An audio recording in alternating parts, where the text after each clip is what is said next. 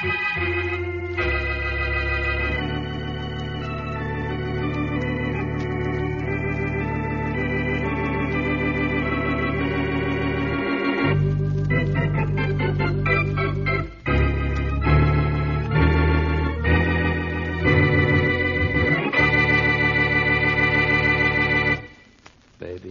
you love me. Maybe think of me. Maybe I like it, but I don't. Maybe. Come in. Oh, hello, Jimmy. Come on in. Come in. You wanted to see me, Mr. Carter? I sure did. Hold it. It's about the $50,000 I owe you. I don't have it. Oh, well, in that case, Jimmy, maybe you shouldn't be allowed at the roulette tables again till you've paid up, huh? Oh, but Mr. Carter, you can't do that to me. My luck will change. Oh, give me a chance, will you? A chance? Oh, come now, Jimmy. You're into me for $50,000. But I'll tell you what I will do. What? Your brother Sammy is one of the best baseball players in the league, right? Well, sure, but what's he got to do with this?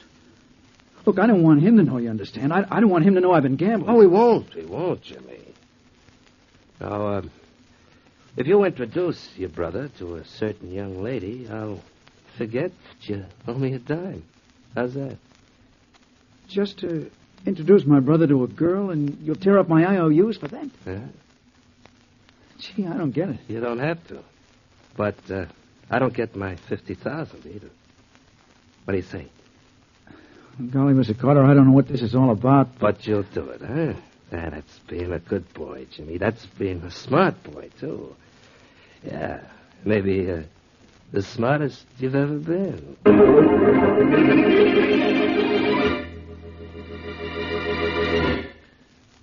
And now on to Dick Calmer as Boston Blackie. Enemy to those who make him an enemy. Friend to those who have no friend.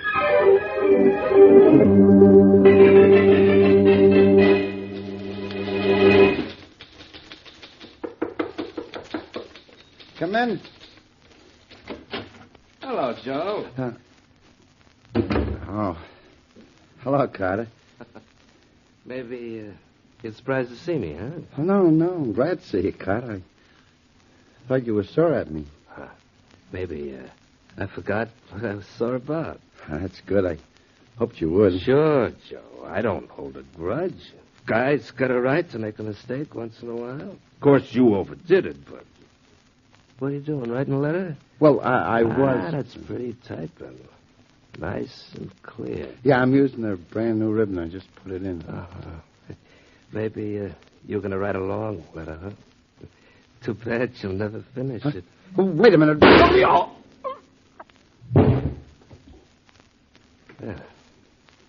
Maybe Joe wouldn't want to be caught dead with this paper and his typewriter. And maybe he won't mind if I use his phone. Yeah. Maybe I'll hold you just as I told you. Maybe you'll like it. But why is it maybe he's the most... Hello? Oh, Mike, this is Carter. Has Jimmy arranged for his brother to meet that girl? I'm going to make you very happy, boss. It's all set. Maybe we're in business again then, Mike. I've taken care of everything here, too. But guess what Joe was doing when I walked in? I'm not good at guessing, boss. He must have known he was in a jam. He was typing a letter to Boston Blackie. To Blackie, huh? To Blackie, I've taken the paper out of the typewriter, and I'm going to burn it. Oh, by the way, maybe I was with you for the past 2 hours, Mike. Huh? You see, somebody just killed Joe Ash, and I don't want to be blamed for killing him, just because I did.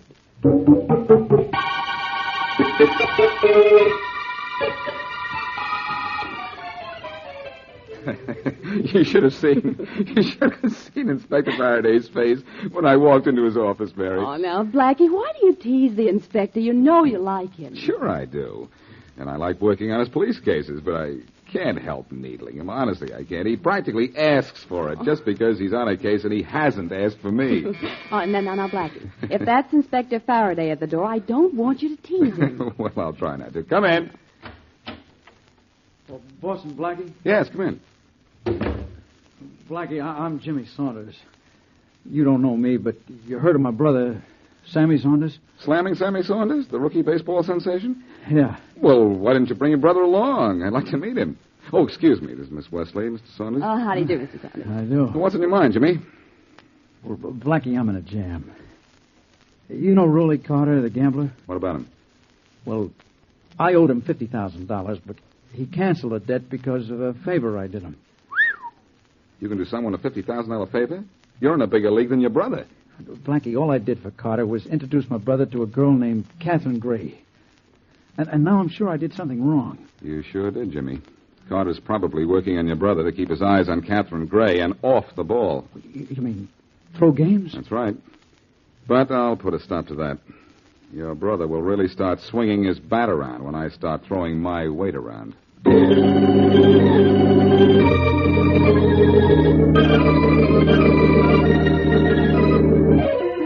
Well, hello, Harry. You going 2 for 4 again today, Harry?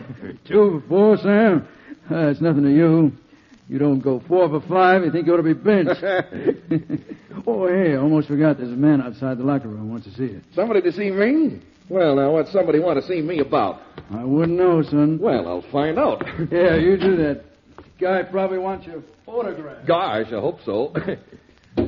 Well, hello. Do you want to see me? Yes, Sammy, I sure did. I'm Boston Blackie. Boston Blackie? Well, this sure is a mighty great pleasure. I sure have admired you, Mr. Blackie. Thanks. But, look, you're heading for trouble, Sammy.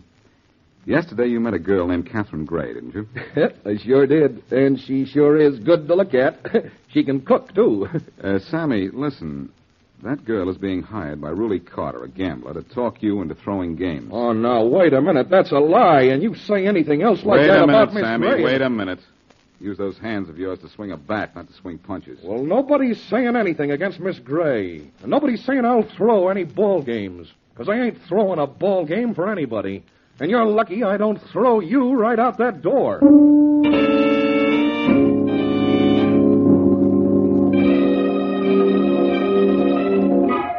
It's low and on the inside for a count of 2-2.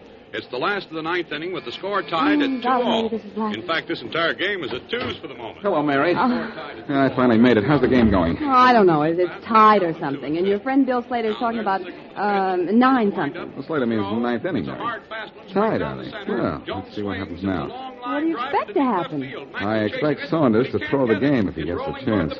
Jones rounds first. Hey. Now here comes the throw in from left. It's a Hey, did you hear, throw, but Jones hear what Slater said? It's the last half of the ninth, and Jones is on second base with a winning run. Is that good? It's perfect. Saunders comes to bat now, and let's listen. Yes, it's the last half of the ninth, and the score is tied at 2-all. New York has the winning run on second base with 2 out, and slammin' Sammy Saunders is coming to Oh, bat. Blackie, is this where Saunders can throw the game? There's a wonderful opportunity for him to win Now, a it. hit here means the ball game for New York, and Saunders is overdue. Cross your fingers, Mary. All right, but I wish I knew what for. Yes, a hit now, and it's all over. Now, here comes the pitch. And it's a long drive to left. It's going. It's up against the wall. Well, that's it, folks. Saunders smashed to left to sent Jones across the plate with the winning run, and the ball game is over. Oh, that's that. Mind if I turn the radio off? No, go ahead. Yes, it's New York by a score of 3-2, thanks to that. Well, Blackie, he didn't throw the game. No, he won it, Mary, and that's bad. I thought you didn't want him to throw it. I didn't. That would have been bad for the game, but because he got that hit, it's going to be bad for him. Oh. Carter will kill him for that double cross. Unless Unless what? Unless I don't know what this is all about. Maybe I don't. Maybe I'm wrong about... Come in. So the homebody's home. And nobody's come to see him. I'm in Faraday, but you're getting out. Sure.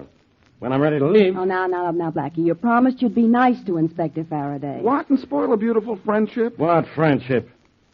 Blackie, do you know a guy named Joe Ash? No, I don't know him. I don't feel a bit badly about it. Why? Well, he knew you. He was starting to write something, but your name was all he wrote. If you didn't know him, why did you kill him, Blackie? Well, what makes you think I killed him? Your name on that typewriter ribbon. He was typing the name of his killer. Of course, you were smart enough to destroy the paper Joe Ash was writing on, but you forgot about the ribbon. Only I was smart enough to think to look at the ribbon and read what was on it. Don't you think I might have been smart enough to think of the ribbon, too, if I saw what he was writing? All right. You didn't kill him. But even if your name was on that ribbon, I don't want you on this case. Now, don't leave your apartment, see? Did you hear what I said? Don't leave. Well, Mary, you heard what Faraday said, didn't you? Yeah. He said don't leave. Hey, Blackie, where are you going? Me? Oh, I'm leaving.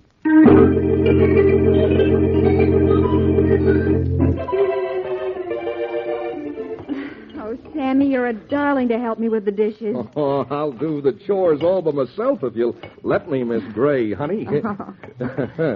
Oh, that was a mighty fine meal you cooked, especially that cake. Oh. Sure will miss you when we go on the road after tomorrow's game. Well, I miss you, Sammy. Where's the team going first? St. Louis? I like it in St. Louis. I get home runs there. Well, I hope you get lots of them, darling. Would you do me a favor? Well, I'm mighty glad to do anything for you, Miss Gray. Well, I have a friend in St. Louis. She used to live with me and loved my cakes. Would you bring one to her? Why, sure, mighty glad to. Just bring it down to the ballpark tomorrow. Oh, I certainly will, and thanks. Well, all the dishes are done, thanks to your help, Sammy. Mighty nice of you to let me help you, Miss Gray, honey. Well, now we got lots of time to sit and talk, ain't we?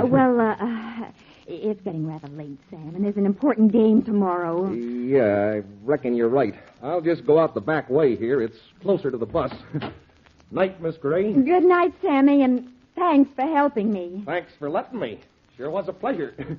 Night. Maybe you love me. Maybe think of me. Maybe I like it, but I don't mean maybe. He's gone, honey. Or should I call you Mr. Carter when we're talking business? Maybe you should. Everything worked out all right, huh, baby? Oh, we have him just where we want him, honey. He'll never know what it's all about. Maybe nobody else will ever know either. Everything's wonderful, isn't it? Oh, certainly is. Yeah. Joe can't double cross us because he's dead. And Boston Blackie's going to take the rap for his murder.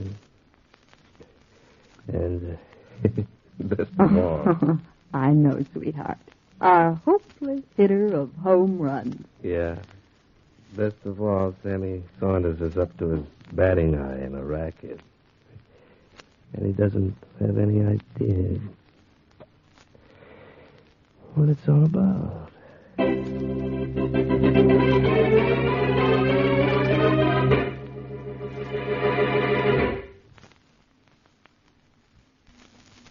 And now back to Boston Blackie.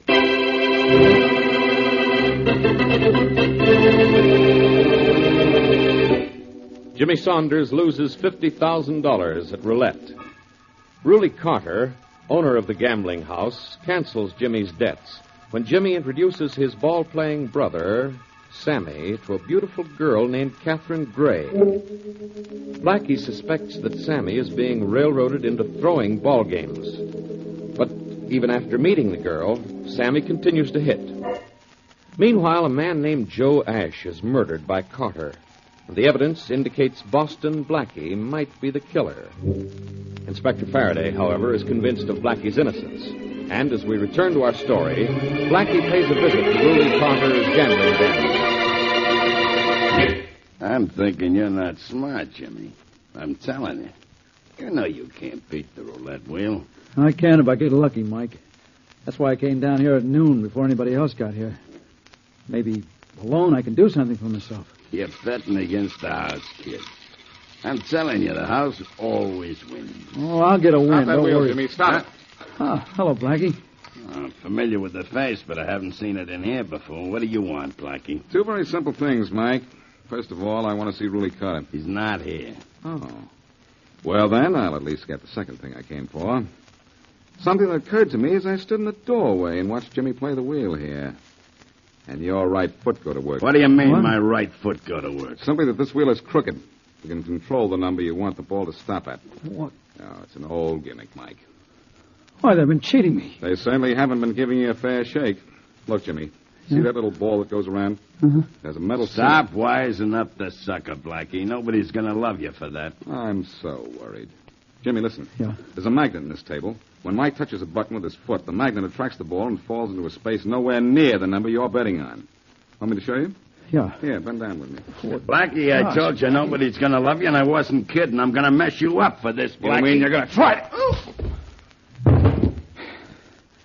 Sucker. Blackie, maybe we just made some trouble for ourselves. Well, that wasn't trouble, Jimmy. That was fun. Hey, what's going on? Oh. Blackie, Hello, Carter. I was told you weren't in. what brings you down here, A Blackie? little workout, that's all. I think your stooge, Mike, is a little under the weather. And the table. What's the real reason, Blackie? I'll tell you. Joe Ash is dead. You knew him, didn't you? Yeah, just hang around, I think. That's one of the things he did. Everybody knows he also fenced stolen jewelry. I wouldn't know about that. I suppose you're going to tell me you didn't even know him. Maybe I've met him. Maybe you had a little run-in with him, too. That's why I came down here. I thought you'd be happy to know he's out of circulation. Maybe I am. And maybe I don't like guys coming into my place without an invitation. And maybe you know what this is in my hand, Blackie. Yes, it's a gun, and maybe you know what's on my mind, Carter. I don't know and I don't care. So suppose you get out of here and stay out. And when I say stay out, that's one time I don't mean maybe.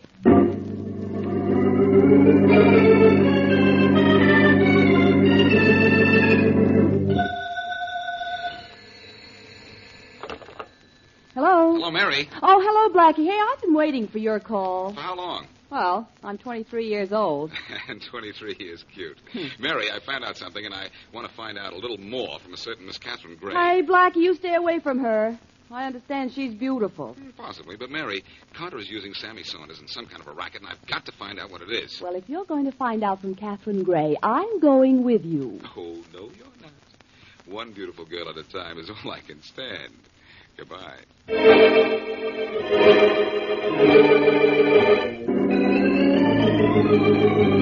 Now will you beat it, Blackie? I got introduced to Sammy Saunders because I wanted to meet him. Now, that's all. I'm sorry, I can't believe that's all, Miss Gray. What's cooking? And I don't mean what's up. I'm baking a cake. Oh, the domestic side. You don't look at it. The complaint department is closed. Goodbye, Blackie. I'll say goodbye if you'll be a good girl and tell me why Carter wanted Sammy Saunders to meet you. Oh, company. Now, I hope it's who I think it is. Maybe he'll shut you up. Come in. Well, howdy, Miss Gray. Oh, it's you again, huh? yes, me again. Sammy, throw this guy out of here. Yes, I sure will, Miss Gray. This fella tried to say I'd throw a baseball game. Well, I'll Take show it him. easy, Sammy. Take it easy. I admit I was wrong about that. That hit you got yesterday won the ball game. Yes, it sure did. Well, Miss Gray, you ready to go on down to the ballpark with me?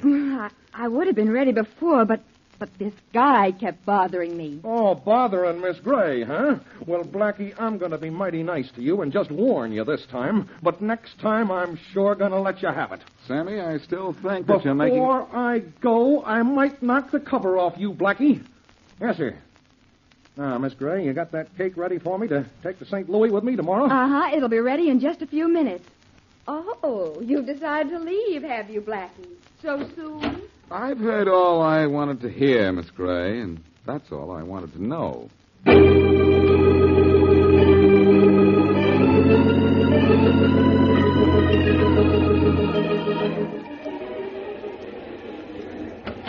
Hi, Bill. Busy? Blackie, well, hello there. No, I'm not busy. Just waiting for the lineups. Come on in, fella. Glad to see you. Thanks, Bill. Just dropped in to say hello. You want to sit up here in the booth with me when the game starts, Blackie? You can watch me broadcast the play-by-play, and I might even put you on the air between innings. Today's baseball by Bill Slater and Boston Blackie? Good. No, thanks, Bill. You're on your own. Who's going to win today? Who's Slammin' Sammy playing for? I see what you mean.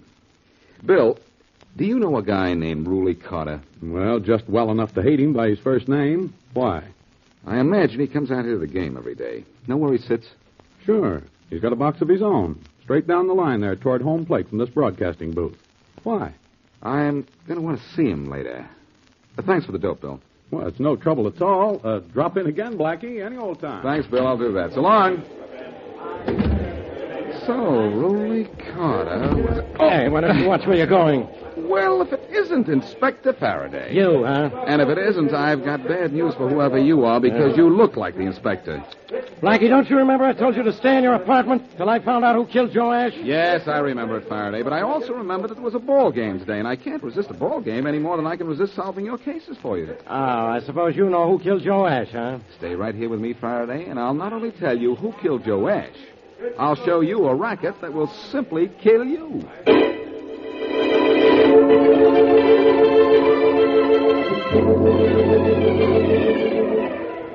Your attention, please. Your attention, please. This is Bill Slater with the batting orders for today's game. For New York, Roswell, first Maybe you should have given Sammy Saunders that cake before the game. Want me to take it? I don't mind carrying it, Rolly. Besides, if it was left in the locker room, the players might have helped themselves. You might have a point there. Oh, here we are. Yeah, certainly going to enjoy this game. Maybe you are, too, huh? With everything worked out to absolute perfection? Oh, I should say so, darling. Don't you want me to put that cake under the chair? No, really. I'll hold it in my lap. It'll be safer. Maybe it'll be safer in my lap. Come on, Faraday. I'm here. Oh, Blackie, you again? Yes, but for the last time, I think. I'll take that cake. You'll take nothing. Look out, Blackie. Carter has a gun. Well, let him have something else. Maybe this'll do. Nice going, Faraday. That sock took the cake, and now, Miss Gray, I'll take this cake. No, you don't. Let go of that. Sorry. I'm awfully sorry. There we are. Now, let's see what kind of a cake this is. Blackie, this is no time to look at a cake. This isn't any time to look at a cake, Faraday. It's time to look into one. I told you I'd break this case for you, and I'll start by breaking this cake. No, don't. Really, don't let him. Let him try to stop me. 6 strawberries on top. Well, that must mean 6 of something inside. What do you mean, Blackie? Maybe he doesn't know what he means, Copper. I won't tell you. I'll show you after I break it open. There. Look what's inside the cake. 6 beautiful blue-white diamonds. And what diamonds? Check these, and I think you'll find they're stolen, Faraday. I've got an idea the cold icing on this cake covered some awfully hot ice.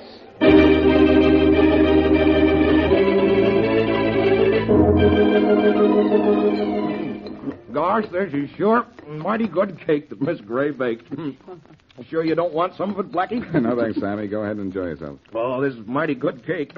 You want a piece, Miss Wesley? Not me. I've got to watch my figure. Yeah, sure is something to watch, Miss Wesley. This is good cake. Sammy, don't you understand? I found 6 stolen diamonds inside that cake. Yeah, so I heard. Funny place for diamonds, ain't it? Very good place for them when they're stolen, Sammy, and need to be taken to a fence. What's anybody taking a cake to a fence for? All a fence is good for is to knock home runs over. Now, Sammy, the kind of fence Blackie is talking about is a person who buys and sells stolen goods. Oh, is that right? Well, I never heard of that kind of fence. And I never heard of a more perfect way to move stolen goods around the country than the one in which Carter was trying to use you. Mr. Carter was trying to make me do something wrong? Why, I'll bat that guy to the scoreboard and tell him what I'll say he was trying to use you, Sammy. And no one would have ever suspected you of working for him either. You see, a ball player is just about the only person who can, well, you can count on being in a certain city at a certain time. On certain days you play in St. Louis, and on certain days you play in Chicago. On other days you have to be in Boston and Philadelphia and Pittsburgh. Well, I sure can hit home runs in Pittsburgh. You can be met by someone buying Carter's stolen goods in Pittsburgh, too. And no one has to worry about whether or not you'll be there, because where the team goes, you go, and everybody has access to the entire season's schedule to know beforehand just where you'll be. So you see why Mr. Carter was using you to carry and deliver his stolen jewelry and those cakes, don't you? Nope. No? Well, he always knew where you'd be, and his fences always knew where to meet you, and since you were there because of a ball game, why, no one would ever suspect you were traveling for Mr. Carter, too. Well, I wouldn't do anything for that, Mr. Carter. I was carrying those cakes for Miss Gray. She was mighty pretty. Mighty near as pretty as you, Miss Wesley. Well. Don't let good looks fool you, Sammy. Miss Gray was mixed up with a murderer, you know. Yeah, I read something about Mr. Carter killing a Mr. Ash. Well, Ash was killed because Carter formerly used him to take stolen jewelry out of the city, and Carter thought Ash was about to double-cross him. Well, gosh. Sure am glad you found out all this, Blackie. But Carter made one mistake. He tried to frame me. You know his box score? No hits, no runs, 1 error.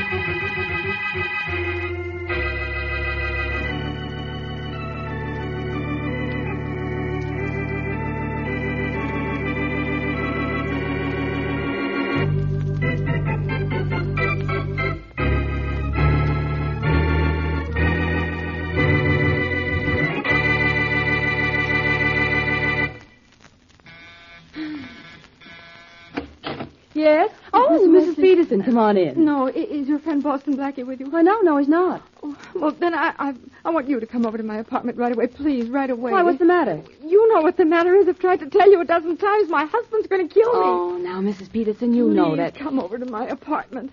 My husband made a phone call a minute ago, but Frank was out. But Frank's going to call back any minute. Frank? Who's Frank? My lawyer. Oh. Please, Miss Wesley, you have to come over.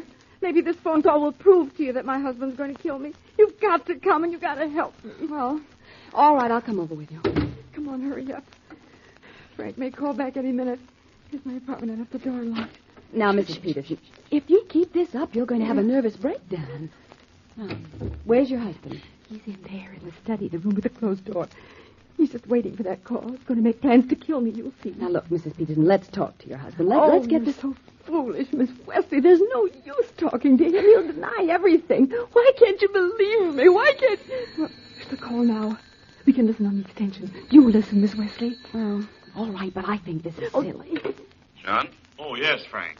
I had a message that you called. What is it you want? I want to know a couple of things about my wife's life insurance policy. Uh-huh. Frank, is it all paid up to date? Oh, sure it is. You took care of that years ago. And I'm the sole beneficiary? Yes, sure. Well, Frank, what happens in the event my wife is murdered? Do I still get the $100,000? Sure you do, John. Unless the police prove that you murdered her. Oh, I don't think the police will be able to prove anything like that. Oh? No. No, I don't think they'll ever prove that.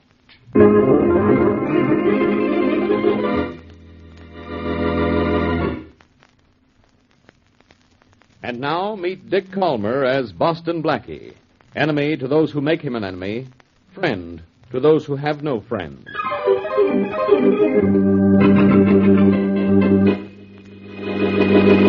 And Mary. Yes?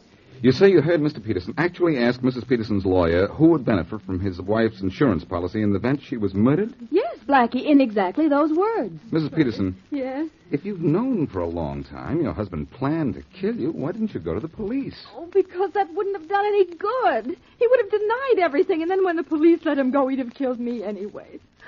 Oh, what am I going to do? I told her to go to the police a month ago, Blackie, when she first told me she was afraid of her husband. You knew this a month ago, Mary, and you didn't tell me? I didn't take it seriously, Blackie. This is, well, not until I heard that phone conversation. Oh, it's a lucky thing you did. Lucky. It wasn't luck, Blackie. I knew Frank was going to return my husband's call, so I went over and got Miss Wesley. Mrs. Peterson lives in the apartment across the hall. Oh, I see. Mrs. Peterson, why would your husband want to kill you? Well, I don't know, unless... Unless what? Well, Blackie, you see, I'm a great deal older than my husband. 20 years older, to be exact.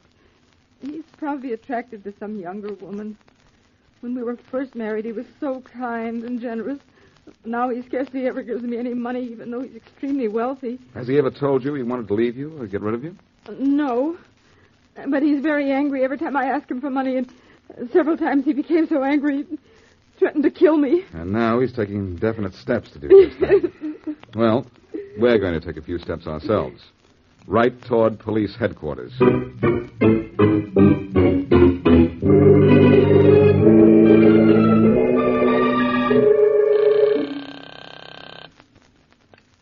John Peterson and Company? Miss Morgan, this is Mr. Peterson. Oh, Mr. Peterson, I'm glad you phoned in. You've had a lot of calls and all about the same thing. I know who called and why they called, Miss Morgan. Now listen. Yes, sir? Call everyone back. All of the companies we owe money to. Tell them very definitely that very shortly they will all be paid. In full.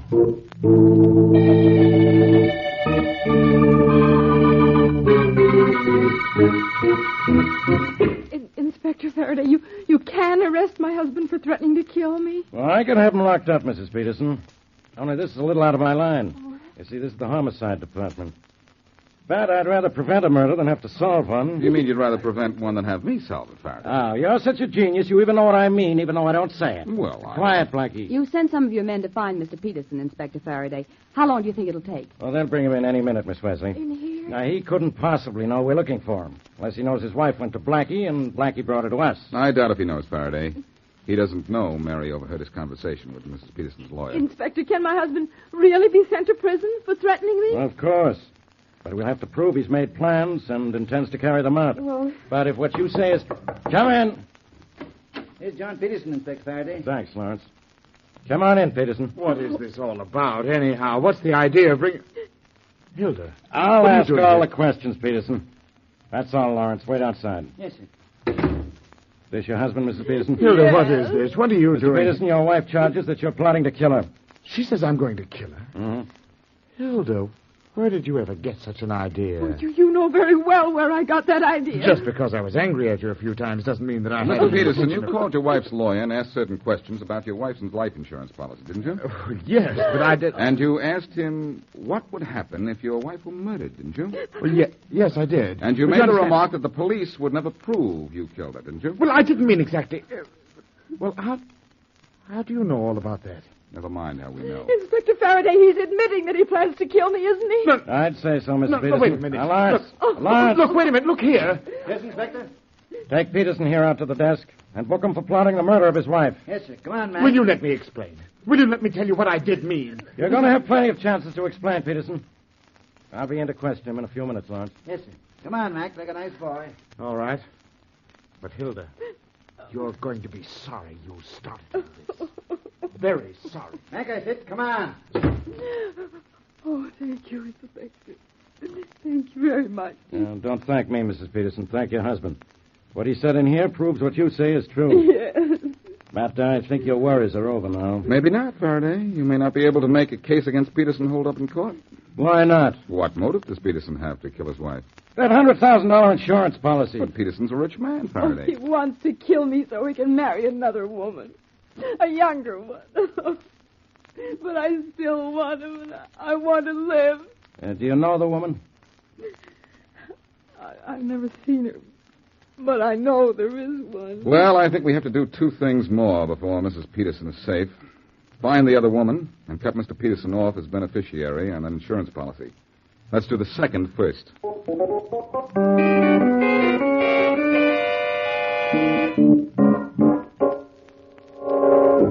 Frank, I want you to change the beneficiary in my insurance policy. You can do that, can't you? Oh, sure, Hilda, but I think you're very silly.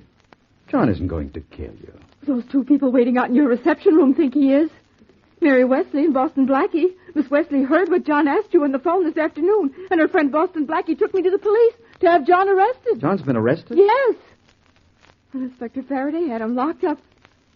Frank, you can cut John off from my insurance money. Oh, sure. You can change the beneficiary if you like. Well, I want it changed right now. Well, it can't be changed right now, Hilda. I'll have to contact the insurance company first. Oh. But I'll get to work on it first thing in the morning. Oh, well, John's in jail. Tomorrow will be time enough. Sure. Will you call me? Sure. Well, I think you're being very foolish. Those questions John asked me about the policy this afternoon were perfectly normal questions. Normal? What's normal about asking what would happen if I were murdered? It might be explained. You see, there are some policies that... I don't want to talk about it. I want to get it out of my mind. For the first time in weeks, I feel safe. That's because John's in jail. And as long as he's in jail, I'll feel safe. You say an Inspector Faraday is holding him? Yes, and I hope he holds him there forever.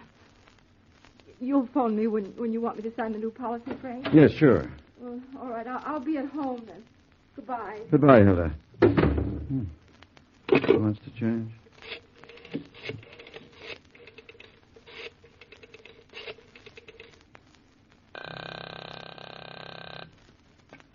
Police department. Inspector Faraday's office, please. Just a minute. Faraday speaking. Inspector Faraday, my name is Frank Brandon. I'm an attorney. Yes? Is there a bond on John Peterson? Yes, he's being held under $25,000 bail. Well, I'll be right down. I'm posting his bond. Yeah? He doesn't belong in jail any more than you do.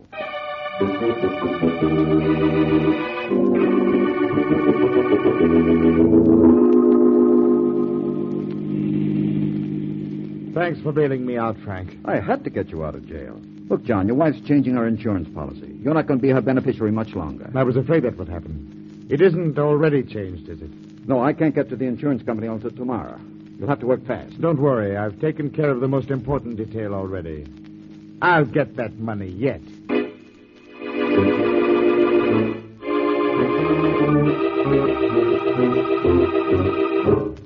Mrs. Peterson, don't you want to come across the hall to my apartment for a while? Oh, no, thanks, Miss Wesley. And thanks for taking me to dinner, Blackie. Don't mention it, Mrs. Peterson. Maybe you should spend the night at Mary's. Oh, no, Blackie. I'll be all right in my own place, as long as John's in jail.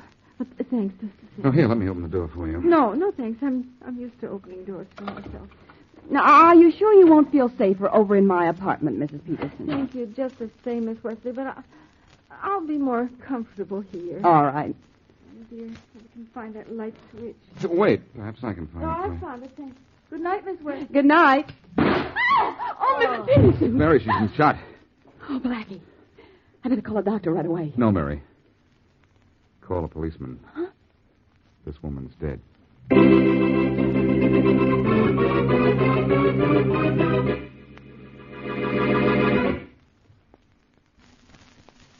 And now back to Boston Blackie.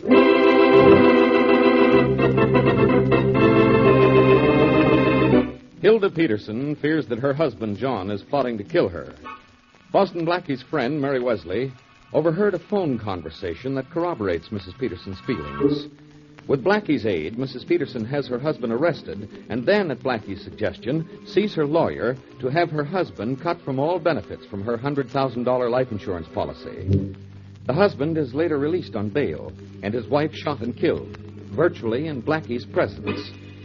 Blackie phones for Inspector Faraday, and as we return to our story, Blackie and Mary inspect the murder scene, preparing for the inspector's arrival. Be careful not to touch anything, Mary, until Faraday gets here. All right. But let's have a look at the rifle that killed Mrs. Peterson. Well, what's keeping it up against the wall like that, Blackie? Well, it's these tiny wires here. Huh? They're looped around the gun stock and the barrel of the rifle and then twisted around these picture hooks. Golly. The wire's so thin I could hardly see it, but I do now. The wire that's really hard to see is the one that runs from the trigger down to the light socket. Let me see something here. Hey, what are you doing, Blackie? I'm trying to sight down the barrel of the gun. Uh-huh. The rifle is aimed at the spot about a foot over the light switch on the other side of the room, and the trigger is wired to the light socket. When the light was switched on, the gun was fired. And poor Mrs. Peterson's head was just a little more than a foot higher than the switch on the wall. Let's go over and have a look at that light switch. Well, it's just an ordinary off and on switch, Blackie. That's right, but look at this. What? This pencil mark on the wall, as if someone were measuring a person's height. Yeah, it's obvious how this was set up. It is? How obvious? Well, I'll show you. I'll turn off the lights so that the room will be dark, the way it was when Mrs. Peterson walked in. Oh, gee, Blackie, I don't like being here in the dark. I'm going to turn the lights. Mary, don't touch that switch! Mary, you could have been killed. I think I am. Did you have to push me so hard? Well, I had to push you fast. Bullets don't travel slow motion, you know. Open up in there. It's Faraday. The door's open, Inspector. What's going on? It's all right, Faraday. The shot you just heard was an accident. An accident, huh? All right, what's it all about? It's about time you got here, Faraday. Now, Inspector Faraday, don't go saying that Blackie did this. Maybe I'll pin this on you, Miss Wesley. Oh. You have trouble trying to pin on your badge. Have a look around, boys. Okay. Well, Blackie, I guess you've smeared every fingerprint, removed every clue by this time, huh? No, everything just as it was when Mrs. Peterson was shot, Faraday. I imagine the gun rigged to the wall there is Peterson's. It has the initials JP on the stock. Huh? Peterson could have set this trap before you arrested him. Or after he got out on bail, which was a couple of hours ago. Peterson's been out of jail for 2 hours? Then he could have rigged up this rifle gimmick. Could have. The bullet hit Mrs. Peterson in the head, didn't it? Yes. That means the rifle was aimed by someone familiar with the dead woman's height. Who'd know her height better than her husband? That's true. The rifle was rigged by someone familiar with this room and the position of the light switch. That would be Peterson. I agree. The rifle was rigged by someone who knew that Mrs. Peterson turned on the light the instant she walked in the door, instead of walking into the room and turning on a table lamp, the way some people do. That would be Peterson. It could be. It not only could be, it is.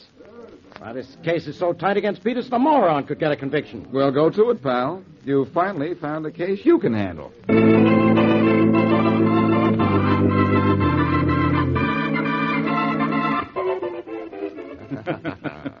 Well, John, here we are, back at my office. And I'll tell you now that it's over, I didn't think you'd be able to do it. I had to do it, Frank. It was the only way I could get my hands on that money.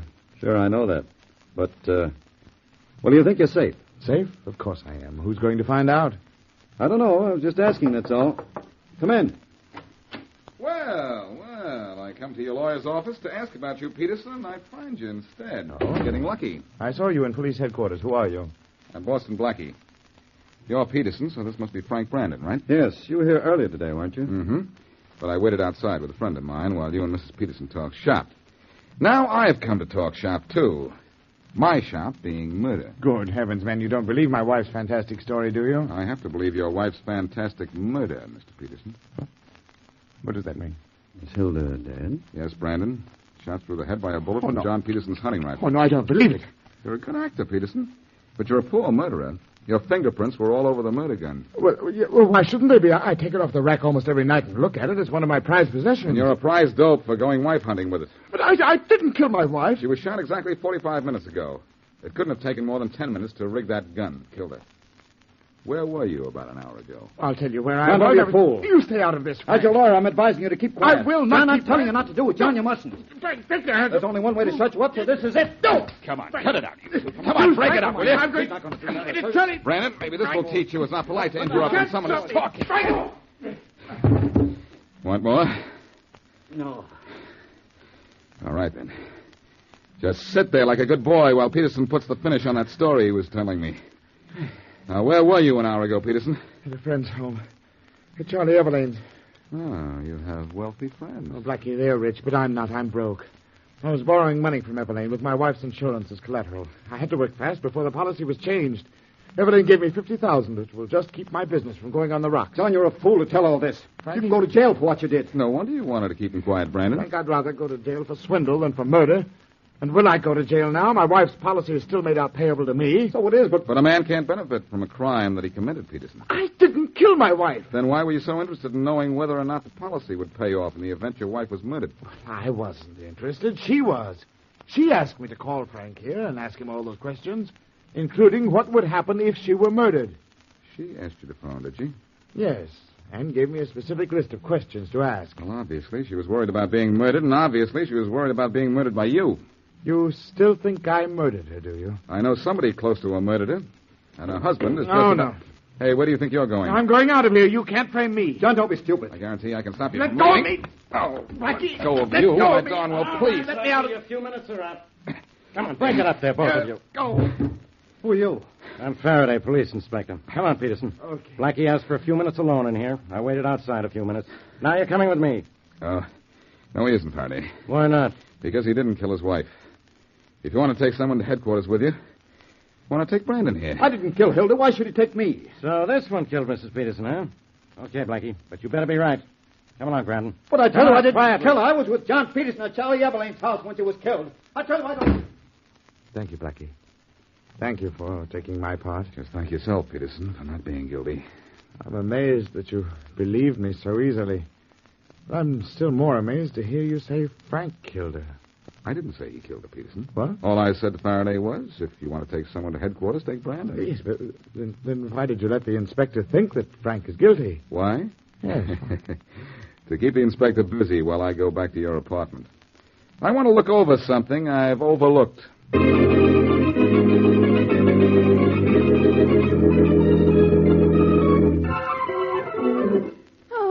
Golly, Blackie, I've inspected every inch of this room so often I think I know it by heart. I think I do too, Mary. You tired?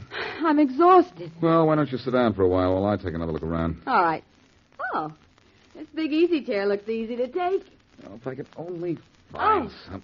What's the matter? Oh, I'm all right. I just had on Mrs. Peterson's purse. Surprised me more than anything else, but, gee, there is something hard in it. Maybe a gun. Let's look inside. Huh? Oh, you snoop. The only thing in here solid is a compact. I wonder if we'll find any papers or anything that will help me. Are you convinced that Mr. Peterson didn't kill his wife? I'm not convinced about anything right now, except that I haven't proved anything. Here's Mrs. Peterson's driver's license. Yeah. Hilda Peterson, age 51, hair brown, eyes blue, weight 124, height 5 feet 5. Well, that's normal enough. Say, wait a minute. How tall are you? 5 feet 2. Come here a minute. Oh, and I was so comfortable. Well, this will just take a minute. Come over here to the wall where the light switch is. All right. Let's see where that pencil mark is I saw last time I was here. Oh, yes, here it is. I suppose Mrs. Peterson let her killer back her up against the wall to measure her. Well, she was measured for murder somewhere or other.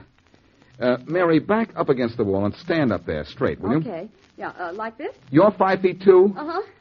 Yeah. And then that pencil mark is just about 2 inches over your head. Oh, but Blackie, I have high heels on. Well, they're fairly high. Well, take off your shoes and let... Holy mackerel, Mary, I've got it. Let's get to Faraday right away. I know why Mrs. Peterson was killed and also who killed her.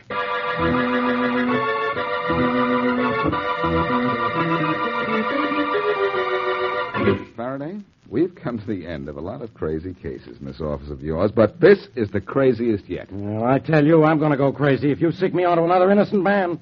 Brandon didn't kill Mrs. Peterson. I didn't say he did, Faraday. Mr. Peterson, may I ask you a question? Of course, Blackie. Did your wife know you were broke? No, she didn't. But she kept asking you for money, didn't she? Yes, and the only reason I didn't give it to her is because I didn't have it. But I didn't want her to know I didn't have it. I just didn't want her to worry. Well, she thought you had money, and that's why she wanted the police to think that you tried to kill her. But why? What could she gain? Yeah, that's a good question. Well, I think I have a good answer, Faraday. Mrs. Peterson thought her husband was rich. And she also thought she could railroad him into giving her as much money as she wanted. By claiming I tried to kill her? With proof. All she had to do was threaten to go to the police with evidence of the rifle and the bullet hole she thought was going to be in the wall.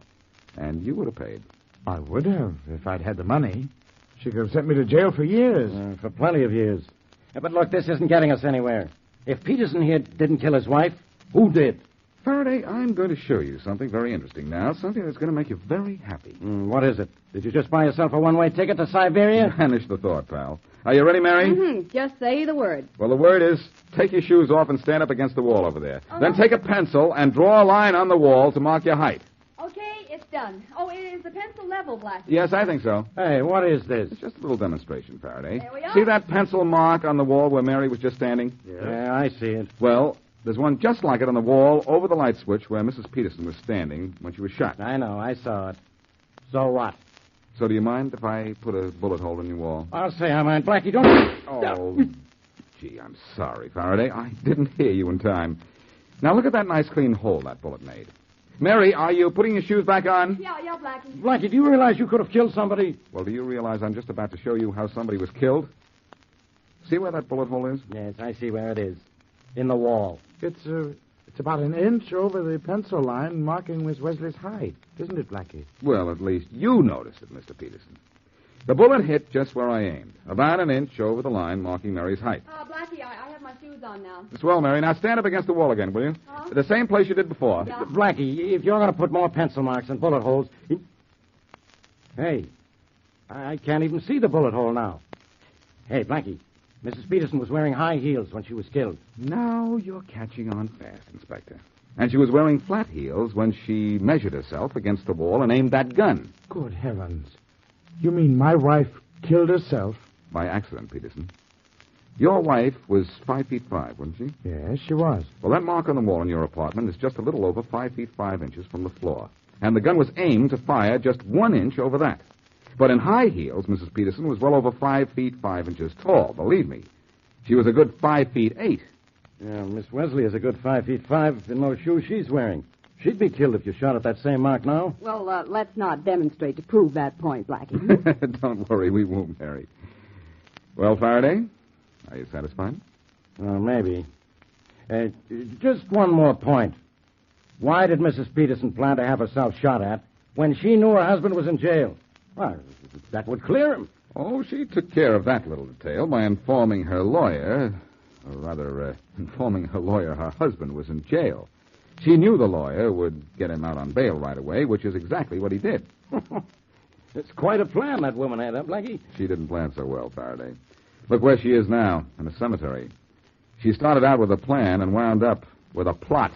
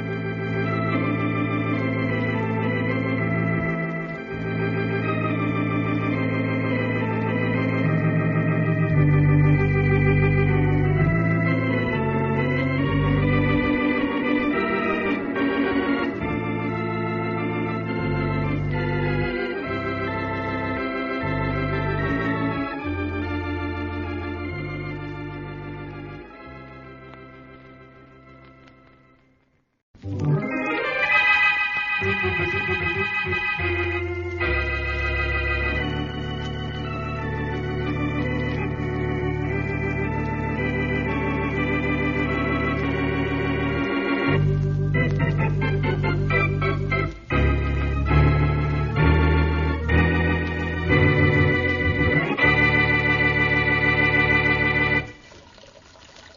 got enough water in that tub, don't you think, huh, Frank? After a few minutes, the amount of water doesn't matter much, Tiny. We're wasting it now, don't you think? So we're wasting it, so what? Yeah, I guess we don't care. Ain't our water, Bill. How's Joe doing? He hasn't moved a finger for a couple of minutes. Maybe we better pull him out and have a look. Yeah. Looks the same as before we pushed him under, don't you think? Yeah, he does. We better keep him under a little longer. Nice place Joe has here, don't you think? Sure is. I always wanted to live upstate in one of these small towns. Trouble is, there isn't enough opportunity in a small place, huh? Uh-oh, the phone. Better answer it. Okay. If it's Smitty, tell him we'll see him in the city as soon as we get back, which ought to be early in the morning. Okay. Hello, what you want? Hello, I'd like to speak to Joe, please. You want to speak to Joe, huh? Yeah. Just a minute. Hey, Frank. It's a dame who wants to speak to Joe. Wants to speak to Joe? Just a second. Too late. He's dead. Okay. Hey, lady. Yes? Sorry, lady. Joe's out. Oh, I see. This is Valerie Johnson. When'll he be back? He didn't say. When he went out, he wasn't talking. Well, is Frank Horton there? No. Well, when Joe comes back, will you tell him I called? Okay, lady. I'll tell him when he comes in. Goodbye. Goodbye. Hey, Frank. That was sure fancy covering, don't you think? The dame wanted to know if you was here, but I said no. You did right, Tiny. Now turn off the water, will you? Okay. Who was that, did she say? Yeah, Valerie Johnson. Oh, yeah. Joe's girl. What do we do with Joe? Leave him here for his girl to find? No. We'll take him to the city with us tonight. Let's see. It's almost midnight now. If we leave right away, we ought to be in the city before it gets light. Yeah, if we drive fast. But what do we do with Joe? You call Smitty after I leave you, and the two of you dump him in the river. I have to go home and get some rest, or I'd help you. What do you want to rest for, Frank? The big job we just pulled will keep us healed for a long time, don't you think? Yeah, it should. But last time I stayed up all night, I slept all the next day. And I couldn't watch them feed the sea lions at the zoo. They get fed at 2:30 every afternoon. Oh, what do you care if the sea lions get fed or not? Tiny, my day isn't right unless I watch them jump after those fish. I tell you, my day just isn't right.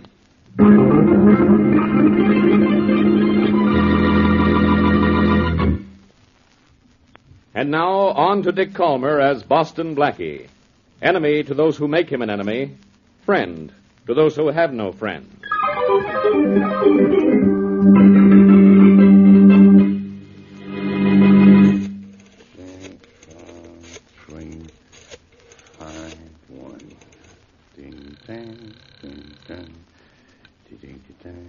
Hello? Hello, Smitty. This is Tiny. Oh, hiya. You and Frank back from Portic already? Yeah. We just got in a couple of minutes ago, and Frank went home to get some sleep. You got Joe with you? Uh-huh. Frank says me and you were supposed to dump him in the river, and you'd know where. Why the river? Well, Joe's drowned. The river's a natural place for a drowned man to be, don't you think? The river's no good, Tiny. You never know when a guy's going to turn up and embarrass you. Yeah, that's right. How about the lake? No, that's not fair to sailors and their girls out in the boats. Maybe we ought to take them back out in the country and dump them down a well. Yeah, that's it, a well. Well, Frank says we ought to dump Joe somewhere in the city where nobody will know him. And when Frank Horton says something, we do it, don't you think? Sure, but let's not make it the river. Too many patrol boats these days. They got cops watching the lake, too. Hey, wait a minute, Smitty. Huh? I got the perfect place to dump that body. Yeah, and what a joke that's going to be on Frank.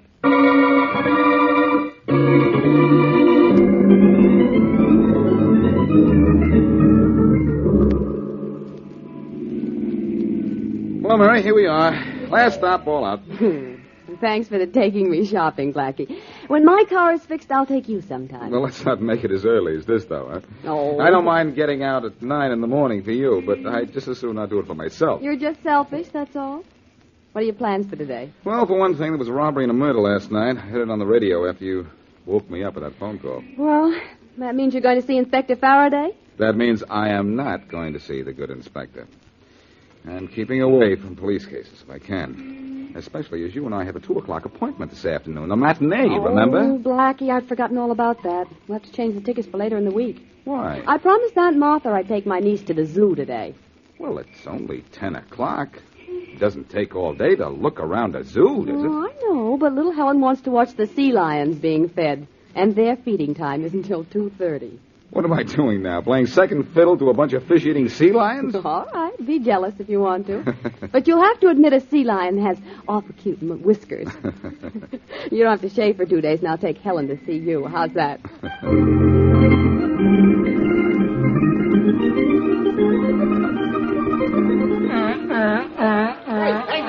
Don't you ever miss watching me toss fish to the sea lions, Mr. Horton? Wouldn't miss it for the world, Sam. Hey, Barco really had a jump for that one, didn't he? Nah, he didn't have to. Big Barco just likes to show off. Here, watch what happens when I throw him this one.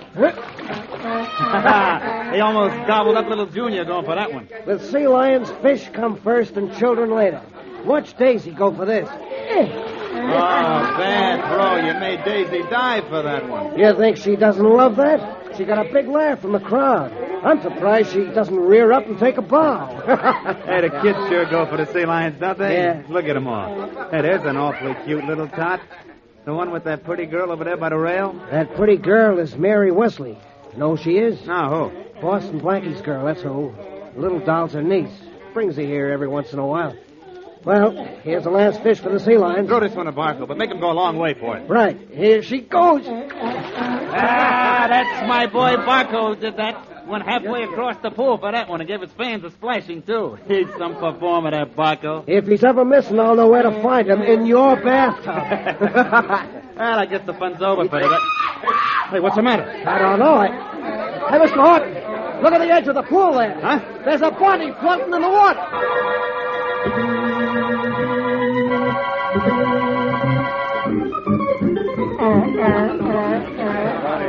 All right, Parker, get that crowd back and make it stay back. We gotta have room to operate. What's with the body, Coroner?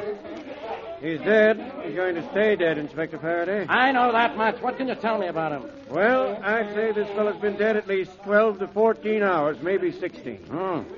In that case, he died sometime between 10 last night and 2 this morning. Right. This zoo is locked up at 8 at night. It isn't open again till 8 the next morning. What did this guy sneak in here to commit suicide for? Or didn't he?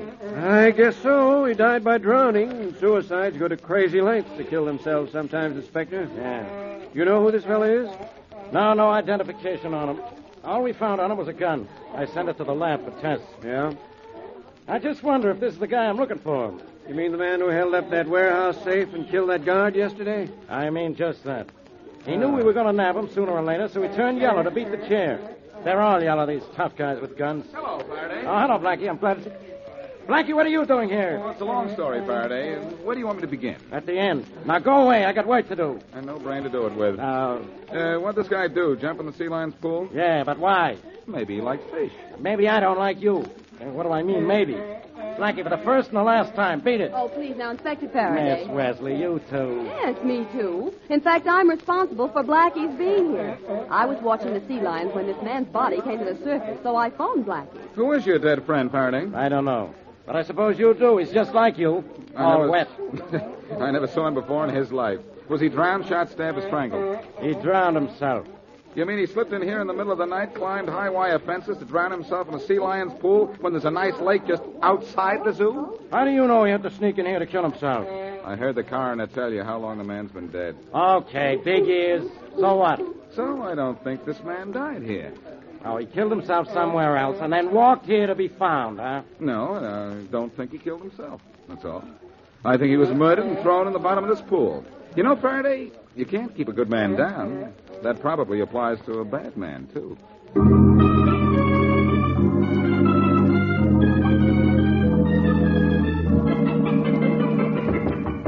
Come in. Here's the lab report on the body found in the sea lion pool, Inspector Faraday. I thought I'd bring it in myself. Good, Bob. Thanks. I've been waiting for this. Ballistics show the gun we found on him is the gun that killed that warehouse guard, all right? Yeah? I say the guy killed himself because he was yellow. All right, what's the report say? Well, I was right, Inspector. The man died somewhere between 10 and 12 midnight last night. Uh-huh. Dead 14 to 16 hours when we found him. Mm-hmm. That means he slipped into the zoo to kill himself because he knew the place would be deserted. Go on, Bob. Well, water found in the man's body is a far different type than the water found here. Its iron content is 90% greater than ours. Huh? What does that mean? That means our man didn't die in the sea lion pool, Inspector, because he drowned in water the likes of which isn't found within a radius of 150 miles of here. Well, I'll be it. That Blackie is always right. This means the guy was murdered. Now I have 2 killings on my hands instead of 1. I don't even know who this victim is. It's going to be tough to identify, too, Inspector. There wasn't even a laundry mark in his clothes. We don't have his prints on file, neither does the FBI. That's a big help. That means the only thing we know so far is that the gun on him is the gun that killed that warehouse guard. We don't know where the guy was killed. We don't know who he is. We don't know who killed him. We don't know why he was killed. Now, I could go on like this forever. Why don't you, Faraday? At least it'll give you something to do. Blackie, get out of here. I got problems. Well, tell them to me. I was a problem child. I suppose you're pretty proud of yourself because you knew that guy in the sea lion pool was murdered. No, it was only a guess, Faraday. Just didn't look like a good place for a guy to kill himself. You see, if I were going to commit suicide, I wouldn't pick a sea lion pool. Oh, you wouldn't. But I got news for you. Go pick any place you like to do it. It'll be okay with me. Faraday. Yeah? You've got an unsolved murder on your hands. I've got a few seconds on my hands. We'll put the two together and see if we can't come up with a handsome solution to this case.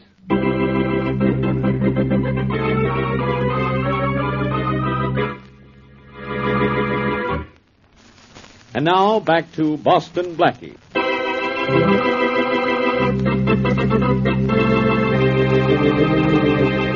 A man is killed by drowning in a bathtub in a small upstate town. His killers take his body to the city, where they dump it in the sea lion pool at the zoo. When the body is found, it looks like suicide, until laboratory tests prove what Boston Blackie suspected, that the man was murdered a long way from the zoo.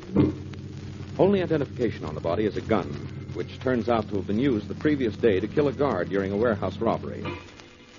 As we return to our story, Blackie is in his apartment with his friend, Mary Wesley. Oh, Blackie, a fine afternoon this has been. Do you know how many phone calls you've made? I'm waiting for a return call on number 18 right now, Mary. And why? Because you think out of all the towns upstate that have water with a high iron content, you can find one where a man is missing. And you can do it in one afternoon. One afternoon and 100 phone calls. The afternoon is long. Oh, here's the call I've been waiting for. I hope you'll give up. Hello. Hello, Boston Blackie, is it? Yes, this is Blackie. This is Chief Williams of the Pawtuck Police. You put in a call to me, did you? Yes, I did, Chief Williams.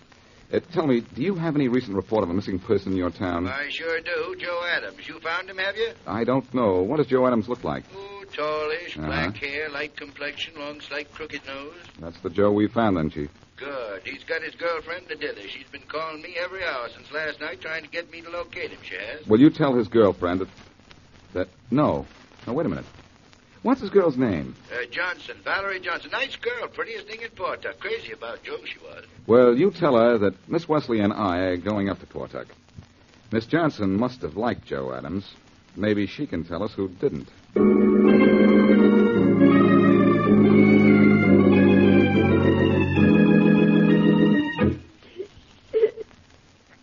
I'm sorry, Chief Williams went into such detail about your boyfriend's death, Miss Johnson.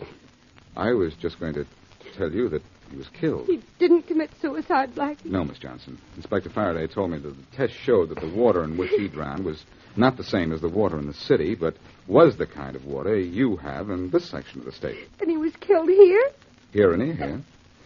Do you know who could have killed him, Miss Johnson? No, I don't. Well, do you have any idea why he was dumped in the sea lion pool at the city zoo? No, not the slightest. Joe told me he was in trouble, but I had no idea it was as serious as this. Well, what did he say, Miss Johnson? Nothing that I could understand. I see. He said he'd fallen into bad company, but that it would be all right pretty soon. Oh, my handkerchief, I'm sorry. Oh, here, I'll pick it up. There you are. Thank you. You and Joe were going to be married soon? Yes. This week. Uh-huh.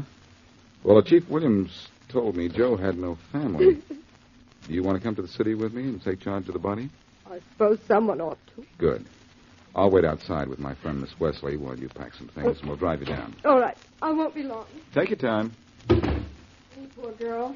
She must feel awful. Well, she sounds it, doesn't she, Mary? I could hear her out here, and she'll have to stop crying, Blackie, or she'll be exhausted. That girl wasn't crying. She was acting. Her handkerchief was completely dry when I picked it up. No tears? Not one. Mary, that girl is in this thing right up to her eyes.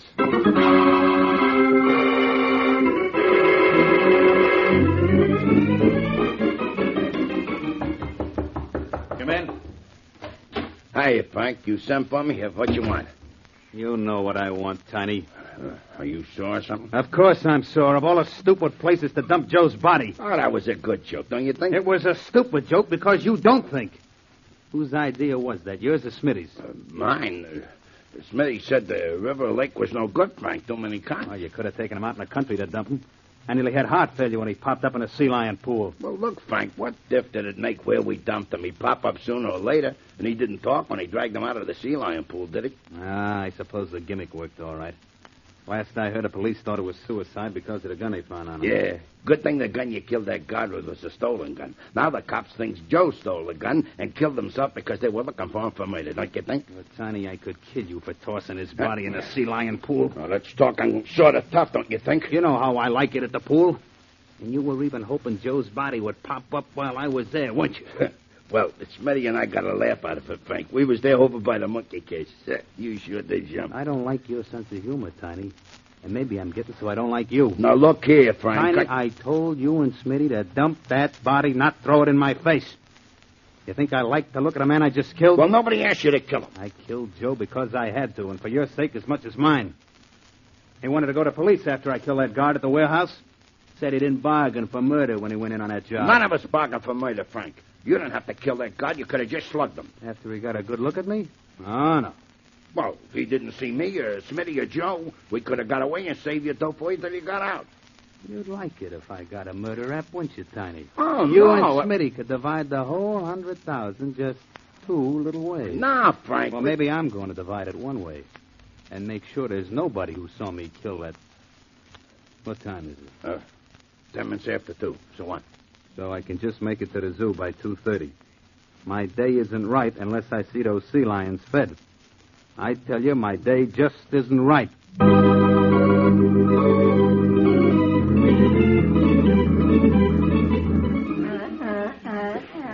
I beg your pardon, but you're the keeper attached to the sea lion pool, aren't you? That's right. Who are you? You wouldn't know me. My name is Boston Blackie. Boston Blackie, and you think I wouldn't know you? I know all about you.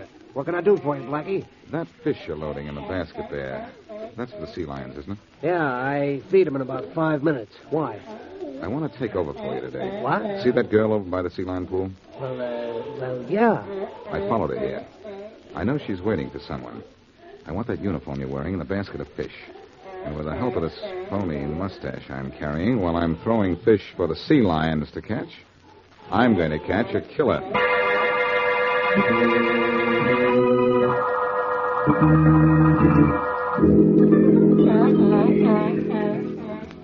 I wonder where the keeper is. It's 2:30. Hello, Frank. Huh?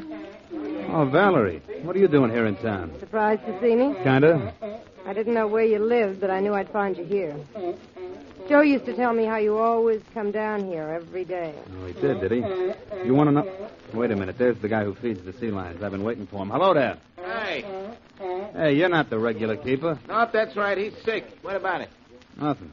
I'm Frank Horton. He was going to let me help him feed Barco and the other sea lions. Not today, mister. He'll be back tomorrow. See him then. And don't bother me. I'm busy. Shout time, sea lions. Here. Catch. Frank, forget those sea lions for a minute. I want to talk to you. I know. You want to know where Joe is? Well, I haven't the slightest idea. He left after we split the dope at a warehouse job. Don't kid me, Frank. I know he's dead. And that you killed him. Keep your voice down, you fool. Oh, that keeper can't hear it. If he could, he wouldn't know what we were talking about. I'm not going to the police, Frank. About Joe, I mean. Go on. Joe was supposed to get $20,000 out of that job. I don't imagine he did. I imagine I will. If I don't, then I go to the police. Well? I think we can make a deal. You two are pretty stupid to talk murder when I'm around. Frank, he's no zookeeper. That's Boston Blackie with a phony mustache. Oh, really? Well, what do you know? And Blackie, what do you know about this? Come on, Valerie. Blackie's out. Now let you and I get out. Fast.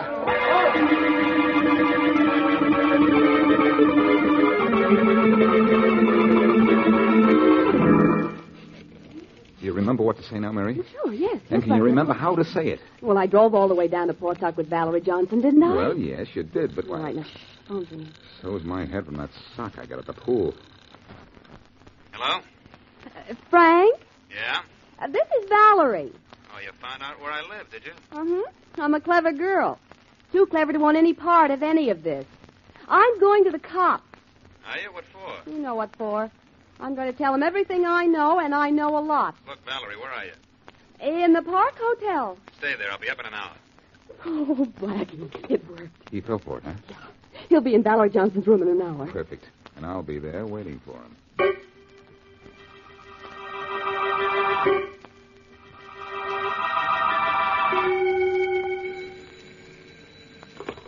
Hello? Hello, Valerie. This is Frank. Oh, yes, Frank. Valerie, did you just phone me? No, I didn't. I didn't think so. I thought that was just one of Boston Blackie's tricks. What's up? Blackie is on his way up to your room. On his way up here? How do you know? Some girl phoned me just a minute ago pretending to be you and saying she was going to the police. I knew you wouldn't do that to me. What I do to you depends on what you do for me. I'll take care of you, honey. But first, we got to take care of Boston Blackie.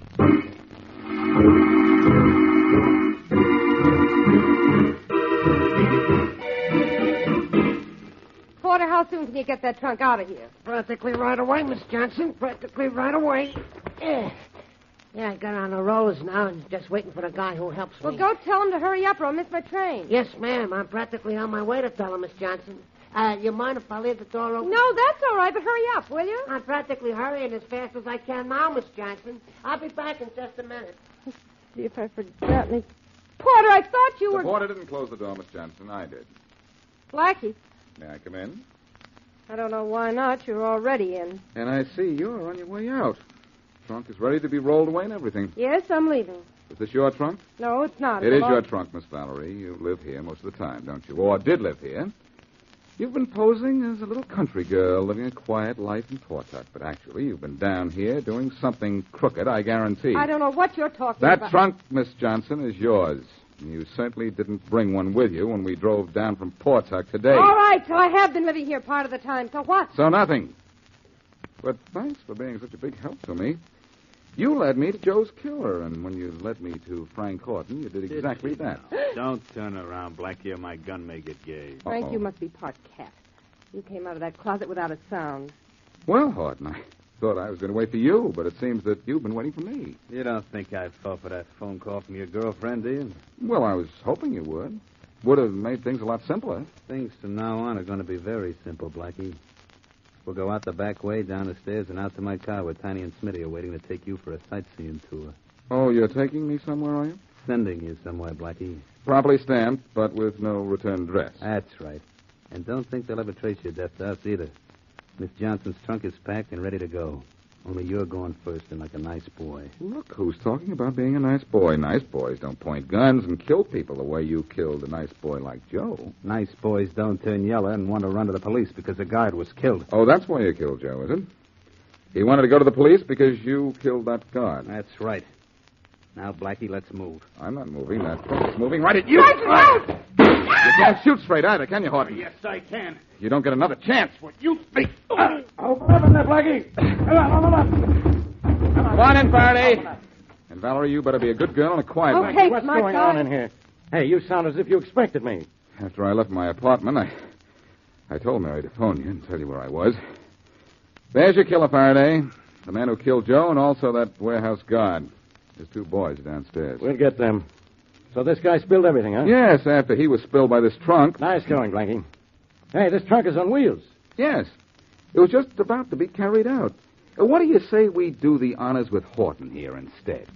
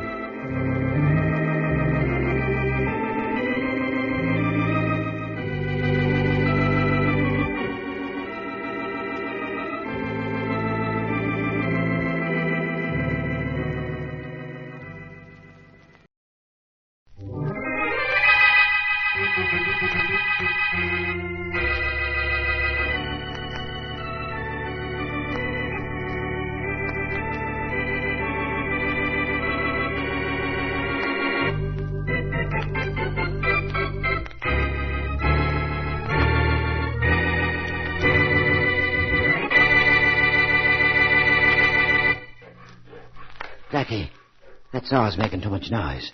The guards are sure to hear us on these bars. Bite your tongue, Brennan. We've been looking so far. What happens if they catch us trying to cut our way into the corridor? It'll be a long time before either of us see the outside of these prison walls. That's what happens. I won't care to see them if we can't do this, Blackie. Well, shh. The guard's coming. Duck down. I'm already down. Whew. That was almost the end of that. We'd better not go through with this. It's too late now, Brennan. Besides, this is something I have to take care of personally. Gotta be Blackie. If things go wrong, you'll never get out of that uniform you're wearing. You'll be number 6859437 for the next 10 years. Oh, I don't know. If I'm a good boy, they might give me a different number just to break the monotony. There, we did it. That's 3 bars sawed through. I think I can crawl through the window now. Thanks for the help, Brennan. I'm the one who should be thanking you. Well, don't thank me yet. I haven't done anything so far. But you think you can do it, don't you? Well, so far, I've done everything I said I would. Well, here goes. And I'll bet this is the first time on record anyone ever broke into a state penitentiary.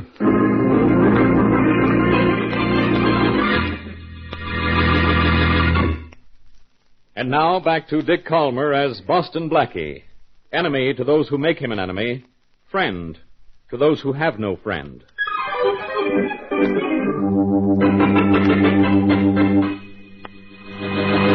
Now, wait a minute. All right. Attention. Attention in the exercise yard. All men at cell blocks 5 and 6. Roll call for breakfast in 5 minutes. 5 minutes. Some nerve they got telling us an exercise yard. Who's exercising?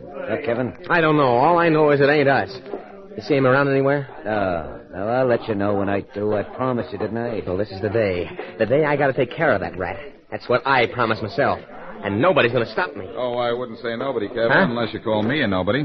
Boston Blackie. And in prison. Well, what do you know? Hi, Kevin. Who's your friend? His friend is me, and the name's Joe. What's it to you, Blackie?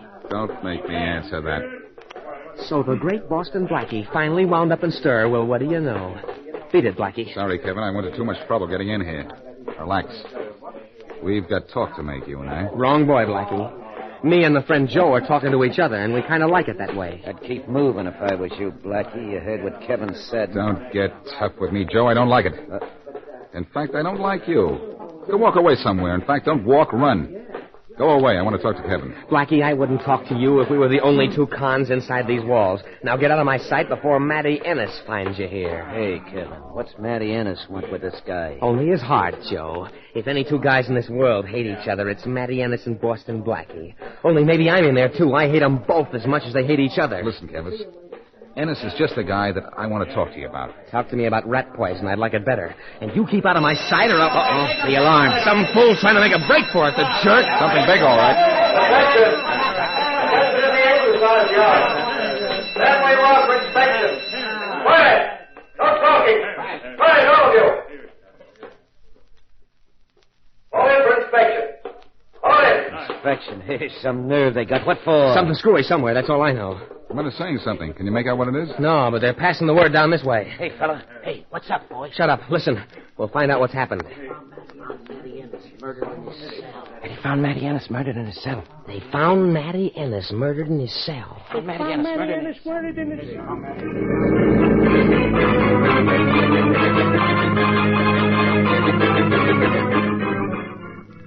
Look, Warden Ross, if you'll just get hold of Inspector Faraday of the Homicide Squad, he'll identify me. We have a call into Faraday already, Blackie.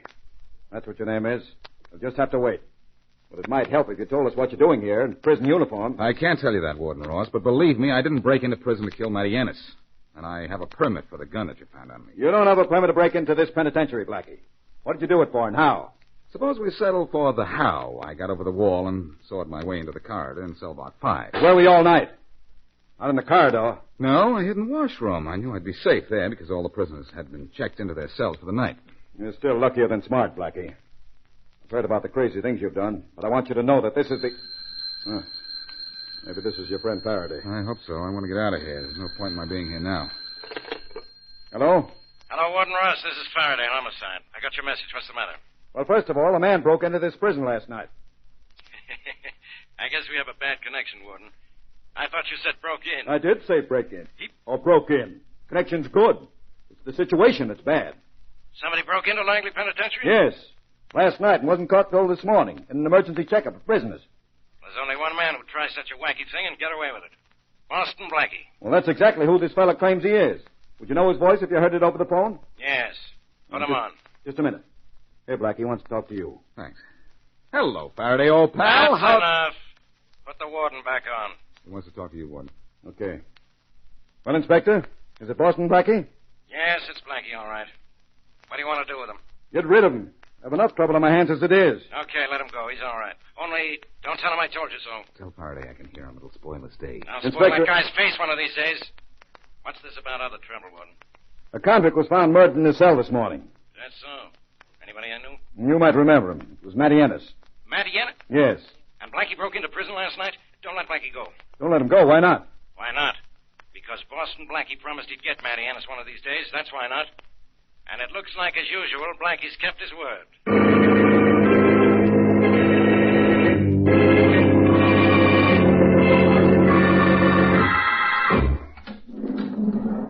This way, Blackie.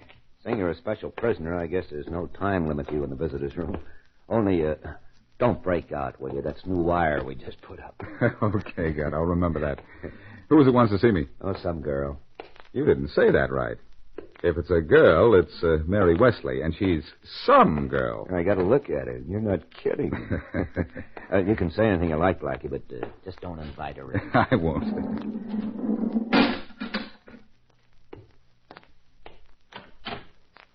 Hi, Mary. Blackie. Oh, Blackie, how did you get into this mess? Why, this isn't a mess I'm in. It's penitentiary. Oh. Well, how do you like me in this number? Or do you think I'd look better in a snappy 547925 instead of this English drape 5735210? Oh, now, Blackie, don't try to be funny. Gee, I heard you broke into this place. Now, why did you do anything like that? Well, I'll tell you a secret. Promise not to tell it to any member of the police force or your ladies' club. You know I won't tell anyone. Oh, in that case, what's the use of bragging? Oh, Blackie. I'm sorry. I'll tell you why. Do you know who Johnny Brennan is? Yeah. He owns that restaurant we go to on Ralph Avenue. That's right.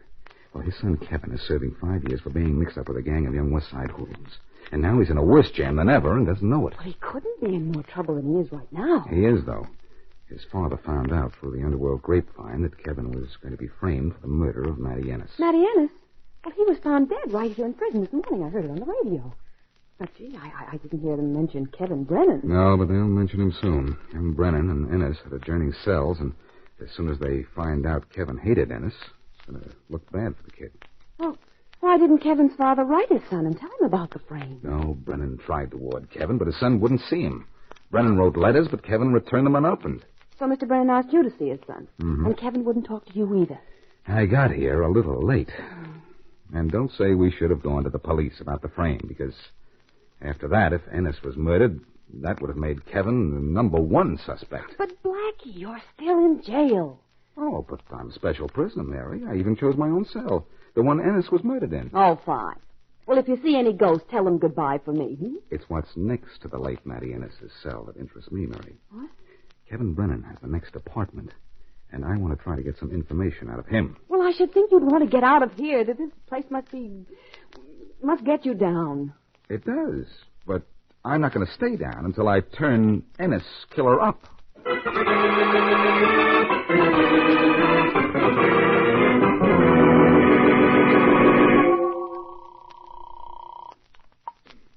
Hello? Brennan's restaurant. Mr. Brennan, this is Mary Wesley. Mary, did you see Blackie up at the prison? Yes, and they tried to kid about it, but he's in trouble. And you've got to get him out of it.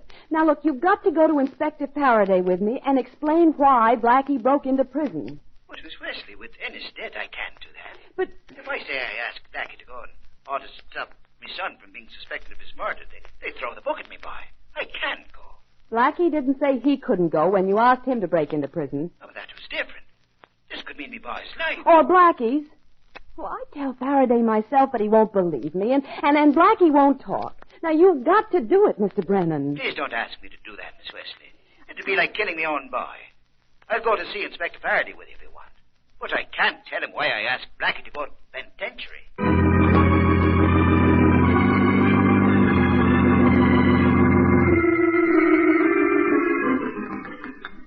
Hey, Kevin Brennan, I want to talk to you. Shut up, Blackie. I'm busy. Kevin, do you know how Matty Ennis was killed? He was stabbed. What about it? That means someone had to get close to him. Who could get closer to him than you? This cell I'm in is the one Ennis was in. It's the last in the row. You're the prisoner nearest to him. So what? I didn't kill him. Now, keep your talk in your own cell, will you? Listen, Kevin, I want to tell you something. Yeah, You're not... You to say shut up, didn't you, Blackie? Who's that? Me, that's who. It's Joe, my cellmate. And we're having a nice, friendly little game of cards. So for the last time, shut up and let us alone, will you? Not a chance, kid. You're going to listen to Now, me. look, If it's Blackie, I'll tell you something that will maybe make you shut up. Oh, the tough character again, huh?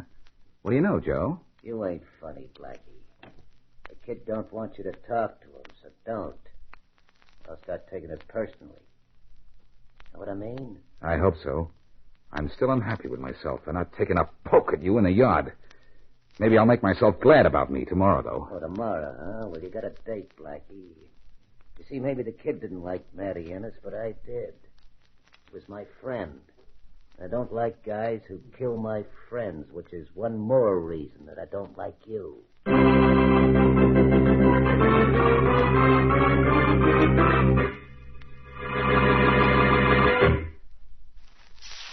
Now, back to Boston Blackie.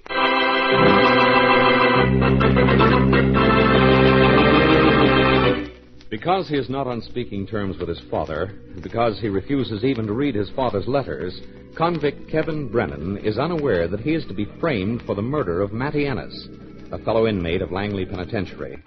So Boston Blackie breaks into the jail to see Kevin, but before he can force young Brennan into conversation, Matty Ennis is murdered. Because Ennis and Blackie are sworn enemies, Inspector Faraday feels Blackie has something to do with the killing, and Blackie is held in the penitentiary, pending investigation. As we return to our story, Mary Wesley and John Brennan are in Inspector Faraday's office. Please, now, Inspector Faraday, before you go up to the penitentiary, tell me that you know Blackie didn't kill Mr. Ennis.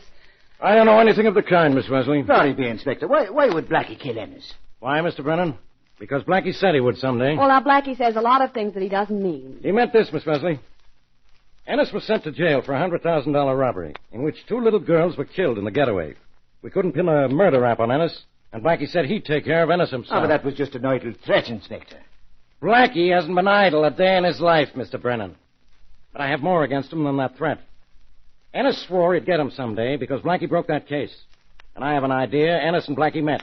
Ennis went for Blackie when Blackie broke into the prison, only Blackie was too quick for him. Well, that would be murder in self-defense, Inspector Faraday. You can't... I know what it is, Miss Wesley. But it's still murder. You don't think I like to see Blackie in a jam, do you? Well, I hope not. But he is in a jam, Miss Wesley. Why did he break into Langley Penitentiary if not to kill Ennis? That's what has to be answered before he has a chance to get out of this mess. Well, I could tell you why he did it. And I'm supposed to believe you? Sorry, Pete. Do you think Blackie broke into that jail to kill Ennis? He might have, Mr. Brennan. Ennis was caught after that robbery, but we never found the money. Maybe Blackie went after Ennis to force him to tell where he'd stashed the dough. Well, I remember the Ennis robbery, Inspector. Ennis had an accomplice who wasn't caught. You don't remember enough. Ennis had an accomplice, all right, and he wasn't caught right after the robbery. But he was caught a little while ago. And according to the records I went over this afternoon, it looked as if he wanted to be picked up. Yeah, the clever Joe Atherton walked right into a trap. Joe Atherton? That was Matty Ennis's partner? Yes. Thought he'd be. Joe Atherton is my son's cellmate. So what? Nothing. Well, no wonder Kevin has turned against me so. What do you mean, turned against you? I have his last letter written several months ago, telling me not to bother writing to him anymore. Huh? He had a friend, Joe Atherton, who was going to show him the right way to make good. He didn't want to be bothered with any more of my preaching. That's typical of all youngsters who get in with hardened criminals, Mr. Brennan. It may not be too late to straighten your son out. I'll see if I can have him moved away from Atherton. And will you see if you can have Blackie moved out of the penitentiary, Inspector Faraday? Getting out of jail is strictly up to Blackie, Miss Wesley. When I get there, he's got to tell me what he was up to when he broke into jail. That is, if he hasn't broken out by now.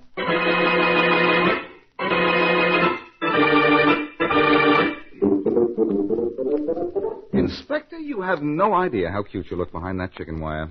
Just like a setting hen. You're going to be looking at me through bars if you don't start talking, Blackie. Listen to the setting hen cluck. Blackie, you going to tell me why you broke in here, aren't you?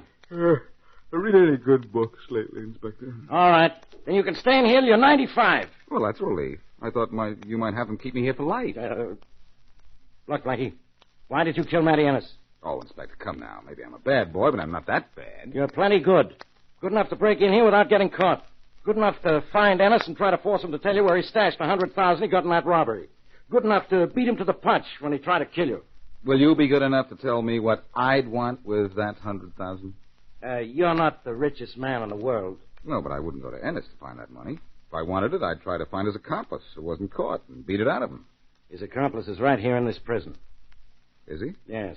And in a cell right next to where Ennis was killed. Kevin Brennan didn't work with Ennis. No, but Joe Atherton did. And Atherton and Brennan share the same cell. But I don't think that's news to you. I think you knew it. Keep your badge on, Inspector. Keep your badge on.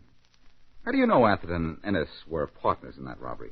Because we got a description of the accomplice who got away when we grabbed Ennis. And Atherton fits that description. He fits something else, too, Inspector. Go back to sleep and dream that the Ennis murder is solved. See me later, and I'll make that dream come true.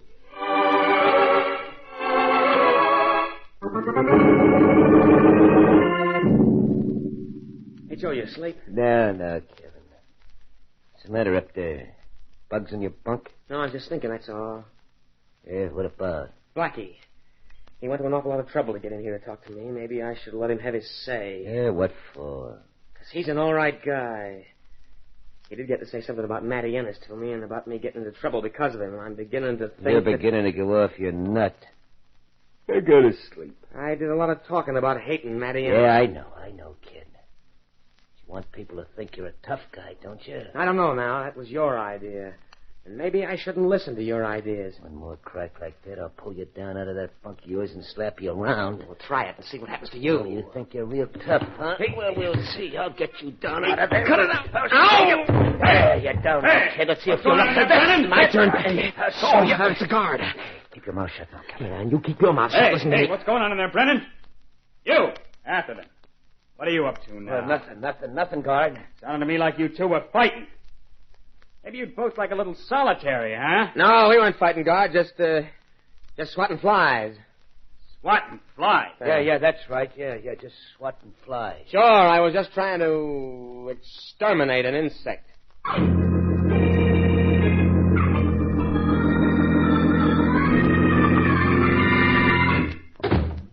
Hello, Warden. You sent for me? Yes, I did, Blackie. Come in, sit down. Thanks. That's one of the best things I do. Blackie, you don't know that Ennis was stabbed with a spoon shaped into a crude knife.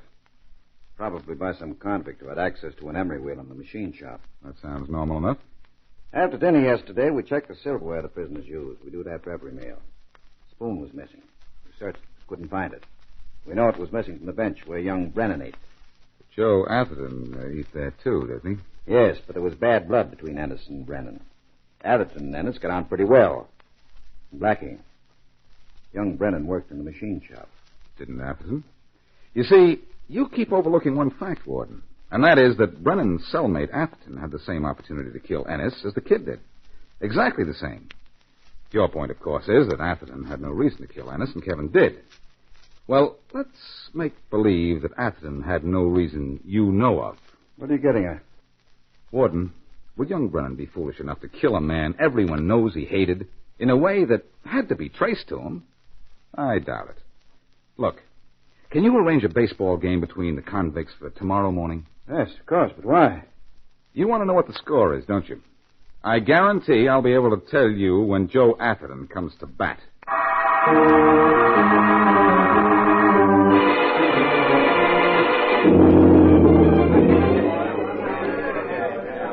Your attention, all prisoners.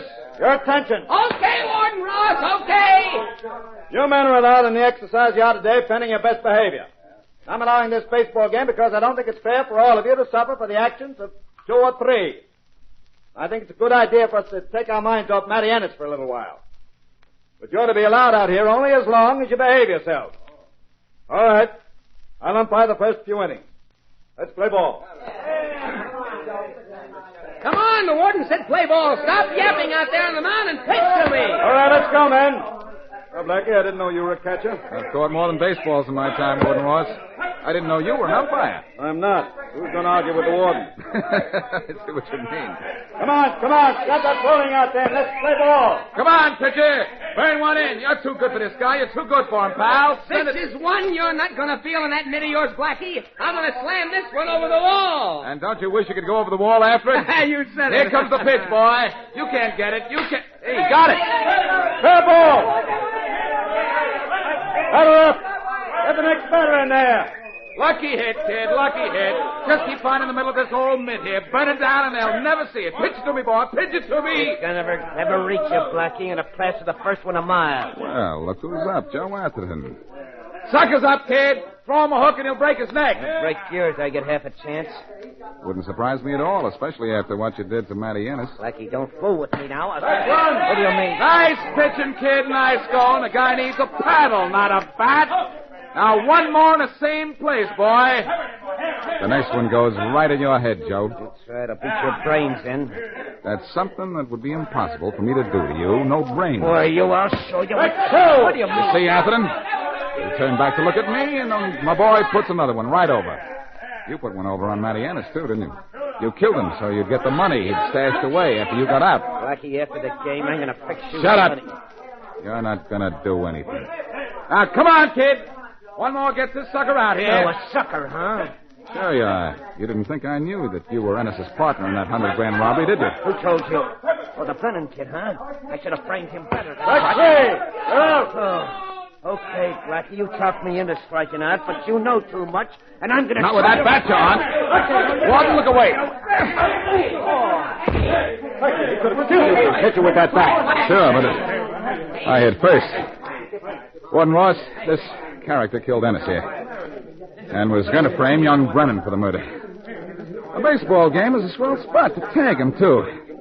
He had 2 strikes on him from the time I broke in here.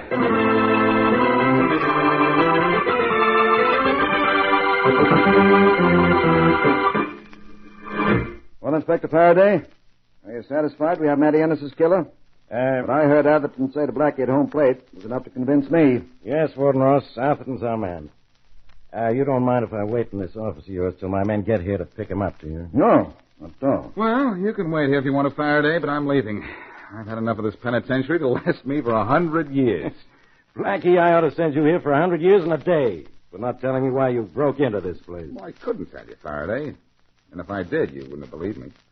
Besides, if I told you Kevin Brennan was going to be framed for killing Matty Ennis, what would you have done when Ennis was found dead?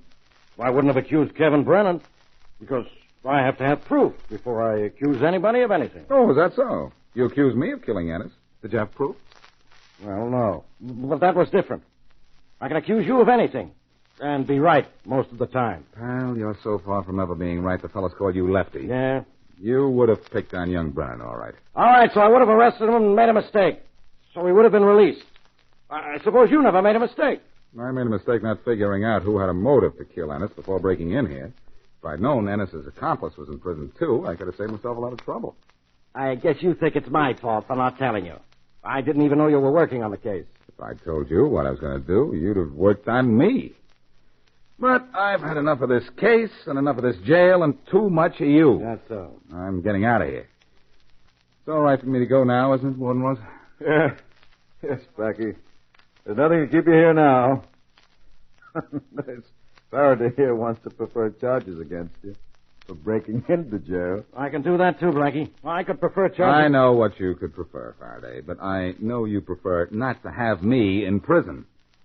Just how far would you get on your cases with your body in your office and your brains in jail?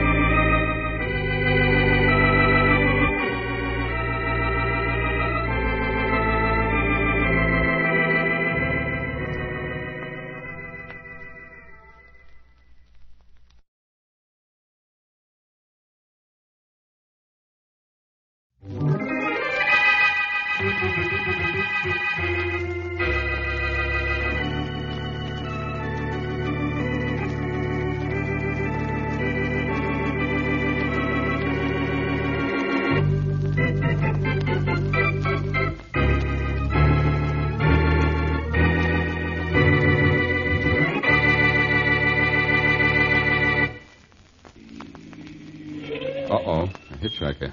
And is she pretty? Come on in, young lady. I'm bound for Little Bend, but I'll drop you anywhere you like. Thank you. You're very kind. My name is Blackie, Boston Blackie. I'm Florence Newton.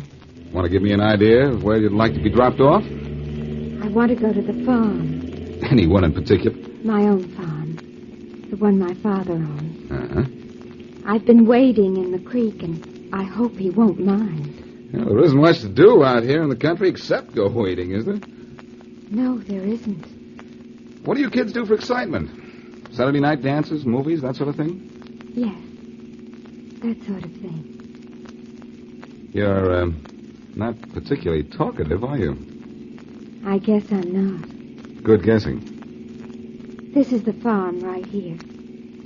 Would you please stop? Why, sure. Thank you very much. No trouble at all. You may have a little trouble with that door on your side. It sticks. Oh, wait right where you are, and I'll go around and open it for you. Thank you. Be there in a jiffy. Well, here we are. No. Where did she go? Florence? Florence Newton. That's funny.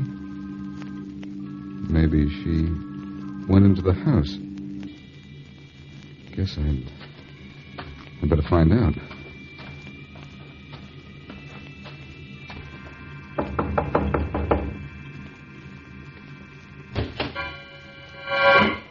Yes? I imagine you must be Mr. Newton, is that right? Yes. I just drove your daughter to the door, and when I went to help her out of the car, she'd disappeared. I thought maybe she came in the house here. My daughter? What did she look like? Young, about 21, I'd say. Attractive, brown hair, blue eyes, about so high. She'd been wading in the creek, and I gave her a lift. Well, what's the matter? Isn't she here? No, she isn't. You described my daughter all right, but she was drowned in that creek you were talking about 3 years ago.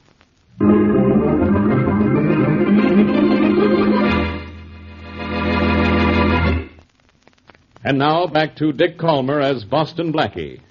Enemy to those who make him an enemy. Friend to those who have no friend.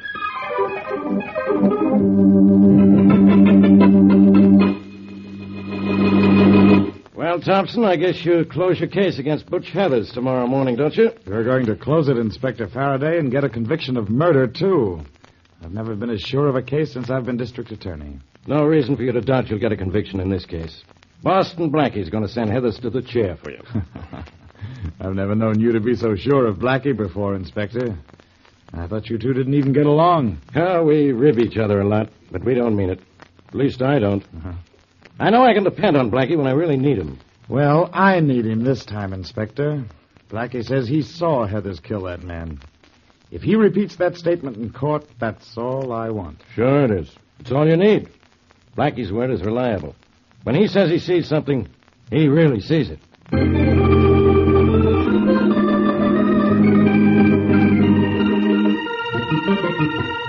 Howdy, Blackie. Welcome to Little Bend. This is Harry Oldfield. Pleasure, Blackie. How are you, Oldfield? Well, Sheriff, do you have those records on Butch Heathers ready for me? Sure do. So Butch went to the big city and got himself into real trouble, did he? He sure did. I want his local record to turn over to the DA. I knew that boy was no good when I arrested him for stealing Clyde Ranson's shotgun 5 years ago. Well, here's all the dope on him as a local bad boy, Blackie. I made copies so you can have these. Thanks, Sheriff. Those records going to send Heathers to the chair, Blackie? These records plus what I saw,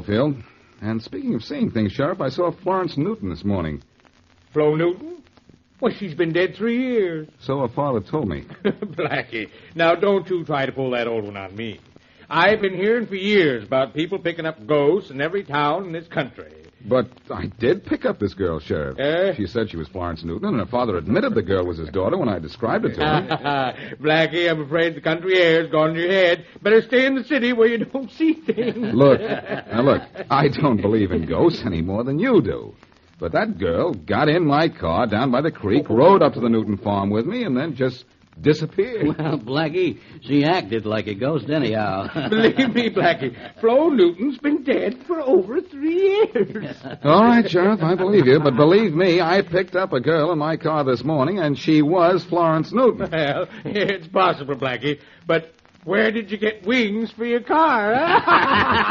Okay, laugh if you want to. When I see things, and I see I'm not getting anywhere with you. Thanks for the records on Butch Heathers, and so long. Goodbye, Blackie, and say hello to Miss Newton on the way home. Goodbye. Yeah. Well, now, how do you like that, Mr. Oldfield? Boston Blackie suddenly seen ghosts. Well, that's some story, Sheriff. You think I could make anybody believe it? Well, you're a writing man, Mr. Oldfield.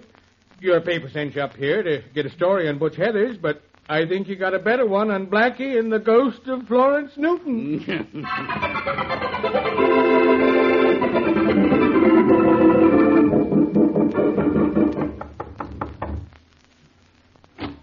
Oh, good morning, Mary. Come on in. I certainly will. Blackie, have you seen the morning paper? No, I haven't. I was out of the city yesterday, and I didn't get back to town till early this morning. I'll say you were out of the city, and out of your mind, too. Look at this newspaper. The whole town's laughing at you. What for? What if I... Uh-oh. Blackie, since when do you not only see a ghost, but tell the newspapers about it? I didn't tell the papers about it, Mary. Hey, wait a minute. That fellow Oldfield in the sheriff's office must have been a reporter. Oh, fine. Well, you phone that paper right away and get a retraction. Wait till Inspector Faraday reads this. He'll haunt you with it for years. I can't help that, Mary. I did see that girl. I talked to her. I had her in my car. I took her home. You fell asleep. You had a dream and talked out of turn to a reporter. Now, Mary, stop that. If the girl was a ghost, she was a ghost. But she was in my car, and now let's skip it. I have Butch Heathers to worry about today. I'm going to help make a ghost out of him. Oh, so you can keep seeing him for the rest of your life, too? Look, let's forget about the ghost of Florence Newton and worry about the trial of Butch Heathers. I thought no one was worried about it except Heathers. Well, you saw him kill that man, didn't you? Mm-hmm. And I have some reports on him from Little Bend that should help cinch the case against him. You going to be in court? I wouldn't miss being there. You're the star witness for the state. Yes, and when I get in the witness chair, it's going to be another kind of a chair for Butch Heathers.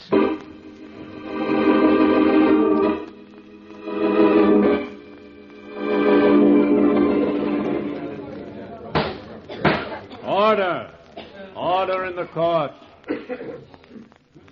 Will Boston Blackie take the stand? Raise your right hand. Do you solemnly swear to tell the truth, the whole truth, and nothing but the truth, so help you God? I do. And take the witness chair. Thank you. Proceed, Mr. District Attorney. Thank you, Your Honor. What's your name? Boston Blackie. Do you know Butch Heathers? Yes, I do. Could you point him out in this courtroom? Of course, there he is, in that end seat at the first table there, the man wearing the green shirt. Will you tell this courtroom where you saw Butch Heathers and what he was doing on the night of June 6th last? Well, I was walking through the alley behind the garage where I keep my car, and I saw Heathers approach a man known as Ellie Spry, pull out a gun, and pump 3 bullets into him. Yes. Then he ran. I chased him, but he got away. You say you definitely saw Butch Heathers kill Ellie Spry. That's right. It was definitely Butch Heathers. Thank you, Blackie. Your witness, Mr. Walters. Thank you, Mr. District Attorney. Blackie, you say you saw Butch Heathers kill Ellie Spry. Yes, I did. You saw the murder committed with your own eyes? With my own eyes. Those same eyes that yesterday morning saw the ghost of a girl who'd been dead and buried for over 3 years. Well, Order in the court. You did see a ghost on the road to Little Bend yesterday morning, didn't you? I saw a girl. You claim you saw Florence Newton, Blackie. The description was perfect. But Florence Newton is dead. Isn't she? Well, yes, so I understand. Ladies and gentlemen of the jury, you have just heard this man frankly and openly admit that he saw a ghost. Now, we all know there are no such things as ghosts, except in fairy stories and in the minds of people with overdeveloped imaginations. Order! Order in the court! There will be no outburst. Blackie, Inspector Faraday of the Homicide Department is one of your best friends, isn't he? Yes, he is. And you'd like to see him send Butch Heathers to the chair, wouldn't you? I'd like to see the guilty punished. And you like to see your friends come up in the world, too, don't you? And the conviction of Butch Heathers might get a promotion for Faraday, mightn't it? He's a good police officer. He's deserved a promotion for a long time. And you'd like to help him get it, wouldn't you? I've always helped Faraday whenever I could. Thank you, Blackie. Ladies and gentlemen of the jury, by this witness' own testimony, the facts are clear. There's no proof here that Butch Heathers killed Ellie Spry. This man sees ghosts, so he can see things that don't exist. This man who claims he saw my client commit the murder claims so in an effort to aid and improve the status of the police department friend of his. How can you convict a man on the testimony of a witness such as this? How can you send a man to...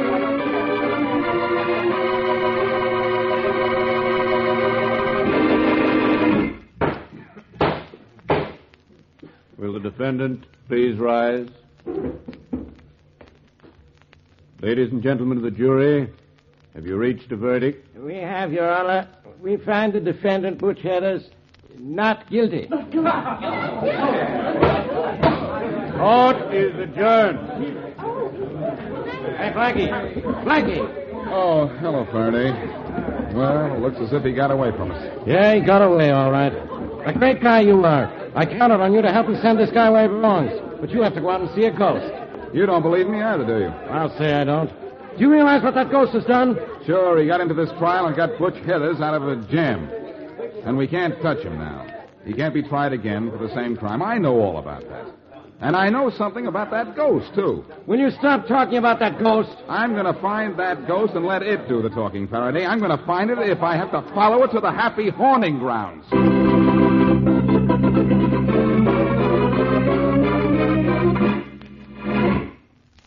And now back to Boston Blackie.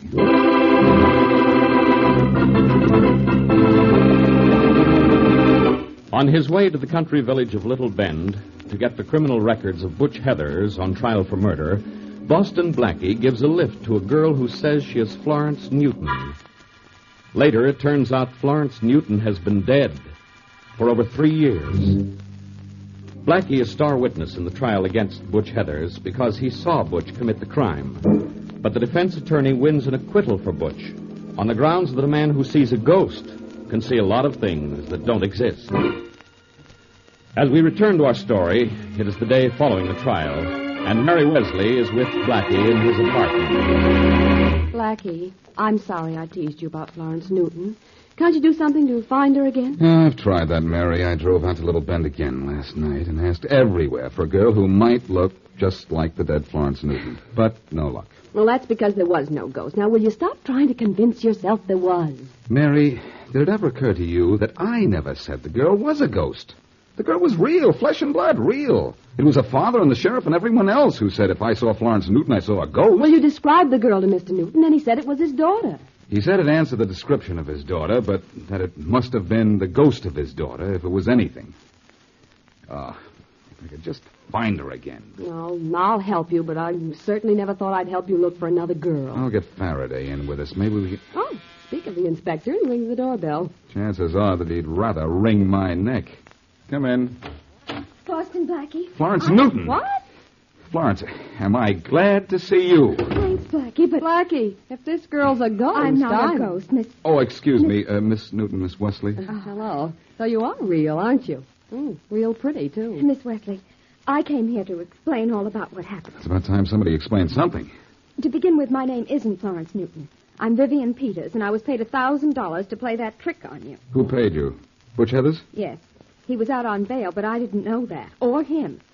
He said it was just a gag. Mm-hmm. When I read in the papers this morning that he was acquitted because you said you saw a ghost, well, I realized why I'd been asked to pose as Florence Newton. That's the best thing you've realized all day, Miss Peters. But you're going to be one of his worst enemies for telling me this, you know. Why? What have I done? You've proved my testimony against Butch was correct. Well, so what, Blackie? Heathers was tried and acquitted for killing Ellie Spry, and he can't be tried again for the same crime. No, he can't, Mary, but maybe there's some other way to get at him. I'm going down to see Faraday. Miss Peters, did anyone see you come to my apartment? No, Blackie. Good. You and Mary stay here till I get back. Everything's going to be all right, unless I'm all wrong.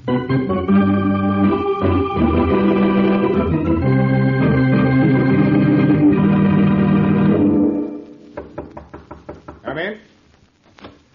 Hello, Wallace. Oh, Butch, come in. Thanks. Well, how's it feel to be a free man? Great, Wallace, great. You did a good job for me. You're the best lawyer in town. You didn't kill Ellie Spry. That's why I got you off, Butch. Yeah. But Blackie had me nailed for that killing till you pried me loose with that business about the ghost. I knew that ghost story would make Blackie sound silly. What do you mean you knew it, Butch? I didn't know it myself until I saw the papers just before the trial. I got news for you, Wallace. I give you a little assist in beating the rap the state had on me. I fixed up that ghost. What are you talking about? Cost me 1,000 clams, Wallace. Don't worry. Won't come out of your fee. Wait a minute, Butch.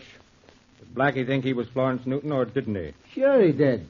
It was the girl I hired to say she was Flo Newton and go through the whole routine. Just as Blackie said. Butch, I hope you're lying.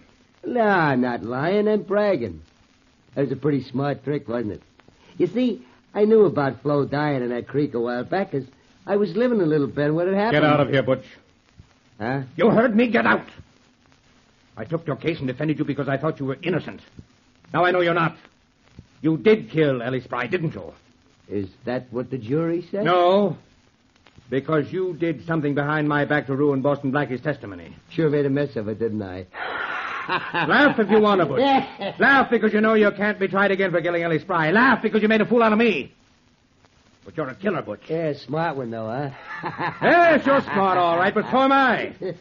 Legally, you're free, but I'm a lawyer, and I'm going to find some loophole in the law to bring you to justice. Maybe that girl can help me. Maybe she can go to the police and tell them. Think so, Wallace?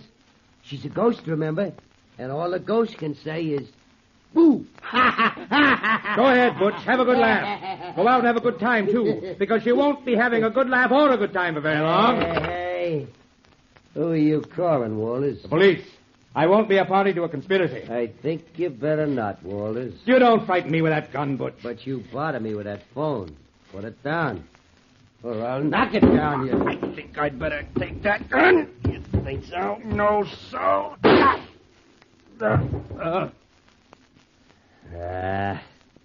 Now I gotta go get another lawyer.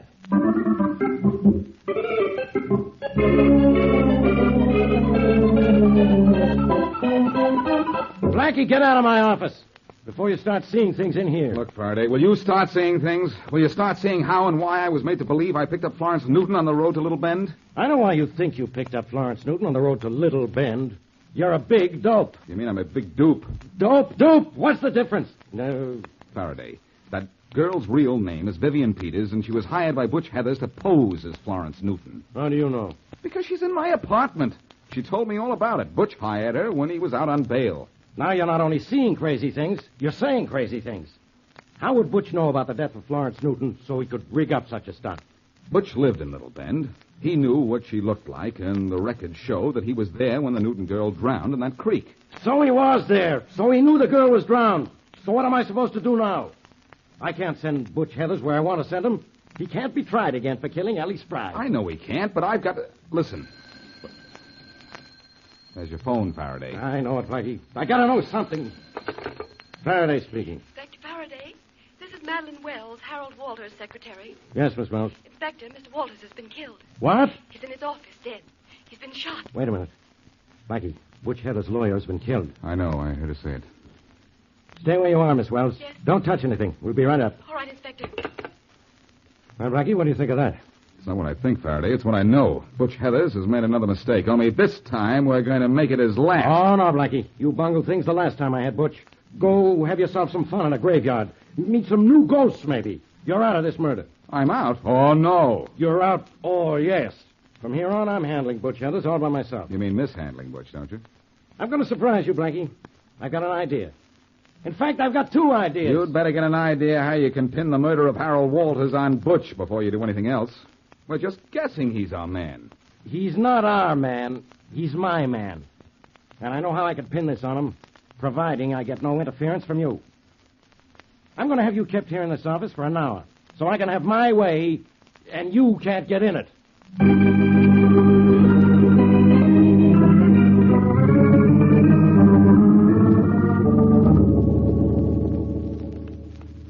Inspector Faraday, it's a funny thing how many uses you can get out of a fire escape like this. You can get out of a building on it, hang laundry on it, sunbathe, and sleep on it. Yeah, and keep quiet on it, too, Muldoon. All right. The glass in this window to Butch's room isn't soundproof.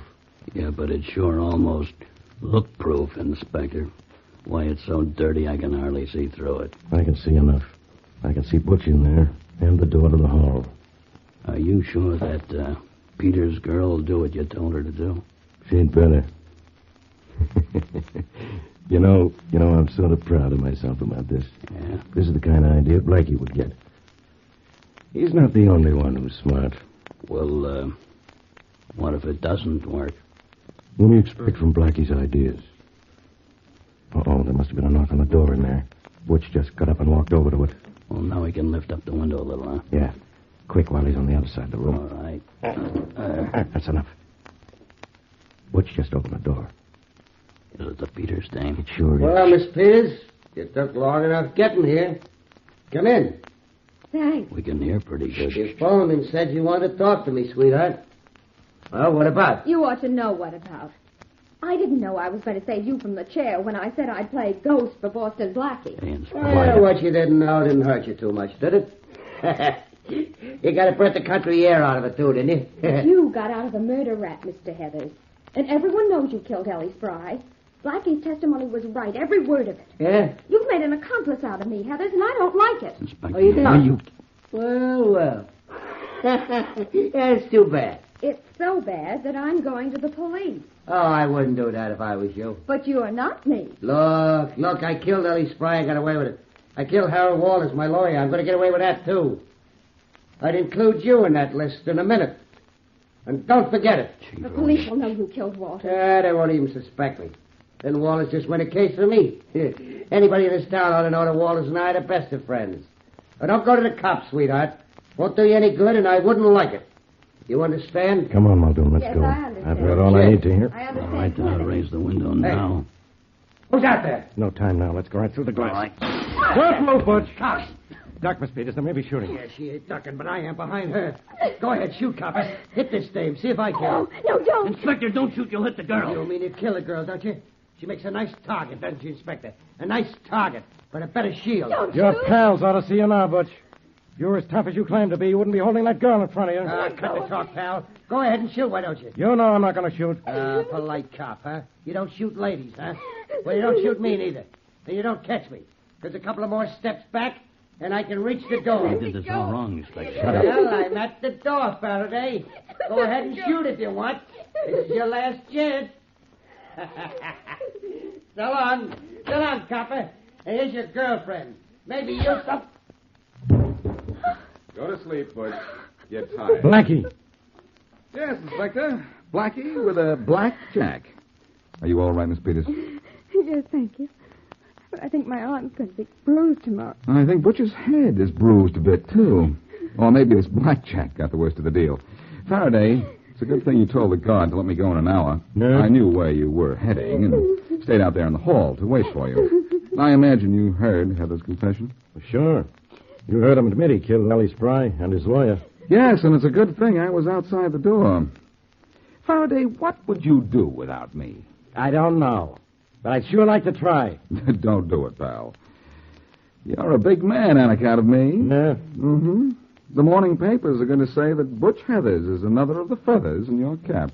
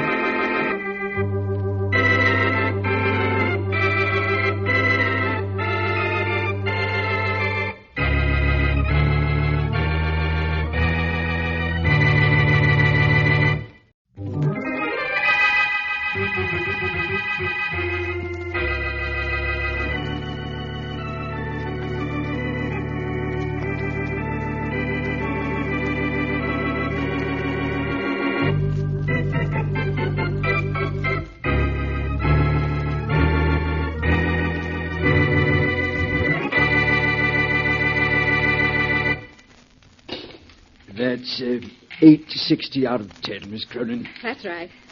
Here's your change, Miss Cronin. Thank you. Goodbye. Goodbye, Miss Cronin. I hope your dad likes the ties you bought. Oh, he will. Oh, he's there again. Miss Cronin, what's the matter? For weeks and weeks, there's been a man staring at me everywhere I've been. He's everywhere I go, and he's standing out there now across the street, staring at this door.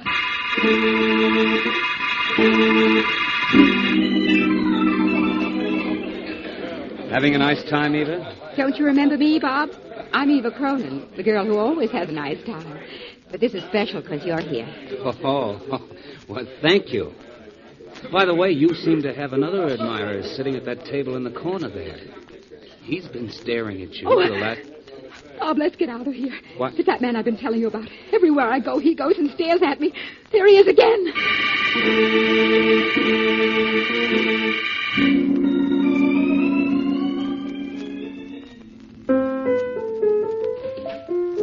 Oh, that you, Eva? Yes, Dad. You're home early this evening. You're up late, Dad. Composing? No, just killing time. You have a nice time tonight? Yes, till that man showed up again.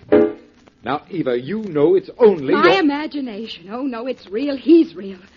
Some night I expect to find him staring at me through the window here. 18 stories above the street. Now you're being a little ridiculous. I'm nervous. I can't help it. I look out of the window expecting to find... Oh, Dad! What's the matter, Eva? It's that same man again in one of the windows across the street, staring at me.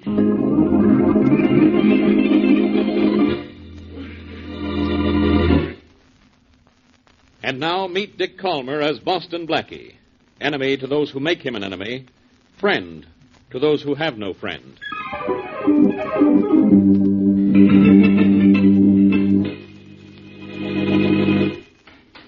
Good morning, Inspector Faraday. Goodbye, Blackie. This is police headquarters, not a day nursery. That's right, but who told you? Have your mother put a tag on you and somebody will take you to school nice and safe. So long. After so short a visit? Faraday, if you'll answer a few questions, I'll be out of here in a few minutes. Well, that's the best news I've heard since you came in. What do you want, besides to make a nuisance of yourself? I want to make a good cop of you. Is there any trace yet of the stalking killer? No. And the guy has to be more than a good cop to catch that guy. He's got to be a wizard, a genius. He's got to know something. Well, that lets you out. Well, where was he last seen? Over on the north side. That was about a week ago. Mm-hmm. Since then, he's disappeared. But we're still looking for him, and we're going to catch him. Why do you want to know about him? Because he hasn't disappeared. Eva Cronin, a friend of Mary's, saw him just last night staring at her from a window across the street from her apartment on Elm Street. He's stalking a new victim, huh? Miss Cronin says he's been watching her for 2 weeks now. For 2 weeks? Why didn't she come to us? Why? You know what happens when the victim is given a police escort. The stalker just fails to show up. I know. Then after we drop the escort, the stalker comes back. And a few days later, the victim's dead. What I don't understand is why does this guy stalk his victims? It's a psychological effect, Faraday. That constant leer of his doesn't only annoy, it drives people half crazy. They'll do anything if he'll just disappear. That's when he asks for money, and he gets it. And if his victims pay off, he has no reason to murder them. But he does. He's no shakedown artist. He's a killer. He's a killer so he can continue his shakedowns. With his victims dead, if he's ever caught, he can deny he's the stalker. None of his previous victims is around to identify him. Faraday, I went in on this case.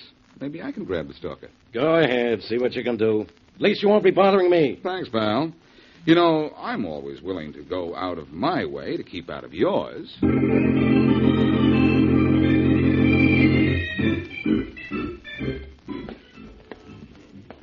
know the way I feel, Eddie? I feel like I want to meet up with that stalker right this minute. I feel like I want to bend my nightstick over his skull. You're getting nerves, Marty. Trying to find a guy we never saw is making you jumpy. You're not kidding, I'm jumpy. Watch the Cronin dame's house, Faraday tells us. She's next on the stalker's list. Okay, so we watch. So the stalker don't show. And the dame ain't been hurt either, Marty. Remember that. Whoever the guy is, he's smart enough to lay off when we're around. Now, the chances are, if we'd been tipped off to the others, he'd never have knocked off the 3 dames he's conked already. All I know is I got a gun, I got a nightstick, and I got a great big yen to use either one or both on that character. Now, there's the call box. Report in, will you? Yeah. Anybody asks for me, say I'm sitting on the curb waiting for the stalker to show up. Okay. I'll light up a smoke.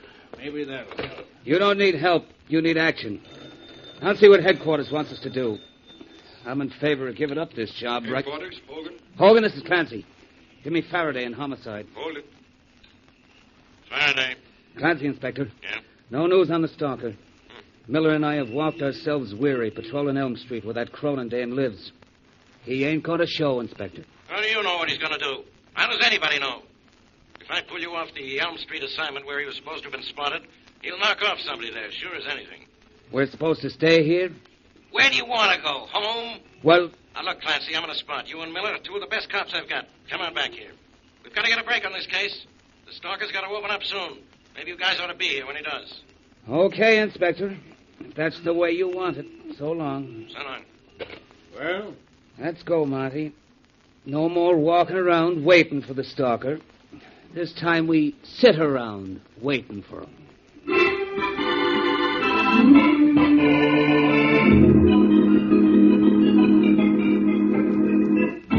Blackie? What are you doing with that sheet of paper? I'm studying the past performances of the stalker, Mary. I might figure out a way to catch her. Oh, I'm getting sorry I told you about Eva Cronin. We were supposed to go out this evening. Remember? I know. You want to go to the movies, don't you? Well, at least when we go to the movies, you don't have to solve the mystery. The greatest mystery about some mystery movies is why they were made. Well, there's the phone. Are you in? Oh, I don't know. I'll look. Yes, I'm here. Oh, do you want me to take it? I'm near it. Thanks, anyhow. Hello. Boston Blackie? Yes? Blackie, this is Eva Cronin. Oh, hello, Eva. It's your friend Eva, Mary. Yes, Eva. What can I do for you? Blackie, he's here. He's across the street watching me. The same fellow? Yes, I'd know him anywhere. He's across the street watching this house, waiting for me. I just know.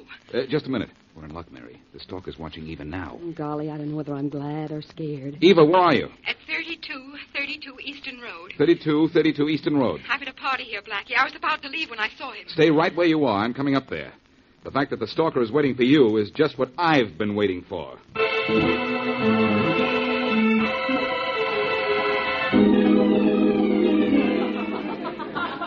Eva, where in the world have you been? Missed me, Bob? Now, Eva, please don't be cute. Where were you?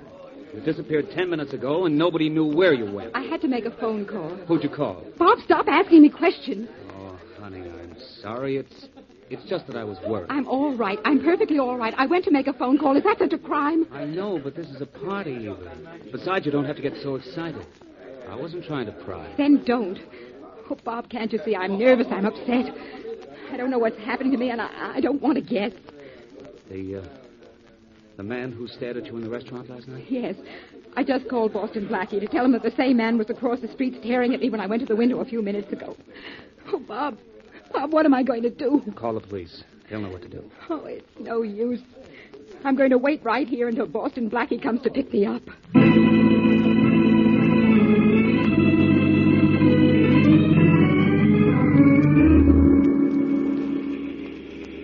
We're in the 3200 block on Eastern Road, Blackie. You better slow down. All right. 3232 will be on your side of the street, Mary. Watch out for it, will you? Uh-huh. I don't see anyone standing on the sidewalk in this block. I'm afraid we're too late to catch the stalker. I'm glad to say. I'm afraid you're right. I'm sorry to say. Oh, here's 3232 right here. Thanks. Blackie, that house is almost dark. Doesn't seem to be a party going on in there. Well, it's late, Mary. Maybe most of the guests have gone home, but I'm sure your friend Eva waited for us. She sounded scared to death on the phone. And she certainly had good reason. No doubt about that. Well, let's go up to the house. Okay. Come on. Blackie, maybe the stalker's hiding around here somewhere. Maybe. If I thought it'd do any good to search for him, I would. But our best bet is to get Miss Cronin and stick to her till the stalker shows up again. Well, you stick with her, Blackie, and I'll go home. On second thought, though, maybe I'd better not go home. Eva is a little too good-looking. How can a girl be too good-looking? I hope you never find out. There's only one light on in this house, Blackie. Yeah, obviously the party is over and the other guests have gone home. Yeah. Eva's there, though. I'll bet on that. Mary, maybe we'd better take Miss Cronin to your apartment tonight. Okay. She certainly can't be stared at there. You're 22 stories up, and there isn't another building that high for 8 or 9 blocks. Oh, there's someone's coming at the door. I was beginning to think there was no one home. What do you want? Is Miss Eva Cronin here? Who? I never heard of no Eva Cronin. Well, she was at a party here tonight. A party here? There ain't been a party here in 30 years. Well, this is 3232 Eastern Road, isn't it? Look, if you can read signs and numbers, you'd know that without asking, mister. Well, I can read, but I can't understand why a Miss Cronin isn't or wasn't here. She phoned me from here about an hour ago. Not from here, she didn't, mister. There ain't no phone in this house. There ain't been no party here, and I ain't heard of no Eva Cronin.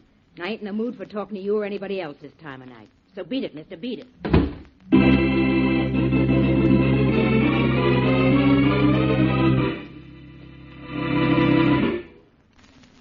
And now, back to Boston Blackie.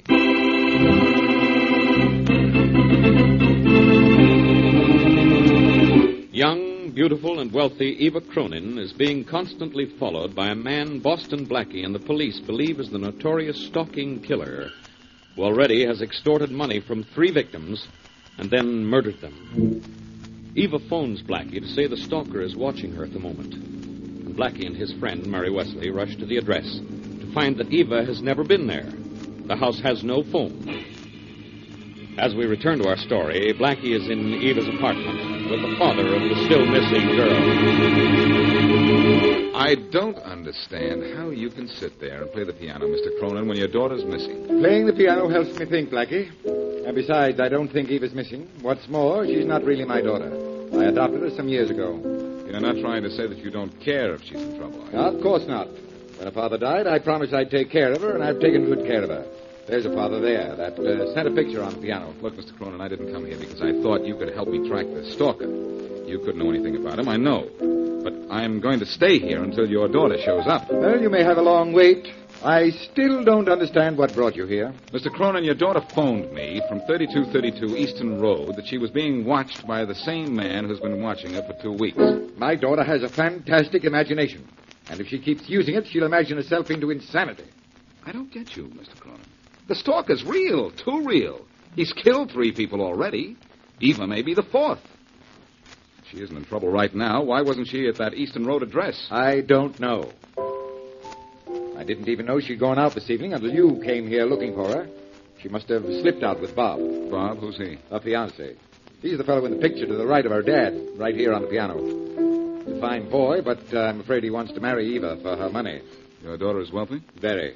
She inherited several $1 million from her father. She was a dad's pet. She has 2 other sisters and a brother somewhere, but, they got nothing. They got nothing, and I'm getting nowhere. It might help a little if you knew where you wanted to get. Look, Mr. Cronin, doesn't it mean anything to you that your daughter might be dead? It means nothing to me that you think she might be, no. You're taking this awfully easy. She's been threatened by a murderer. We know he's a dangerous killer. Your daughter called me and said she was being watched by him tonight, an hour or so ago.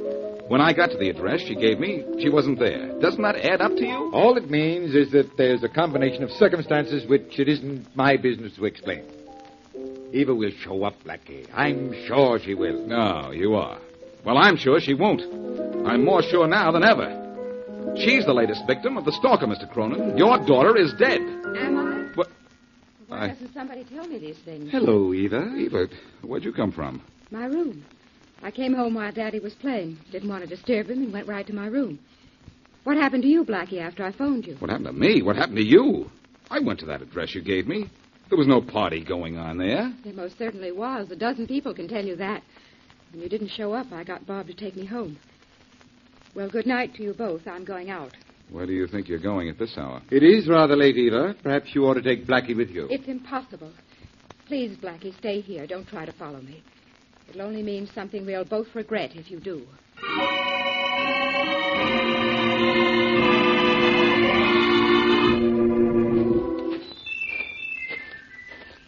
Okay, hold it, Miss Cronin.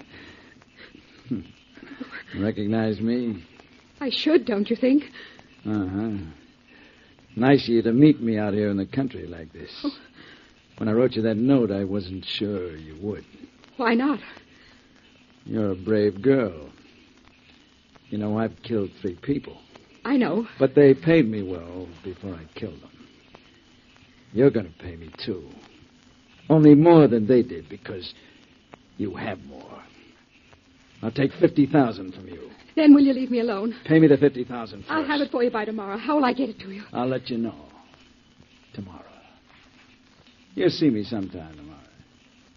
You know that, don't you? If I pay you, you'll leave me alone, won't you? Please, when I pay you the money, go away. Go far away and leave me alone. You know, I may do that. I have another young lady to call on, a lady on Brewster Road. Oh. After she pays me, maybe I'll leave town. Maybe I'll kill her. Maybe I'll kill you. I don't know why I'd kill him. I can tell you why, pal. Blackie. So, I've been tricked, eh? Well, it doesn't matter. I can handle 2 like him. Like this. No. I'll see you later. Get to the nearest police box, Miss Cronin. I'm going after this. Blackie, don't chase him yet. Cronin, let go of it. Oh, I'll never catch him now. Oh, why did I have to walk into that right hook? That was better than going after him and running into a bullet. I wouldn't have given him time to shoot. Oh, Blackie, if he'd hit you, I could never have forgiven myself. Oh, please, I'm shaking. Take me home. Please take me home, Blackie. All right. But you should have stayed there. I couldn't. I had to meet this man. He sent me a note. Only you shouldn't have followed me. I begged you not to. The note warned me not to tell anybody. Blackie, I'm going to pay him what he wants. I've got to. Please don't interfere. I can't promise that. Maybe you're going to pay him what he wants, but I'm going to see that he gets what he deserves.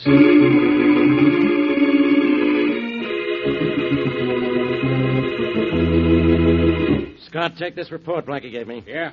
It's got a description of the stalker in it, a good one. Flash it to all radio cars. Sure, Inspector Faraday. I'll do it right away.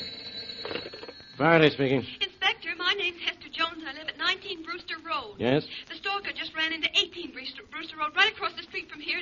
He was staring at me. He's at 18 Brewster Road, huh? Yeah. He'll be right there. Scott. Yes, Inspector? Get me a squad car and flash all radio cars. We're going to grab the stalker. Yes, sir. I'll try to call Blackie, let him know. Definitely not. I can handle this alone. Now get me a squad car and a dozen men.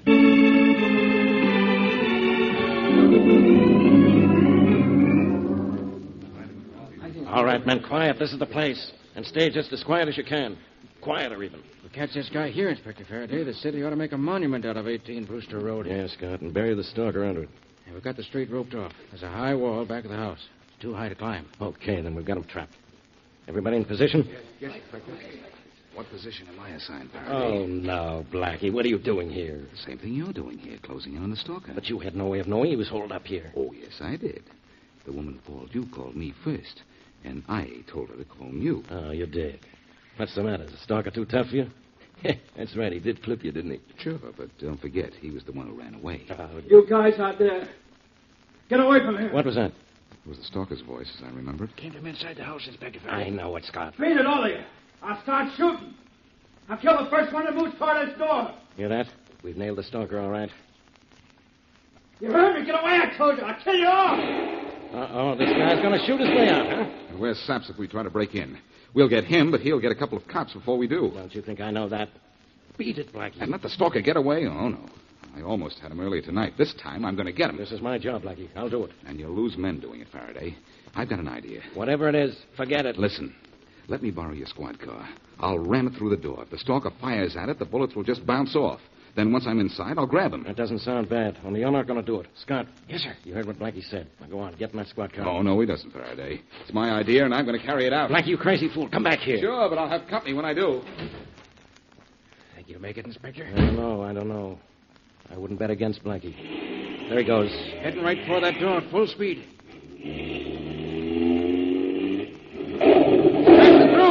Come on, you guys. Let's get moving in case Blackie needs help. Where are you, Inspector? I don't hear any shots. That's a good sign. Come on through the door. You see how good a sign it is. There, Inspector. There's Blackie, struggling with that guy. Let's grab the stalker first. Good guy, Blackie. Okay, stalker, cut it out. Hold him, Blackie. I got him. Let go of me. Got him. Good boy. Come here. Stalker, meet my friends. The police. The police? No, wait a minute. What's this all about? This is about the last time you'll see the outside of a prison cell. You're wanted for 3 murders and for planning a 4th. Are you crazy? No. We're not crazy. But that better be your plea when you come to trial. Only a whack would stalk his victims the way you have. You think I'm the stalking killer? You're crazy. If you aren't the stalker, why did you fire at us just now? Because I didn't know you were the police. I just heard the whispers, and I saw people snooping around outside. Yeah? Then why did you run in here after staring at that woman across the street? I didn't stare at any woman. I went in here because this is where I live. Those are pretty fair alibis, except that I saw you with Eva Cronin earlier tonight, and you were demanding money from her. Why shouldn't I ask her for money? Eva Cronin's my sister. Your sister? Yes. Now, why can't I ask her for money? I'm broke. My father never left me anything. But Eva's still rich.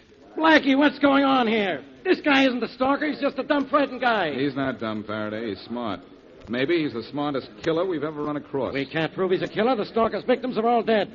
And if this fellow is Eva Cronin's brother, she'll admit it. And that'll mean he isn't the stalker. Come to think of it, Eva Cronin never said this guy was the stalker.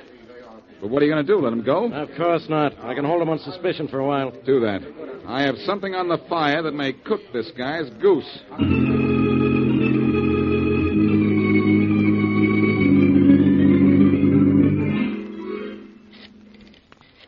Hang on that extension phone, Faraday, and don't say anything. I want to say something right now, Blackie. You're wasting my time. You're wasting your breath. Shh. Hello? Miss Cronin, this is Blackie. Oh, yes, Blackie. Blackie. What is it? The police have caught a man they think is the stalker. He's the same guy who slugged me when I followed you last night, only he says he's your brother. Well, he is my brother, Blackie. He's not the man who kept staring at me. He's my brother, and all he wanted was the money. That's why I didn't want you to follow me. This was strictly between him and me, don't you see? What did he want the money for? Well, he had none, and I have plenty. Why shouldn't I give him money? He's my brother, isn't he? He's your brother, but he isn't broke. The police found thousands of dollars in his house, money he took from his victims. He's the stalker, Miss Cronin. We know that, and so do you. Yes. Yes, Blackie, I knew it all the time. I tried to help him, but I guess it didn't work. Only you can't hate a girl for trying, can you, Blackie? To protect a killer, you most certainly can. That's all, Miss Cronin. I'll see you in the morning in jail.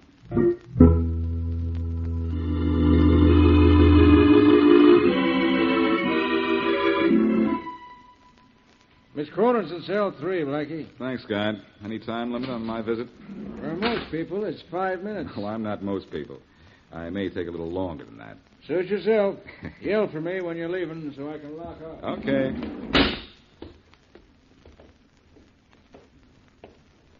Hello, Miss Cronin. Oh, it's you. What do you want here, Blackie? You caught my brother. You had them put me here. Isn't that enough reason for you to leave me alone? Perhaps, but there are some things I don't know, and I want to clear them up. What, for instance? Where did you fit into all this? I knew my brother was a stalker. I wanted to help him, so I pretended I was being stalked. And if the police arrested my brother, I could deny he was the man who was following me. Girl's own brother wouldn't be stalking her, would he? In this case, yes. Incidentally, what you told me was exactly what I'd imagined. When you gave me that phony address on Easton Road, I figured you were in on this somehow. That address wasn't phony. I told you where I was, 32 Easton Road. You said 3232. That was very clever of you, now that I think of it. Later, you could have said all you were doing was repeating the number. If the police hadn't found that money in my brother's house, that's what I would have said. I wanted you to be under the impression someone else was a stalker. I had to protect my brother, don't you see, Blackie? No. He was trying to get $50,000 from you, as I remember. I would have been glad to give him that money. I would have done anything to get him out of town. I knew he was a stalker. I knew he must have had some money. But I thought the money I gave him would be enough to make him quit killing.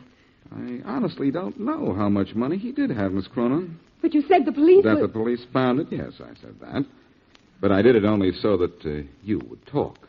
And you did. Oh, You're in jail, Miss Cronin, but you shouldn't be too unhappy. After all, you're practically the only living member of the Stalk Club.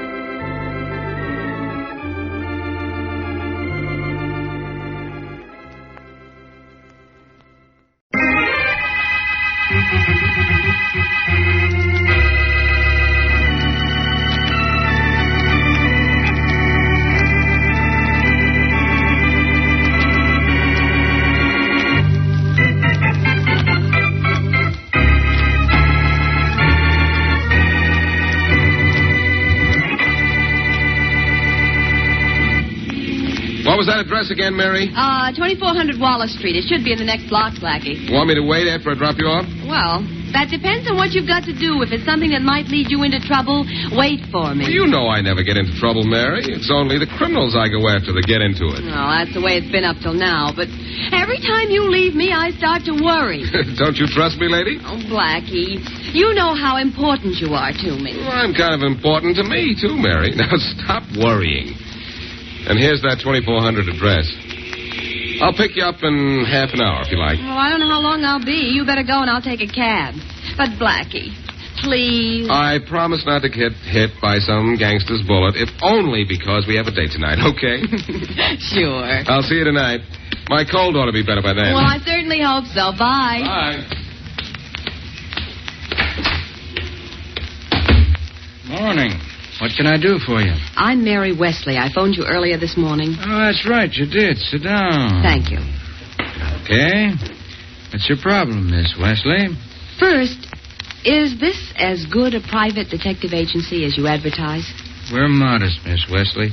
Or even better than that. Well, we'll soon find out. I have a difficult job for you. Harder they are, better we like them. What do you want us to do? I want you to follow someone. Shadowing's easy, Miss Wesley. So easy we sometimes hate to take money for. Oh, but we will. I think you'll find it rather hard to follow this person. And whatever the cost, I'll pay it. Money is no object. And what is the object in following this man? Well, that's not important. I just want you to follow him everywhere he goes. Now, don't let him out of your sight for 1 minute. I want you to get a detailed report on everything he does. But everything. Can do. My man will watch him every minute. Now, just one little detail. What's the name of the guy you want shadowed? His name is Boston Blackie.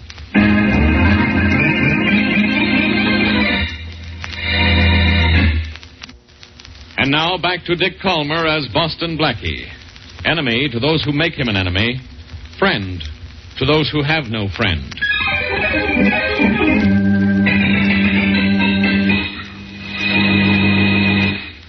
Hello, boss. Hello, Tommy. Where you been? Me? I've been... No, don't tell me. I know. Gone down to the Herald building to get your newspaper off the truck again. But I had it, boss. I just had to see what Dick Dash Detective did to Peachface, and I couldn't wait. You'd take your sweet time about going to see your dying mother. But you can't wait for the paper to come out to see what happens to Dick Dash. Boss, sometimes I wait for the paper to be delivered. You wait for the paper when you don't wake up till just before it's delivered. Now, look, sit down. I want to talk to you. You want to see Dick Dash? He's going to take the fuzz off Peachface's kiss, Look, Annie. sit down or I'll take the nose off yours. Now, we got this new stick-up racket going, and it's going great. But it can be greater. Yeah, I know. We've been doing awful good lately, ain't we? Yeah, but it's only the beginning. Now, listen, Tommy, I want to... Want me to duck, boss? No, just sit where you are. I might need you. Oh, I get it. Come in. Hello, Fredrick. Well, Boston Blackie. What do you want down here? As if it would make any difference to me. Any other time, Fredericks, I'd resent talk like that. Now I'm taking it. Well, what's the rover boy got roving around in his mind?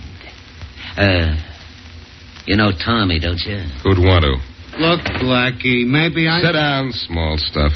I came here to see your boss, not to clip you. Oh, is that so? Well, kid, let's start something right now. Shut up, Tommy. Okay. Blackie may want something here, but I don't think it's trouble. You're right, Fredericks. It's a job. A job? I didn't think you worked, Blackie. Except on people like us. Well, the time has come when I think I ought to work with people like you.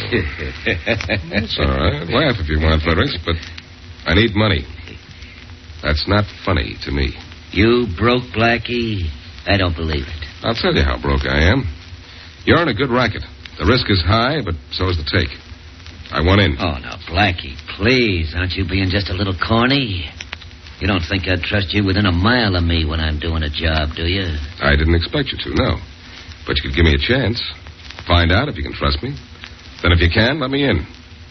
I could be a big help to you. Now, that's the first thing you said that I can believe, Blackie. I'll tell you what I'll do. You can come in on a job with us tonight. All right. Now, wait a minute. I'm no sucker. You're in on my terms. I'm listening. There may be trouble. And if there is, and if I have the slightest idea that you were responsible, I'll kill you before you can move an eyelash.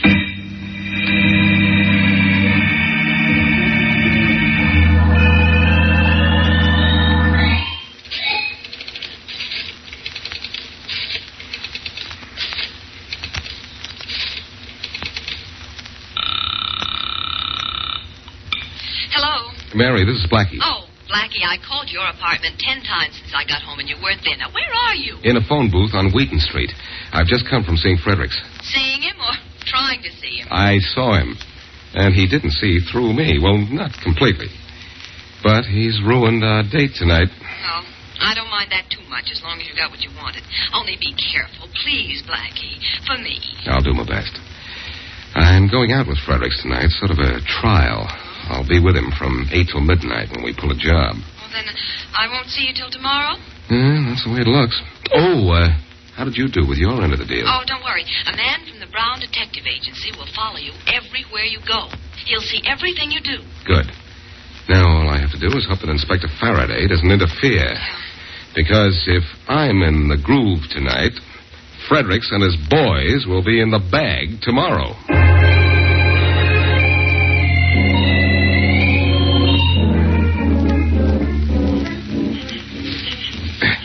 Keep moving through the bushes till you're under that first window there, Blackie. All right, Fredrick. And Tommy and Bill will drop the stuff down to us. Yeah.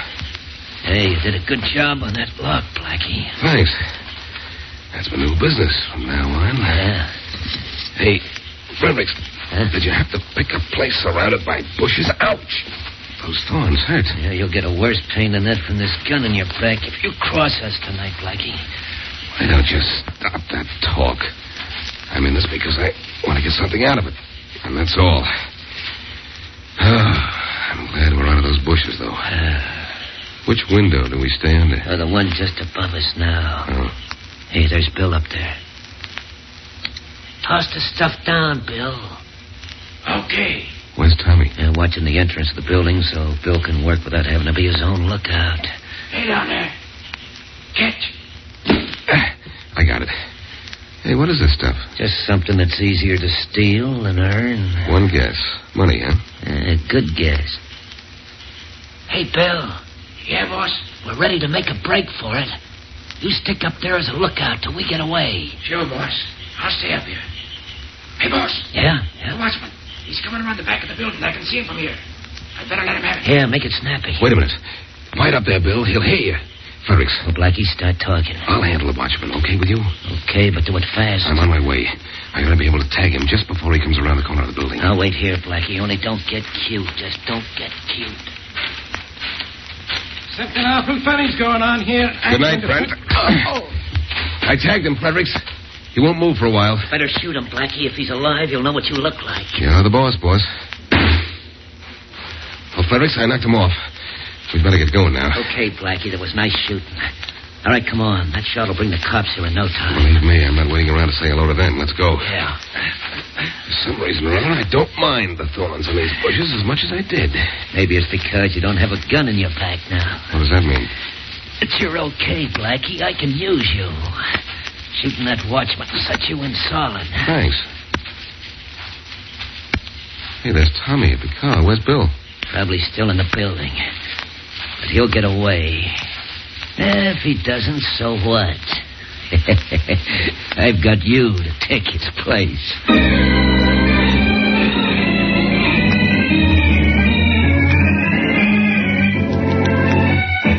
I'm awful proud of what you did last night, Blackie. I think we ought to celebrate. Suits me. Like to go to the Carlton tonight? You talked me into it.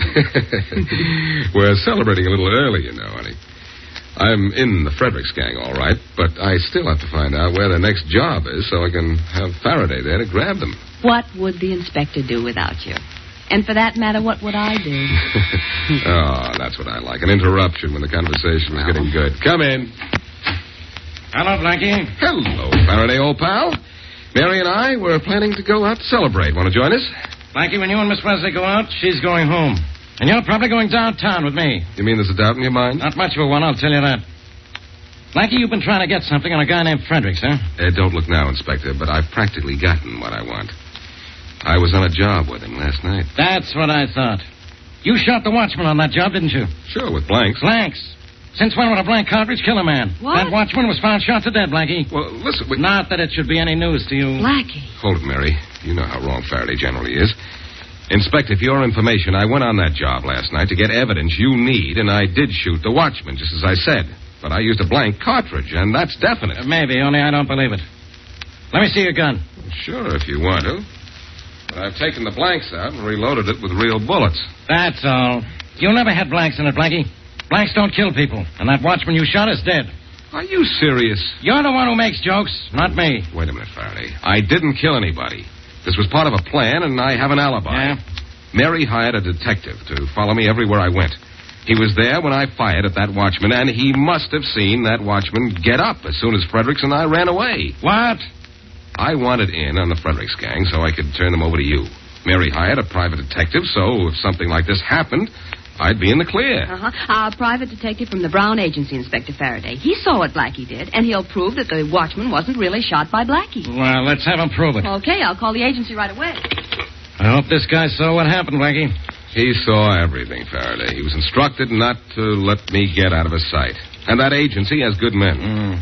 I got a good mind not to even wait to find out. You've got a good mind. Your mind is so dull you could be arrested for carrying a blunt instrument. Now, just wait till you hear what this detective has to say. I'll wait. Brown Detective Agency, Brown speaking. Mr. Brown, this is Mary Wesley. Oh, Miss Wesley, glad you called. I've been trying to get in touch with you for hours. Well, I haven't been home all day. Mr. Brown, I want you to speak to Inspector Miss Wesley, I'm afraid I have to give you an unpleasant report. Huh? My man lost Boston Blackie's trail late this afternoon. Couldn't find a trace of him after that.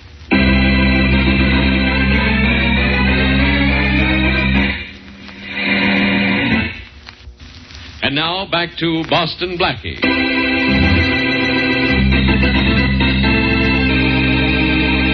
A man named Fredrick heads a stick-up gang, and in an effort to trap him, Boston Blackie joins him in a robbery. During the robbery, Blackie shoots a watchman. A private detective was supposed to be following Blackie to testify, if necessary, that the watchman got up after the shot because Blackie used blanks.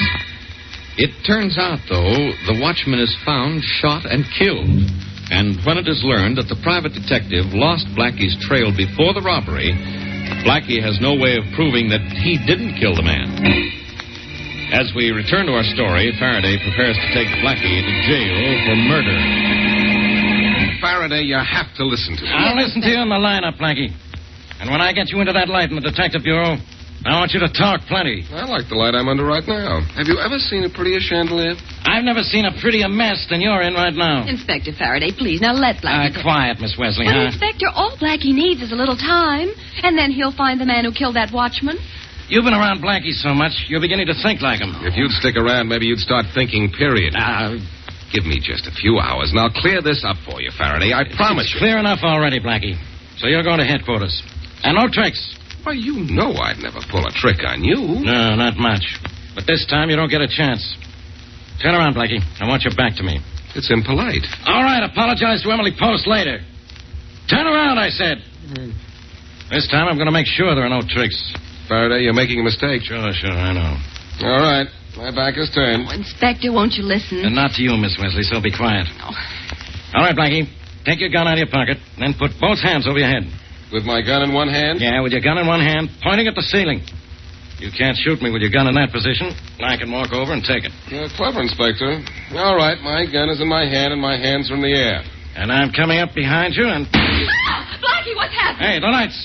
Blackie, come back here. Come back. Where are you going? The same place the light in that chandelier just went, Inspector. Out.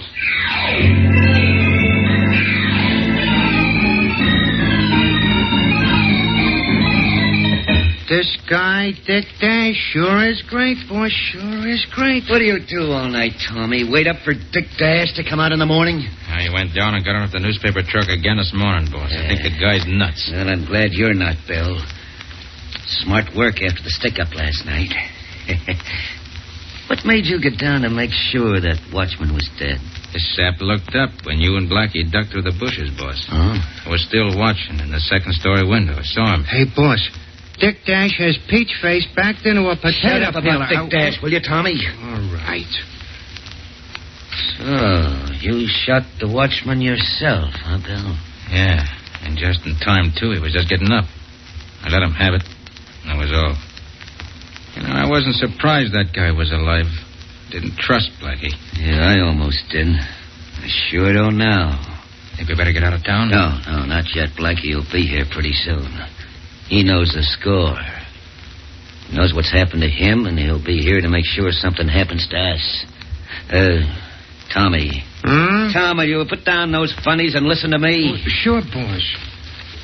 Look, you get in this closet here. In the closet? What for? Insurance. What are you talking about? Blackie may be here to cause trouble. If he does, he'll be standing with his back to the closet when he starts it. I want you to come out and finish it. And him. Oh, yeah, sure. Dick Dash did something like this once. Sure, boss. I'll listen from in here. If it gets tough, well, just leave it to me. Leave Dick Dash out here. You can't read in the closet anyway. Bill. Yeah? First chance we have, let's get rid of that guy. That comic detective of his gets on my nerves, too. Guy goes nuts waiting to find out what's going to happen the next day. Well, he's not the only guy who's nuts about those things. I'm just getting so, I don't like the guy anymore. Uh-oh. Yeah, I'll lay odds that's Blackie. If he starts something, you know what to do. Yeah. Come in. Hello, Fredericks. Hello, Bill. Hi. Well, 3 out of 4 of us are here. Where's Tommy? Out getting his funny papers. Getting him a little late this morning, isn't he? Yeah. Well, I'll take care of you two before he gets here and then handle him. What? Don't reach for your gun, Bill. Tough, aren't you, Blackie? You'll find out, both of you. Okay, reach. And turn your back to me. What's wrong, Blackie? You know what's wrong. That watchman was found dead, and Faraday thinks I killed him. Well, you shot him, remember? Cozy, weren't you, Blackie? I thought so at the time. I'm a little cozier now, though. Tommy, out of that closet. Nobody's in the closet, Blackie. No? Then what's the comic page of this paper lying around here for? Tommy's here, all right, and he's in there. You coming out, Tommy? Want a personal invitation? All right. Neither of you guys get cute now. You won't like what happens if you do. There's nobody in there, Blackie. All right, Tommy, out. Now? Okay, I'll drag you out.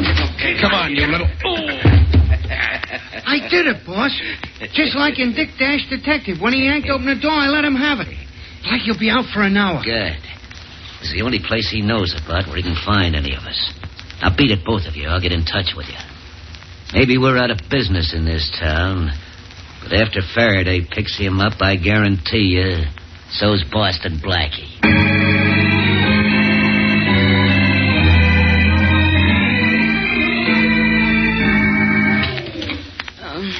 Oh.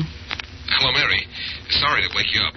Oh, Blackie, where you been? Most of yesterday, I was unconscious on the floor of Fredrick's office. Blackie. I'm all right now, except that I still have my cold, and most of the night I've been hiding from the police. Oh, well, don't come up here. My apartment's being watched, and not because the police think I'm cute. I know, they think I'm cute. Oh. Well, I do have a cute bump on my jaw. Blackie, go to see Faraday and try to explain what really happened. No, Mary, he's got no reason to believe me yet, and I've got to be free in order to clear myself. Well, how are you going to start? I'm not sure yet.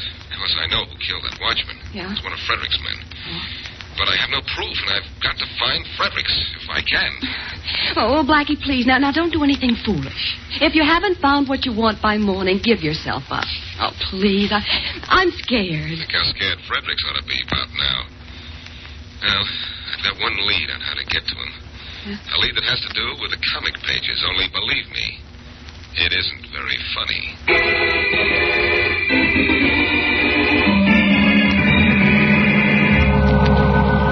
Okay, number 6, you're all loaded. Get rolling. Okay. Oh, hold number 7. You got to haul a few hundred more this time. Hey, you. Yeah? Sorry to bother you when you're busy. Hey, I know who you are. You're Boston Blackie, I mean. Say, you're in an awful jam, Blackie. I know I am, and I'm here to get out of it. Some guy comes here almost every morning to buy a paper off one of these trucks. Yeah, he sure does. Well, he hasn't been here this morning. Well, not yet, I mean. Well, look, when he gets here, I want to talk to him. Sure, Blackie. Want me to point him out to you? No, I know what he looks like. Only it's late, and looks like he's not going to show up. Yeah, could be. Sure would like to help you, Blackie, if I could. I'm That's sorry. all right. Okay. Thanks, anyhow. Blackie, Yeah? the guy you were talking about. Here he is now. That's the guy, all right. Give me that paper and tell him to step behind this truck to get it. Okay. Oh, but Blackie... Give me that paper, quick. Oh, sure. Here you are. Now, send that guy back here, and don't tell him who he's going to meet. Okay.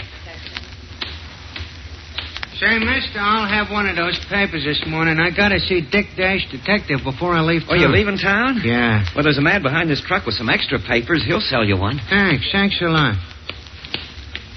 Hey, you with the papers, give me one of those things. I gotta see... You have to see me first, Tommy. And don't reach for a gun. No. Don't yell. And keep your back up against that truck. I didn't do nothing, Blackie. I didn't hurt nobody. That watchman was more than hurt at that holdup. He was killed. And I think you killed him. No, I didn't kill him. It wasn't me. Who was it then? I don't know. Lucky I didn't hear you, Tommy, or you'd get another clip. Now, who killed that watchman? Wait, Blackie, wait, don't clip me again. It was Bill. Yeah. That's all I wanted to know. Okay, where is he? He left town last night. I don't know where he went. Wait, Blackie, honest, I don't know. I'll find out where. He killed that watchman? With his own gun? Yeah, Blackie, yeah. How do you know? I heard Bill tell Fredrick. Where's Fredrick? I don't... Tommy, I'm going to knock... He's living under the name of Colfax in the Walton Hotel. That's different. Okay, Tommy. Here's your funny papers. Let's see how you like reading him in jail.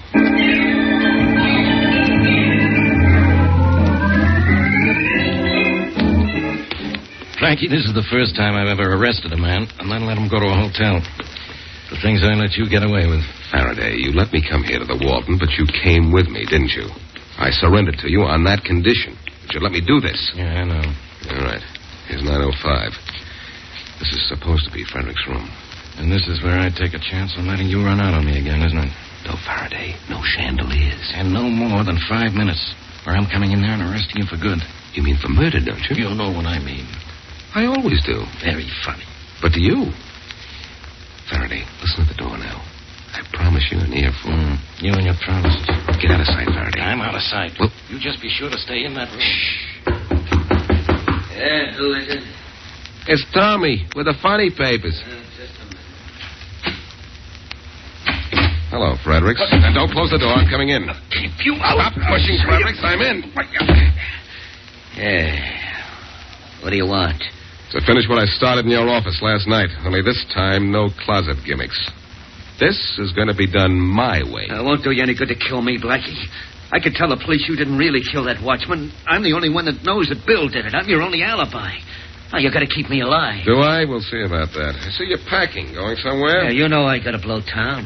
Not taking much with you. This is sort of a small valise. Well, I like to travel light. I want to see how light. Hey, what are you looking for in that suitcase? Money? The dough you got from the stick-ups. And here it is. Well, I'll take this and you. Maybe you know a lot, Blackie, but it's not going to do you any good. Outside that window behind you, it's a long way down. And I'm going to see that you find out personally. Okay, Frederick. Show you. I've been waiting for this. I'll give you. Come in, Faraday. Okay, I heard everything. So this guy there on the floor is the guy in back of all those robberies, huh? That's him. Name is Fredericks. That character Tommy I brought down to you works for him. Yeah? This guy here is the boss. Mm-hmm. The guy who really shot and killed the watchman is a fellow named Bill. With a little coaxing, either Fredericks or Tommy will tell you where he's hiding out. Good. It's going to be a lot of fun coaxing him, too. You know, Blackie, maybe it takes a little longer when we work alone on a case, but we sure get results. Want to know a way we can solve cases quicker? Well, I sure do.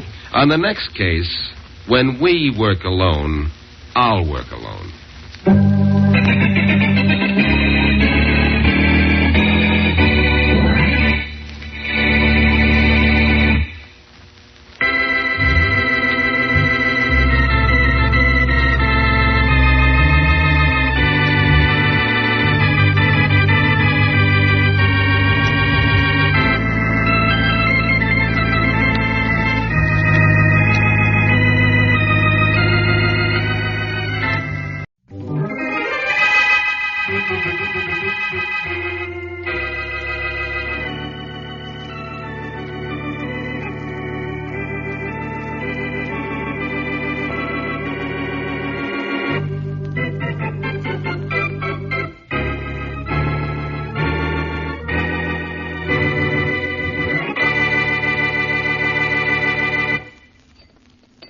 What's the matter with your appetite? Nothing's the matter with my appetite, Mom. Ask me what's the matter with the stuff you cooked. If you don't like what Mom cooked, don't eat it. Don't make any remarks about it either. Why don't you shut up? Donald, don't talk that way to your brother. Kenneth isn't making any trouble. He isn't making it any pleasant around here either. Maybe you better leave the table, Donald. I might as well. Don't let him upset you, Ma. He's just in one of his moods this morning. He's always in one of his moods. I don't know why I put up with you two. You don't know why you put up with us. Well, I like that. I don't know how we put up with you. You refuse to work. You won't help me around the house. You won't do a thing ever. You let your brother support you and me wait on you. It's a good setup, isn't it, Mother? But you want me to move out and do things my way. Maybe that wouldn't be as bad as I've always imagined. Maybe I ought to let you. You won't. You'll do anything to keep me out of trouble. By the way, I need $10 for this afternoon. I won't give it to you. All right, then. I'll better give it to him, Ma. Just go out and try and steal it if you don't. Thanks, brother.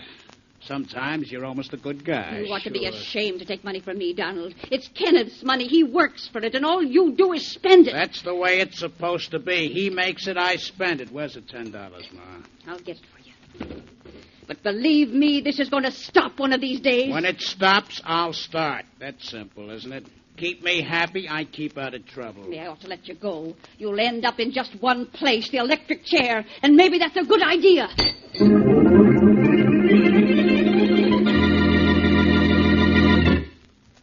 And now, on to Dick Calmer as Boston Blackie. Enemy to those who make him an enemy. Friend to those who have no friend.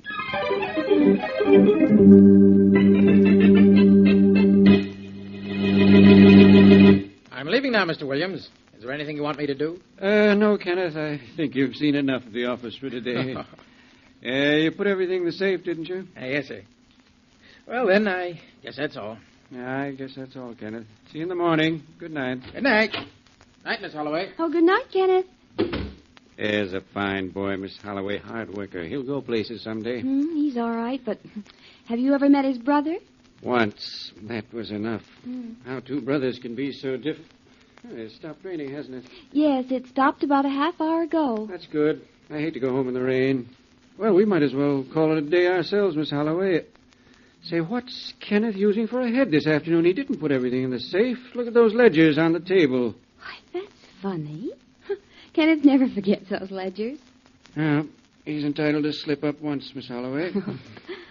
I'll put him away. Would you hand him to me? Yes, of course. Thank you. Say, Kenneth really must have something on his mind. He left this office supply tray out of the cabinet. Well, I'll put it back. Never mind, I'll do I've it. got it. What? Oh, Mr. Williams, I'm so my sorry. fault. Always let a woman have her way, I always say. Guess I should have let you carry it. Oh, well, I'll pick up the stuff that's spilled. Oh, don't bother, Miss Holloway. Nothing but paper clips, thumbtacks, a couple of pencils, even for the cleaning woman. And for Pete's sake, don't look so conscience-stricken. It wasn't your fault. Well, all right, I won't look like that anymore, but I better write a note for the woman who cleans telling her that... Come in. Oh, Mr. Williams, he has a gun. Good heavens, man, no. Don't be a fool.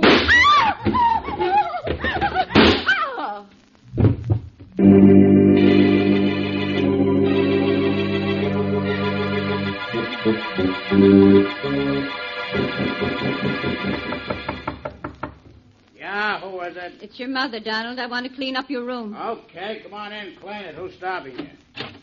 Why didn't you do it today while I was out? I'd like to be alone in the evening. I like to spend my evenings doing something besides housework, too, Donald, but there's too much to do around here. Not for me, there isn't. But I like it that way. Oh, Donald, your dresser's a mess. Can't you ever put anything away? Why should I? It's too much bother. Everything's too much bother to you, isn't it? Did you go to see Harry Brown as you promised? I saw the bum this afternoon. I went way across town to see him. All he wanted was to give me a job at his gas station. A job wouldn't hurt you, Donald, and Mr. Brown's company pays well. So what? You didn't take the job, did you? Are you kidding, Ma? Oh, Donald, you're impossible. Look at these dresser drawers. No wonder your clothes are always in such a mess. Suppose one is worse than the other. Hey, keep out of that drawer, Mother. I'm going to clean this room of yours inside. I told you to stay out of there. Donald, where did you get all this money? Money? There's no money in that drawer. There's no... Wow. Hey, that must be $25,000. You didn't know it was in here, did you? Well, no, Ma, no. I took a shirt at Ken's. I didn't want you to see it. A gun. There's a gun in here. So you have a gun, too. Ma, that money isn't mine. That gun isn't mine. The money isn't yours because you stole it. But the gun is, and you got this money by using it. It's been fired recently. I can tell by the smell of it. Put up your hands, Donald. Put that gun away, Mom. Warning you. I'm warning you, Donald Carver. You do as I say, or when the police get here, they'll have to take you to the morgue.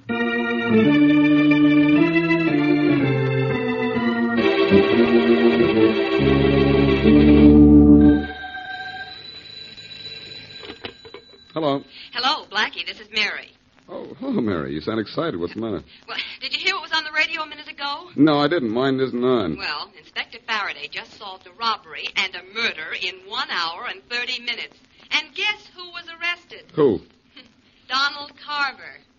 Donald Carver? Who's he? Oh, Blackie, don't you remember the woman who came to see you about a year ago? The woman with the son who needed a talking to? Oh, yes, of course. My talking to him didn't take, huh? Well, it took for a year and then wore off.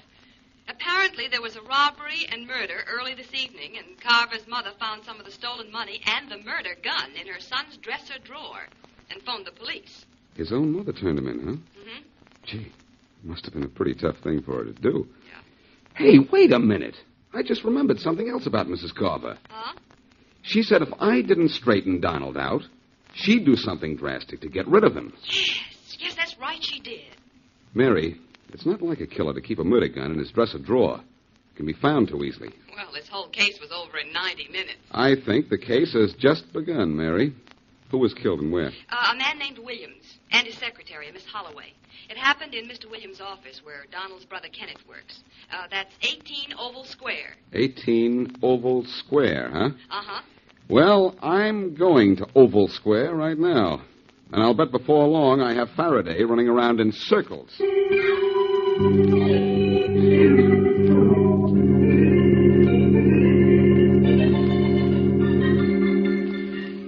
While strolling through the park one day in the merry... Very nice voice you have there. Back up there, young fella. You'll get your feet wet. When I scrub floors, I scrub 'em and everything on 'em. In the merry, merry month of... I'm sorry to bother you while you're working, but I'm Boston Blackie.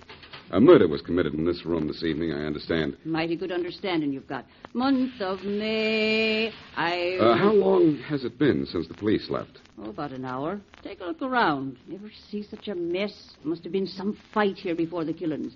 Taken by surprise Apparently. Was that stuff on the floor there when you came in? Yep, pair of roguish eyes. Paper clips and thumbtacks and papers and all? Yep. Cops figured out they got knocked on the floor during the struggle. What's it to you? I don't know yet. Well, thanks for letting me interrupt your work. I'll be seeing you in the merry, merry month of May.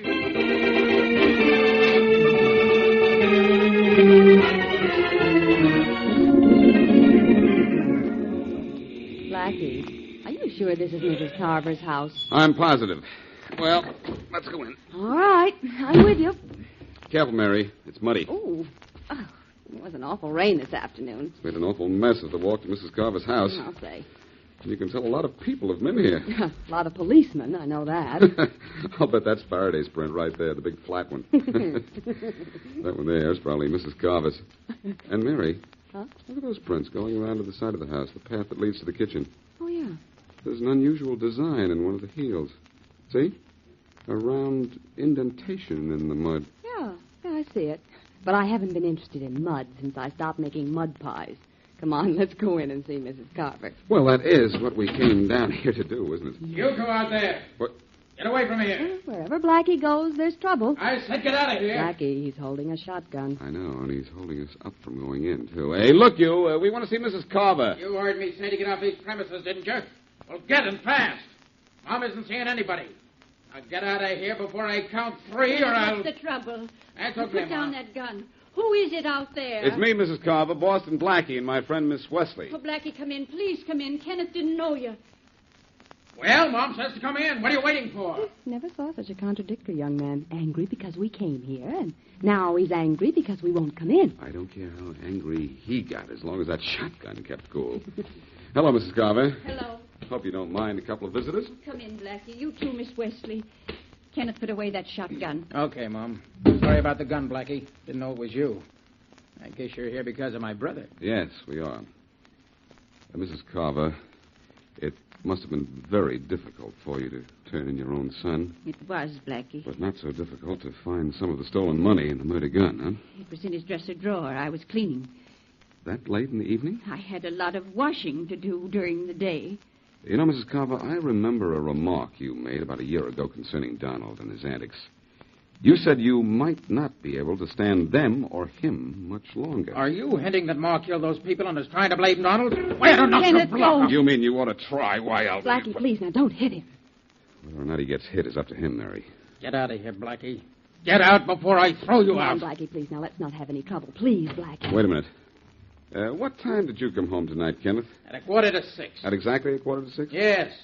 I left the office at 5:30, and when I leave then, I'm always home by 5:45. How do you know it was exactly 5:45? I looked at the clock just as I came in. That's one way of telling, isn't it? Yes, I suppose so. The clock was right. Where is it? I want to check the clock. In the kitchen, right above the stove, Blackie. Mm-hmm. I use it to tell how long a roast has been cooking. You know, you've got to cook a roast. Wait a minute, Ma, please. All right. Blackie, a little while ago, I told you to get out of here. What are you waiting for? Nothing now, Kenneth. I just want to know all the facts, that's all. Well, good night. Night. Mary. Mary, where are you? I'm out here waiting for you, Blackie. Oh. Well, seems to me the murder case is pretty much solved. Faraday has arrested Donald Carver, and you've found nothing to indicate that Donald didn't kill Kenneth's boss and the secretary. You know, Mary, I like to agree with you. It makes things so much easier for the two of us. Only you've never been so completely wrong in all your life.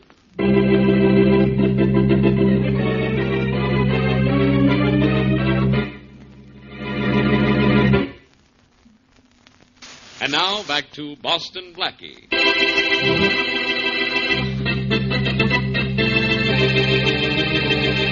Mrs. Martha Carver has two sons, Donald and Kenneth. Son Donald is a ne'er-do-well, whose demand for money keeps the family broke. Shortly after son Kenneth leaves his office, his boss and boss's secretary are both shot and killed by a man who then robs the safe. Part of the stolen money is then found by Mrs. Carver in her son Donald's dresser. A recently used pistol is found there, too. So Donald is arrested. Boston Blackie, however, feels that Donald has been framed, but he can't prove it. As we return to our story, Blackie is in Inspector Faraday's office seeking further facts. Blackie, you have no more right in this case than I do in the Ladies' Aid Society. You have no right in this case either, Faraday. No right answers. Oh, I suppose you do. Well, so far, I'm only guessing at things, but I've had pretty good luck with my guesses. When were Williams and the secretary killed? None of your business. 5:30. Well, at 5:30, where was Donald Carver? He says he was with a man named Harry Brown. Had he checked? Sure, but Brown left town at 6:30. Well, at least you tried. I didn't have to. The gun found in Donald's dresser was the murder gun. So what? The money found in his dresser was part of the money stolen from the Williams Company safe. Where's the rest of it? How do I know? Maybe he spent it. Donald Carver has a bad reputation. And you're going to have a worse one if you don't let him go. I've already let him go. What? I had to, in spite of the evidence against him. Harry Brown called in from out of town, and he swears that Donald Carver was with him from 5 to 6. And Brown's office is 50 blocks from where the murder took place. Well, with Donald Carver free, who are you going to get to take his place? No one. I still think Donald Carver is guilty. With a perfect alibi? I'm going to prove his alibi isn't so perfect. Don't bet. I could tell you where you'll find your killer, though. He could tell me, he says. All right, tell me. Well, if I were you, I'd invite me to go back to the Carver house. I think it would be a good idea if we had a good talk with Mrs. Carver.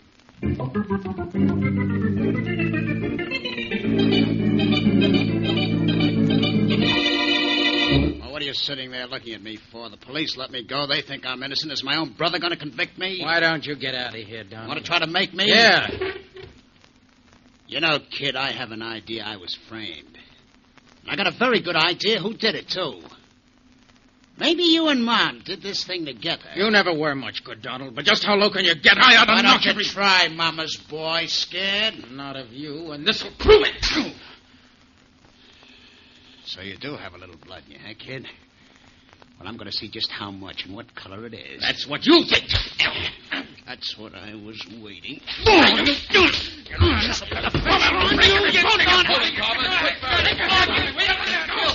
Carver, relax. Fun's over. Come on, take it easy. Take it easy. All right. I should have killed the rat. Are you all right, Kenneth? Yeah, Blackie, I'll live. Get that guy out of here or he won't. I'll take care of you, brother. Let go me, Faraday. I'll let you all have it. Let go. Let him go, Faraday. Okay. I've owed him a workout for a year. Where's your mother, tough guy? Who knows? Where is she, Kenneth? I don't know. She left here right after you and Miss Wesley did. Only I don't know when she's coming back or where she went. I think maybe you had the right idea about talking to Mrs. Carver, Blackie. I've got another idea. Only this one's a question. Kenneth, I went up to your office after the murders. The cleaning woman showed me a lot of office supplies. Thumbtacks, paper clips, pencils, the usual stuff. Only they were on the floor. What am I expected to know about that? Oh, I thought maybe it would spill during the day. An accident or something, was it? Not while I was there. Blackie, I don't know what you're trying to prove. All I know is you haven't done it. Now, let's get out of here. I'm going to send out an alarm for Mrs. Carver. When we pick her up, this case will be over. From the very beginning, this case has been over, Faraday. Over your head.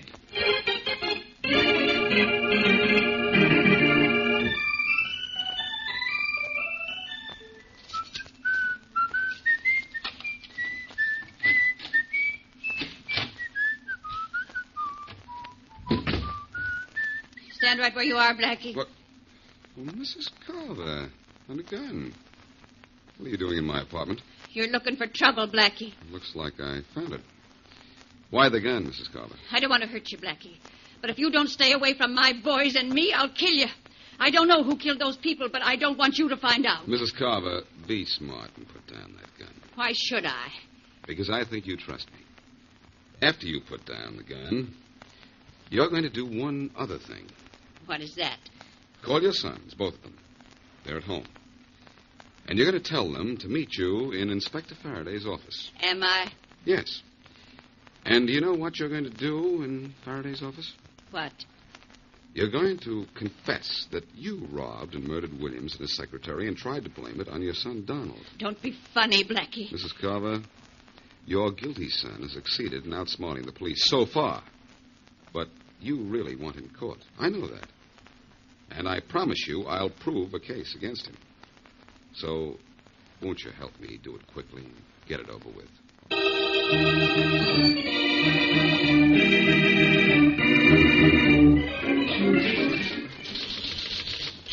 I shot and killed Mr. Williams and his secretary, Miss Holloway, and robbed the safe.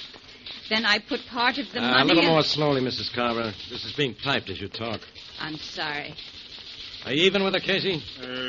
Yes, Inspector Faraday. All right, Mrs. Carver, go on. Mother, why did you let them talk you into this? You know you're not telling the truth. I know what I'm doing, Kenneth. And now I know what you tried to do to me. I'm sorry, Donald. Go on, Mrs. Carver. I know this isn't pleasant for you, so let's get it over with. Finish your statement, Mrs. Carver. Never mind Blackie. All right. Then I put the money and the gun I used in my son Donald's dresser drawer. I did this so he would be sent to the electric chair, and my son Kenneth and I could live in peace again. Donald made our lives miserable. I think that's all I care to say just now. I think you've said enough, too, Mrs. Carver. Let's have it, Casey. Here you are, Inspector. Now you'll just sign this, Mrs. Carver, and we'll let you rest. Thank you. Where do I sign? There, just after the word signed. Blackie, you and Casey sign as witnesses, will you? Yes. With pleasure, Faraday. No, you can't do it. Now, wait a minute, Mom. Don't sign that. I won't let you. I'll admit it. I did it. No, Donald, don't try to protect me. No, Mom, not protect you. I'm just telling the truth. Wait a minute. What is this? This is what I've been waiting for, Faraday. Donald, I was hoping you'd confess. You just couldn't see your mother go to the electric chair, could you? No, not for something she didn't do. Let her go, Faraday. I'm the guy you want. Ma, tell me the truth. Tell me you're lying. I'm sorry, Donald, but my confession stands. No, it doesn't. It's a lie. I know you hate me, and I don't blame you, but you're not going to jail for something I did. I killed those two people. I'll take over from here, Mrs. Carver. Faraday, on my way back down here, I stopped and bought a large box of thumbtacks. Mind if I spill them on the floor? Blackie, this is no time for fooling around. You've messed things up enough. What's the idea of the tax? Well, pardon the pun, but it may tax your mentality to get the idea. Now, but if some people can sleep on a bed of nails and prove something, I can walk across a floor of tacks and prove something. Now, I want you to watch this, will you? what are you trying to do, Blackie? trying to pick up, attack, and pick out a killer. Oh, stop wasting my time. Mrs. Carver just confessed to the crime. Now Donald Carver's confessed. I thought you had this whole thing figured out. I do, Faraday. And I did when I came in. Now, look at the bottom of my shoe. There, what do you see? Thumbtacks. So what? Now look at the bottom of Kenneth Carver's shoes, and you'll see so what. Are you nuts? He didn't walk across these tacks. No. But there were tacks on the floor of the Williams office, weren't there? Yeah, but what is that? Let's see one of your shoes, Carver. What for? Just let's see one of them. Okay. There you are. And there you are, Faraday, a large-headed thumbtack.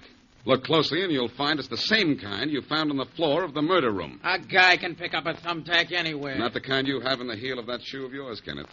And I have further proof you murdered your boss and tried to pin the crime on your brother Donald. Oh, you don't have any proof.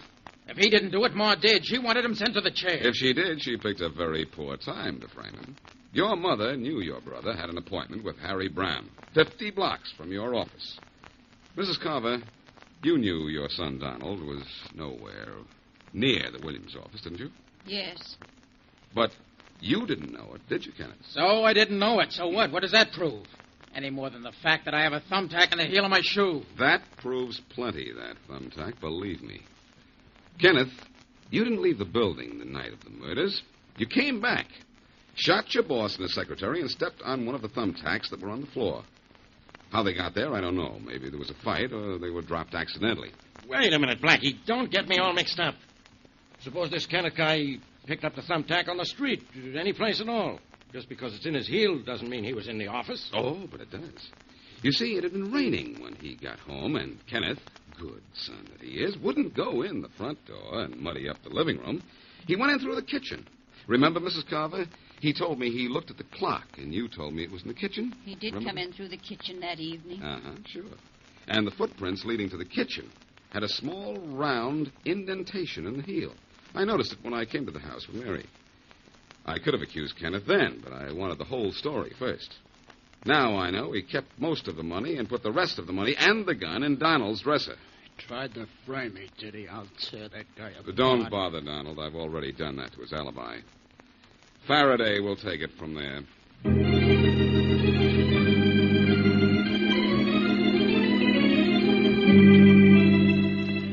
If a buddy meet a buddy, you better pull your shoes back, young fella. You'll get 'em soaked. Oh, I didn't want to interrupt your song by telling you I was here. I heard you come in and knew who you were without having to look at your face. I can tell by your shoes. You're the young fella, Boston Blackie, who came around asking questions the night of the murder.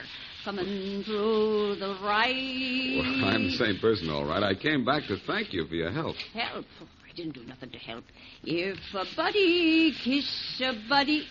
You did quite some helping, though. You practically made that brother Kenneth confess. I was reading about it in the papers. Well, it was the supposed to be bad brother Donald that set up the whole thing, you know. Should a buddy cry, every lassie has her lad... Say, one thing I never understood. Why did that woman, Mrs. Carver, come to your place with a gun? Well, she came there because she knew it was Kenneth that did the killing. And she didn't want me to try to prove it. When I told her I could prove it, with or without her help, she agreed to my plan.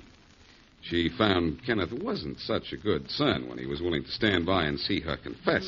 She sure did. None they have, say I. Say, what happened to Donald? Well, he got a job in a gas station, and according to Mrs. Carver, he kind of likes the idea of honest work. Never hurt nobody.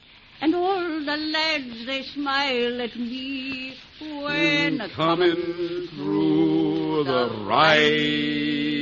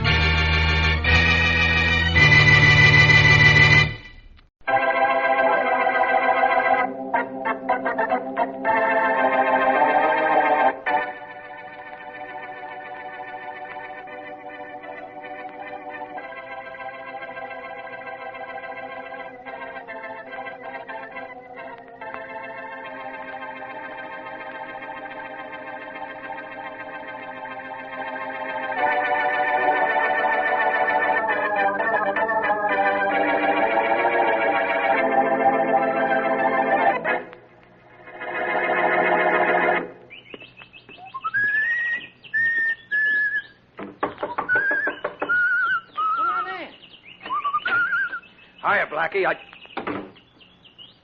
Nice to see me, ain't you? Hey, what goes here? This is Blackie's apartment.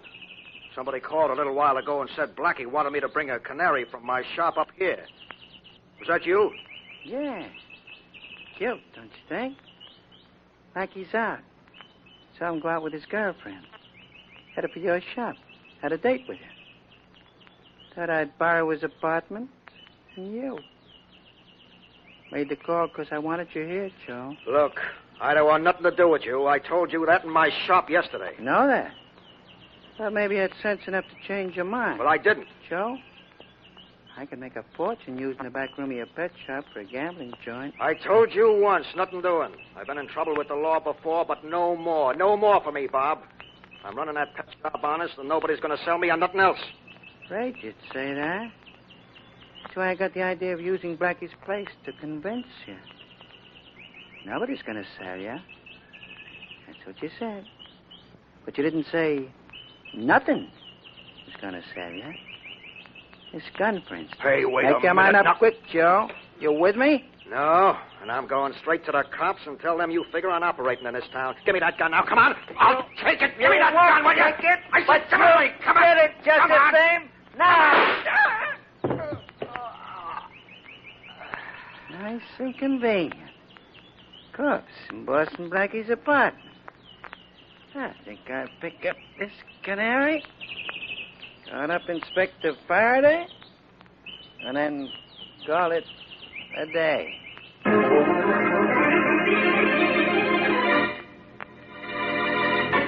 And now on to Dick Calmer as Boston Blackie.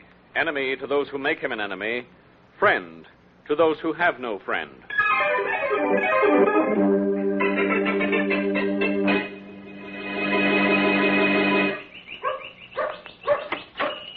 Oh, Blackie, look, that cocker spaniel's still in the window. Gee, I guess your friend Mr. Nelson really meant what he said when he told us to come back this morning. Mary, my friend Mr. Nelson, or should I say the former number 847-8949, has always meant what he said, including the time he said he'd robbed the 4th Avenue Bank. Well, now, Blackie, don't be too hard on him. After all, he has reformed since he got out of jail. He's running this pet shop now, and that's certainly behaving himself, isn't it? If he's running this shop, he's doing it in a strange way. You can count on that. He's not anywhere in sight. Nelson? Hello? Hello, Nelson? Hey! Nelson! Oh, Blackie, there doesn't seem to be anyone here. Maybe he's in the back. Hey, Joe! Joe Nelson! There's the phone, Blackie. If you can't bring Mr. Nelson out, that phone should. Mary, there's no one in the back of the shop either. Huh, that's funny.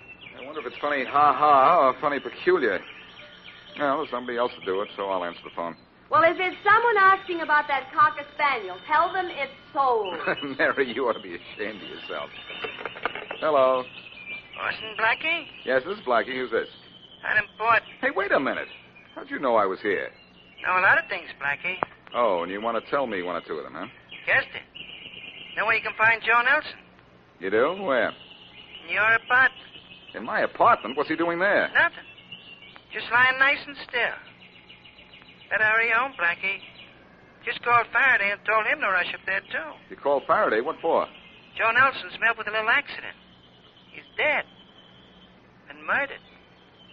I imagine Faraday wants to see you. That's what for.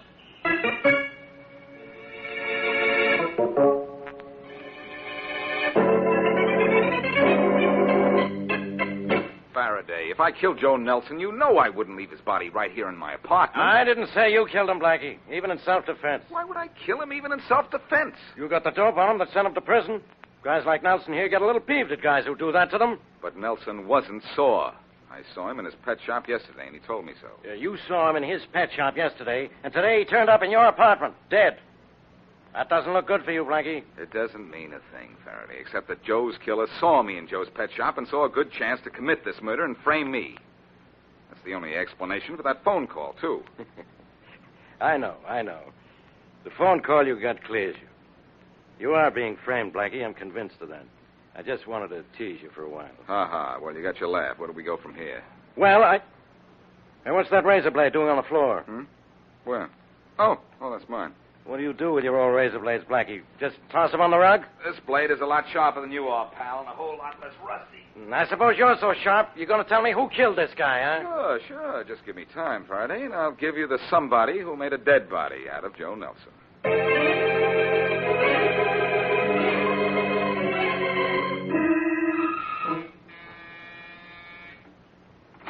Yes? Are you Frank Nelson? Yes. Well, talkative, aren't you? I want to talk to you, and I want to get more than a yes out of you, too. What do you want?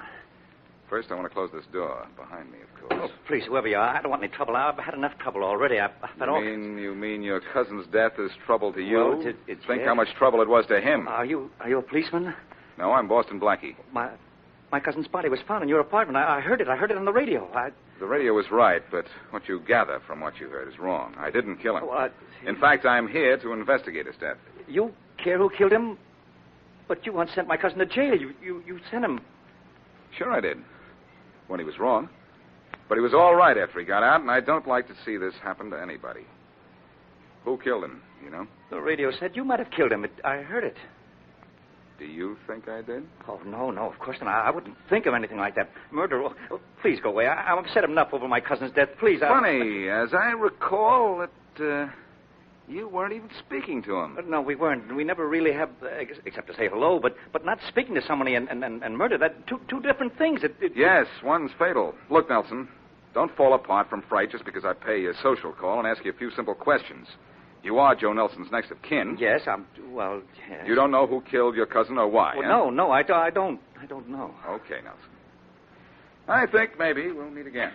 So long. Goodbye. How'd I hand it to you, kid? Huh? Who are you? Just me. Who are you? I never saw you before. No, but your cousin saw me. Saw me just before I killed him. You killed him? Did a nice job of it, too, don't you think? Leaving his body in Blackie's apartment and all that? Why did you do it? Why did I kill your cousin, or why did I dump his body where I did? Why did you kill him? What had he done to you? Didn't do me a favor. Didn't let me use the back room of his pet shop for a little business I'd like to be in. Wouldn't sell the shop to me. Didn't want to cash in on his pet shop. So I cashed him in. Where did you come from? What do you want with me? Came in the back way. Was about to chin with you when I heard you talking to Blackie. Like the way you handle the guy. Think you and me will do all right together. What do you mean? I mean, the pet shop's yours with Joe dead. Well, yes, the pet shop. You and me are going into business together. In the back room, mostly. Running a little game. What? Nobody would suspect we'd be running a game in a pet shop. Oh, no, we're not. I don't want any part of that. No? No. Well, maybe you want all of...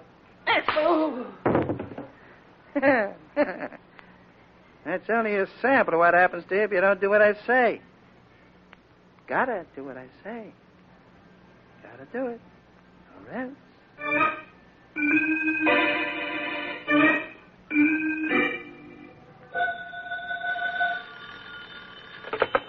Hello. Hello. I want to speak to Boston Blackie, please. Speaking. Blackie, this is Frank Nelson. Yes? I'm in trouble. I found out who killed my cousin. When you tell me he'll be in trouble, who is it? I don't dare talk over the phone. Could you meet me here? Sure, but where's here? My home. Come right away. Quickly, will you? Keep your jitters on, Frank, and keep that tip on tap till I get there.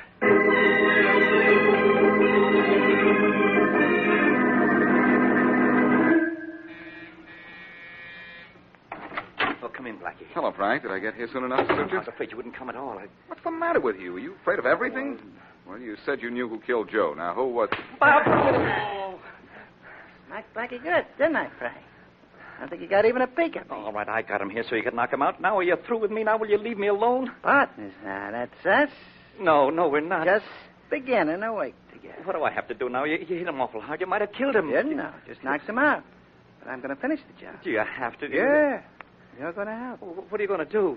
Well, something I haven't done to a guy for years. Oh.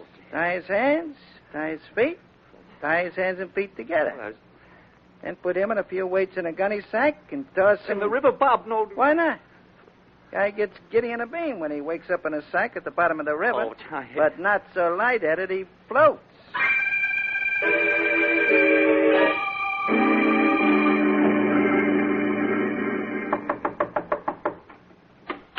Well, what is it?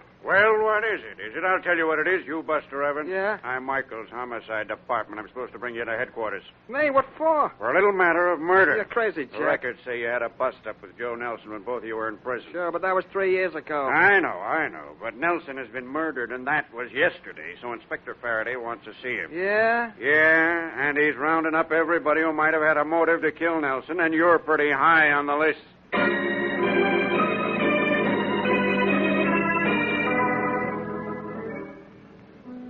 Lady, did I ever tell you how wonderful I am? I'm going to take you out of a joint like this. You'll be singing in a Class A spot when I'm through with you. Sorry to interrupt. Listen, I Sam could... Tobias. That's right. Who are you? Blaine, homicide department. Shut up, you. He's got nothing on me. Well, what is it, Flatfoot? You and Joe Nelson never got on, did you? What about it? He's dead, and Inspector Faraday wants to see you at headquarters. He wants to see everybody who didn't like Joe Nelson on account of Nelson's dead. Get your hat. Okay, I'll be out in an hour. Honey. Yeah? I guess you could wait another hour till I fix up your career for you, can't you? You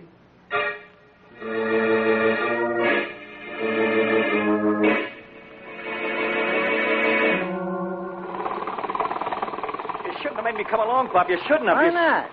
Need you to help me dump Blackie's body overboard. Well, Plenty deep out where we are now. Blackie still sleeping, Frank? I don't know. I'm not sure. I think maybe I saw the sack move once. Don't mean anything. Cut the motor, huh? Bob, let's turn back. Blackie's still alive. Cut and we... the motor, I said. Okay. Blackie? Blackie? You awake? Maybe he's dead. You hit him awful hard. Got a hard head. Tell you something, Blackie. Just in case you're awake. Bob, stop it. We got to do this. Let's do it and get out of here. I'm scared. A minute, Frank. Get this, Blackie. What? This is what happens to guys that know too much. We're out on the river. Mile out. Nice night. Nice night for a swim, tied up like a roast turkey. Let's see how nice you can paddle. Bob, please, let's get it over with. Get it over with, huh? Okay. Pick him up. Heavy. Guess he's still out. That's a boy. What? Two. Here he goes. Three.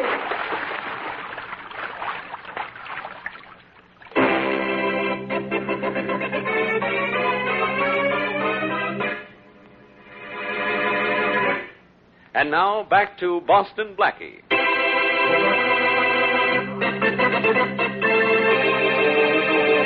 Joe Nelson, pet shop owner and ex-convict, is found dead in Boston Blackie's apartment. Joe was killed by a man who wanted Joe's pet shop as a front for a gambling house and who tried to throw the blame on Blackie. Frank Nelson, Joe's weakling cousin, knows this, but is forced by fear to work with Bob. And with Frank's help, Bob knocks out Blackie, ties him up, puts him in a sack, and dumps him into the river. As we return to our story, it is several hours later, and Mary Wesley is in Inspector Faraday's office. Inspector Faraday, you have to help me find Blackie. It's his own fault if he got himself in a jam, Miss Wesley. He stuck his nose into this case. Inspector, he didn't. He was forced into this. All he did was go to that pet shop with me and look at the Cocker Spaniel, and the next thing he knew, he was involved in a murder. I know it, Miss Wesley. I know he couldn't avoid getting messed up in this, and I'm as worried as you are. Having every suspect in the Nelson murder picked up and grilled. No luck. Everybody's got an alibi. Are you sure Blackie went to see Frank Nelson? Well, he said he was going to, but he said he'd phone me in an hour. And that was 6 hours ago. Yeah. I don't have to guess he's run into trouble. I know he has. Well, then do something, Inspector Faraday. You do think something. I don't want to do something? But what? I don't know where he went. Maybe Frank Nelson led Blackie into a trap. The kind of trap that closes and stays closed. Oh, Inspector, you don't think he's dead, do you? They killed Joe Nelson. We can't do them any more harm for 2 murders than we can for 1. Oh, but Inspector, will you just... Anybody miss me? Oh, Blackie! Oh, Blackie, darling. Hey, wait, Mary. Wait a minute. Don't get so close until I can get into some dry clothes. Blackie, you're soaking wet. Where have you been? Not in a dry place, Faraday. I had Joe Nelson's killer at bay, so they dumped me into the river. And in a sack, too. In a sack? Well, how'd you get out? A guy doesn't get put in a sack and tossed in the river and live to tell it. No. It was not only in a sack, but my hands and feet were tied together. What an imagination the guy's got. Oh, gee, how did you get out, Blackie? Well, you know I'm loaded with trick gadgets, Mary. Oh. Saved my life a dozen times. Someday one of them won't work, and I'll be a happy man. Inspector, please, you're the one that helped me get away this time. Remind me to apologize to myself. How did I help you? Remember the razor blade you saw on the rug in my apartment this morning? Yeah? Well, it had come from the heel of my shoe. It's a trick heel hollowed out. In my apartment, the blade probably slipped out, so I slipped it back in. And then when I got dumped out of the boat and into the river, I slipped it out of the heel, and that saved my life. You cut your way out of that sack underwater with a razor blade? It was tough, but not too tough, Mary. My hands were tied to my feet, but my fingers were free. Yeah. I slipped the heel of my shoe aside, got out the blade, cut the rope binding my hands and feet together, ripped open the sack, and swam to shore.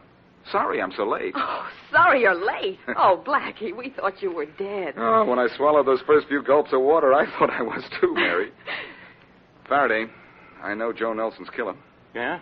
Who is it? Well, all I know about him is that his first name is Bob and that he's working with Frank Nelson, Joe's cousin. Hooray! You want us to pick up every guy named Bob in the city? No. In fact, I don't want you to do anything. You see, right now, I can't prove he's the guy who killed Joe and tried to kill me. But I still think that I can find him, and when I do, I'll make him talk. Blackie, how are you going to do it? By forcing Joe's cousin to tell you where this Bob can be found? Forcing him, Mary? Yeah. That wouldn't be quite possible, I think. Oh? No, he'd be too scared to tell me about Bob. He'd know Bob would kill him. No, Mary, it's got to be much cuter than that.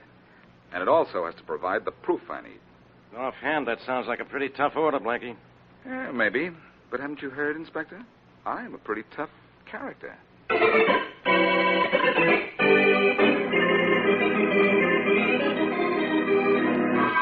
Push the table a little closer to the wall, Frank. Bob, I can't do anything more tonight. I got a feeling that Now, something... no time for feelings. Got to get this room ready for business. I Push your know. end of the table.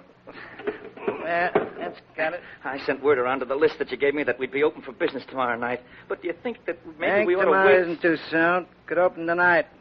Room is ready. So are the guys who want to gamble, so are we. Wonder how Blackie is. Wonder how long he's been dead. Do we have to talk about Why it? not? This makes me... What if he died quick like a smart guy or kicked up a fuss like a hero? He was unconscious when we threw him overboard. I don't think he even knew what happened to him. I think he did.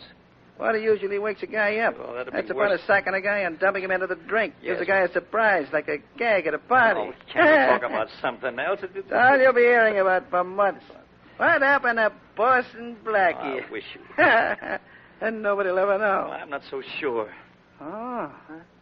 Wouldn't talk if the cops put the heat on you, would you, Frank? Oh, no, Bob. I won't know a thing. I won't know... Wouldn't like it if you did. Well, I won't talk, Bob. I'm as much in this thing as you are now. Are you... Good thing you know that. Well, but, Bob, what if the cops do get to us? What if Blackie doesn't stay at the bottom and there's something about that sack that leads him to us? What Nothing about the sack or anything that'll lead them to us. Huh? Funny thing, though. See what it said on that sack? No, I didn't pay any attention. I didn't really... It seen what it said, Frank. Give you a laugh. It said contents perishable. Keep in cool, dry place.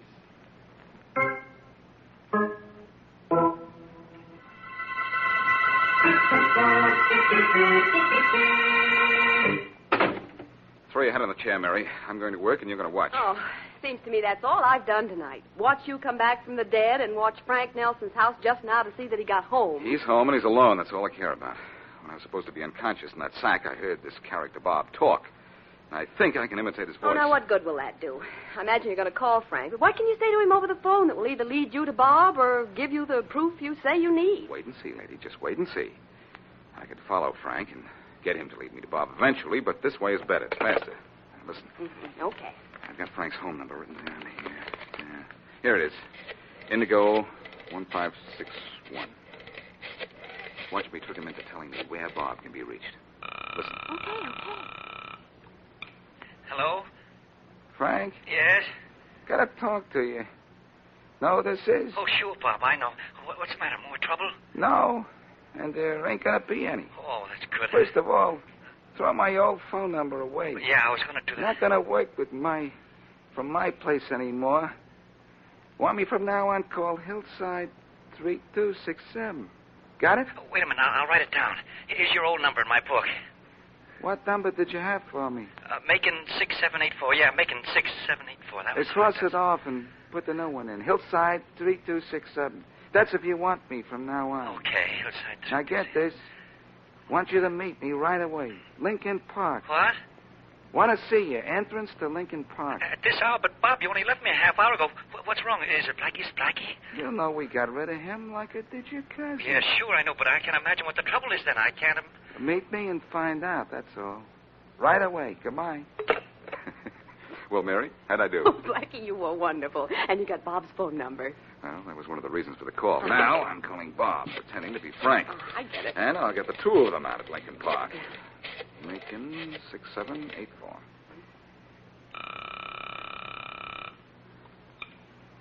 Yeah? But Bob, I'm really scared. You've got to meet me right away. Scared? Yeah. What are you scared of? Well, I... Ghosts? That's all we got to worry about, Frank. Well, you got to meet me right away. I got to talk to you. Sit tight and shut up. Nobody knows I knocked up your cousin up, Blackie. What's eating you? Well, I'll tell you when I see you. Bob, either you meet me right away or I go to the police. Oh, in that case, better meet you. Better meet you right away, too. Whereabouts? At Lincoln Park. Hurry, will you? I'll be there. Don't you worry about that. Well, Mary, that did it. Now to call Faraday and get him to Lincoln Park so we can link those two guys to murder.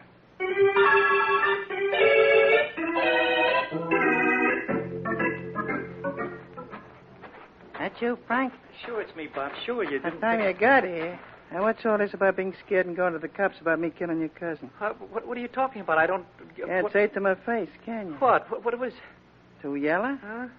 Oh, kid, you're not going to any cops now or never. Well, In fact, you're not talking to anybody from now on. Oh, no, Bob, no. Didn't finish, huh? Well, let's swell. I don't think so, Bob, but this will finish you. Did you get him, Blackie? Did you? One smack is all it took, Faraday. He's through. He's all yours. Okay, I'll take care of him. I want to see how bad Frank is hit. Frank. Blackie, how did you get away? Never mind about that now. Where did the bullet get you? In the side. I don't think it's too serious. I hope not. I wouldn't want to cheat the state out of the fun of putting you on trial.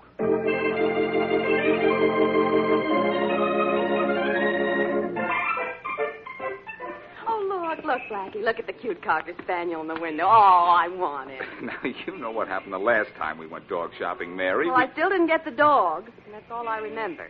And, Blackie, if I remembered anything else, I'd remember to make you promise me you'd never fool with Inspector Faraday's murder cases. Would you like that? No. No, I guess not. Well, if your heart's set on having a cocker spaniel, let's go in the store and get it. Oh, thanks. Come on in. Hey, Blackie. Doesn't seem to be anybody here. Oh, don't tell me this is starting all over again. Hey, somebody. Oh, Blackie, we're jinxed. There's something wrong here, too. Let's get out fast. Oh, no, we're sticking. If there's something haywire, I want to find out what. Hey, anybody here?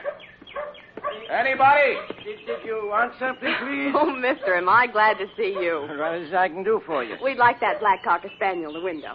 What's his name? The black one? Uh-huh. Well, his name's Blackie. What else would it be? Oh, Blackie? Oh, well, now, I just gotta have him. He's very playful, miss. He likes nothing so much as chasing cats up a tree. Oh, by all means, then, Mary. Let's have him. He'll remind you of me when I'm not around. Well, he's much cuter. And besides, just because he chases things up a tree, why should that remind me of you? Well, Mary, isn't that where I generally have Faraday? Oh, Blackie.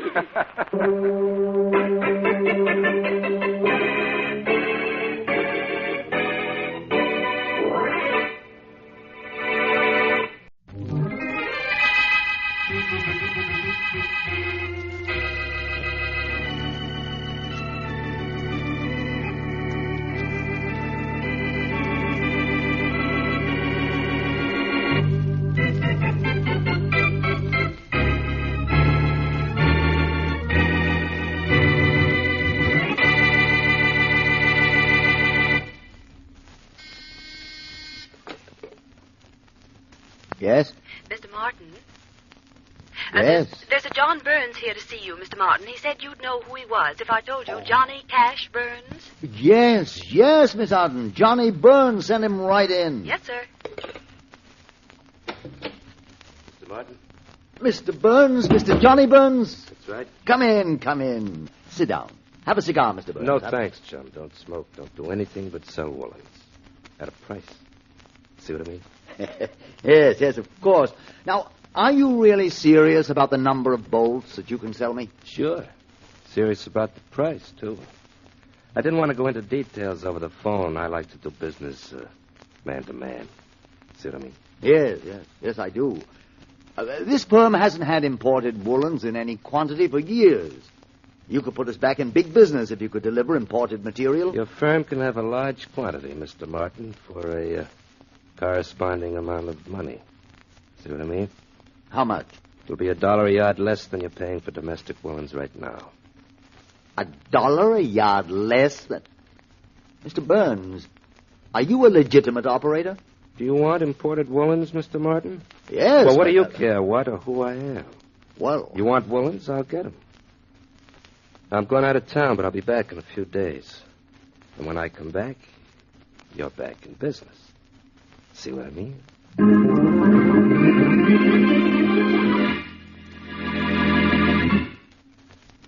And now on to Dick Calmer as Boston Blackie.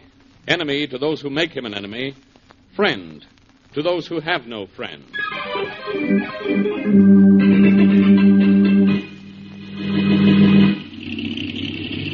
Well, Johnny, I got my helicopter loaded to the blades. Are you ready to take off? I will be in a minute, Sam. Want to make sure I got my copter loaded evenly. See what I mean? Hey, be sure you get home with those woolens, Johnny. It's my money that paid for all this, you know. It's my idea that puts your money to use. And money without an idea isn't worth the room it takes up in a bank. I guess I'm loaded. Johnny. Yeah? You know, we should have chartered a regular plane and flown this stuff into the country. You crazy? The reason we're using copters is so we can drop down behind the woods on your farm and nobody will notice us. See what I mean? I know, but a regular plane is so much faster. If we used a regular plane, we'd go to jail much faster, too. Yeah. We'd be reported if we used a regular airport. Yeah, that's right, sir. Okay, I'm all set. How about you? All set. When are you delivering the stuff to the Martin Company? We'll cross the border just after sunset, land at your farm by dawn. Then I'll get in touch with Martin, and we'll be rich. Great. Happy landings, Johnny. Yeah, happy landings yourself, chum. Happy landings.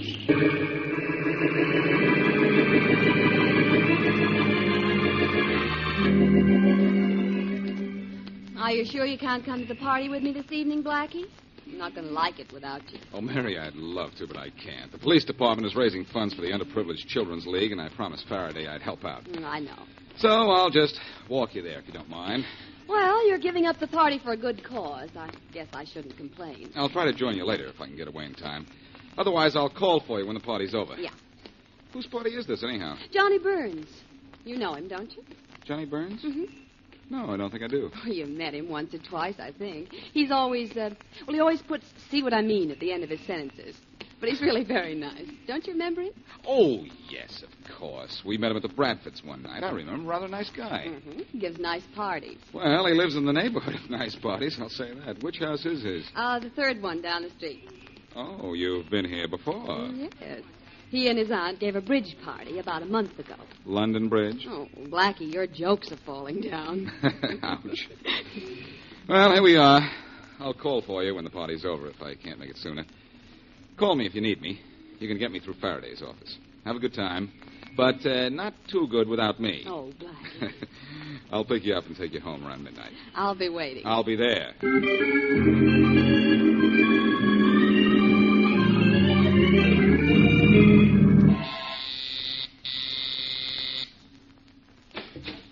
Hello, Sam. Johnny, what happened to you? You said you'd be here at 8:30 last night, and I hadn't been able to get in touch with you anyway. Well, what's a day between friends, chum, huh? It's 100 years if you're waiting for the kind of money I'm waiting for. Didn't hurt you, did it? It hurt me plenty. How did you make out with Martin and those woolens? He bought. See what I mean? The whole lot? Every bolt, every yard. Cash? Well, you're talking to Johnny Cash Burns, remember? Well, I remember we're supposed to split the money now, so let's split, huh? Let's split up, you mean, don't you, Sam? What do you mean, split up? Our partnership is over. See what I mean? But why? There was plenty of profit in just this one trip, Johnny. We'll make a fortune after a few more. No, I'm going to work alone now, Sam. You see, I just needed your money to get me started. What? Now that I am started, I'm rich and you're through. All right, I'm through. Give me my half of the money we got from Martin, and I quit. I'm keeping your half, too, Sam, because you're not going to need it. See what I mean? Johnny, what are you doing with the gun? That's what I mean. Right now, I'm just holding it, Sam. But don't worry, chum. I'll see that you get a good funeral. See what I mean? If anyone has a nice funeral, it's going to be you, Johnny. So where do you think you're going? To the telephone to call the police. I wouldn't do that if I were you. Well, you're not me. And you're not very smart. Well, what's the matter, Sam? Does it take more than one slug to drop you? Well, that just hurt me, Johnny.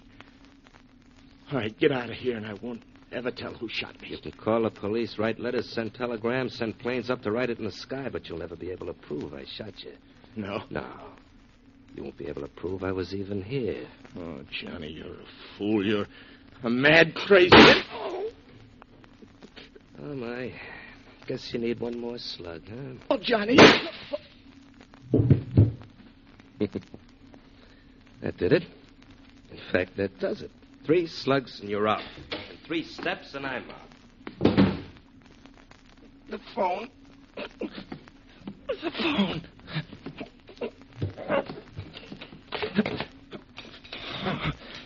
Yes, Mr. Blaine? Smith, get the police, quick. Well, what's the matter, Mr. Blaine? I've been shot. What? Johnny Burns just shot me. Get the police in a hurry. I'm dying.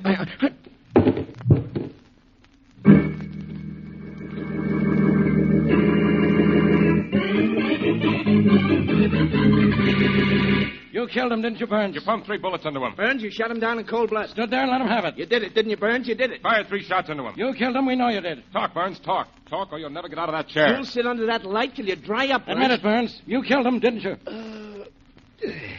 You know, I have an idea you boys think I killed somebody. Why, Hold it, Danny.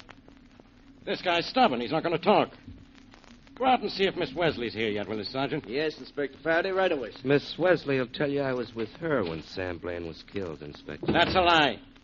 Sam Blaine told his operator at 10:30 this evening that you were there in his apartment and had shot him. And when we got there, he was dead. But was I there? No, I wasn't. See what I mean? You weren't there then, but you were there at 10:30 when Blaine was shot. You were there and you shot him. I was at home, playing host to Miss Mary Wesley at that hour. I didn't see Sam Blaine tonight. In fact, I haven't seen him in several days. What was Miss Wesley doing at your house? Visiting. I've known her for a long time. I know her friend, Boston Blackie, slightly. Met him once or twice. So what? So this. I'm going to... Inspector Faraday. Yes, Sergeant? Miss Wesley's here. Good. Send her in. Boston Blackie's with her, Inspector. Do you want him to wait outside? I want him to, but I know he won't. So send him in, too. Thanks for the invitation, Faraday. But why the sudden interest in Mary? Maybe he sent for me because he knew you'd come along and he needs your help, Blackie. Miss Wesley, you're around Blackie so much, you're beginning to talk like him. Oh, is that bad? No. Seriously, Inspector Faraday, why do you... Oh, Mr. Burns. I wondered when you'd notice me. We're seeing a lot of each other, aren't we, Mary? Miss Wesley, you know this man? Why, yes, he's Johnny Burns. Baby, tell the man about tonight so we can all get out of here and go home, huh? See what I mean? What do you mean about tonight? This guy says you were with him in his home between the hours of 10 and 11 tonight. Yeah, that's right, I was. Mary, you weren't at Burns' place tonight. That was last night. When there was a party there, I was supposed to pick you up at midnight, remember? Well, I was there tonight, too, Blackie. Oh? Uh-huh. I left my compact last night and went back for it tonight. Mr. Burns was there and asked me to stay. Yeah, and we had a nice quiet hour together. Didn't we, baby? A very pleasant one, Johnny. Blackie, you were busy with the police athletic club for children again tonight, so don't scowl at me for finding something to do. Well, Mary, you weren't at Burns' place tonight. I called your apartment house when I got through at the club, and the switchboard operator told me that you were at Burns' house, so I went there. But when I got there and rang the bell, no one answered. What time was that, Blackie? About 10:30. But I was there, Blackie, until 11:15, in fact. And don't look at me like that. I'm telling the truth. Wait a minute. Faraday, why is it so important for you to know where Mary was tonight? It's important for me to know where this man Burns was tonight, especially between the hours of 10 and 11. A man named Sam Blaine was murdered at 10:30 tonight. And I know this man Burns shot him. Well, that's impossible, Inspector Faraday. He was with me at that time. Sorry to disappoint you, Inspector, but I told you this would happen. See what I mean? Quiet, Burns. Miss Wesley, do you swear you were with this man from 10 till 11 tonight? I swear it, Inspector Faraday. In fact, he wasn't even out of my sight for a single minute.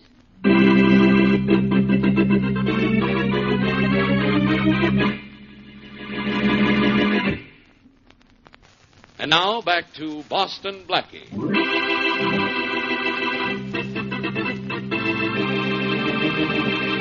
Johnny Burns and Sam Blaine illegally fly imported woolens into this country by helicopter and sell the entire lot to George Martin.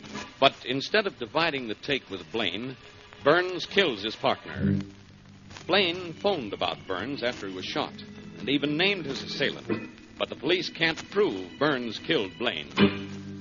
At the time of the shooting, Burns claims he was in his own home with Boston Blackie's friend, Mary Wesley. And Mary insists he was. So Burns goes free.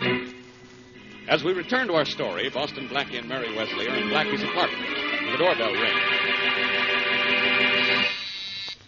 I'll get him, Mary. All right. Yes? Boston Blackie? That's right. I'd like to talk to you. Come in. Thanks. My name's George Martin, Blackie. I'm a dealer in fabrics. I take it that's not immaterial. And if you object to remarks like that, don't feed me straight lines. Feed you?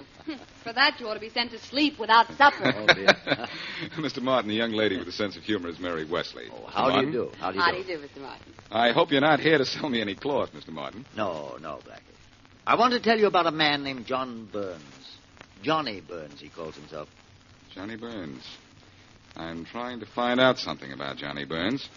What do you know about him? Well, he sold me some woolens a few days ago. Genuine imported woolens. And at a ridiculously low price. Mm-hmm. I thought everything was legitimate, but I'm worried now that I know he was involved in a murder. You're worried? Yes. So am I. The police convinced he shot and killed Sam Blaine, but they can't prove it, and neither can I. Blackie, I won't be involved in this because I bought the woolens from him, will I? Well... I think now that Burns brought them into this country illegitimately. And I know he was associated with Mr. Blaine because I picked up those woolens at Blaine's farm. So Burns killed Blaine to avoid splitting profits. You'd better return those woolens, Martin. Oh, I've already done so. I told Burns the stuff was damaged. Blackie. Yes? Johnny Burns didn't kill Blaine. Burns was with me. And you know I wouldn't lie to you. I don't say you're lying, Mary. Now, wait a minute, Mr. Martin. Yes? Something crazy is going on in here, and I'm too sane to figure it out. Blackie, Johnny Burns was with me. And that's all there is to it. There's much more to it, Mary. There's a trick to it somewhere, if I can only find it. Maybe you weren't at Burns' house. Ever think of that? I happen to know where I was, Blackie. And at what time. If you were there 10:30, as you say, why didn't you answer the doorbell when it rang? Because you didn't ring the bell at his house. I don't think you know where you were. I know where I was last night. And I'll admit one thing. I certainly don't know where I am now. Mary, come on. What are you hiding? Nothing, Blackie. Believe me, Johnny Burns and I were at his house. In fact, from 10 to 11, we were listening to the radio. The Balin Symphony Concert. He's a lover of good music. And it was his idea that we listened to the symphony last night. Blackie, who are you calling, Blackie? I've got an idea, Mr. Martin. Right now, I'm calling up Faraday, and then we're calling on Johnny Burns.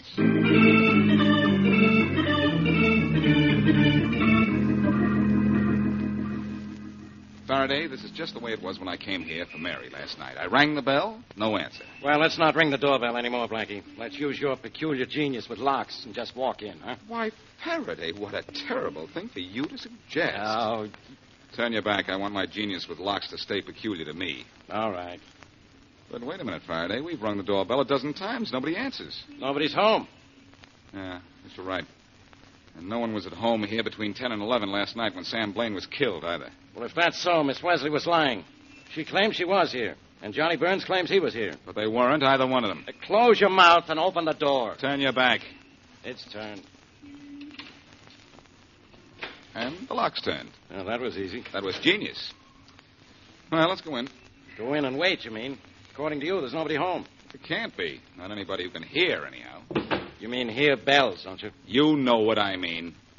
There's no one in this house. Morning, gentlemen. What? Johnny Burns, good morning. So there was nobody at home, huh, Blackie? What's this about a bell? What bell are you talking about? Your doorbell, Burns.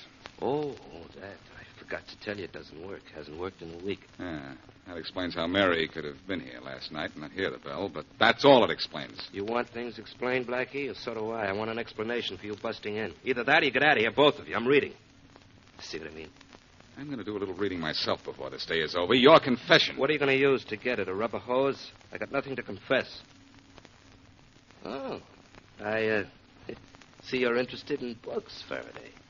Would you like to borrow something from my library? Not if all your books are like these. Examining the subconscious. Who'd want to read a book like that? The inside of the mind. That sounds worse. Burns, where were you last night between 10 and 11? Listening to the radio with your girlfriend. The symphony, chum. You should listen to it yourself sometime. Music is good for the soul. As a matter of fact, I did hear the symphony last night on my car radio when I was driving back from the police athletic club. Symphony music and a library full of screwy books about the mind. What are you, Burns? One of those intellectuals? It's possible, Faraday. He's outsmarted us so far. Annoying, isn't it, Blackie? Annoying to feel so sure of something and know that you'll never be able to prove it. You know, there's something about you that makes me want to clip you, Burns. Maybe because I'm not excited. Well, maybe it'll get you excited. Well, Blackie, don't smack him. Let go of me, Faraday. I want to plant one of this guy. No, Blackie, not now. Maybe you better take your tough friend out of here, Faraday, before I have him arrested for annoying me. No. Okay, Faraday, I won't clip him. Let me go. All right, but behave yourself. Behave yourself, Sonny, and find your way out of here fast. See what I mean? I'll leave, Burns. But let me tell you something. I know a lot more about you than you think. George Martin came to see me about some imported woolens he bought from you. George Martin. Never heard of the guy. No? No. He told me he did business with you, and I believe him. And I'm going to do a little business with you. And, brother, I mean business.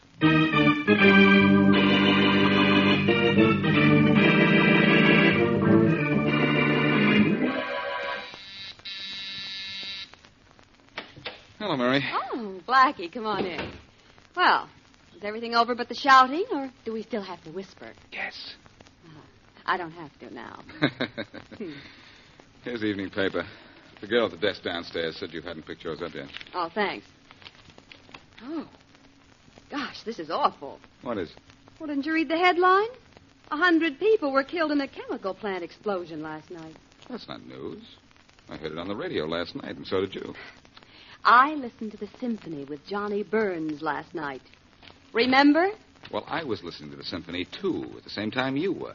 And they broke in with a news flash about the explosion. Don't you remember? I remember the symphony concert, and it wasn't broken into by anything. Wait a minute. Hmm? Now I know what happened. While you were at Burns' house, he left for half an hour or maybe more. But, Blackie, that's impossible. I know. But I also know it was done and how it was done.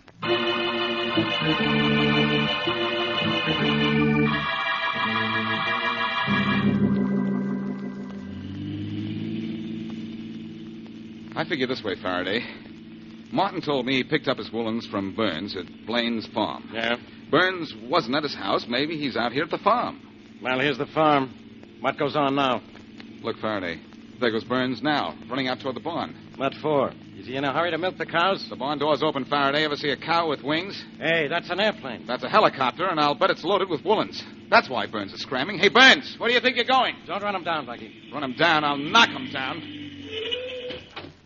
Burns, you're not going anywhere. No, that's what you think. Oh, yeah. Come here. Get up, Burns. Come on, get up. You're not hurt. Good going, Blackie. I see this plane is loaded with woolens. The smuggled woolens you told me about. No wonder Burns tried to scram, huh? Were you going somewhere with those woolens, Burns? I was. Well, you're going somewhere else now, Burns. Because I know why Mary could honestly believe she was with you while she was really at Blaine's apartment while you were there murdering him. Are you really as clever as I think? No, but I don't have to be. You see, you aren't as clever as you think either.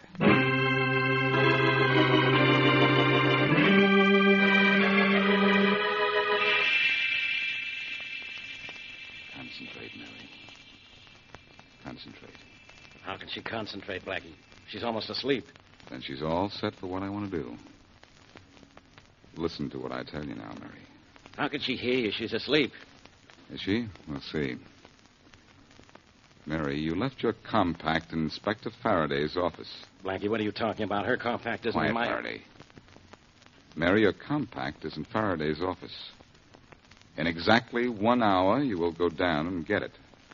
In exactly 1 hour, you will go to Inspector Faraday's office and get your compact. Now I've heard everything, Blackie. And Miss Wesley hasn't heard anything. I tell you, she's asleep. We're going down to your office now, Inspector. In exactly 1 hour, you're going to think you're dreaming.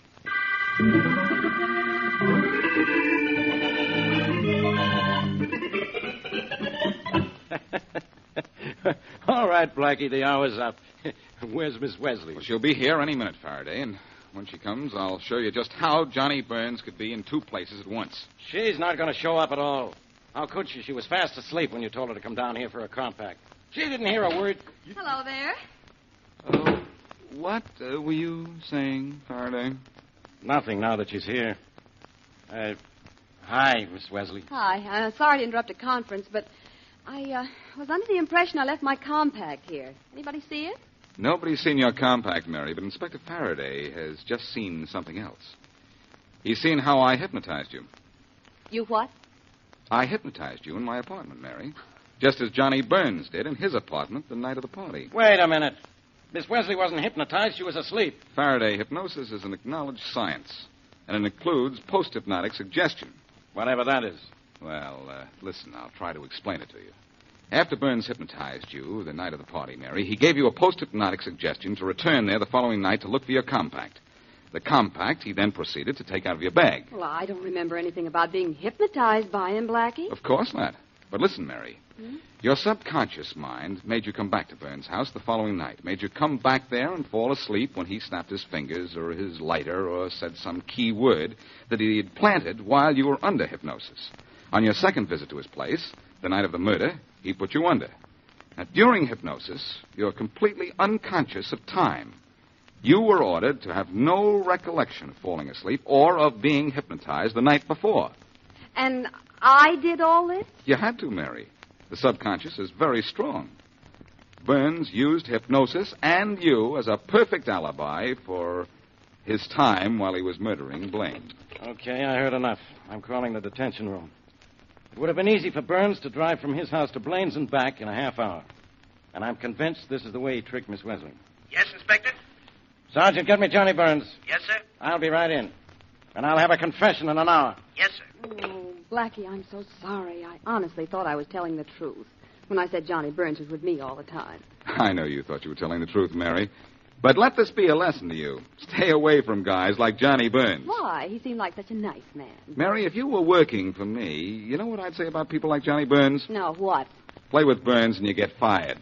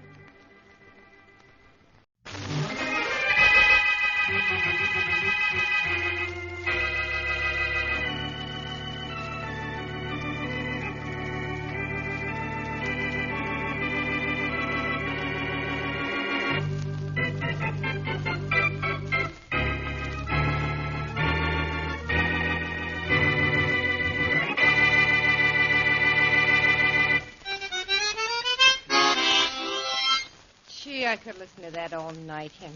Like, huh? Sal, you play so easy. I've been playing this thing all evening. Well, play it some more. Well, a little. Ah, that's wonderful. Not too loud, Henry. The neighbors. Yeah, that's better. You should be able to get a job in a night spot easy the way you play. I bet you find a job tomorrow. Oh, I tramped all over town today, and it was nothing doing. You didn't expect to ring the bell your first day in town, did you, darling? Yeah, I'd better ring it soon. I'm low on dough. I'll lend you some. Excuse me? Yeah, mm-hmm. Hello? Sal, this is Bill. What do you want? Not what you think. No? You toss me out of your life, I'm not going to bounce back. I want... You want what? Do I hear a harmonica? Well, it's not the Boston Symphony. That guy Henry Peterson's with you, huh? The guy you told me was coming to town. Uh-huh, and there's nothing you can do about it either. Oh, no? No. Well, when I get through with that joker, he won't be playing a harmonica. He'll be strumming a harp.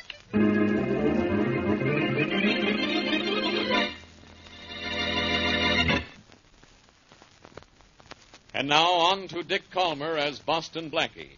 Enemy to those who make him an enemy. Friend to those who have no friend.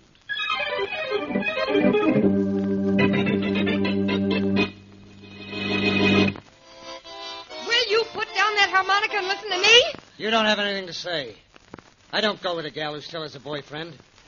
I heard that phone conversation just now. Bill's nothing to me anymore. You're something to him. Henry, you're going to stay here whether you like it or not. Well, I don't like it.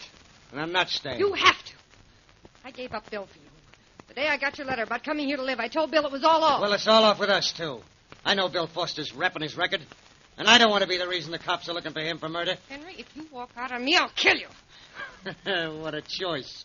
If I stay, Bill will kill me. If I leave, you kill me. I'll take a chance you won't. So long, Sal. Be a good gal. I'm warning you. You leave and I'll use this on you. Oh, the gal has a gun.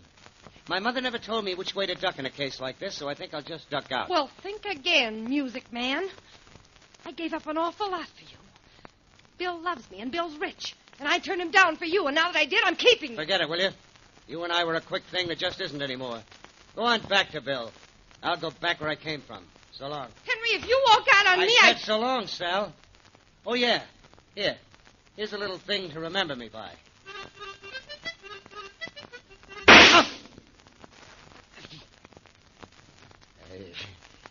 You shouldn't have done that, Sal. That hurt. Should have done more than that. Should have killed you. Why don't you fall? Why don't you die? Give me that gun. You don't want the gun anymore. Give it to me. What are you going to do? What I started out to do. Walk out on you. And I'm taking the gun with me. I'm shot bad, but I said I was going out of here. And I meant what I said.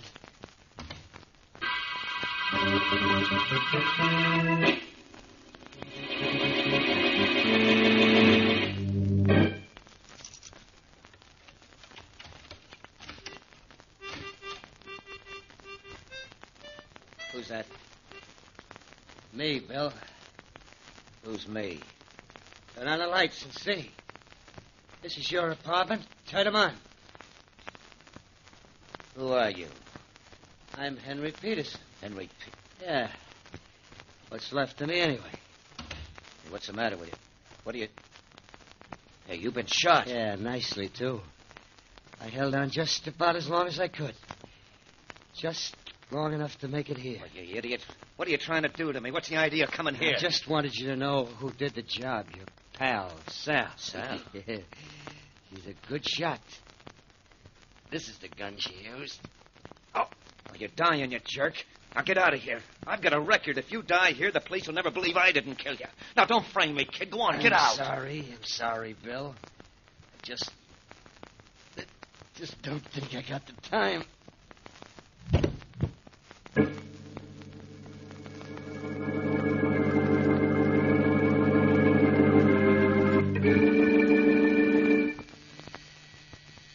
Answer the door, Mary. Oh, Blackie, are you getting lazy? No, I'm getting this letter finished. No, I'm getting impatient.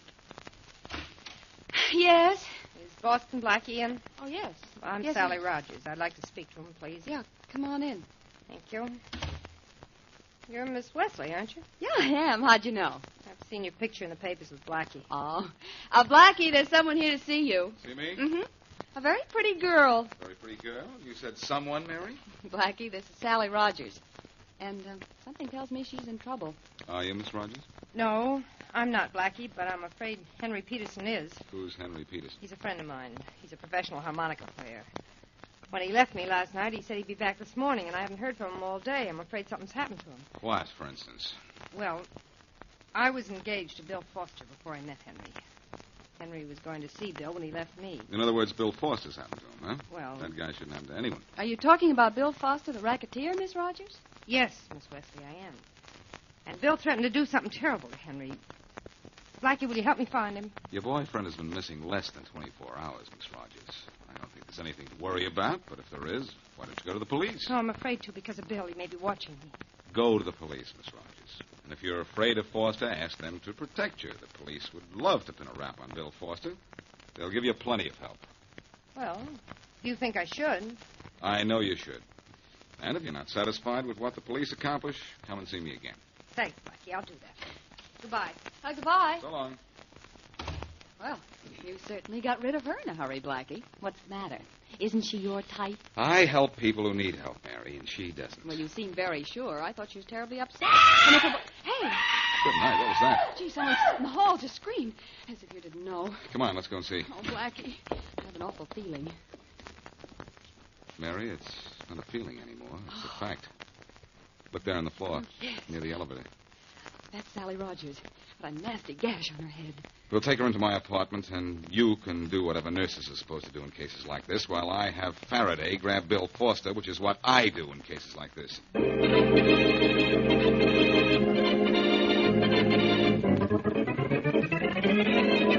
Foster, what did you do with Henry Peterson? Let me handle this, Faraday.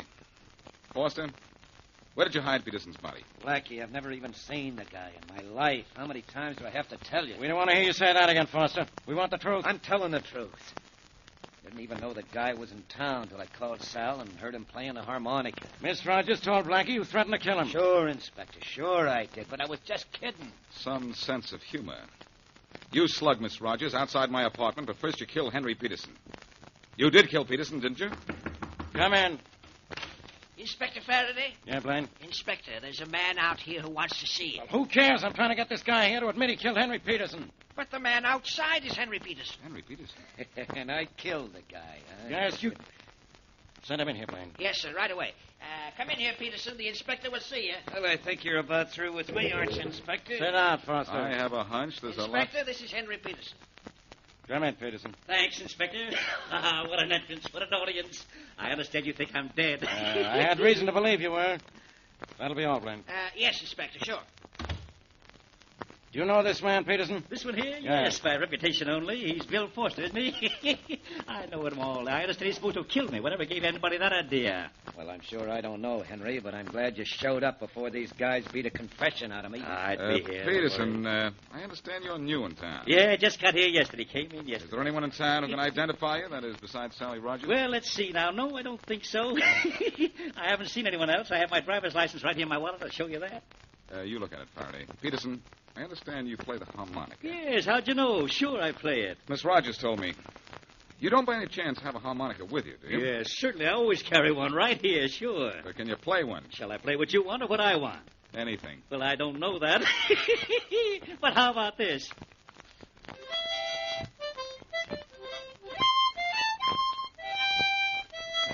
Well, Blackie, what happens now? I don't know. Only I don't feel too badly, because I guarantee you don't know either. That's enough of the harmonica, Peterson. Here's your wallet back. Little number I wrote myself, okay? Well, Faraday, do I go now? Yeah, Foster, you can go. Wait a minute, Faraday. Keep Foster under guard until we've made one more test. What more do we need to believe this guy is Peterson? His driver's license says he is. He plays the harmonica the way he's supposed to. Right. But he ran out on Sally Rogers the way he wasn't supposed to. Let's take Peterson up to my apartment to see Miss Rogers and see what name she calls him.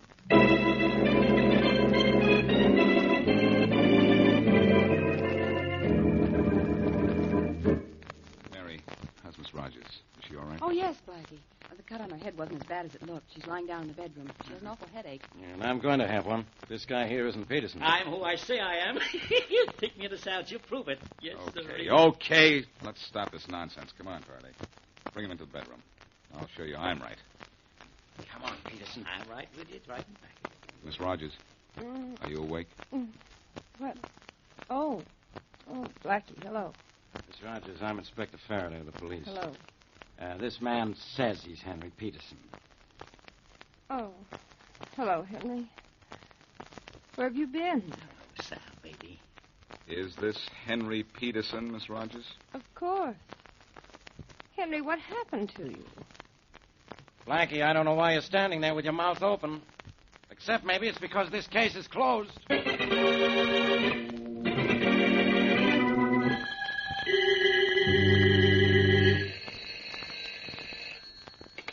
Hello? Bill? Yeah. This is Sal. They let you out of jail at last, didn't they? Couldn't hold me, Sal, not when I hadn't done anything wrong. You recovered enough from that smack on the head I gave you to go home, huh? Mm-hmm. Well, that ought to teach you to keep Blackie out of this. Bill, what'd you do with Henry? Never mind what I did with him. You did something, I know that. Huh. You think so? I know so.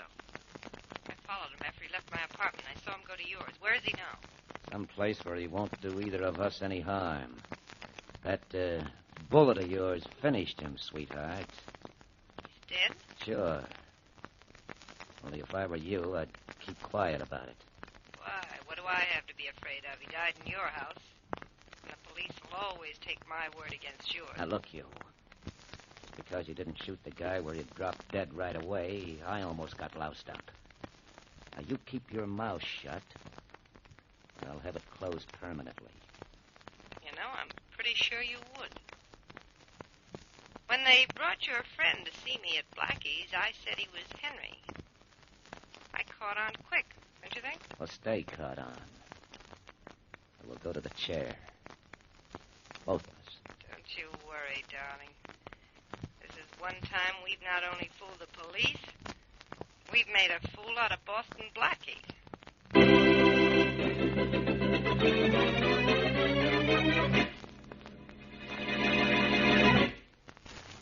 And now, back to Boston Blackie.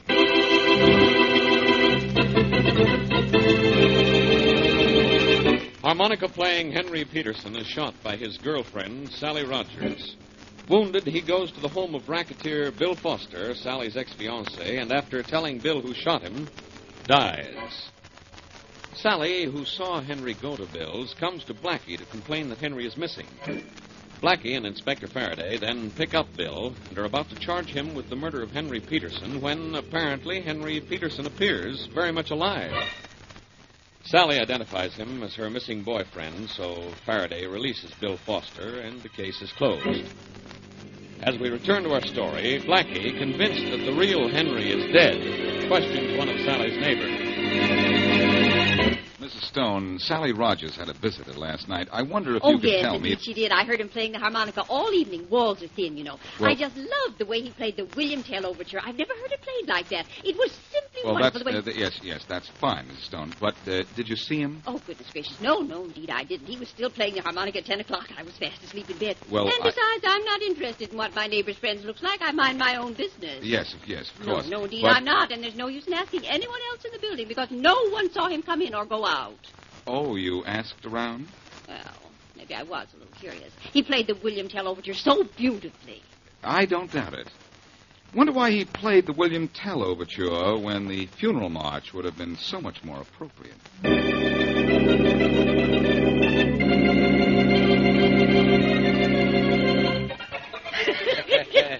Yeah, Clarence, I'm going to will you this house of mine for what you've done for me. There was nothing to it, Bill. Anybody could have done it with nobody knowing what poor Peterson looked like.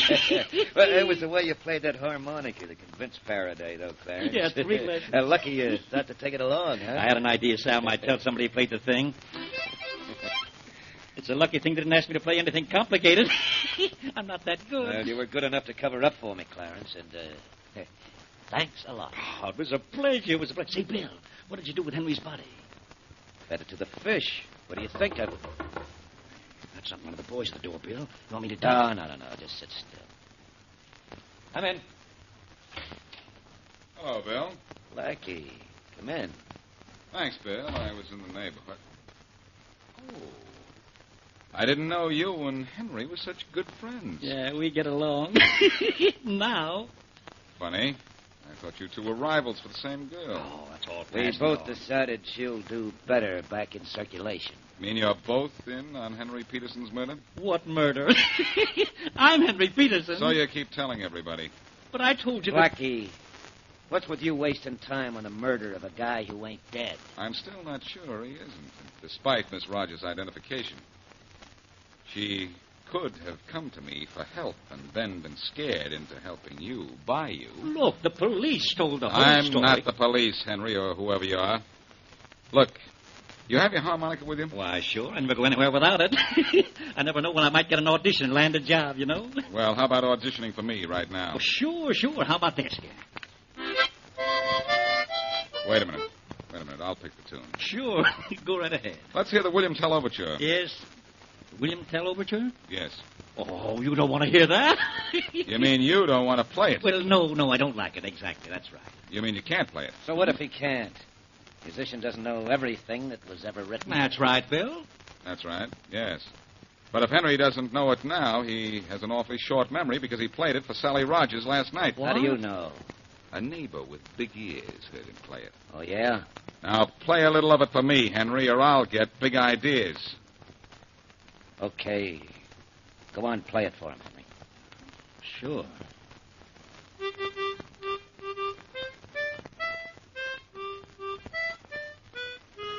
That's not very good, Henry, and you're not Henry. What do you give me the door there? I'll show you. Yep. And here's one for you, Blackie.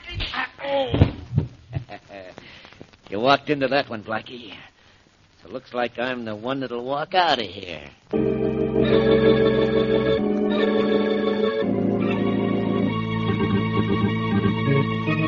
So you're not Henry Peterson, huh? You fellas. Well, don't just sit and stare at me. Say something. Maybe his jaw is still sore from the poke I gave him, Faraday. Yeah, your eye looks plenty sore from the poke you took.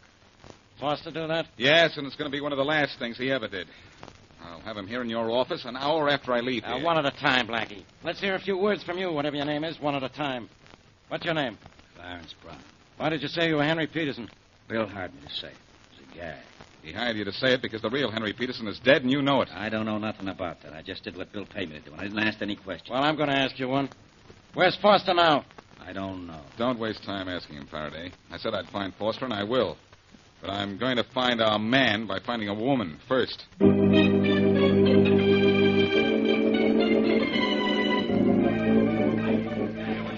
All right now. You men are supposed to be detectives. Okay, bring in a killer. And do it fast. I want a guy named Bill Foster brought in here.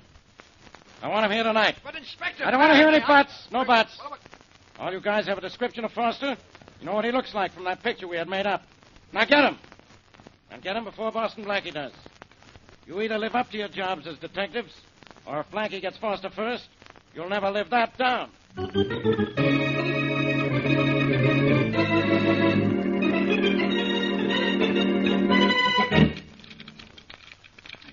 Why it is, Mary, but sometimes the simplest lock is the toughest to pick. That's because your heart isn't in your work. If the lock isn't complicated, Blackie, you just don't get a kick out of it. Well, I'm going to get a lead to the real Henry Peterson and to Bill Foster's whereabouts out of this lock if I can pick my way into Sally Rogers' apartment. Oh, there. That did it. Open sesame. Yeah. Well, we're in. Oh, what are we in for? A long search for nothing? Maybe, Mary. But close the door, and let's get our work just the same. I don't see what it'll prove if you do find a clue to Peterson here in Miss Rogers' room. She admits he was here. Mary, we don't know what the real Henry Peterson looks like. And I have a hunch a body is going to turn up unidentified very shortly. But that's not as important as finding a lead to Foster. That's what I really want. Mm-hmm. I wonder what was spilled on the rug over here. Where? Here. This whole end of the rug near the door. Something was either spilled on it, or Miss Rogers got tired of trying to clean the entire thing. The whole end of the rug has just been cleaned, Mary. Yeah. In fact, it's still a little damp from the cleaning fluid. Well, whatever was spilled on it has certainly made a big stain. Mary, I think the stain on this rug is going to put Henry Peterson's killer in a spot.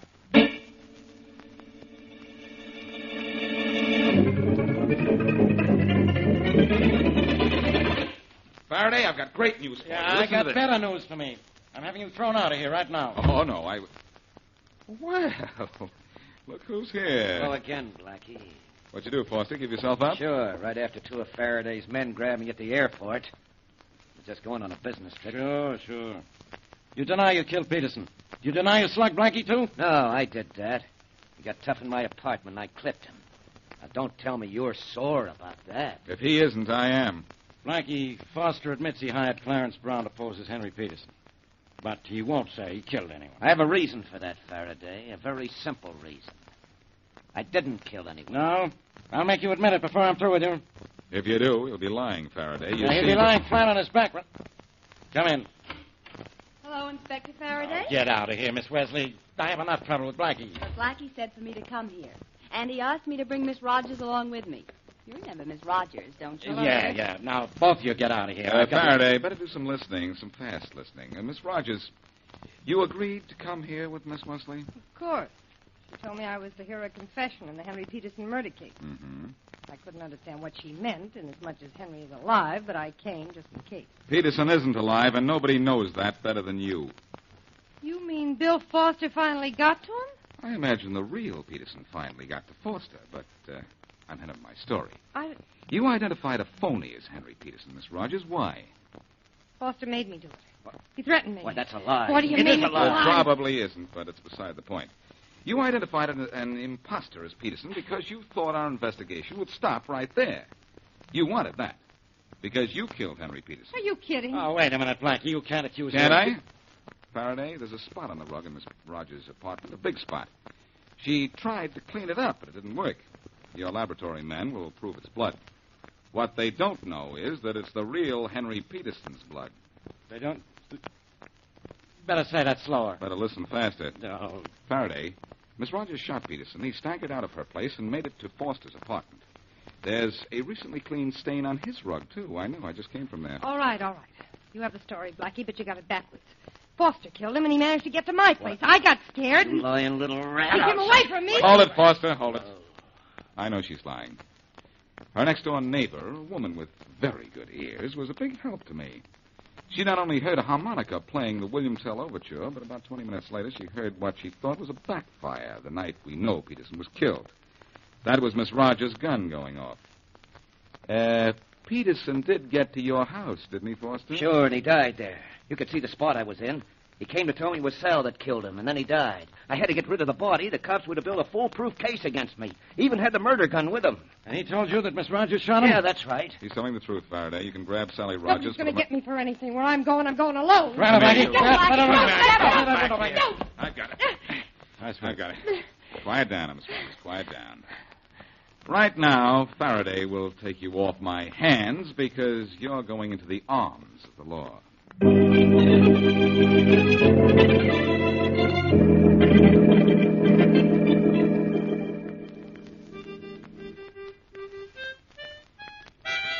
Blackie, do you have to play that harmonica? Mm-hmm. Oh, do you have to play it that badly? Apparently.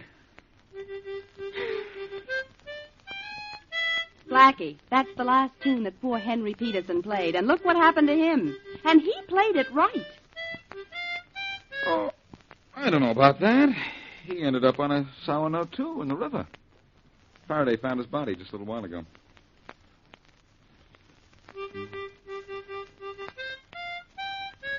Oh, I've got to learn to play this thing, Mary. Why? Well, a harmonica solved this case. Well, you'll never be able to solve a harmonica. That's a heck of a note, isn't it? Oh, so's that.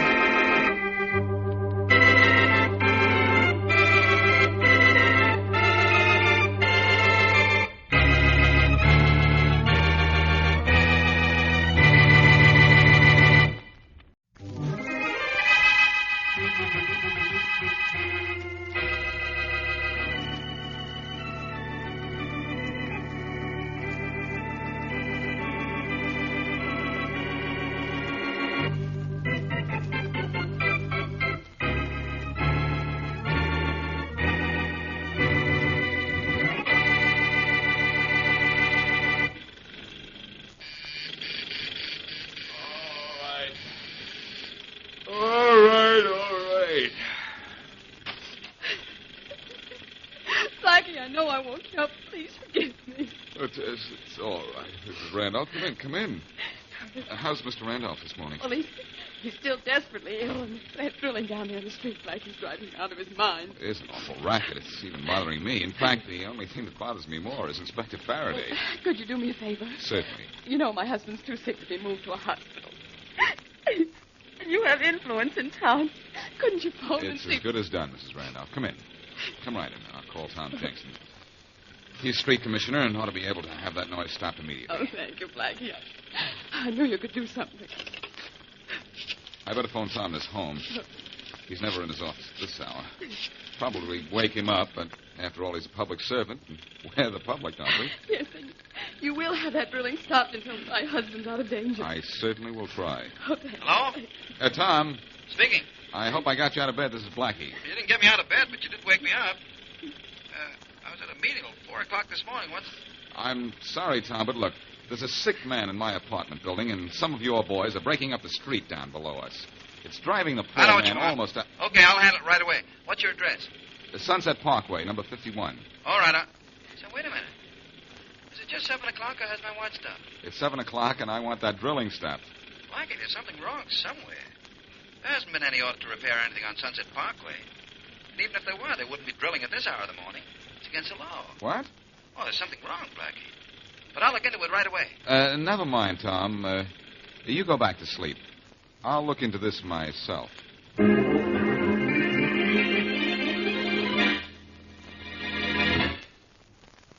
And now back to Dick Calmer as Boston Blackie.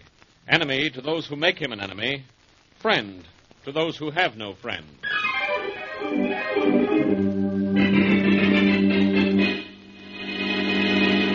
The drilling out on the street will cover us. Go ahead with your drill, Larry. We're working on schedule. Okay, Mr. Beecher.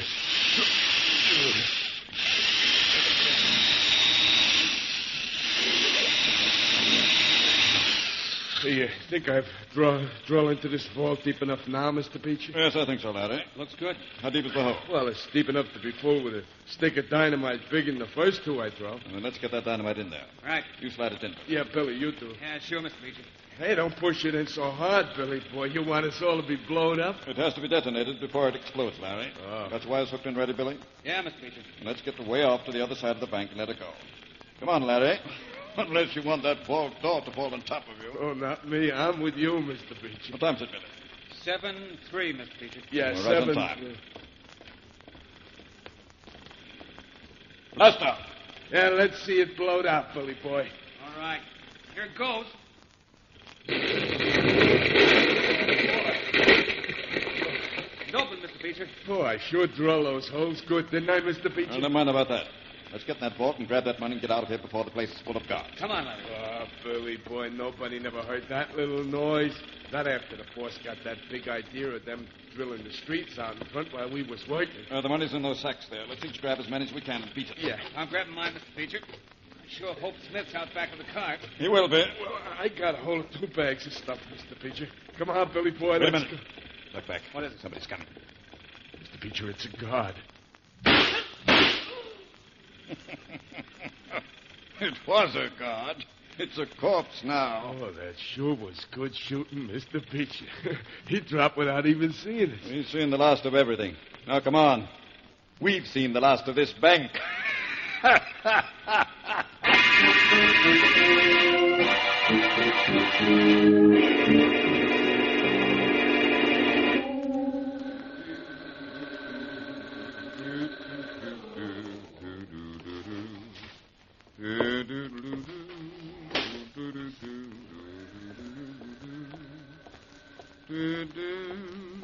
Good morning. Good morning, Blackie. Well, you're out early this morning. I'll call for your car right away. I'm not ready for my car yet, Harry. Say, what happened to those men who were breaking up the street out here a few minutes ago? Oh, they just left, Blackie. Oh. And you know, it was funny the way they left, too. One guy yelled, "That's it. Let's quit." And they dumped their drills into the back of the truck, and away they went. That's funny. Yes, 'tis that, Blackie. Never known they worked on the streets this early in the morning. They're not supposed to, Harry.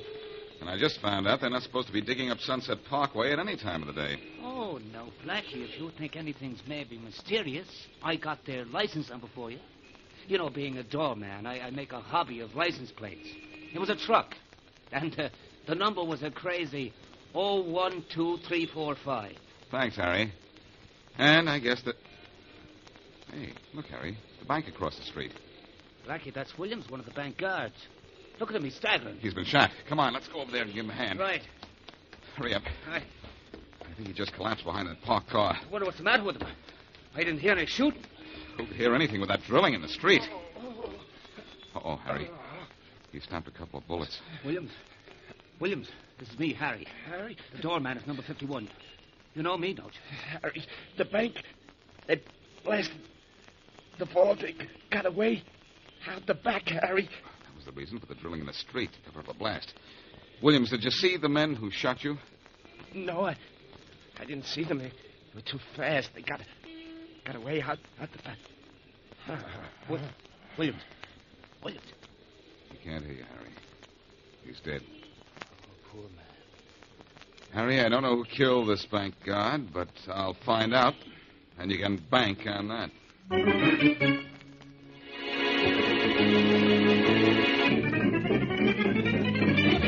Blackie, get out of my office. Don't you ever get tired of saying that, Faraday? The only thing I get tired of is you. Well, then it's time you retired or got smart or something and listened to me. I've been trying to tell you something. I know. You're trying to tell me my business. Oh, only how to run it. The Parkway Bank was robbed this morning and a guard was killed. I know the Parkway Bank was robbed this morning and a guard was killed. You didn't tell me that. No, but I told you the license plate on that street commission truck parked in front of the bank is a clue to the killers. You must be slipping, Blackie. Haven't you ever heard of phony plates? Yes, but these plates weren't phony. They were too distinctive. All right, so they were distinctive. So what? So those plates will lead us to the truck, and that truck will lead us to whoever stole it. I think it was stolen by someone who works for the street commission. Isn't it enough to have you mixed up in this? You want to mix me up, too? You don't need any help in being mixed up. Yeah? It's not my fault they robbed a bank across the street from where I live. And don't say I was in on the robbery, because my own money was in that bank. So you couldn't wait for the bank to open. You made a withdrawal, maybe. Only you added on your own interest. Look, never mind trying to be funny, will you? Let's go after someone on the street commission and see if we I'm can... sorry to disappoint you, Blackie. But last night, the only man on the street commission who had access to that truck reported it stolen. Now, what do you think of that? Well, I don't know what to think. What was his name? You don't know how to think. His name is John Manders. John Manders, huh? Well, in that case, I'm going down to the street commission workshop and see a Manders about a murder.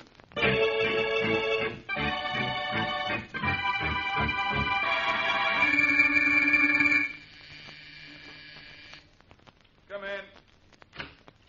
Hello, Blackie. Hello, Murray. Oh, my, you look lonesome. Your apartment getting too big for you? No, but this city's too big for me. I've been all over town checking with every crew of street repairmen, and nobody's seen John Manders since late last night. Well, I phoned his home as you asked me to, and his wife says that she hasn't heard from him since late last night either. Blackie, Yeah. you really think he's a lead to the men who robbed the bank and killed the guard this morning? The fact that he's missing convinces me more than ever, Mary. Excuse me, will you? Uh-huh. Can't I ever talk to you without the telephone ringing? Hello. Hello. Boston Blackie? Yes? Blackie, this is John Manders. No, it's Manders. Oh, wonderful. Manders, I'm looking for you. Where are you? Never mind where I am, Blackie. Did you get my message? What message? If you don't know, you didn't get it, so I'll give it to you now. Well, what's it all about? You'll know when I do. Manders. Manders? Hello? Hello? I know what's happened. He's hung up. No, Mary. Somebody hung one on him. He was just about to tell me something about a message. What message? I don't know. All I know is we've lost Manders and maybe the last clue to the guys who killed that guard across the street.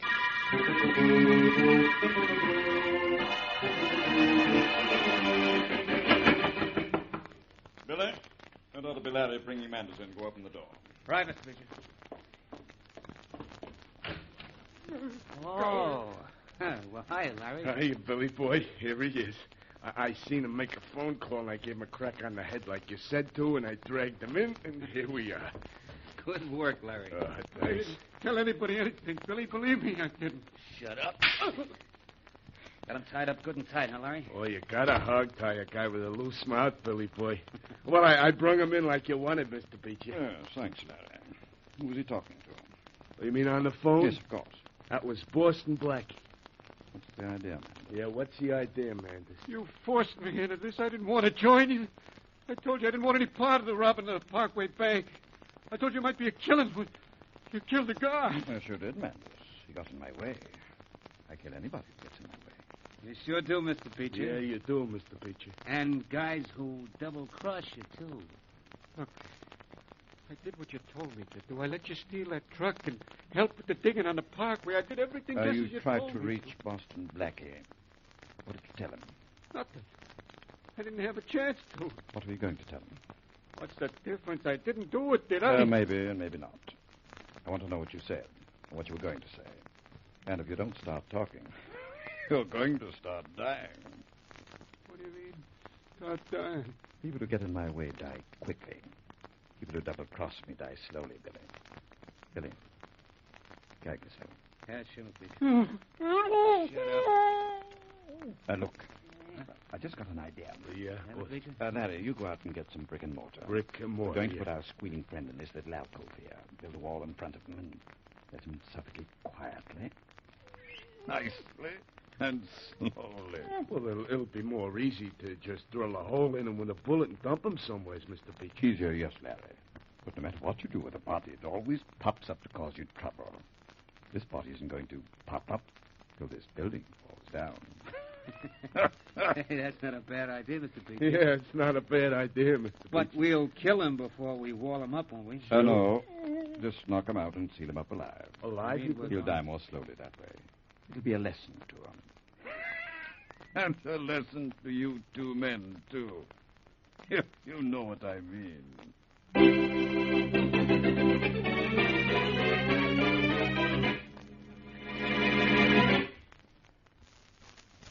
And now back to Boston Blackie.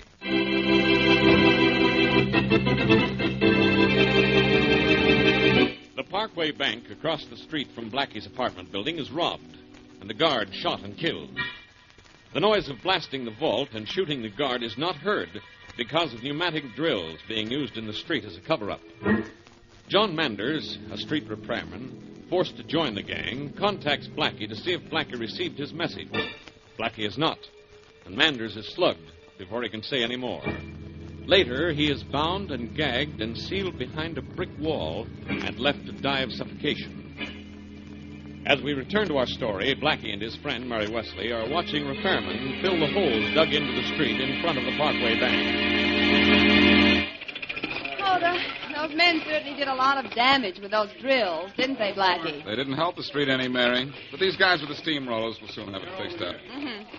That fellow there looks as if he might be the foreman. Maybe he can tell me a few things I want to know. Hey, you over there. Me, mister? Yes, you got a minute? Me?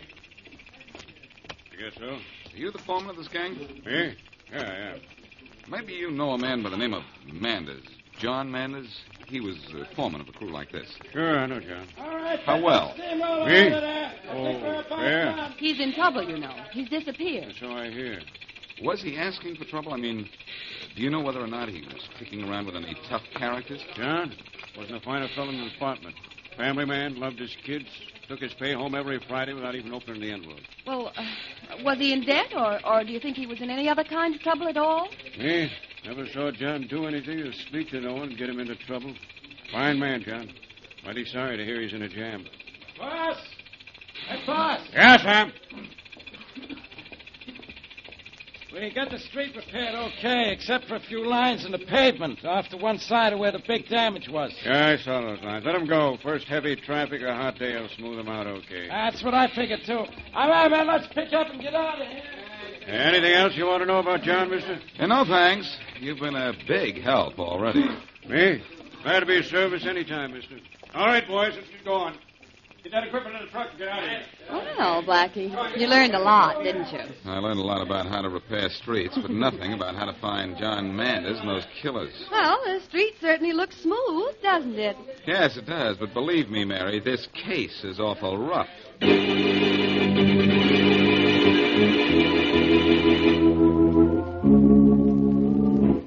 Oh, that's mighty pretty, Billy boy. Looks good, huh? Oh, Billy boy, you're building the best brick wall I ever seen, I'm telling you. You like it, do you, Larry? Yeah. I should have been a bricklayer, I guess. Yeah, Why don't you you put should. those last bricks up there, Billy? It's taking you over an hour already. You want them sealed up good and tight in this alcove, don't you, Mr. Preacher? Yes, good and tight. Well, I had to lay the wall 2 bricks wide so he can't kick it out while it's still wet. All right, Larry, get the plaster ready. Yeah. We'll plaster this thing over, and it'll look just like the rest of the room. Well, you're going to let me smear some of the plaster on, ain't you, Billy Boy, huh? Sure. Well, there's the last brick in place, Mr. Beecher. Yeah, last brick, Mr. Beecher. I wonder how long Manders will live back there. A few hours, maybe. I wonder if he's still out from that tap on the head I gave him. Well, I wonder what it was that Manders was trying to tell Blackie. Probably about us. But we don't have to worry about it. He didn't have time to tell Blackie anything. And now no one will ever find Manders behind that wall. Not till they tear this building down. And we'll be dead by the time they do that. Dead from old age. Well, we're leaving town, ain't we, Mr. Beecher? Oh, no. I think we ought to, Mr. Beecher. Yeah, I think we ought to, Mr. Beecher. The cops are looking for us for killing that guard. And we may have Blackie on our necks pretty soon, too. Yeah. One more job, and then we'll decide. A bigger bank this time, though. Tell the boys to get the truck ready. We'll use the same trick of digging up the street to cover the blast in the bank. And any necessary shooting. All right, Mr. Beecher. And then we're leaving town, huh, Mr. Beecher? If our take is big enough. If not, we'll stick around until we're really rich. You don't think we ought to worry about Blackie? Yeah. Oh, why should we, Billy? Manders never told him anything. In a couple of hours, Manders won't ever be able to tell anybody anything.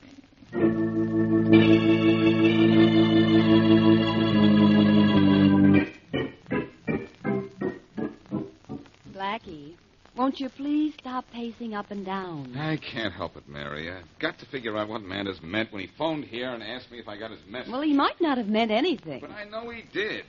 He was about to tell me what it was when he got slugged. Well, stop pacing, Blackie. Come here to the window. It's going to be a beautiful sunset. It's going to be a beautiful crime wave in this town if I can't find that gang.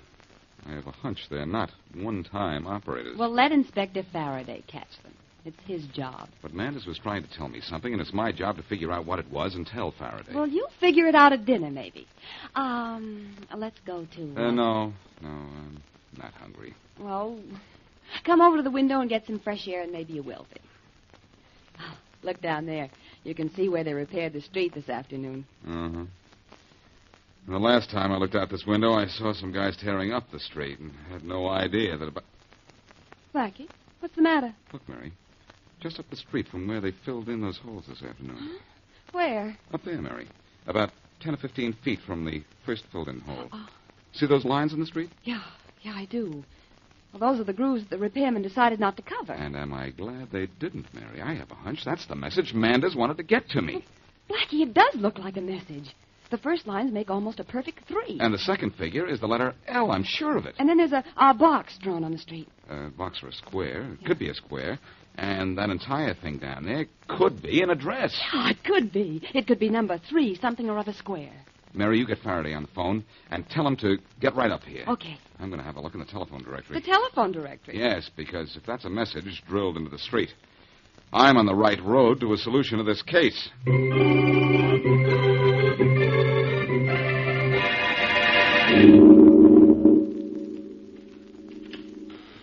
Shh, Faraday, can't you even open a door without making a noise? What do you want me to do, Blackie? Carry an oil can with me in case of rusty hinges? I think we're walking into an empty house anyhow. This is number 3 Lincoln Square, the only address that fits that 3L Square message on the street in front of my building. What was the matter with number 3 Ludlow Square? It's a vacant lot. And number 3 Lawrence Square? No such address. And number 3 Lord William Square? It's a hamburger stand. Mary and I checked all possibilities, Faraday, and this is the only one that fits the description of a hideout. Your men have had time to surround the place now. Let's go in. All right. But I'll bet we don't find anything except dust. That scrawling on the street in front of your building didn't mean anything. Shh, come on. Here's another door. Now, you open this one, so you can't gripe at me if it creaks. Oh, brother. Hey, I hear somebody coming into the room from the other side. So do I. Duck back. Quiet. You be quiet. Can you see who it is? Not yet. You said the place was empty, huh? Well, just... Those are my men, stupid. There's nobody else here. Faraday, I still say that was a message on the street, and... Now what? I just heard a car pull up at the back of the house. You stop this nonsense. Well, boys, we did it again. You heard that, didn't you, Faraday? I sure did. Duck out of sight, everybody. Okay. Quick, men, get down. Behind anything, stay there. Get back at this door with me, Faraday. If you'll pull in your stomach, there'll be room. Don't talk to me. The way your neck is always sticking out. We need the truck and those drills and tools out in the bushes and back, boys. Job tonight was so easy, I think we'll stay in town. Pull a few more. Yeah, sure, Mr. Beecher. Well, I'm sure glad we didn't have to shoot nobody like we had it that first time, Mr. Beecher. Well, nobody got on our way this time, lad, eh? And what's more, we didn't have Manders to worry about. You shouldn't have forced Manders to join us, Mr. Beecher. No, you shouldn't have forced Manders. Those straight guys aren't ever any good. No, they're too Sunday school. Come on, Faraday, we've heard Hey. enough. Let's grab him. Come on.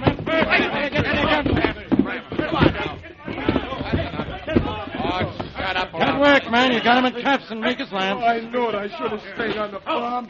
Shut up, Larry. All right, take those guys out of here. You know what to do with them.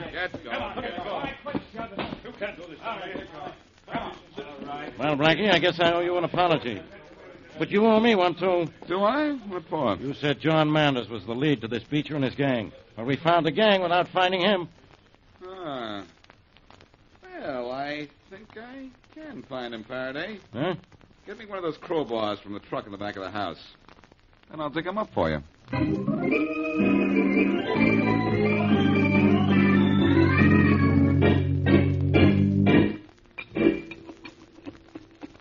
Blackie, what makes you think you'll find something behind this wall? The fresh plaster on it, Faraday. This part of the wall has just been built. I think it hides a closet or an alcove. Oh, you're out of your mind. How big a hole are you going to knock on the wall before you're satisfied you've wasted enough of my time? Won't have to be much bigger. There. That's got it. Now look what's behind the wall, Faraday. A pair of legs. They're moving, too. That guy's still alive. Come on, let's haul him out. Okay, I've got him. Lower him carefully. That's it. A little more. That gag on him just about choking him to death. Well, don't just stand there. Take it off before it does choke him. I'll have it off. I've got it.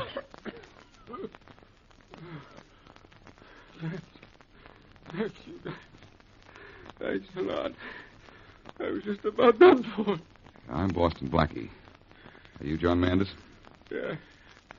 You got my message? I sure did. The Beecher and his mob almost got you first. What were you doing mixed up in this mob, Manders? I was forced into it. They said they'd kill my kids if I didn't go along with them. Sit up, Manders, and untie your hands. That story doesn't make much sense, Manders. Why did they run the risk of taking a stranger into the gang? The trick was to tear up the street in front of the bank. They were blasting. They wanted a regular crewman on the job to show his credentials in case someone from the street commission came along. That makes good sense, Faraday. There you are. Your hands are free now, Manders. Thanks again, But, Manders, how did you have sense enough to drill a message in the street? And how did you know I'd get it? Well, I didn't know what to do about tipping the police, Blackie, till I saw where we were pulling the job. Then I knew it was in front of your apartment. I remembered reading your address in the papers, and I got the idea for the message. It was a good idea, too. It saves your own life. You'll have to come down to headquarters with me. I have to file a technical charge against you. Right. Well, Manders, thanks to the fact that I can read and you can write, everything for Beecher and his gang turned out all wrong.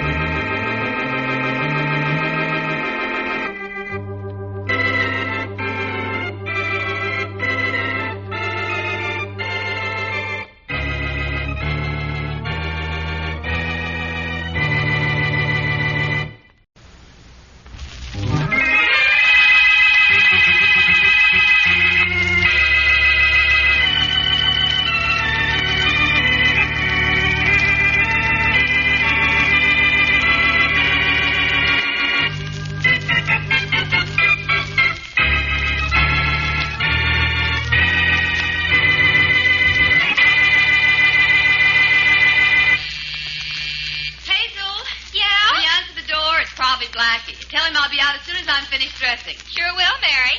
I hope it is your friend, Blackie. I'm dying to meet him. A lot of people have to die before he shows up. Coming. Miss Mary Wesley. No, I'm not Miss Wesley, but this is her apartment. Good heavens, you're not Boston Blackie, are you? Oh, me? Oh, no. I'm Herman of Herman's Trucking Service. Got a little parcel here for Miss Mary Wesley. Can I bring it in? I suppose so. All right, you better step back, lady. Kind of hairy and big. Well, that doesn't look like a little parcel to me. It's as big as a coffin. Herman's Trucking Service holds everything, lady. Coffins to coffee cups is our slogan. Can I leave it right here? I don't know where else you'd leave it. Oh, Mary! Yeah? Mary, there's a big box out here for you. What are you expecting? Nothing that I know of, Hazel. I'll be right out, though. Oh, she don't have to hurry, lady. Herman's Trucking Service don't rush its clients. You can sign for it. Oh, all right. There you are. Thanks, lady. Guess I'll take my rollers. You don't want them? No. Well, so long, lady. Remember the name, lady. Anytime you want anything hauled, just call for Herman of Herman's Trucking Service. Mary! Mary, come and look at this thing. It's as big as a... Oh, I see it, Hazel. Ooh, how lovely you look. Pretty dress, isn't it? Hope Blackie likes it. What in the world is in this box? I hope it's not what it looks like. Does look like a coffin, doesn't it? Handles and all. I wonder what it actually is. I wonder how we open it to find out. Here's something that looks like a latch. It is a latch. I think this thing will open now. Something needs oiling. Oh, I think... Oh, no. Mary. No. Mary, what's the matter? No. Hazel, there's a body in there. A dead body. And it's... Oh, no. Boston Blackie.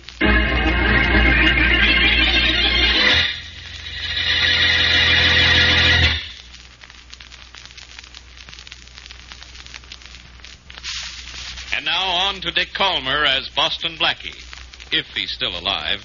Enemy to those who make him an enemy. Friend to those who have no friend.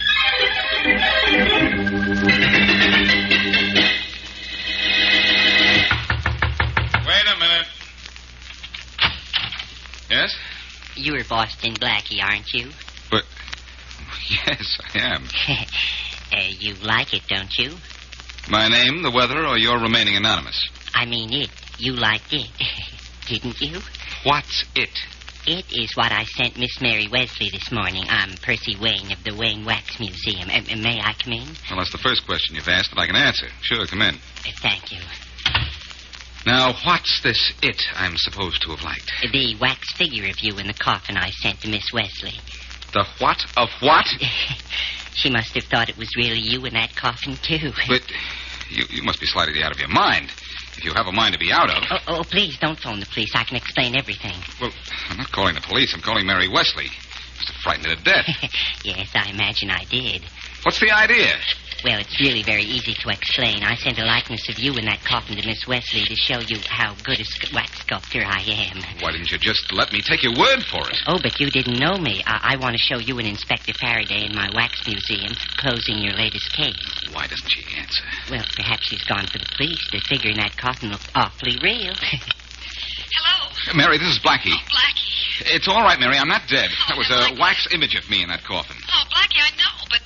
Well, at first I was sure it was you. Now, what does it mean, Blackie? What I'll tell you what it means when I see you. In the meantime, relax, and a man will come and get that monstrosity out of there. Goodbye. Bye.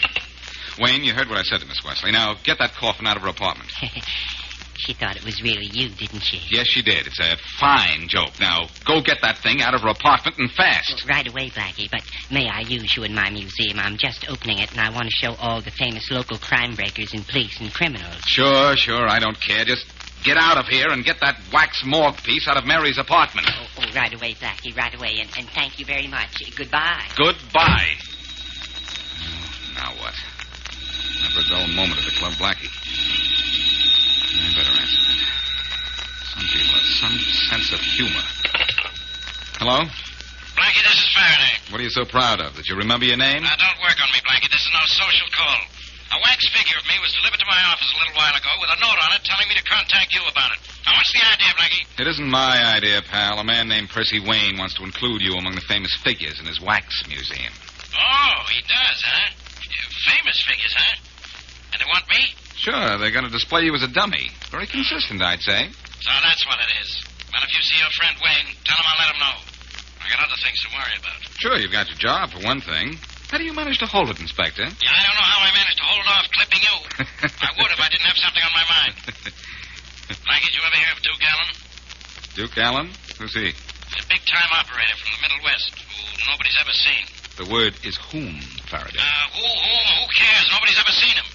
But I've got to find out what he looks like before he causes trouble. What trouble is he going to cause? I got an underworld tip he's coming here to cut in on those gangster Mosley brothers. Well, go to the Mosley brothers and tell them to tip you off when Allen comes to see them. It's just as simple as that. The Mosley brothers are hiding out, Dope. They know I'm looking for him. Only I got an idea this Duke Allen will find him before I do. Anybody could find anything before you knew it was even missing. So nobody's even seen this Duke Allen, huh? Nobody in this city. He's never been arrested, so there are no files on him. No files on him, huh? That's right. Well, pal, I'm going to find them for you to prove there are no flies on me.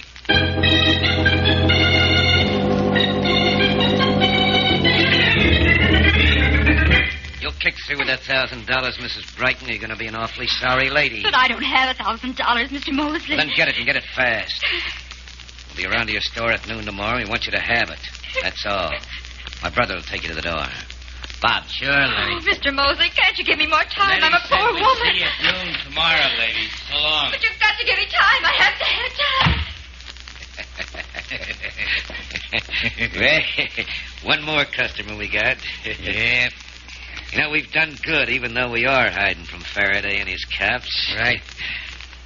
But, I figure we can do a lot better, Bob. Figuring, all the time figuring. What are you trying to do, Lenny? Figure yourself to death. I'm trying to figure out how we can let Duke Allen muscle in on us and still make a profit. Allen isn't going to muscle in on us, Lenny. You know, we're doing pretty good. Only in town a month, and the cops are looking for us, and so is this Duke Allen. Wonder when he's going to show. Well, our information didn't say. I know. Didn't say what he looked like. Only that he was coming to town to cut in. Allen's funny that way. Nobody knows what he looks like. Yeah. But I've been asking around. We'll find out soon. You've been asking around, all the time asking around. Asking gets answers. Allen hasn't shown yet, so we're still in business. Bob. Huh? We got to find out what he looks like and get to him before he gets to us. How are we going to find out what he looks like? Well, I'm going to start figuring on that right now. Figuring, all the time figuring. Figuring's going to be the death of you. If I don't figure a way to find Duke Allen, he's going to be the death of us.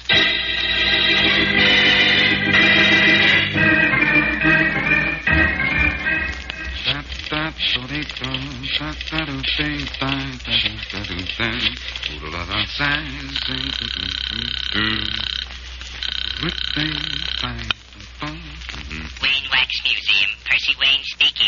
Mr. Wayne, this is Boston Blackie. Oh, hello, Blackie. I have the figures of you and Inspector Faraday on display already. Are you coming down to see yourself? Not right away. Oh. Look, Wayne, do you have a wax figure of Duke Allen in your museum? Duke Allen? Yes, I do. Is it the Duke Allen, I mean? Well, yes. No one's supposed to know what he looks like. Well, I do, though. I met him in Kansas City once and even shook hands with him. Brave of me, wasn't it? Well, Allen hasn't killed everyone he's met. What? Is the figure of Allen on display? Oh, yes. It's one of my favorites. You ought to come down to see it. It's my best effort. Well, I'm not interested in seeing it right now. Oh, dear. I thought I'd have a visitor. I've been open all day and I haven't had one customer. Well, I'm going to run an ad in the newspapers for you saying you're displaying a figure of Duke Allen. And believe me, you'll have customers, at least 2 paying customers, dropping in for a payoff.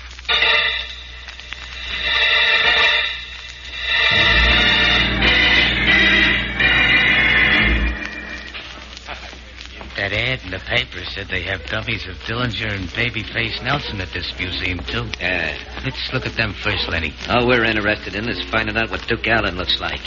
Now, quit wandering around, Bob, and do some serious looking. You haven't much time. Hurrying, all the time hurrying. I'm trying to get somewhere fast.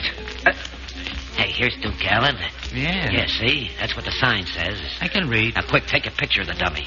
I don't want to have to spot this guy from memory, and don't let anybody see you. Don't worry, I got my camera under my hat. Go ahead, then. Make it fast. All set to go.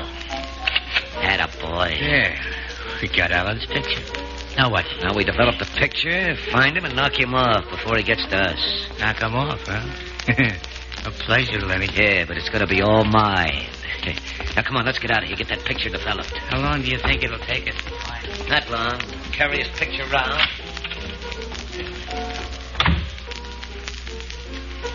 Well, Blackie? Wait a minute, Mary. Stay in hiding. They may come back for something. What, Blackie? I didn't see them leave anything. How do you know you were behind this curtain? Oh, yes. Except when I peeked. Oh, come on out. Okay. There we are. Those were the Mosley brothers. Faraday showed me the pictures. And now we know that they'll be gunning for Allen. Well, I want to look at this dummy of Duke Allen. I want to see what he looks like, too. He looks slightly waxy. That much I can tell you. Here's the wax figure of you, Blackie. Why, it's the thing. Blackie, What's the matter, Mary? what's the matter? Well, look at the sign in front of the figure of you. It doesn't say Boston Blackie. It says Duke Allen. The Mosleys took your picture. And if they ever see you, they'll shoot to kill.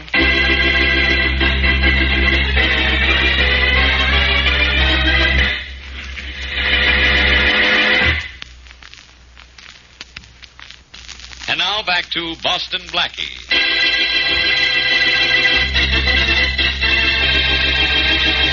Percy Wayne makes an absolutely perfect wax image of Boston Blackie and displays it in his wax museum.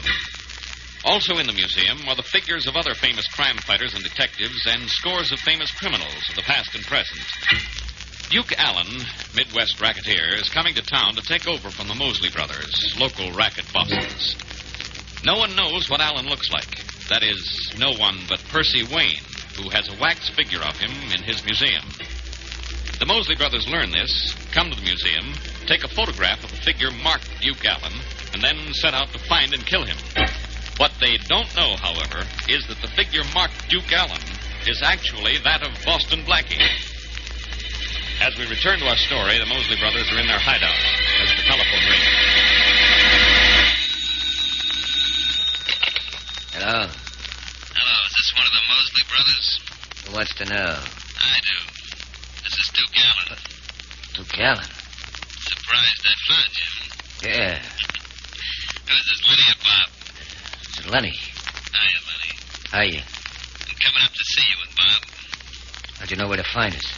I got ways of finding out a lot of things. I found out you and Bob are doing so good, I think I ought to cut in.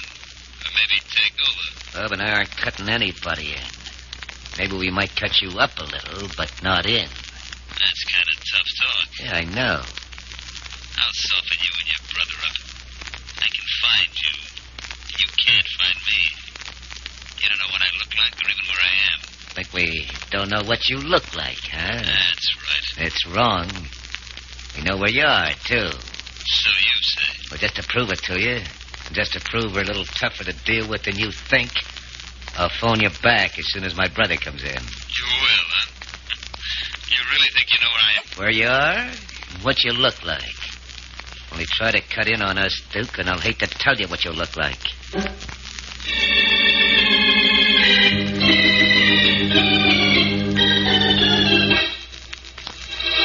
Don't you see why I switched those signs in the museum, Mary, so the Mosleys would come looking for me? It's very simple. You mean you're very simple, Blackie? Oh, Mary. Now, look, those men are out to kill Duke Allen. And now they're looking for you to kill you. I know they're looking for me, and I made it easy for them to follow me, too. In fact, one of the Mosley brothers was following us when we came into the building just now. Oh, just fine. Any minute I expect a knock on the door. No, I don't think they'll try to knock me off here. At least I hope not. It'll spoil my plans. Spoil your plans? Oh, brother, what an understatement. It'll spoil you. Mary, this plan of mine will bring the Mosleys out of hiding and may bring Duke Allen out in the open, too. Then Faraday can grab all three. Excuse me a minute. Who are you calling? The police, I hope. No, just downstairs to have a little chat. Yes? Harry, don't forget. If anyone phones for Duke Allen, give me the call. No one's called for him so far, Blackie. But I'll ring you if anyone does. Thanks. I don't think the Mosley brothers will phone, Blackie. They'll just come up here They'll have to phone first, Mary. I know I was followed to this building, but they don't know which apartment I'm in. And besides, my theory is they'll invite me to meet them somewhere for a conference. Mm-hmm. And I can guess what kind of a conference, too. Hello, Blackie. Bang, bang. Goodbye, Blackie. Oh, I think they'll give me a little better break than that. Oh, I wish you'd give yourself a break and ask for police protection. What? And be obligated to Faraday for the rest of my life? The rest of your life is going to be rest in peace, if you don't forget this nonsense. It's too late to forget it now. And besides, it isn't nonsense. I want to get the Mosley brothers for Faraday. Oh, the things you do for Faraday, and the way you talk to each other when you meet. Oh, you think you were the worst enemies in the world. I don't get it. You know how fond I am of that old guy. Well, maybe this is that call I want. And the one I don't want. Hello? Let me speak to Duke Allen. Speaking. Hello, Duke. Hey. Hey, your voice sounds different. I got a surprise for you. This is Lenny Mosley. Well, Lenny Mosley, you don't say. I did say I'd call you back, so I'm doing it. You surprised? Yeah, yeah. Didn't think I knew where you were, did you? I guess you're a pretty smart guy. Yeah. I want to see you because I'm taking over, Lenny. All by myself, too. Maybe we can make a deal. I run things all by myself. That can be kind of lonesome, Duke. Now, look, I got a proposition to offer you where maybe we can all be happy. Nobody will get hurt. Proposition, huh? Let's hear it. Oh, no, not over the phone, Duke. Meet us somewhere, huh? You name the place. We don't want any ears in the wall. That's right. How about the storeroom in the old warehouse on Lyons Road? That's easy to find. Okay, what time? 8 tonight. We'll be waiting for you. I know. I'll be there. So long. Well, Mary, that does it. What funeral parlor do I phone? Do you have any preference? I prefer right now not to think about that, Mary. I'm going to call Faraday, and at 8 o'clock tonight, he and I are going to make the warehouse the house where we grabbed the Mosley brothers.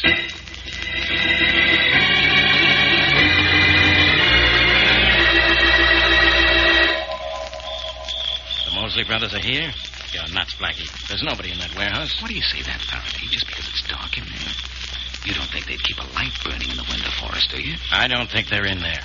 Or ever were. I know they are, Faraday. I made a date to meet them here. It's Duke Allen, of course. And so you've dragged me way out here to waste more of my time, of course. Quiet. Getting too close to talk. An empty building can't hear anything. An empty head can't understand anything, apparently, either. Step back, will you? Kick open the door. And be ready to duck a few bullets. We're nice targets in this moonlight, you know. Ready? Go ahead. Well, Blackie? Guess we'll have to go in and after them. Yeah, we got a better chance of going in after $1 million. Ready with your gun, Faraday. These guys might not be hospitable. Okay. Faraday, this floor sounds like your shoes. They may be behind that door there. I can see behind the door. It's nothing but wall.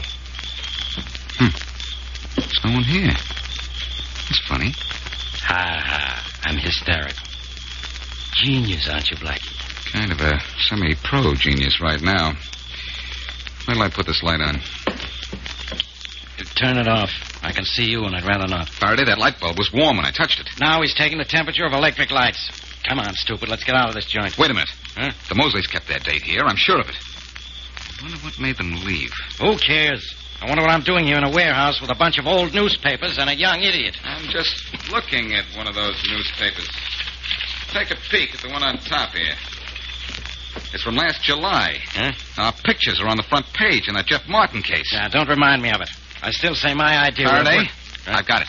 The Mosleys were here, but they left when they saw this picture of me in the paper. They knew then that I'd tricked them into thinking that I was Duke Allen, so they scrammed. Hey, that's right. And I know right where the Mosleys went from here, too, to the museum. They still have to get a picture of Duke. Come on, Faraday. If they want to take a picture, grabbing them ought to be a snap.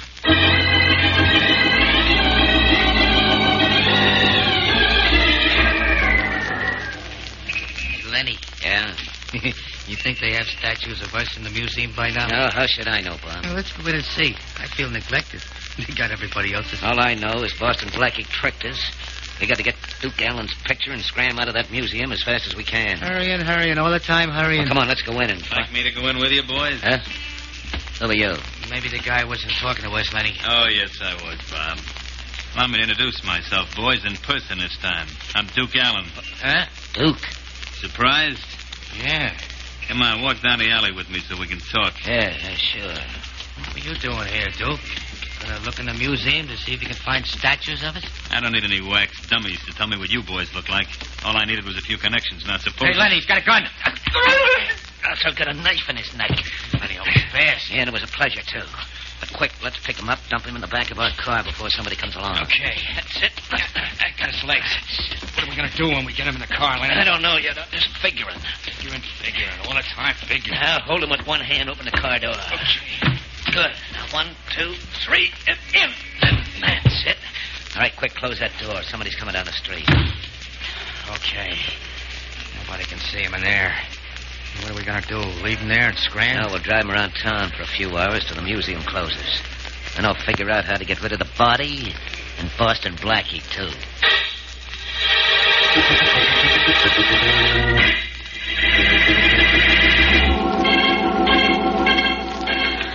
Come on, Faraday. No. We'll never catch the Mosley brothers waiting for a flash about them on your teletype. Let's try my plan. We tried it. We waited in the museum for an hour, didn't we? Wait a minute. There's something coming in again. Something, but what? Nothing to do with this case. There never will be anything about the Mosleys or Allen. But, Faraday, if you'll just come with I know me... what you'll do. Waste more of my time. No, Faraday, this time I'm positive the Mosleys will show up. And we ought to be there, when they do, for a showdown.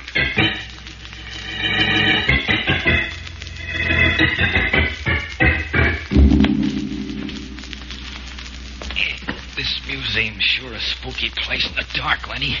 These figures look like ghosts. Yeah, you're just self-conscious, Bob. The only ghost material in here's that body you're dragging. Now bring it down this way. I found a dummy marked Duke Allen, and it's a real one this time. Okay. Be glad to get rid of this. That guy's heavy. Well, a wax dummy isn't. A wax dummy's a lot easier to get rid of than a dead body. The body will be found here, though, Lenny. Not for a while. People think it's a pretty lifelike dummy at Duke Allen for a day or two, maybe. Yeah. It's a cute trick, I think. Would have been funny cute trying to bring him in here when the place was open. And it wasn't cute driving a dead body around town waiting for this joint to close. You shouldn't have killed him as soon as you did, Lenny. Well, it was him or us, Bob. I lay him on the floor, and I'll get that wax dummy of his out of the way. Okay. Well, come on. Hey. Huh? Look behind us, Lenny. Isn't that something? In what something? The figures behind us. The sign says Inspector Faraday and Boston Blackie. Each one with a gun in his hand. Look real almost. Yeah, too real. They give me the creeps. I'm starting to worry. Worrying. All the time worrying. That's just... Hey, Lenny. Yeah? Those wax dummies behind us just moved. Oh, you're crazy. You're not crazy, Mosley, and you're not either. You're...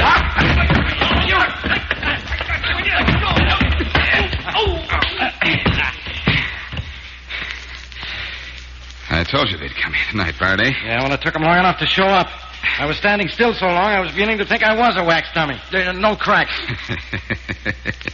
No, Faraday, no cracks.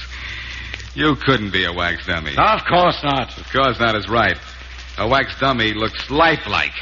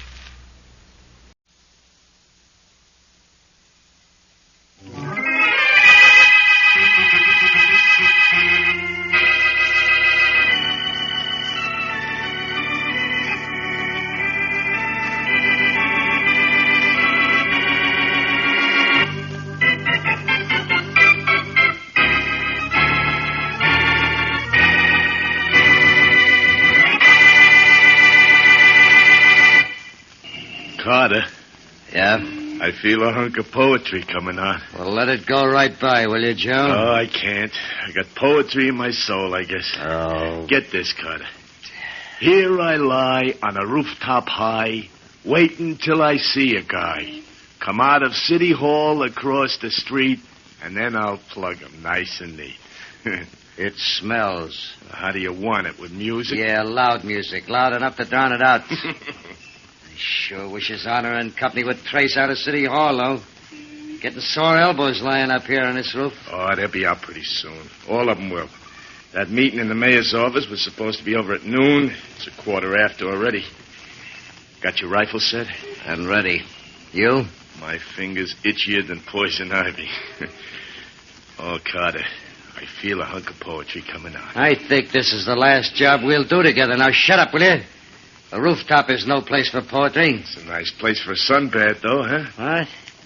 I like to lie in the blazing sun until on one side I am done. What? And then I flip on my other side and tan the rest of my little hide. Oh, huh? brother, somebody should have tanned your hide a long time ago. Your stuff gets worse every time. Well, how do you want it? With a choir? Yeah, a choir of angels hoisting you into heaven. Oh, Carter. Now, check the sight of that rifle. All right. You've never used one of these telescopic jobs before. Listen, I'll be able to ping this guy with my eyes closed. Hey, Carter. Yes? There's the mayor. Yeah. Got guys with him, too. Easy. Wait till our man's in the clear. Hey, they're bunched up like a clump of grapes. Wait. What for? On a cinch from here. Wait, I said. Hey, they're splitting up at the bottom of the steps. Only one guy near him. Wait. Now.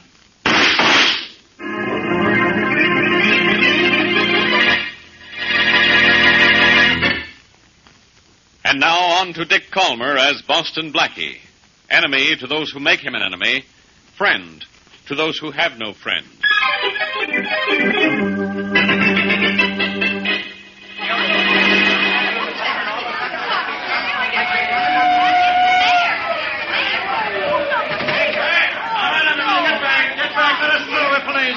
Oh, hello, Inspector Faraday. I'm Williams, 23rd Precinct. Hello, Williams.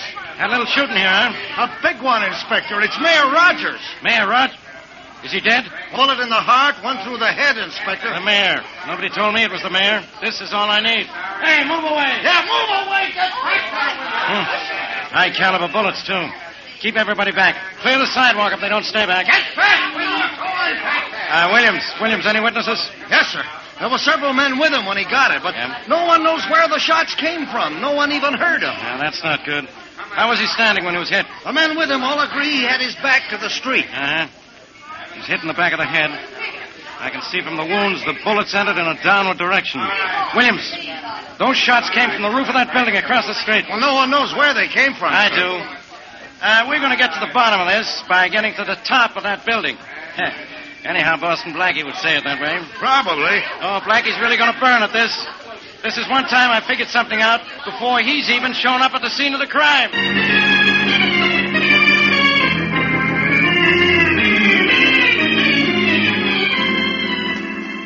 Mary, I told you if we came up to the roof of this building, we'd find where those shots were fired from. Here are 2 exploded rifle shells. Well, I don't know how you knew it, Blackie. I saw the commotion and everything in front of City Hall at the same time that you But did. Mary, did you see anyone running away or hear anyone yelling, stop? No, I didn't. Well, that's how I knew the shots came from up here. They certainly couldn't come from any of the offices in this building. They didn't come from the street. And they didn't come from City Hall because no one is going to use a rifle to shoot a man in the back from so short a distance. Well, all right, but I still don't see why you chose this rooftop. There are other buildings in the block. This is the only one with a clear view of the steps and doors into City Hall. Obviously, Oh, the man... That's the roof up here, man. Okay, Chief. I'll guarantee you'll find proof that those shots were fired from up here. Blackie, it's Inspector Faraday. I heard. Hello, Faraday. Blackie. Beat it. The short way. Jump off the roof. I'm sorry, Faraday. I'd do it for you, but I have Mary. Now, use her for ballast. Now, beat it. I don't want you annoying me as usual. Annoying? Well, how can you say that? How can I... I'm admiring the view of the city. Of course, I've also figured that this is the place from which Mayor Rogers was shot. So you figured that, too? Of course. Mayor Rogers was shot from up here. Here are 2 exploded rifle shells, 30 caliber. I'm surprised you're here, but congratulations. You're almost as smart as I am. You're smart, huh? Just because you know those shots came from up here. Well, what help is that? Doesn't prove who murdered Rogers, or why. Find out why someone would want to kill the mayor, and you will have the someone who killed him, Faraday. And if you need any help, call on someone like me.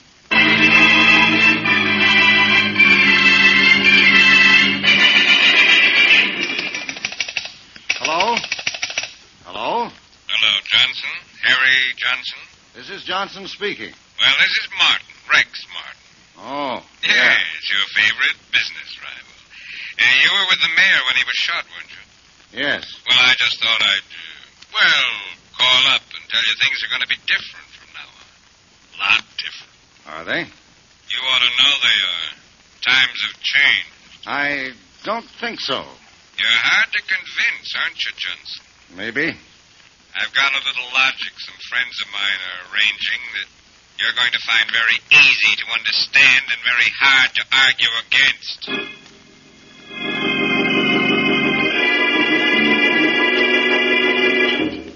Harry, I wish you'd let me fix you something to eat. You didn't touch your dinner. I'm sorry, Ann. I can't think of eating. I keep seeing Mayor Rogers being shot down not 2 feet away from me. And that phone call I got from Rex Martin today. I know, darling. I know you're terribly upset about the mayor, but think, darling, it might have been you. I almost wish it had been. Maybe it's the weather that's making you so depressed. It's cleared now, but we practically had a cloudburst until an hour ago, and you know how low you get when it rains. Don't look for excuses for me, darling. I'll be all right if I can... Oh, will you answer the door, dear, please? I'm going out in the backyard a minute. All right. I hope this isn't company, Ann. I just couldn't face anyone tonight. If it's company, I'll be back to see to it that they won't stay long. Thanks. Yes? Are you Harry Johnson? Yes? Well, we got something for you, Johnson. What? A present? How do you want it? With mustard and piccalilli?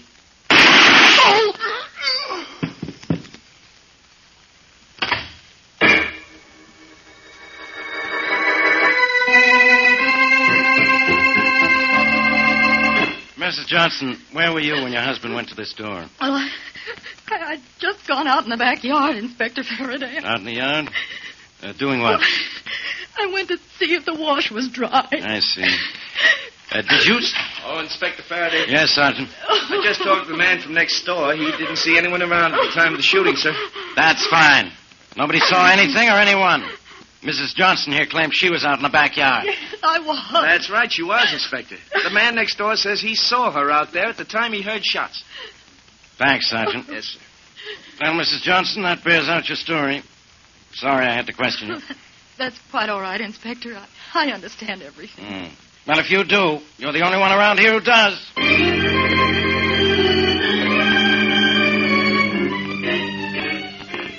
There's the city recorder's office at the end of the hall, Mary. Blackie, I hope you find what you're looking for. I think I will. Mayor Rogers was obviously shot by accident by the same person who later shot Johnson. That's why the bullet hit the mayor in the back of the head. He probably walked over to Johnson just as the gunman fired. But why was anyone gunning for Johnson? Because he was going to get a contract someone else wanted. If you know what you're talking about, and you usually do. I'm sure I know what I'm talking about this time, Mary. Well, here we are. Okay. Oh. Place looks empty. There's a guy in the back of the room there. Now we're going to find out all about a man named Rex Martin. I know he was Johnson's business rival. Blackie, if Rex Martin was in line for a big contract that you think Mr. Johnson was going to get, you're not going to be very happy. Johnson was going to get the contract, all right, and Martin may have wanted to stop him. Oh, may I see you for a minute? Sure. What can I do for you? I want to find out something about a contract. Sorry, mister, I'm not... This is important. I think it has some bearing on the Johnson murder case. I can't help you, mister. Look, all I want to do is to see the last city contract. That's private city business, mister, and none of yours. Look, son, there's no such thing as private city business. Rex Martin wanted that big contract, but Johnson was getting it, wasn't he? I'm not going to talk, mister. Maybe you don't understand. I'm Boston Blackie. Blackie? Well, why didn't you say so?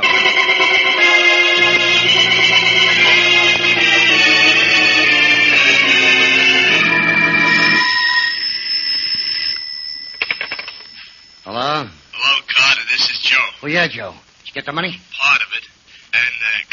I feel a hunk of poetry coming on. Never mind the poetry. Come on up here with that dough, will you? Okay, I'll be right up. Nobody's around. What difference does it make if anybody's around? Nobody saw us get the mayor. Nobody saw us kill Johnson. We don't have anything to worry about. You sure? Positive. The cops got the only worries. Oh, boy, I gotta laugh.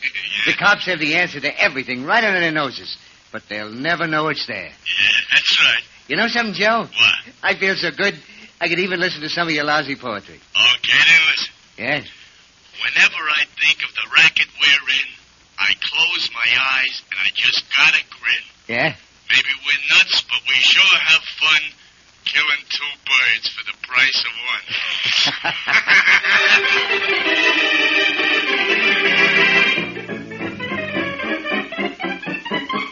Blackie, can't you find a better place to loaf than in my office? Now beat it. Can't you understand the mayor's been murdered? What's the matter with you, Faraday? Why don't you listen to me and pick up Rex Martin? He's the answer to this thing. What am I going to pick him up with? Radar? He's out of town. He won't be back till tomorrow. And I don't have any reason to pick him up.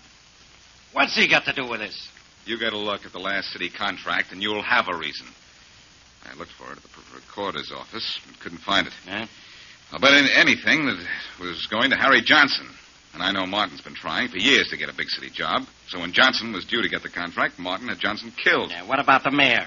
Martin kill him, too? Blackie, stop trying to confuse me. Faraday, the mayor was killed by mistake. Look, ask Mrs. Johnson if her husband wasn't set for a big contract. She doesn't know anything about anything. She was at home when her husband was killed, wasn't she? She was out in the backyard. A neighbor saw her. She went out to see if her wash was dry. She's no help. Neither are you. That's what you think. What? I'm going to see Rex Martin when he gets back to town tomorrow. And then this case will be closed as tight as your mind.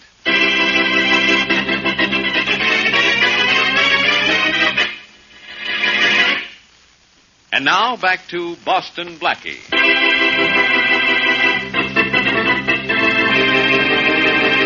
From a rooftop, a gunman named Carter and his partner Joe shoot and kill Mayor Bob Rogers as he walks out of City Hall with friends. Later, the same two men murder Harry Johnson, who was with the mayor at the time of the assassination. So far, neither Boston Blackie nor the police have any clue to the identity of the killers or reason why Johnson was killed. The mayor, obviously, was murdered by accident. As we return to our story, Carter and his friend Joe are in their hideout. Come on, Joe, come on. Tell me how much you got for killing Johnson. Carter, I feel a hunk of poetry coming on. Never mind your poetry. How much did you get? I told you, 1,000 deposit. I thought we were getting 15 grand. We got one. The rest later. I don't believe it, Joe. Now, wait a minute. Now, look, you're holding out on me.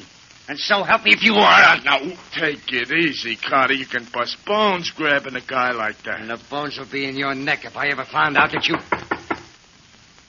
All right, let me go, stupid, and go answer the door. We'll take this up later. Anytime you like. Go on the door. Okay. Hello, Mr. Carter. Oh, Mrs. Johnson. Come in. Thank you. Joe, take off your hat. There's a lady present. Yeah, I know the lady. You like the job we did on your husband, huh? It was quite satisfactory. How about the police, Mrs. Johnson? Have you had much trouble with them? None at all, Mr. Carter. They asked me a few questions, but outside of that, nothing. They can't possibly suspect. Well, I sure hope not, lady. If you get caught, we don't get the rest of our dough. You'll get the rest of your money as soon as my husband's insurance policy pays off. Oh, that's why we only got 1,000 so far. When does the company pay, Mrs. Johnson? Well, it shouldn't take more than a few days.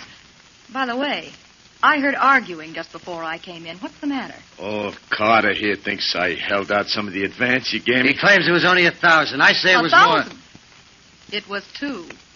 Oh, 2, huh? Now, wait, Carter. Well, what do you know, Joe? Carter, Come here. Okay, Carter, it was $2,000. I'll give you your half. You can't blame a guy for trying, now can you? You're not going to be able to try any longer. Mr. Carter, Joe, no fighting. Yeah, no We've done fighting. beautifully so far. Everything's perfect. Let's not spoil it. I'd like to spoil that guy's kiss. No, don't fight, you two. That's a mistake. You've made a slight error already. Killing the mayor? Yes, We made up for it, didn't we? yes. Now suppose you make up with Joe. The next mistake may not be so easy to correct.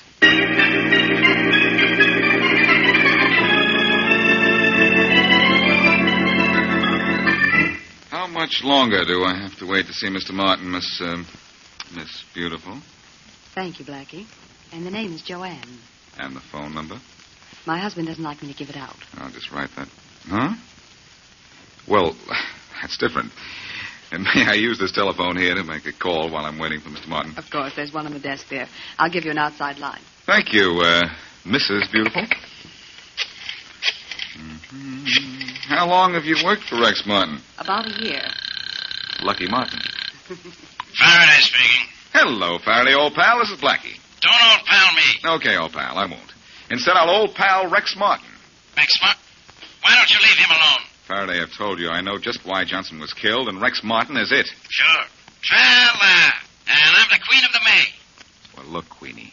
Johnson was killed by someone working for Rex Martin because Martin wanted a city contract that Johnson got, or was going to get. I told you that. Now I'll prove it. Oh, Blackie, Mr. Martin will see you now. Thanks, Joanne. I'll call you back in 5 minutes, Faraday. Yeah? Because I'll prove Johnson took a contract away from Martin and sew up your case for you when it won't take longer than that. This way, Blackie. Thank you. Mr. Martin, Mr. Boston Blackie. Come in, Blackie. That'll be all, Joanne. Yes, sir. Sit down, Blackie. No, thanks. I'd rather stand. Martin, are you in the habit of killing all your business rivals? What? What did you say? You heard what I said. Yes, I did. But I'm afraid you're in the wrong office. Or am I? You're the head of the wrong company, Martin. The company that didn't get a big city contract it wanted. Am I? You know you are. Johnson's company got it, or was about to get it. That's why you had it killed. I checked at City Hall and found out you and Johnson were bidding for the same job. That's right. We were. And Johnson got it. So you sent a gunman or two to give him something else while you were out of town. You base your assumptions on that contract, do you, Blackie? Certainly. With him out of the way, the contract would be yours. I see. Blackie, take a look at this. Hmm? Here's the contract Johnson and I were bidding for. And I got it. Signed, sealed, and delivered. 2 days ago. The day before he was killed.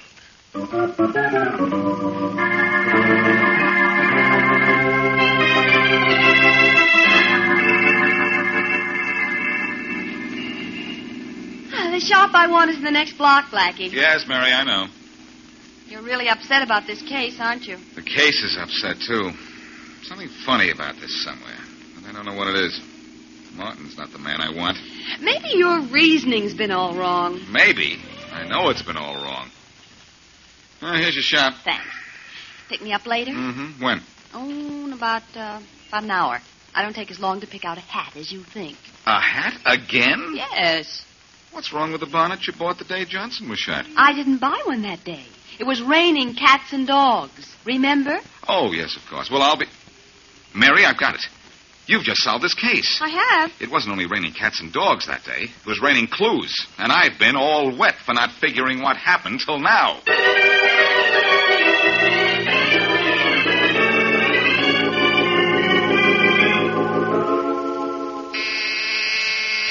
Coming. Yes? Are you Mrs. Harry Johnson? Yes, I am. I'm Walter Keith from the National Insurance Company. Oh, yes. Come in. Thank you. Well, I've been expecting you. I imagine you have. I hope I haven't called too soon after your husband's unfortunate death. Oh, no, it's quite all right. I know these things have to be taken care of right away. Yes, they do. But sometimes there are rather long delays. Long delays? What for? Red tape, Mrs. Johnson. I'm afraid it'll be 6 months before you receive the benefits of your husband's policy. 6 months? I won't stand for that. I'm sorry, Mrs. Johnson, but the company wants to investigate a little bit. There's nothing I can do about it. Well, I'll do something about it. 6 months, Mrs. Johnson. And there may be a further delay beyond that. I'm sorry, Mrs. Johnson, but that's the case. Oh, no, it's not. I've been told to advise you that it is. Goodbye. 6 months. 6 months. Well, I'd better call... Oh, what's the matter with this phone? That's funny. It's dead. Operator. Operator. Operator. Operator.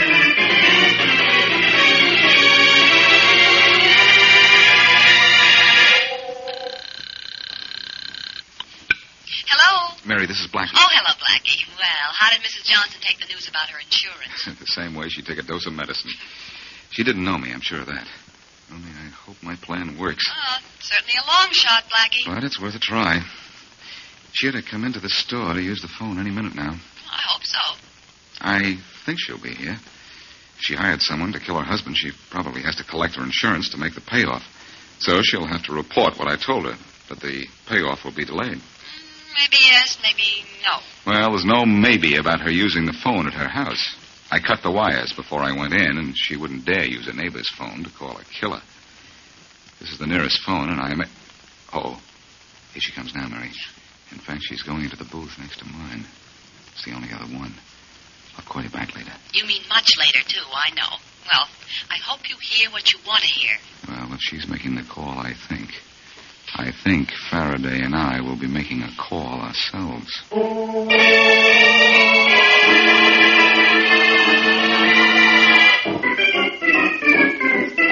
Carter, I feel a hunk of poetry coming out. Oh, save it, will you, Joe? Keep packing. I'm packing. Gotta get out of here fast. Carter, I don't think the dame's double-crossing us. Maybe she can't get the insurance, though, for 6 months. Well, if she can't, it's because the case is going to be investigated. We're not going to be around when it is. Come on, let's blow out of here. Uh-oh. See who it is. Okay. But don't open that door too much. You think I'm a dope? Okay, you open the door all the way. We're coming in. Carter, I think it's cops. Shove, Blackie. I'm shoving Faraday. Carter, help me. Oh, no, I'm getting out of here. Not without me, you would. Stand right where you are. I think we'll have to convince him with a little noise, Faraday. Okay. I know you'll take better aim on the next shot. I'm through. We quit. Smart boy. Well, Faraday, here are your two killers. Glad to see you. Well, Carter, I think these guys are suffering from a case of mistaken identity. Shut up, Joe. The mistake is all yours, Carter. Yours, too, Joe. Mrs. Johnson talked. Oh, yeah? We know you shot and killed Mayor Rogers and Mrs. Johnson's husband. So come on. I'm through with this case. And you're through for good.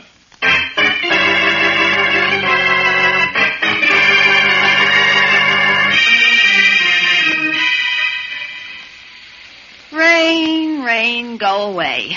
Little Mary wants to go out and buy a new hat. I hate rain. You hate it.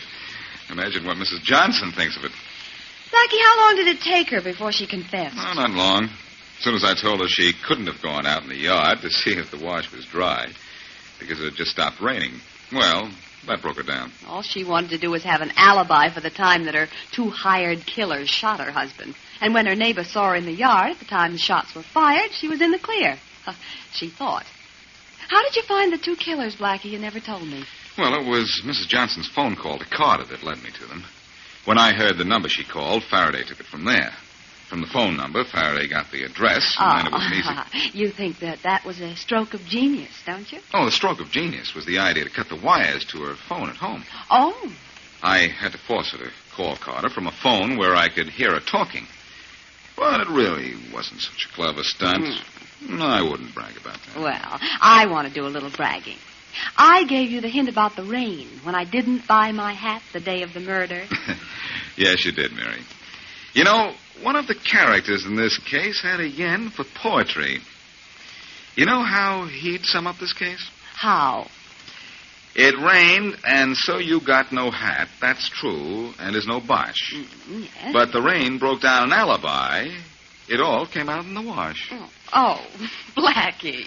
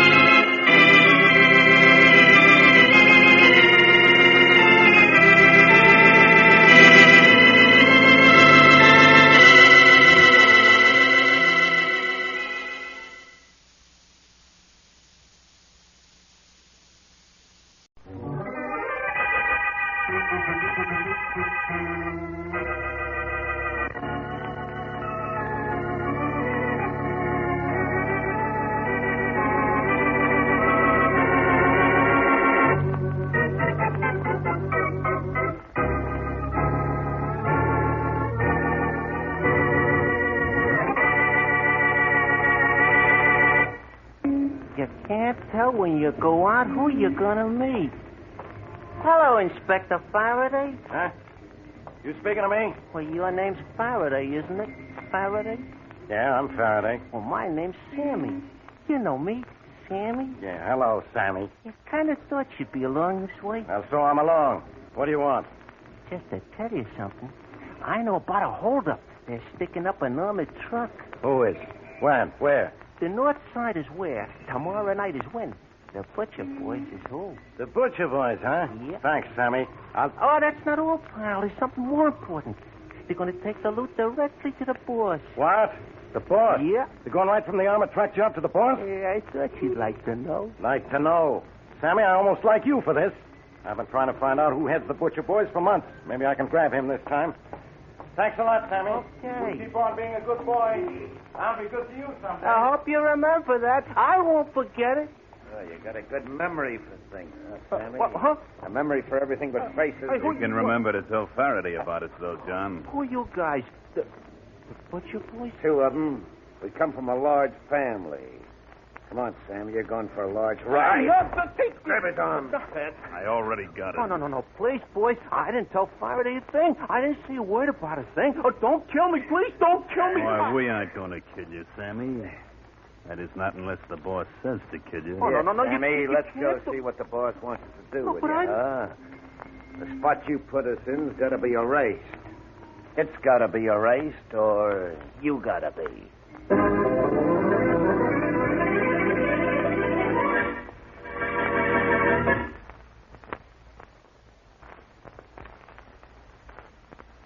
And now on to Dick Calmer as Boston Blackie. Enemy to those who make him an enemy. Friend to those who have no friend.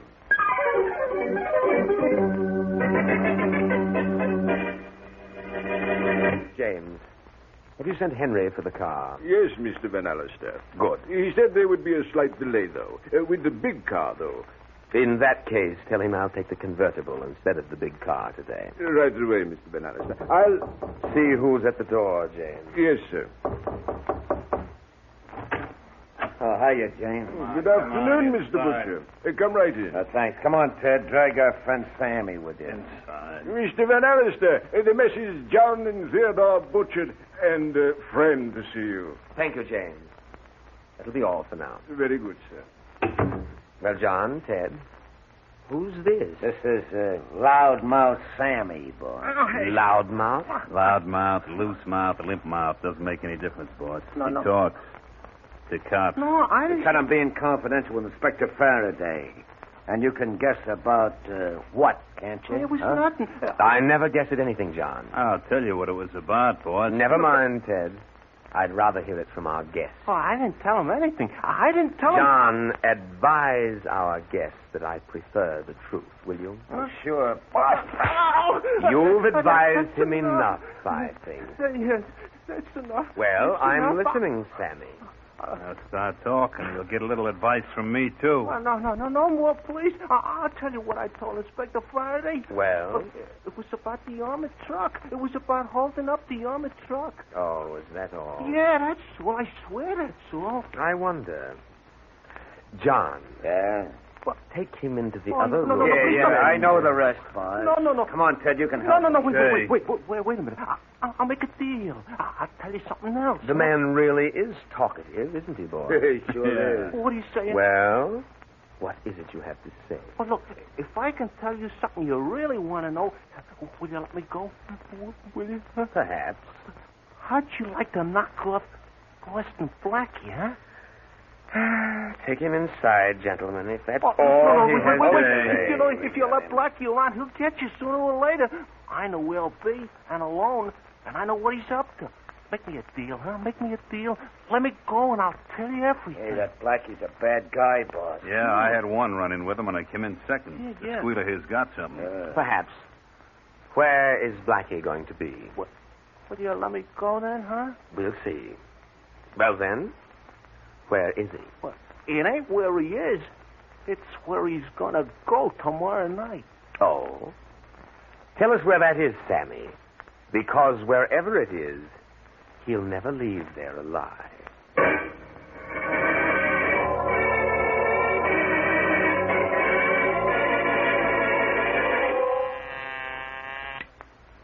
Homicide, Faraday. Faraday? Guess who?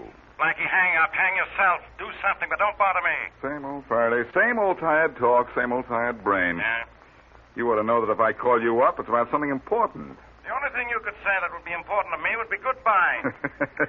What are you waiting for? For you to get some sense, which is probably a lifetime engagement or assignment that I've given myself. Did a character named Sammy the Lip get to you? Suppose he did. What do you know about it? I sent him, sweetheart. He came to tell me about the Butcher Boys and their latest caper, and I referred him to you. I told him you were in that business. Oh, you did? That's right. All right. You sent me Sammy. I talked to him. He told me what he knew. I'm going to do something about that armored truck thing. You happy now? I couldn't be happier if you were in your right mind. Oh. We'll grab this Butcher gang and their boss together. We'll grab? Mm-hmm. Oh, no. You're keeping your nose out of this. And I mean it this time, Blackie. Will it make you happy if I do? I'll give you a sample. Ha, ha, ha. That's how happy it'll make me. In that case, Faraday, I've got news for you. You worry about grabbing the gang after they grab the armored truck. I'm going to take a vacation in the country. Good.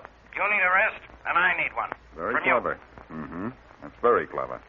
I wonder when you heard me say it. Mm-hmm. Faraday, old pal, I am going to take it easy. You do the work on the armored car and leave the rest to me.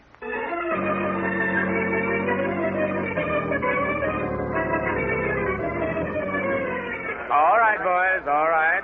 All right, be quiet a minute, and I'll tell you why I've called you all together. The Messrs. John and Theodore Butcher have finished entertaining our guest, Mr. Van Allister, and they're resting.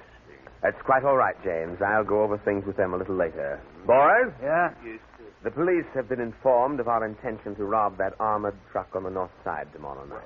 Who read it, boys? It doesn't matter, guys. But our plans have been definitely upset, Mr. Van Allister. On the contrary, James, our informer has been of great help to us. I've just learned that 48 new automobiles are being trucked in from the Middle West tomorrow night. We're going to steal those cars, all 4 dozen of them. That's a man-sized job, boys. This outfit is man-sized, isn't it? Right. So the truck deal is out, huh? That's correct. But in view of the new cars we can appropriate, it doesn't matter too much. Okay, if you say so. Mr. Van Allister. Yes? What about this Blackie person? Have plans been made for him? Very definite plans, James. In fact, if he's alive tomorrow, I'll be very surprised. No, James, I don't think we need worry about Blackie much longer. Well, that's good. Now, let's get back to the new cars. It ain't going to be tough to sell them, boys. But it'll be tough to hide them till we get rid of them, won't it? We'll sell the cars in another part of the country. Drive them there? Right after we lift them? No, drive them to the Franklin farm. I'll meet you there an hour after the robbery, and then I'll tell you Come in. Oh, Mr. Van Allister. Oh, come in, John. How's our talkative guest, Sammy? I don't think he's going to talk anymore. No. No. What a shame. Is he dead? Yeah. I think I hit him too hard. Oh? What'll I do with the body? Oh, leave it out in the country someplace. They tell me it's peaceful there.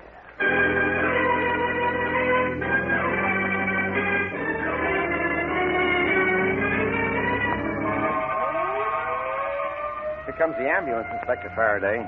I don't know why anyone sent for an ambulance, Sergeant. This guy's been dead for hours. Poor Sammy. He sure died the hard way, Inspector. Somebody really worked him over. Yeah, I know. Callahan's telling boys he had. Uh-oh, look who just got out of that car behind the ambulance. Hello, Faraday. Blackie, go away. Get in that ambulance and make like a victim. Do anything you want, but do it away from here. Thanks, Faraday. I will, as soon as I find out what the score is. It's nothing to nothing. That's right. You know nothing, and you'll do nothing. Oh. So Sammy got it, huh? Well, that's figured. He was an underworld character, and they all get it sooner or later. Okay, so he got it sooner. How did you know to come way out here? My brilliant mind, Faraday. I was at headquarters when the report came in and followed the ambulance out here. You know, I think maybe even you could have done that. That's enough out of you. Apparently someone couldn't get anything out of our dead friend here.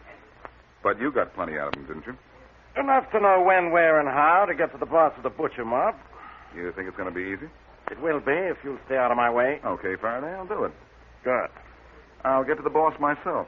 Bad. Good or bad, pal. I'll get him. Get me?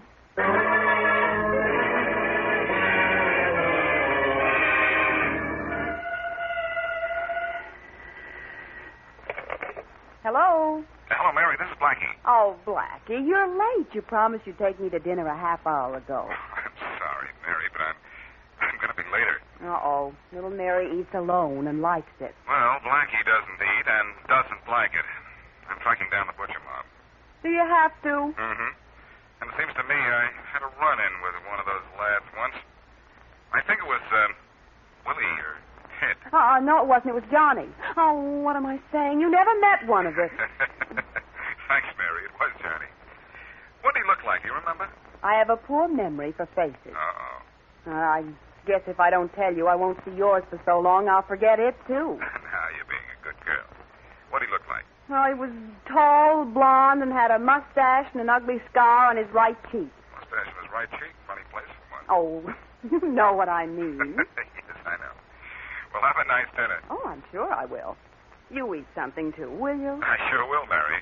I'm going to a farm, and if my plans work out, I'm going to make the boss of the butcher mob my meat.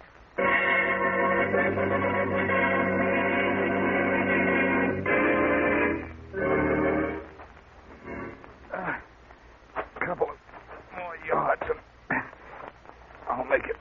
Okay. There. Please let somebody be home in this farmhouse. Fingers are crossed. Wood's been knocked. I've done all I can. Well, what have we here? I'm hurt. Please help me. Car just hit me on the highway. I think maybe I'm hurt bad. Something catfish. Here, let me help you in the house. Easy now. Ooh, easy. You take it easy, young fella. I'll have you fixed up in no time. Oh, thank you. I reckon you'll be best off lying here on the couch. Yeah. Here we are. Easy now. Oh, thank you, Mr. Franklin's the name. Now I'll get you something to fix you up right and proper. Oh, that's nice of you, Mr. Franklin. No trouble at all to help. Boston Blackie. Hey, how'd you know my name? And what's with that shotgun in your hand? Shotguns were made to go off, Blackie. And I don't have to tell you how I knew you. Funny how things work out. A minute ago, I say hello to you.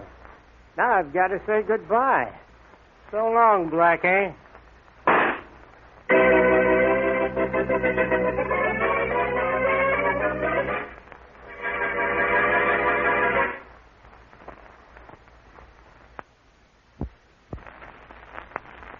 And now back to Boston Blackie.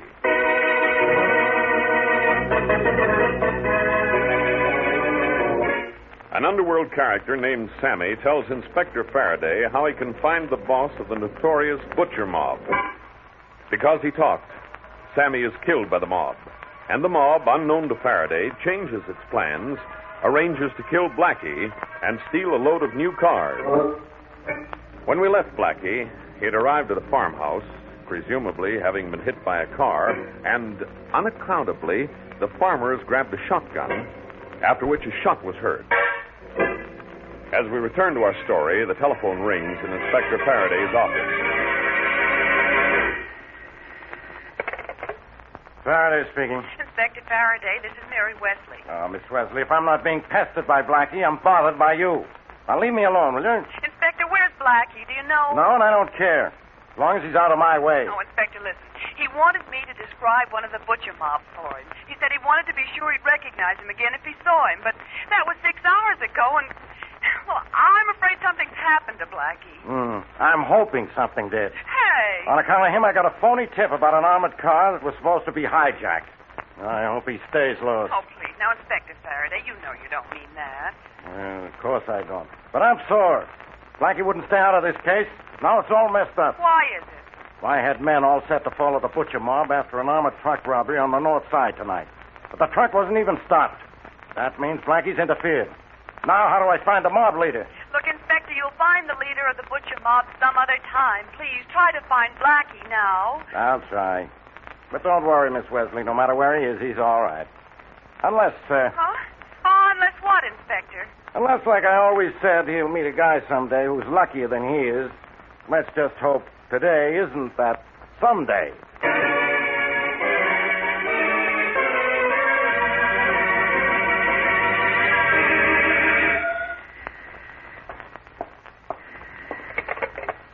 Yes?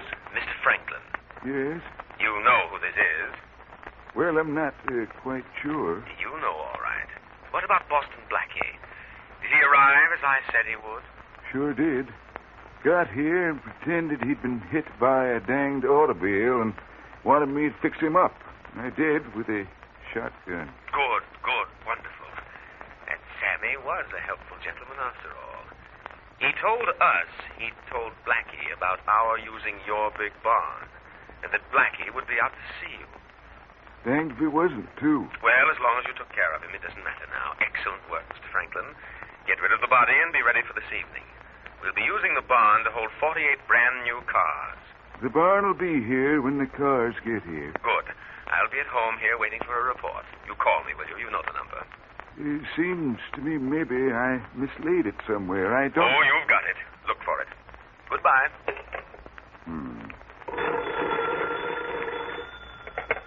Operator, did you want me, Miss Franklin? Miss, this is Boston Blackie, not Mr. Franklin.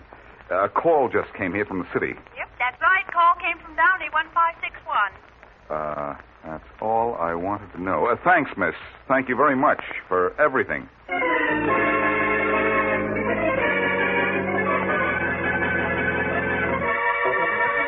Now, Faraday, is that a way to treat a man back from the dead? You act like you wish I hadn't made the return trip. Who's acting? And here I am, all ready to give you the lowdown on the butcher gang, and, if you're a nice boy, the boss. Blackie, what is all this? You disappear. Nobody knows where you are. Well, you worried Miss Wesley to death. She's called this office of mine every 10 minutes looking for you. I know. I phoned her from a drugstore on the way here. She's happy with me now. Well, I'm not. What goes on? Get this, Faraday. The time for clowning is over. The butcher boys didn't grab that armored truck because they stole some brand new cars today instead. Where from? Well, I don't know. Oh, fine. But I know where they took them. A huge barn belonging to a farmer named Franklin. Franklin, huh? We'll grab him quick. It's too late. He's dead. What? It was either him or me when he was fingering his shotgun, and I'm a little selfish that way. I'd rather it were him. I dragged his body to the attic. What are you talking about? Our little squealing Sammy probably told the butcher boys and their boss that he had told me about their using the Franklin farm as a combination hideout and storage warehouse. Why didn't he tell me that? Because I asked him not to. I wanted to handle this myself. If you went up there with a gang of cops, you'd have scared them off. Anyhow, when I got to the Franklin place, I pretended I'd been hit by a car, but Franklin wasn't fooled. Apparently, he was expecting me. I always knew you were a bad actor, in more ways than one. Hey, you should have heard the impersonation I did of Franklin on the telephone. It was good enough to fool the boss. Who is the boss, Blackie? I'll let you know when I introduce him to you. That can wait for a few hours, though. And those few hours are going to see you a very smart cop. Let's see how good an actor you are, because that's a very strange role.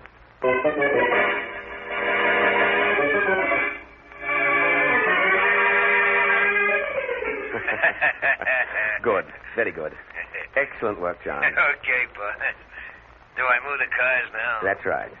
You and the boys drive each of the moving vans out of the barn. It was a cinch running the new cars and the moving vans we had parked in Franklin Barn, Mr. Van Allister. Good. Good. Now, you want two of the boys to get into each van, drive them all out of town. That's right. Oh, has Mr. Franklin returned yet? That's funny, boss. No, he ain't around. We ain't seen him. But there was some blood on the floor of the farmhouse. Mr. Franklin's following orders. He killed Boston Blackie and is probably out disposing of the body. Those were his orders. You follow yours. That's all, John. Well, thank you, Mr. Van Allister. Thank you. Bye. We'll be moving those vans 10 minutes. Excellent. Goodbye.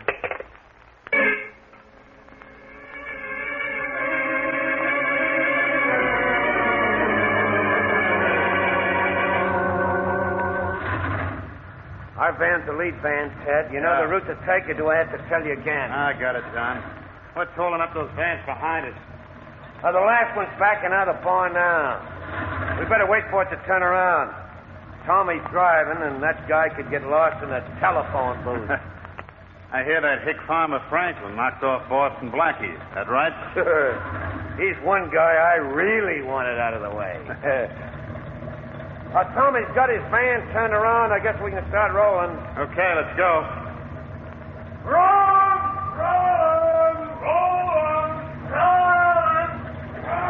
Here we go, boys.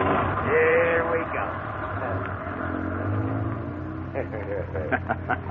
I gotta laugh, John. It's gonna take a guy with x-ray eyes to see we got cars inside these moving vans.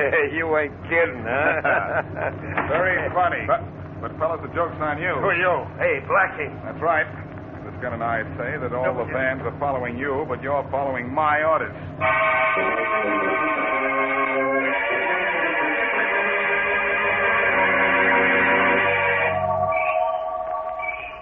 Do we got a heavy enough roadblock across the highway, Inspector Faraday? It'll do the trick, all right, Sergeant. If Blackie did his stuff. Stay back in the bushes. Yes, sir. The trucks are 5 minutes overdue. I hope nothing went wrong at the farm. Yeah. Now, Blackie was pulling a pretty risky thing there, Inspector. Well, it was his idea. If it didn't work out, I was going to... Inspector. I think I hear the vans coming now. Something's coming. Yeah, it's the vans, all right. Yeah, the first one just rounded the corner. Ready? Yeah, ready, willing, and able, Inspector. If that roadblock stops the lead van... If it doesn't, Blackie will. And I know Blackie's in that first van because the vans wouldn't be routed this way if he weren't. There must be. Inspector, it's not slowing up. It's going to crack in the roadblock. Get back! I'm already getting back. That's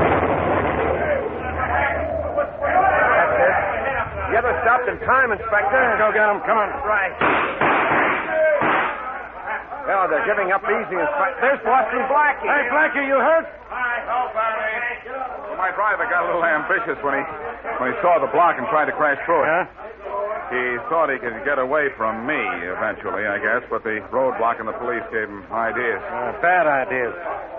Well, we got them all, but we don't have the guy we want. The boss of this mob. Oh, I think we'll get him before the night's over, Inspector. I can find him. You can? Where? Well, you see, I know his phone number, and you can check his name and address. Huh?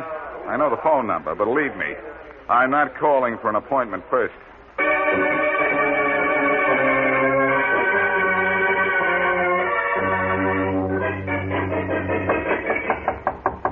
Come in.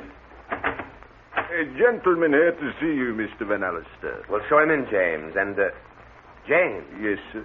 Where did you get that black eye? Black eyes? Oh, I ran into... You ran into this fist, Van Allister. Who are you? I'll let you know. And, James, that'll be all.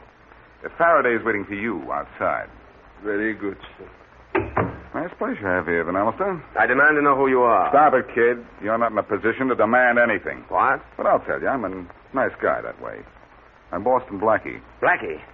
But I thought that... That I was dead? I know. Everybody thinks I'm dead lately. Glad to disappoint you, Mr. Van Allister. Very glad. Well, do you want to leave your manor in a manner to which you're accustomed, or would you prefer I carried you out? Where are my boys? Where are they? The butchers in jail. Waiting for you. They said to tell you that they're awful lonesome. They told you about me. Mm-hmm. They wouldn't. They wouldn't dare. I don't believe you. You're making all of this up. First I'm an actor, now I'm a writer. Look, Mr. Van Allister. My boys. I don't want to waste any more time. My boys are in jail, all of them. Every last one. They didn't tell you about me. They wouldn't dare. You said that before, all right, so they didn't. That make you feel better? The cars. The ones in the van. We've got them all. It can't be.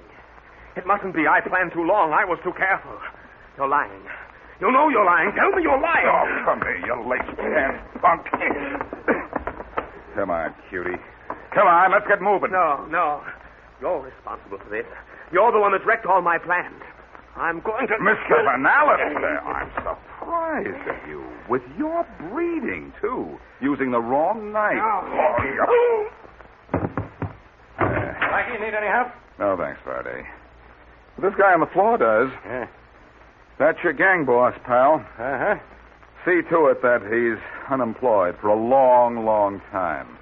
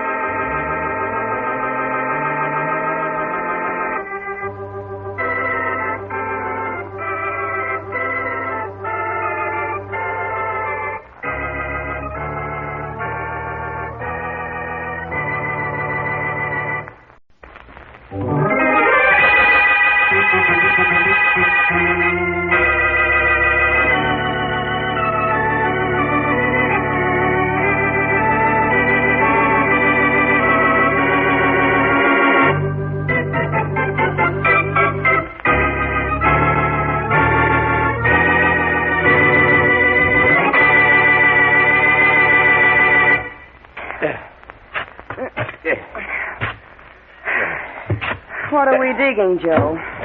A sub-basement? You know what we're digging, Sue. Sure, but how far down are we going? To China? Don't be silly. Just about deep enough. A few more spadefuls, and I guess it'll fit. Well, I hope it's just a few more. I'm exhausted.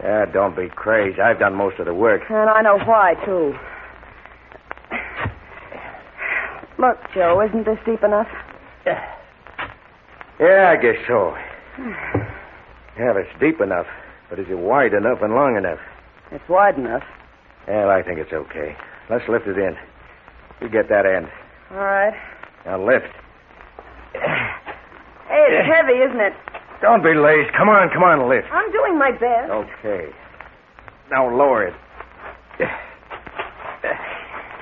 I think it'll fit. I think it will, too. Oh. Oh, he's right. Yeah, it fits, Sue. Just fits. Now what do we do? Cover it up and forget about it? Don't be silly. Just covering it up with dirt won't hide it for long. I'm going to pave the entire basement floor tomorrow. Then she'll not only be a couple of feet underground, but under half a foot of concrete, too. They're going to do a good job of hiding Sally's body, I'd say. You bet we are. Maybe my wife did show up at the wrong time. But what's left of her will never show up.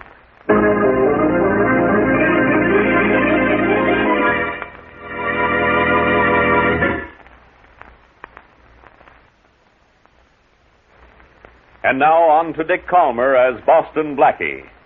Enemy to those who make him an enemy. Friend to those who have no friend.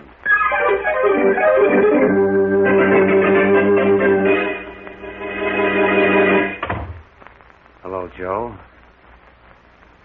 Well, what's the matter? Aren't you glad to see me? Well, Billy, don't be ridiculous. Of course I am. Come on in there. I am in, Joe. Where's Sally? Your sister? Yeah. Well, she isn't here, Billy.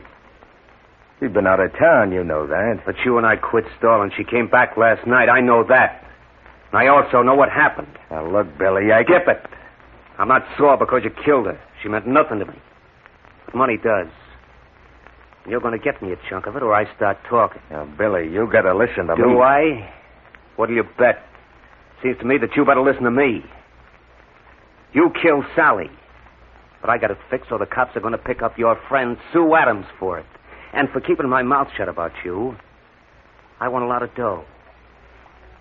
But you know I'm nice. I'm going to tell you how you can get it for me.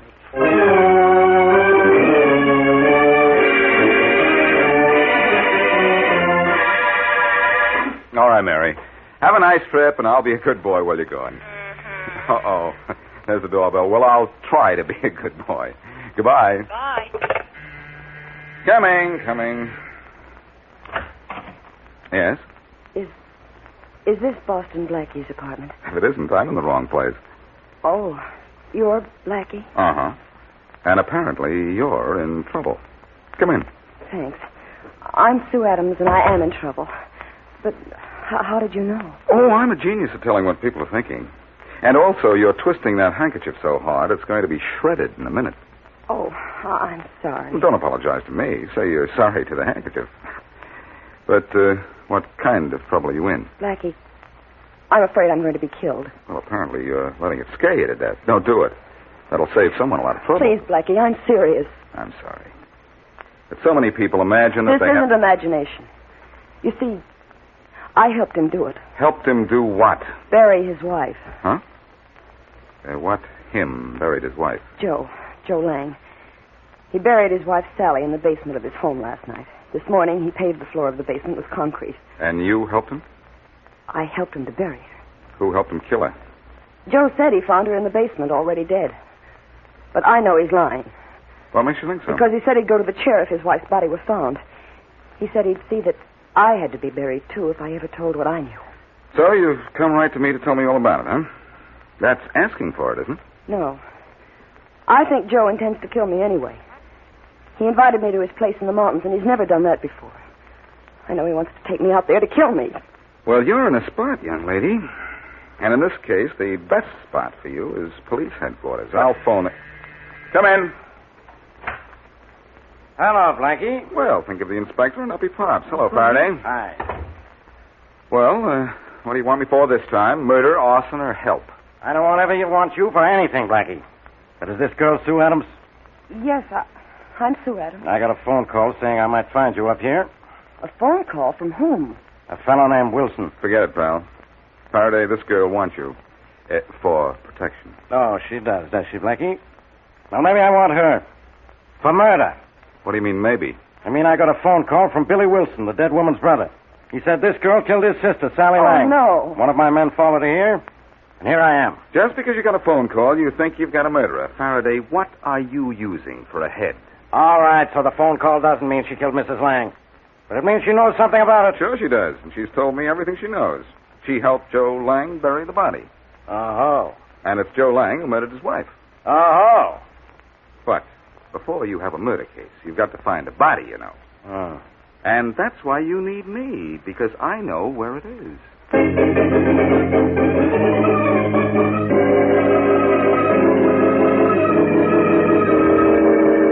lots of paper in that corner of the room, Billy. We want a picture so this joint of mine goes up like a hot torch. I know that, Joe. I'll make sure nobody will ever know we set your place on fire. Now, these papers will burn with the rest of the joint. So will all the Excelsior. Right. So much Excelsior around will look suspicious, Joe. It'll burn. If it doesn't, so what? Your sister got 3 barrels of new dishes delivered last week. No kidding. Yeah. You bought Sally new dishes? She never told me. She won't tell anyone anything now. I think we have enough papers around. I should think so. The basement's jammed with papers. We spread them around every room. Joe. Yeah. Joe, I just heard a door slam. So did I. There's a front door, too. Quiet, I'll see who it is. Okay.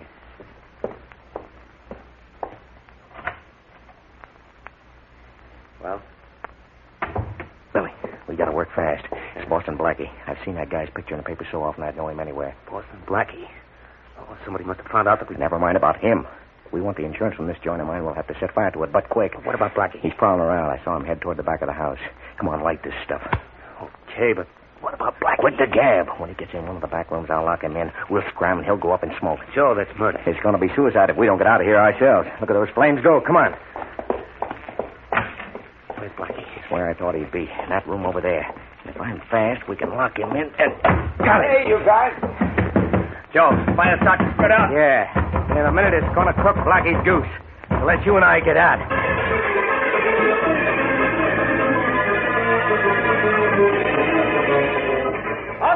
Okay, men, let's pack up and trouble. There's not much left of the house, Inspector Faraday. I don't care about the house, Chief. But Boston Blackie was in there. There's no one left in there now, Inspector. No one alive. That house went up well, it went up awful quick. What was Blackie doing in there? We came down to see a guy named Joe Lang about a body Blackie said he could find. We were both going in, but Blackie said he wanted Lang alone a few minutes. Well, if no one come out of the house after the fire started, no one's coming out now. You sure Blackie stayed in there? Blackie didn't have time to get out. He hadn't been inside more than a minute when I saw flames shoot out of all the windows, so I beat it down to the corner and turned in the alarm. Blackie might have come out while you were turning in the alarm. If he did, he would have been here when I got back. No, I guess he got caught in there. Well, it's tough, Inspector. Yep. Well, we'll be able to check through the rooms pretty soon now, Inspector. Okay. I want to make sure about Blackie. Sure of what, Faraday? That I'm dead or alive? Blackie, you're alive? A little smoky, Inspector, but alive. Why, I ought to... So I worried you, Faraday, but I just had to wait until I heard you say something nice about me. You never do if you think I'm alive and might hear about it. Yeah, you'll hear about this, Blackie. How'd you get out of that house? Through a window? No, the flames were at the windows before I could get to one. And the only door in the room was locked. How'd you get out? Faraday, have you forgotten? Has a locked door ever stopped me? No, but I sure wish this one had. Faraday, you say the nicest things. I know, Blackie. Did you find Sally Lang's body? And if you did, who killed her? I didn't have a chance to find it, and I don't know who killed her. A big help you are. Oh, don't worry, Faraday. I'll find out.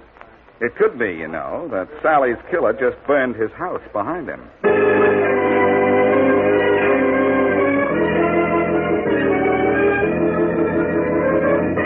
10 of diamonds. Jack of hearts. Nuts. Well, Billy, it don't look like you'd ever win a dime off me cutting time. Well, I'll bet you 5 I win this time, Joe. You got it. Go on, you shuffle. Okay. I wonder if they found Blackie's body yet. The joint's still probably as hot as a griddle. Go on, you cut first. Yeah. King of clubs. You bet 5 you'll win this time, huh? I'll win. Here's my cut. Ace of hearts. Why, you The dirt. 5's mine, Joe. Don't be diz. I don't pay off on a crooked cut. You shuffle. There was nothing crooked about it. Ah, that phony cut you made stacked the cards. Now, wait a minute. Just because you're Sally's husband, don't think you can call me a cheat. Okay, pal, you started something. Well, Billy.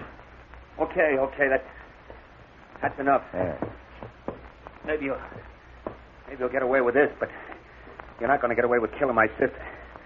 She's lying under the concrete of that burning house of yours now, and I knew who put her there and why. You think you know. You're sure I know. That's why you agreed so easy to burn your house down. You want to marry Sue Adams. That's why you killed Sally. I can always tell what I know. Don't forget about that. I think maybe I better finish what I started a minute ago and bust that You'd small... better just stand right there like a good boy. I got a gun ready to go boom.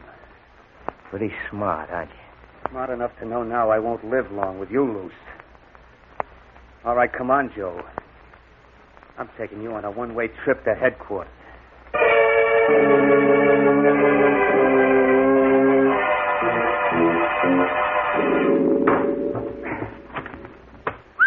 I wonder how heavy these boards were before they were half burned.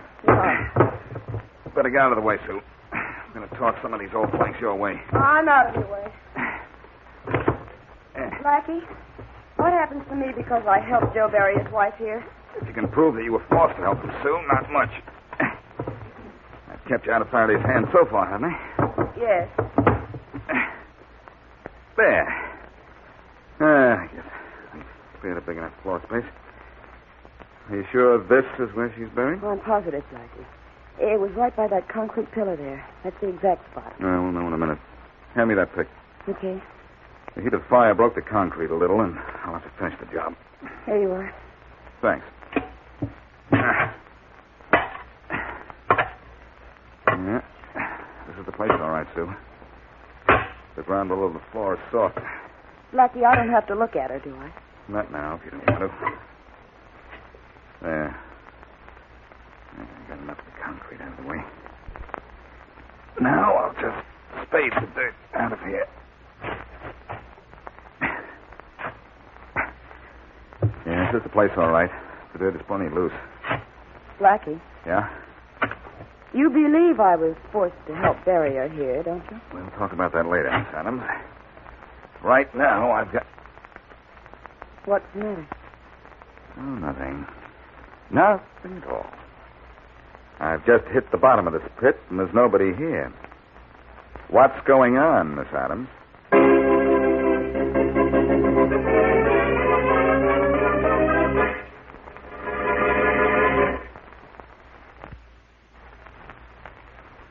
Now back to Boston Blackie.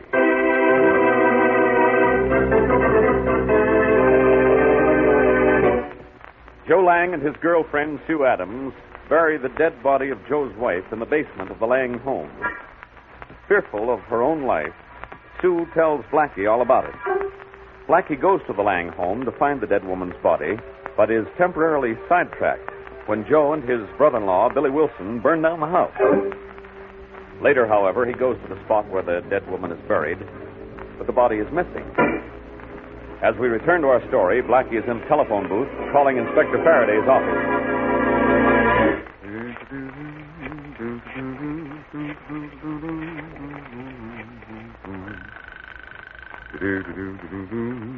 Homicide, Faraday speaking. Oh, hello, Faraday. This is Blackie. I've been to the ruins of the Lang house. I know. You found Mrs. Lang's body. Well, I've done better than that. I have her killer right here in my office. You can't prove you have anything, Faraday, because I didn't find a body. What? I found where it had been buried once, but it wasn't there this time. Oh, fine. A big help you are. Well, look, I'll be a little help then. Who's in your office, Joe Lang? Yeah, and Wilson, the dead woman's brother. He brought Lang in. I thought Wilson told you Sue Adams killed Sally Lang. Now he says it was Joe Lang, and he only thought Miss Adams might have done it when he called me first. But without a body. Wait a minute, Faraday. Don't say anything, or you might spoil a plan I have. Huh? If Joe Lang killed his wife, I know how I can prove it. We can't prove anything without a I body. said, wait a minute, will you? You'll have to let Lang go, of course. But before you do, tell him that the body is missing, all right. But we know where it is, and we'll recover it before midnight tonight. Oh, I get it. Sure, if Lang killed his wife, he's a cinch to try to hide his wife's body again, because without a body, there's no case against him. And I think the body will prove who committed the crime. Let Lang go, then follow Lang, and Wilson, too. You think Wilson did it? Well, he's the one accusing everybody else. Look, you follow Lang, and have somebody else follow Wilson. Where are you going to be all this time? I'm going to practice taking bows. You don't need them. You need brains. Suppose this doesn't work. It'll work. Lang will be followed. Wilson will be followed. And if either one of them goes for the body, I'll follow through.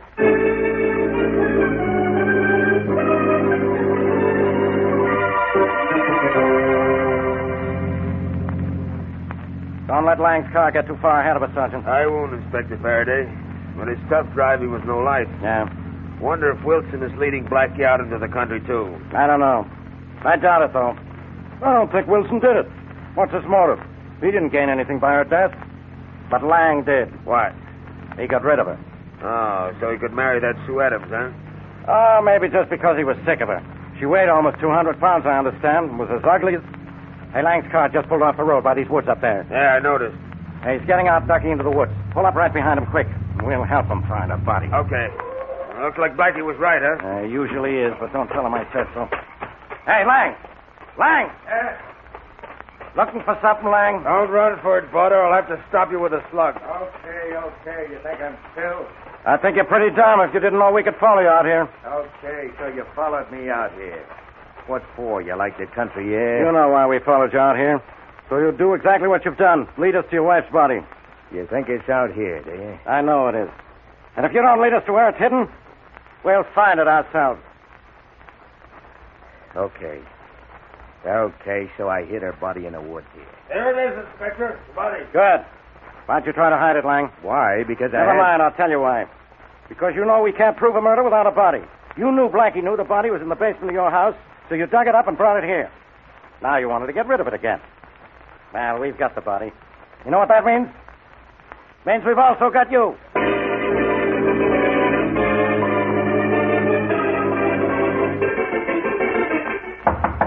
Come in. Hello, Faraday. Oh, Blackie, get out of my office. Look, you promised to phone me. Now be quiet. I brought your lady visitor. Come in, Miss Adams. Thank you. My office, and she thanks him. Why should I phone you, Blackie? To let me know how my plan worked. You know how it works. So go ahead and bow yourself all over the place. You found Mrs. Lang's body? Yeah, Joe Lang led us right to it. He admits he killed her and everything. He's in jail now, Inspector? Yeah, Miss Adams, you're safe now. But you always were. Lang said he had no intention of killing you. One murder was enough. Why did Lang kill her, Faraday? He claims he didn't mean to. They had a fight in the basement. He pushed her and she fell. Her head hit a concrete post. That was that. That must have happened long before I came in. He was just starting to bury her when I got there. Miss Adams, she'd been dead for some time before he buried her. He admits he left the house right after he killed her and didn't come back for a couple of hours. Oh, that's when he realized she was dead. Yeah. She hadn't moved, so... Very smart, Blackie. She hadn't moved for 2 hours. She was dead. So he knew he'd killed her. Well, if it was an accident, Inspector Faraday, you He can't just hold says it was an accident, Miss Adams. But I don't think it was. The coroner reports she got a pretty heavy rap on the head. You know, I've just had a pleasant thought. What? Lang led you to that body rather easily. What if it isn't his wife's body? But it is his wife. Huh? What did you say? Nothing, Inspector. But has anyone besides Lang identified the body? No, but Wilson's at the morgue identifying it now. And then he's coming here. Well, if when he gets here he says that isn't his sister's body, you'll get nowhere trying to send Lang to jail. Yeah, so you say. Come in. You sent for me, Inspector Faraday? Yeah, Wilson. Have you seen the body? Yes, I have. Get ready for a surprise, Inspector. Quiet, Blackie. Whose body was it, Wilson? It was my sister's, all right. Blackie. Get ready for what, did you say, Blackie? All right, so I'm wrong. Looks like I'm the guy on the right this time, doesn't it? Well, it's first time for everything. Go ahead, Blackie. Just try to make me mad. This is the way I like my cases to end. First, I find the body. There's a bump on the back of the head and a gash on the side of the head. Her husband admits pushing her, then he admits he killed her, buried her, and tried to hide her. Right, Miss Adams? Well, I guess so. Right, Blackie? Right, Faraday? He not only admits all this, but he dictates a complete confession and signs it. Right, Blackie? Right, Faraday. I knew all along he was the one who did it. Wilson, I should have arrested him when you brought him in here. Yes, sir, Joe Lang murdered his wife, and he's going to the chair for it. Right, Blackie? Wrong, Faraday. And then I should... What? Just what I said, wrong. Joe Lang didn't kill his wife.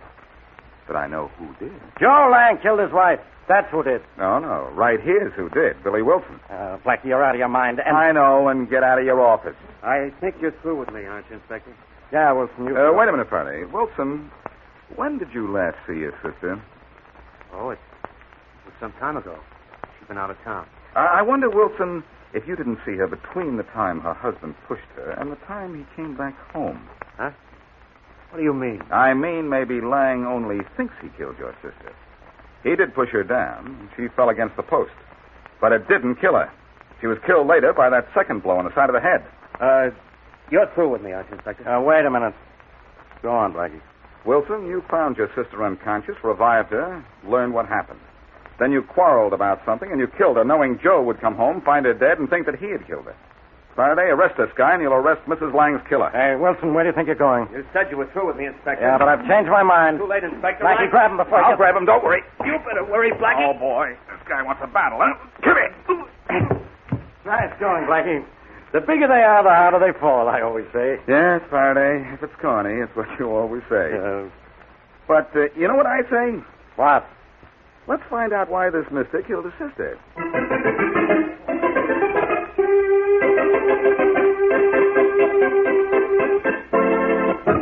Yeah, Blackie. I'll tell you why Wilson did it. Never mind telling Blackie. This is my office, Lang.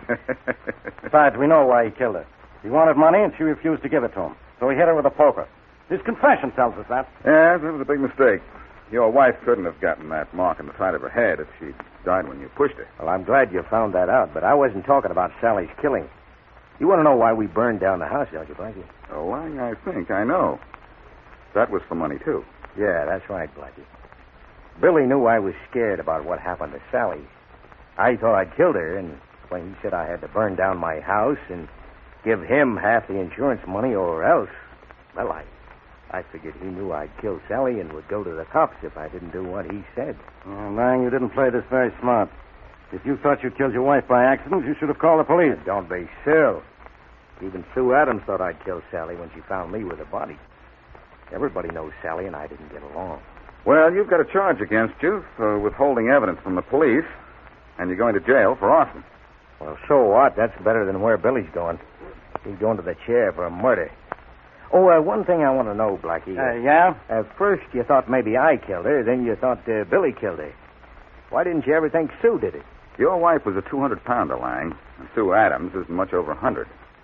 After you pushed your wife, somebody had to revive her, kill her, and then drag her body over to where it was when you left. Sue Adams just couldn't have done that. No, of course not. We answer your question all right, Lang? Sure, yeah. Good. You must be very tired, Faraday, after the work we did, only please don't you be as busy as this again, will you? I don't think I could stand it.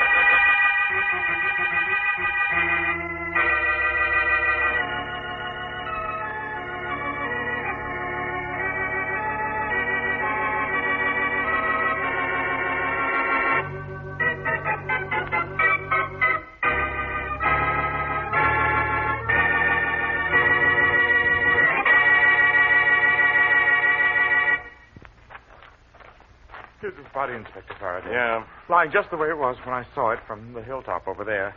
If you spotted it from that hilltop, how did you know it was your stepfather, Mr. Austin? I recognized the jacket and boots he's wearing. And I knew he was out here inspecting the farm. Mm-hmm. He left the house early this morning, right after it stopped raining. And, well, this is where he'd be, according to his schedule. Oh, he was on a regular routine inspection, huh? Yes, he inspected the entire estate once every week, on foot.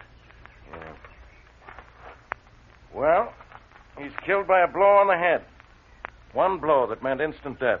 But that's impossible, Inspector Faraday. How could he have been killed out here, in the middle of an open field? I don't know how, yet. Now, look, there are no footprints out here. And none, that is, but his own. Yes? And there they are, leading right up to here where he was slugged and killed. Unless what, Inspector? Unless the killer followed him, carefully stepping in Austin's prints, killed him, then walked backwards, stepping in the same prints. I guess that explains it, doesn't it? It might. Let's have another look at those prints, huh? Oh, I'm sure that's how it was done, Inspector. Dad wasn't hit by a car or his body driven out here because there are no tire tracks. And on the other hand... He wasn't hit on the head by anyone who followed in his footprints either. His boots are cleated, and the cleat marks are still too clear. Good night, Inspector Faraday. This is crazy. He couldn't have been killed out here, and he wasn't carried out here. These are his own footprints. You're absolutely right, Mr. Austin. He couldn't have been killed out here. It's impossible. But there's just one thing that bothers me. What's that? He was.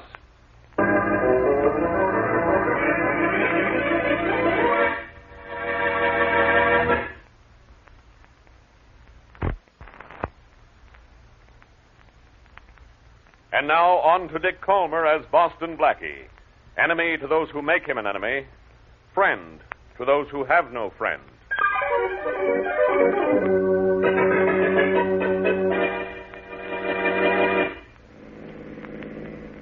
Nice place your stepfather had here, Austin. Well, home is where your hat is, Inspector Faraday.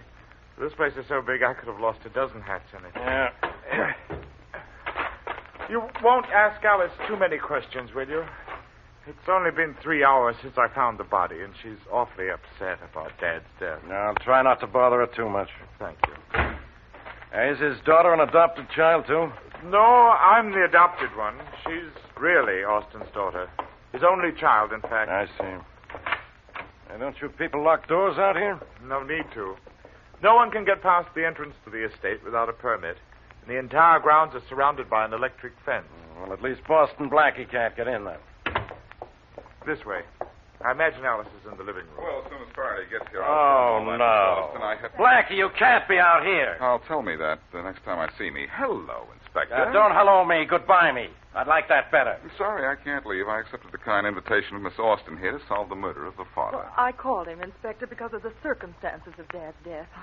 I thought he might be able to help you. Alice, come here a minute, will you? Nice thought, Inspector? Quiet, Blackie. I'll handle this without any help from you. What you know about this case won't help me anyhow. You'd be surprised what I know, Faraday. I suppose you know how he was killed. No, but I know where he was killed and who found his body. Happy Austin here. You didn't think I even knew who he was, did you? Alice has told me a lot of things. What for? She just has to tell me again. Oh, I don't know why. I thought I might hurry things by collecting information for you while you came out here in your usual turtle fashion. Why don't you at least be consistent and crawl into your shell while I solve this case? Why don't you go home? Blackie, you going to tell me what you know? No. And that would take too long, I suppose, but I could tell you what you know without opening my mouth. Blackie, you've got to... All right, stop begging. The dead man was fabulously rich. Yeah? His estate is the largest in the city limits.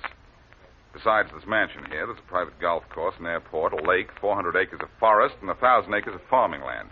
Is that all? What else did you want him to own? I mean, is that all you know? Tell me something important.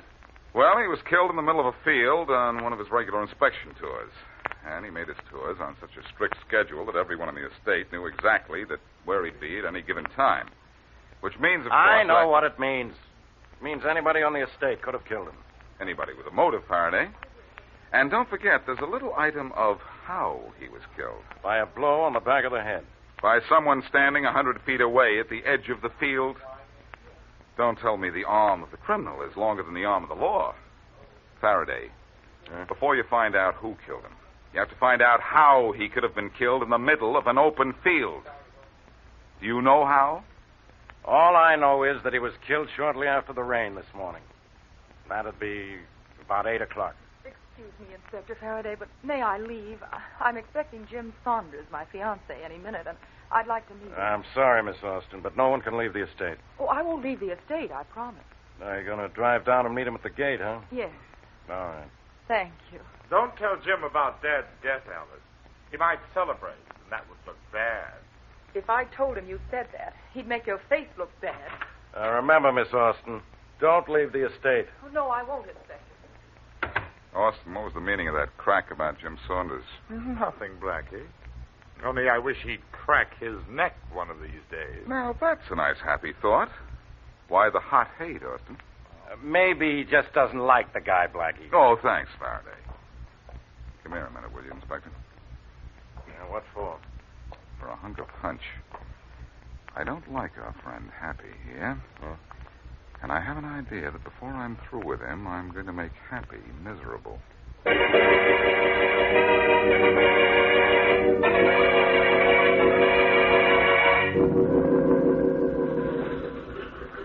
Hi there, Jim. Hi. Hello, Alice. Hey, you. You look great. Do I? I don't feel that way. How's the airplane? Did it stay in one piece all the way from Toronto? Well, it flew me here, doesn't it? I'd say the trip was all right. Well, you've flown into something that isn't all right. Dad's been killed. Hey, no kidding. What do you know? It was murder. Oh? Oh, I'd like it down. You can help me roll this straight into the hangar, huh? Oh, Jim, you don't seem a bit concerned about Dad's death. Well, neither do you, for that matter. Plenty sorry to hear it. Here, push on this wing. I'll push on the other. All right. Now, shove this right next to Happy's plane and hang it. Is it still out of commission? Yes. Jim, the landing gear on this side is damaged. Yeah, I know. Still shaky about it, too. I clipped the top of a tree coming in for a landing. Almost cracked up. Please push, huh? Jim? Yeah? Are you sure it was a tree you hit? Well, yeah, sure it was.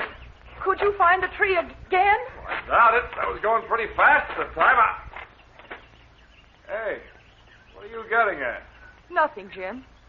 Only I hope the police don't find out that you and Dad had a terrible fight last week.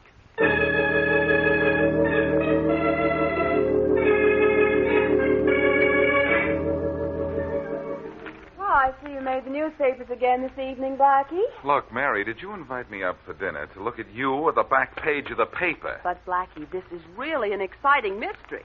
Yes. It says here that Mr. Austin was killed by a blow on the back of the head and died instantly, but that there are no marks in the field to indicate what or who killed him. I know. Faraday and I gave the papers most of their information. Oh.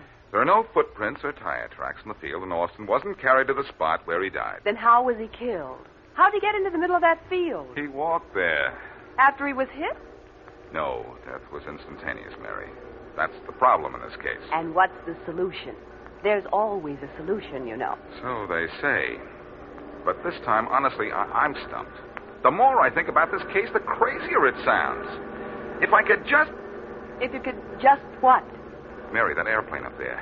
Well, it's always up there at this time. That's the 10 o'clock flight to Washington. Mary, that's the way Austin was killed, by a plane. That's what hit him without leaving any marks in the field. There's a private airport on Austin's estate. I bet that's where the murder plane is right now. See you later, Mary. Hey, Blackie, where are you going? To get Faraday. And then I'm going to have a look at the airplane at Austin's airport. The situation is complicated, but I think the explanation is plain.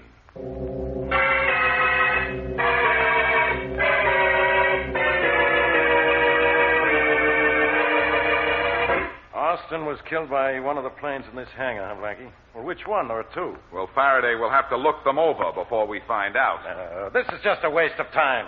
I don't believe Austin was killed by a plane at all. You don't, huh? No, it's crazy.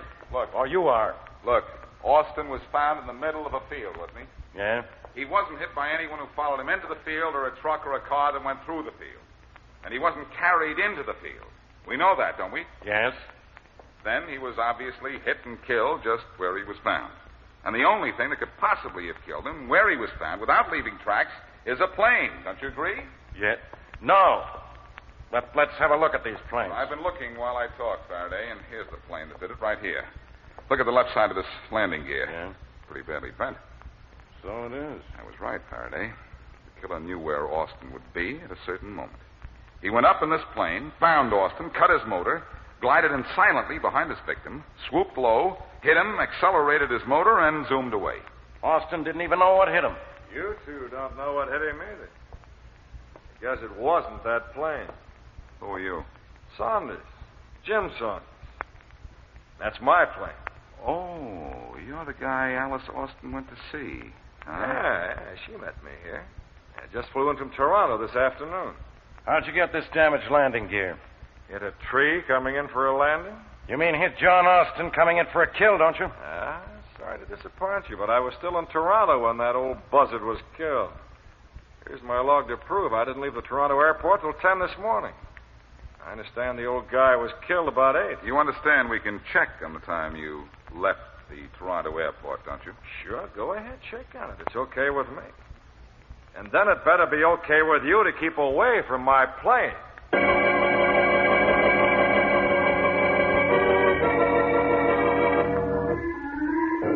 Just thought I'd tell you, Alice. You marry Jim Saunders and you don't get any of Dad's estate. Oh, yes, I do, Happy. I get half. Dad's will says you get half unless you marry Jim Saunders. But if you do marry him, I get it all. How do you know? I just know. Too bad you didn't.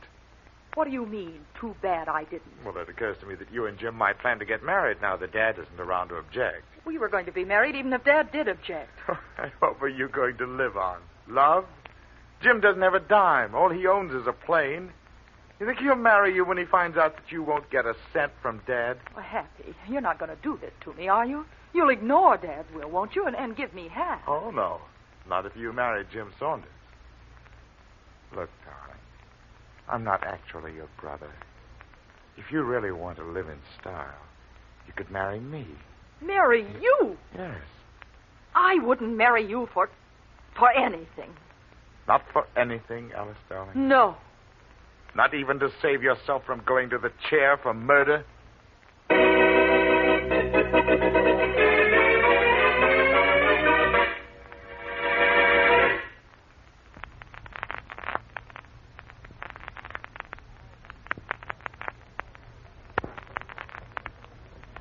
Now back to Boston Blackie.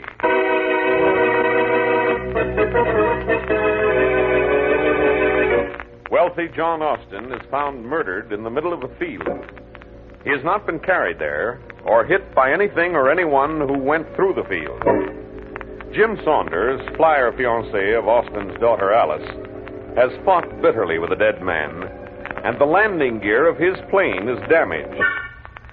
Jim, however, claims his plane was in Toronto at the time of Austin's death. And as we return to our story, Inspector Faraday is on the phone in Austin's private hangar talking to the dispatcher at the Toronto airport.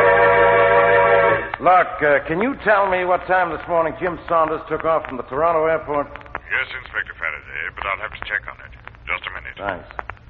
Hey, Blackie, quit wandering around the hangar, will you? What? If either of the planes in here killed Austin, it was Jim. I'm just having a look at this other plane in case Jim was in Toronto at the time Austin was killed. You're soon going to find out that I was. For your sake, Jim, I hope so. Hello? Inspector Faraday, still there? Yeah, I'm still here. You got that information I want? Yes, Saunders took off from runway 5 at 10 o'clock this morning. 10 o'clock, huh? Yes, sir. Thanks a lot. You're welcome. Well, Jim, you're in the clear. I told you I was, Inspector. Now will you let me and my plane alone? Yeah, I guess we will. Austin was killed 2 hours before you left Toronto.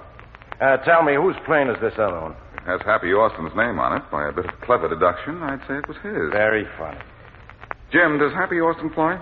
Sure does, Blackie. He's one of the best amateur pilots around. Then let's suppose for the moment that Happy is our man. Let's suppose he isn't. This plane hasn't hit anything. There isn't a mark on it. Faraday, something could have been attached to the underside of the fuselage. Something that could be easily detached again. And thrown away, huh?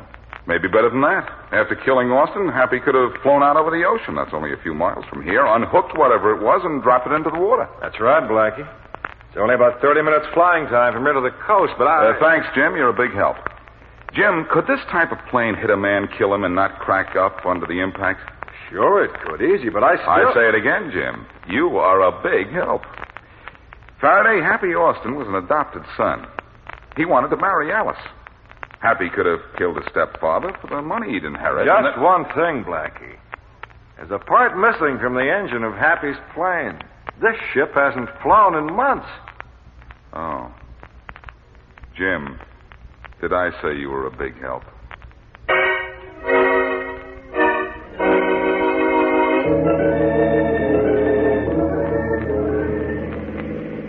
Oh, my, Blackie. What a lovely little shanty the Austins live in. Yes, I thought you'd like to see it, Mary.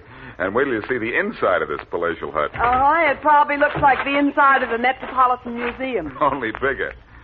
Come on, we can walk right in. Okay. Austin's never seem to lock the door. I'll take care of you later, Happy. Right now, I'm going to see if I can catch Alice at the stables. Oh, hello there, Jim. Oh, hiya, Blackie. Oh, Blackie, introduce me to this. Miss Wesley, Mr. Saunders, and reverse that. Mr. Saunders. How do you do, Miss Wesley? Join him at the stables, Blackie. I'm going horseback riding with Alice. If I can catch her in time. No, thanks. I have still got a murder to solve. But you can tell me something. Does Alice own a plane? Own a plane? Well, she can't even fly. Oh, thanks a lot. I take it Happy's inside the house? Yeah. You can take it, meaning Happy, away if you want to. Glad to meet you, Miss Wesley. Thank you. Join us for a ride if you like. We'll be somewhere on the bridle path. Thanks. Maybe we will. Blackie, why did you ask if Alice could fly? Oh, I thought maybe she had a plane hidden somewhere on the estate. And she killed her father. You could hide a battleship on this place. Well, she can't fly. So there goes Alice as a suspect. Well, here we go to talk to Happy. Mm-hmm. Oh, it's you again, Blackie. Stop that. You're beginning to sound like Faraday. Miss Wesley, Mr. Austin. How do you do, Mr. Austin? Blackie, Jim told me that you thought maybe my plane killed Dad. Yes, I did think so until Jim pointed out it hasn't flown in months. Well, I haven't flown it. I know that. I took the motor down, did a complete overhaul job on it, and then had to send for a part I needed. Well, tell me something. Yes? Who else on the estate flies? Any of the servants? No, Alice and I are the only ones. Alice can fly? With the best. And she's a top-notch mechanic, too.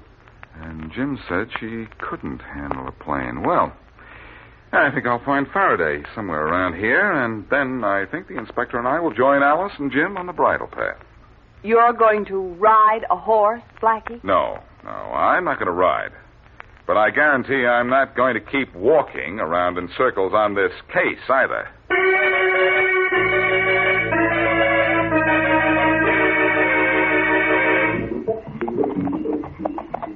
It's a nice night for riding, isn't it, Jim? Yeah, Alice, it sure is. But isn't the usual expression, it's a nice night for a murder? Did you have to mention that? I'm sorry. Jim, Yeah?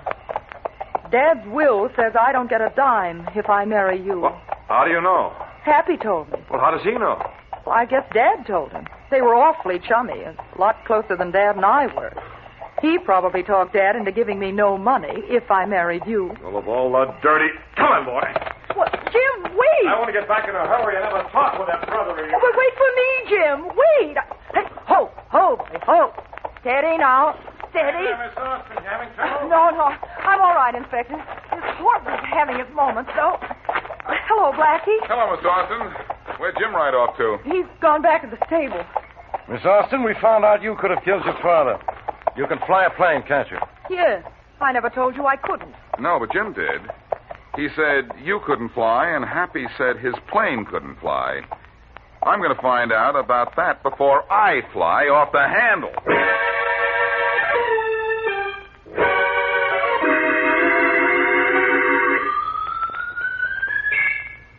Hold the ladder steady, Mary. Yeah, okay. I have to get all the way to the top of it in order to get a good look into this engine. It's an awful rickety ladder, isn't it, Blackie? Well, it's better than nothing.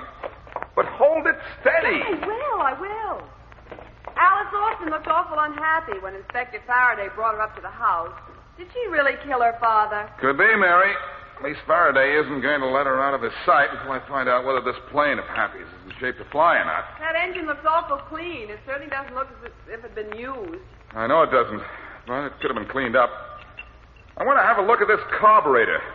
If the motor was taken completely apart, there won't be any gasoline in it. Hey, Blackie, what's splash? Gasoline from the carburetor when I lifted it out. Mary, this motor's been in use, and just recently. But how, with a part missing and as clean as it is? Even I know It was cleaned up, Mary, and the part taken out again. Run up to the house and get Faraday. Tell him I found something. Yeah, all right. Tell him that I think I know who killed Austin, too. In fact, I know who killed him. Hey, Mary. Yeah? I didn't tell you to turn out the lights. Well, I didn't turn them out, Blackie. Just all of a sudden they were... Mary, what's the matter? Mary! Oops. Oh, I forgot about this ladder. Hey! Good night. Oh. Wow. Oh.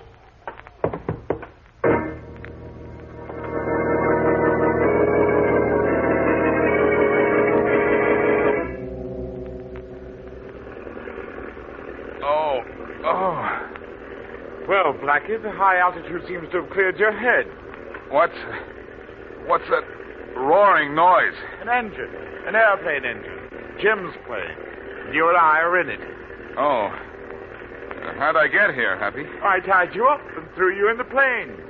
And you won't get any help from Miss Wesley either. She's tied just as tightly as you, only she's still in the hangar on the ground. I didn't have to kill her. She doesn't know it was I who murdered my dad. Oh, by the way, Blackie, did you have a nice fall when I jerked that ladder out from under you? Yes, thanks. I'll drop you on your head sometime, too. Happy, why did you kill your stepfather? For money. How? You guessed it, in my plane. Cut the engine, I had the extra part hidden. I put it in the plane and then glided in behind my dad, gunned him, and bingo. That was the end of the old man. You know where we are, Blackie? No, where? Over the ocean. And when we get a little farther out, you're going for a dip. Uh-oh. Gonna make fish food out of me, are you? I wish the Coast Guard were here. The Coast Guard? Yes, I tell the Coast Guard to shoot down. What's the number of this plane? 641. Coast Guard, shoot down 641. That's what I'd say. Oh, well, say anything you want, Blackie. They can't hear you. And you can't do anything about it the way you're tied up. But if they could hear me, I'd say, this is Boston Blackie and plane 641 out over the ocean. Shoot us down. You're killing me, Blackie. But in a couple of minutes, it's going to be the other way around.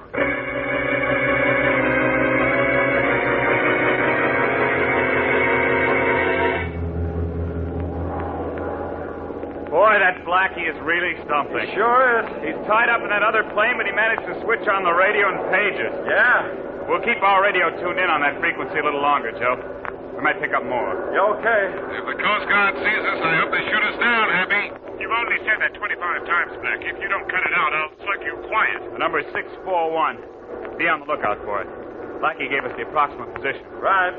We won't shoot him down right away. Just give him a warning burst if we find him. Okay. Look, Happy, just up above us.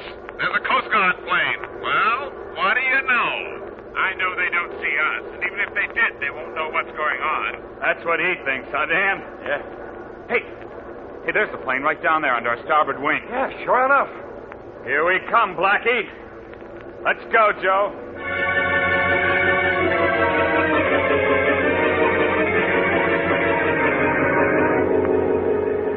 What's the matter, Happy? You look worried. Blackie, that Coast Guard plane is diving on us. Peculiar, isn't it? Why? What for? Oh, maybe it just wants to play. Blackie's going to crash into us. They're shooting at us. They're shooting at us. But they missed, Happy. Want to make a bet they don't miss the next time? Blackie, if they shoot me down, I'll drop into the ocean. That's what you expect me to do when you drop me in, isn't it? The plane's banking for another run at us, Happy. What'll I do? Well, obviously, the Coast Guard doesn't want you out here, so if I were you, I'd turn and go back to the land. No. That was closer this time, wasn't it? Are you turning back or aren't you? How about it? All right, Blackie. I'll turn back. Well, tell it to the Coast Guard, Happy, or in 2 seconds we'll both be telling it to the fish.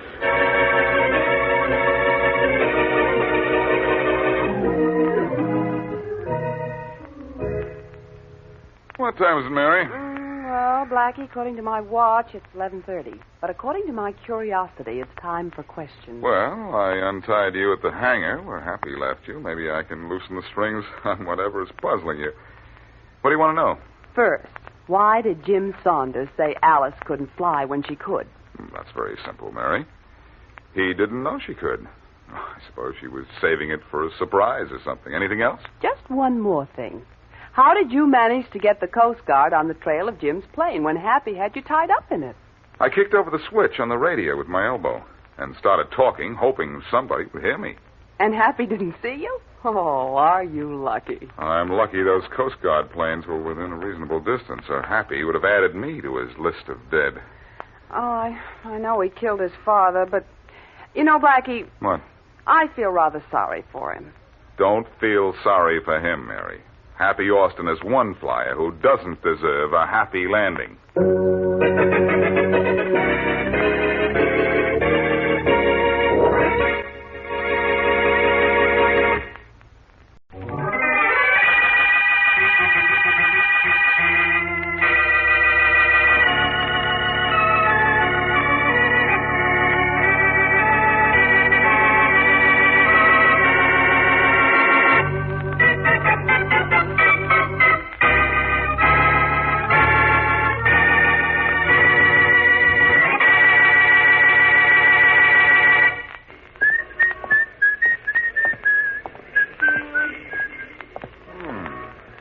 Blockade.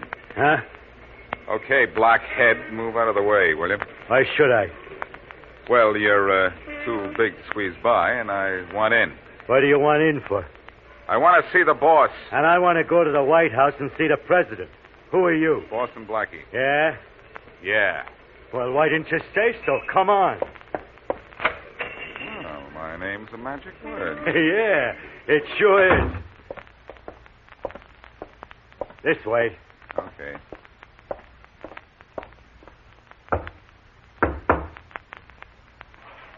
Yeah? Harry? Uh-huh. This guy here is Boston Blackie. He wants to see the boss. Open up. Sure thing. Harry will take you the rest of the way, Blackie. Thanks. Goodbye. You're certainly giving me a royal welcome, Harry. Sure thing. You follow me. I'll have to, or I'll get lost in here. I didn't bring my compass. You may be going to need one to get out. Talk tough like that on the outside, and you're the one that's going to get lost. Now, look.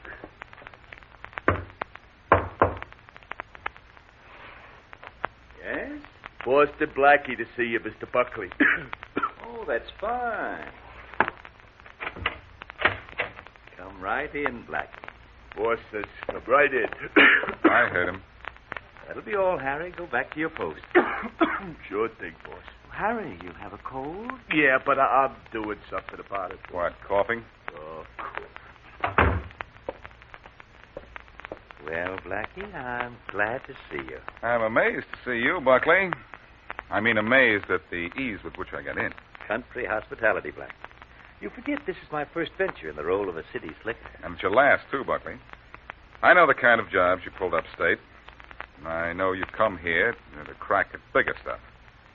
You're an awful sucker to have sent for me. Don't antagonize me, Blackie. I'm in much too good a mood for unpleasantness. You're going to be in the mood for the morgue when I get through with you, Buckley. I've got a few... Blackie, no fists, no guns, no nasty talk. Don't you think it's strange that I sent for you? Don't you have a notion it's because I'm not afraid of you or anything you can do to me? This I got to hear. All right. You see, I formed a protective agency, Blackie. Mm-hmm. And you're the president. But just interfere in my business. Or if you don't keep Faraday off my neck, your girlfriend, Mary Wesley, will go to jail for the murder of a man named Henry Dale.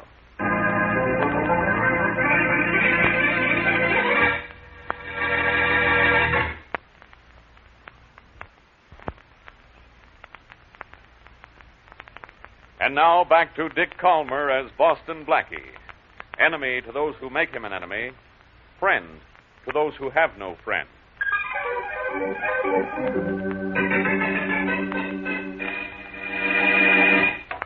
Mary! Mary, where are you? Hi, Blackie. Sit down. Oh, thanks. Oh, so you're still alive, or haven't you tried to see Mr. Buckley yet? I've seen him all right. But somebody else is dead, so he tells me. And he tells me you killed the guy. Blackie, you've been hit on the head again. I've been hit right between the eyes because, according to Buckley, you hit a man named Dale with your car 10 days ago. Oh, no. Oh, yes. He says he and his men were following your car on a country road near Watertown. Following following my car? But why? Mary, I know you were on vacation up there, but you accidentally picked the Buckley mob's hideout. And they thought you were up there sort of snooping around for me. Did you hit a man with your car? I know, Blackie. Not that I know of. Wait a minute. Did Buckley say it was on a foggy night? Yes, a very foggy night, on the road by the river. Oh, Blackie, I did hit something. But I thought it was just another bump on the road. At what time?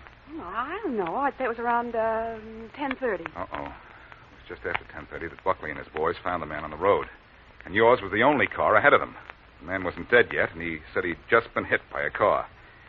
Where's your car now? In the garage. Oh, Blackie, I'm sick. There's a dent in one of the front fenders. I had no idea how it got there. Till now. Things are getting pretty bad by the minute, aren't they? Yeah. And I think they're going to get even worse before they get better.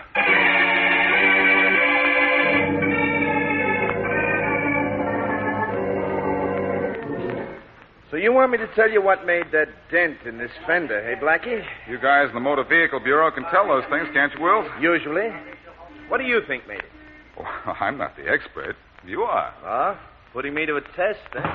Yeah. All right, let's have a look at it. Well, it's a flat dent. Looks more as if something rather heavy and flat pushed part of the fender in. Heavy and flat like what? Well, like a body or a sack of cement. I prefer to think it was a sack of cement. Well, I'll let you know. I'll have a look at it through this glass. You'd please me a lot if you didn't find anything. Blackie, whose car is this? It belongs to a friend of mine. Find anything? Not on the fender. Well, let's have a look at the bumper here. It's Mary Wesley's car, isn't it? How'd you know? No, I just guessed. Sorry, Blackie, but I'm afraid Miss Wesley's in trouble. Uh-oh. What'd you find? Enough to prove without any question that this car hit someone. And I can tell by the look on your face that whoever it hit is dead. That's right, Sergeant. Well, I'll have to hold this car and send a report to Faraday. No, wait. What for? I'll drive it down to Faraday myself. And Wills. Yeah? It's the toughest trip I'm ever going to make.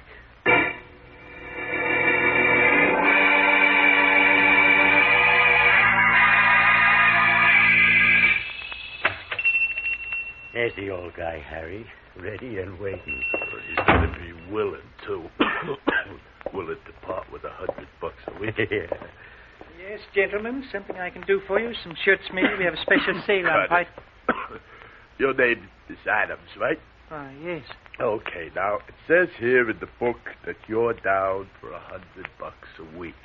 That's protection money.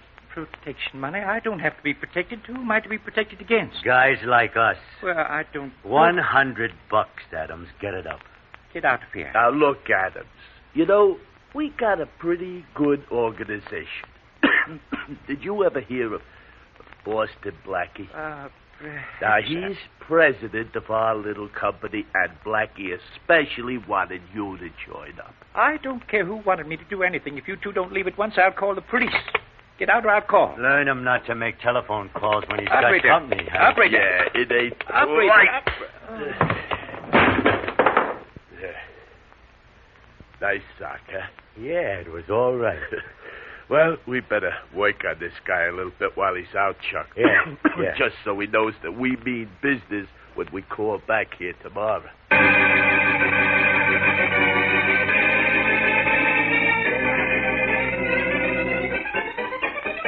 What is it, Blackie? Just because you have nothing to do doesn't mean you have to do it in my office. I've got to talk to you, Faraday, my friend. I don't like the way you said that, my friend. Blackie, you want something. Yes, I want your ear for a minute. It's attached to my head. And if there was anything in my head, I'd toss you out of here now. Inspector, you know you like me. Now, that's news to me. When did I start? The very first minute you saw me and watched me solve your first case for you. Now, look, Faraday, you've got to do me a favor. Oh, I do, huh? Yes, you do, huh? You're going to get a report from the Motor Vehicle Bureau involving Mary's car. I don't want you to do anything about it for 24 hours. Now, what about your girlfriend's car? Never mind about that. Just treat the report the way you do everything else when I'm not around to help you. Don't do anything about it. Blackie, are you out of your mind as usual? No, I'm trying to get something off your mind before it gets into it. Listen, I need 24 hours to explain that car. Well, that's sure a long explanation. Do I get it? Well, I don't know what it is, but if you ask for 24, I'll give you 12. I would have settled for 8. Yeah? Well. Homicide, Faraday. Inspector, this is Browmer, 23rd Precinct. You told us to let you know when the Buckley gang started operating this town. Yeah? They've started. They beat up a storekeeper named Adams a little while ago. Yeah? Tried to hold him up for $100 a week protection money. Oh, they did they? Yes, sir. I'll take care of Buckley. Well, there's only one thing more, Inspector. Yeah? The two thugs that beat up Adams told him Boston Blackie was president of their organization. Blackie, huh? Yes, sir. Okay, thanks. Blackie, what's going on? Where did that guy go?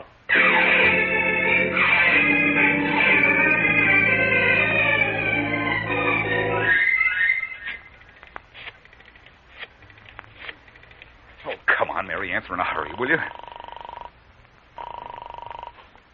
Thank you. Hello? Mary, this is Blackie. Listen fast. Yeah, okay. You were right about thinking your car hit a man while you were on vacation. Oh, Blackie, no. Oh, Mary, yes. And it doesn't mean necessarily that you were driving at the time, though. Where did you have your car parked while you were away? I kept it in the town garage when I wasn't using it. Why? Because that's going to make it tougher to prove somebody else drove it if somebody else did. We've got to get up to that town you were at right away. Okay, well, I can leave right now. I was on my way to take some dresses to the cleaners. Are you free? Uh-huh. I just left Faraday's office. He'll be surprised to learn. Huh? Mary, this is a beautiful frame-up somebody's pulling. Oh, Blackie, I don't understand any of it. I don't know. Well, you're lucky that you don't. You're going to the cleaners, huh? Well, that sounds like a good idea. I want to go, too. There's a spot on the sleeve of my coat. Well, we'll go there together, then. Two of my dresses have spots, and they have to be cleaned. Okay. Meet you at the cleaners. Okay. It'll be relatively simple to take the spots off your dresses. What I want to do is to take you off the spot.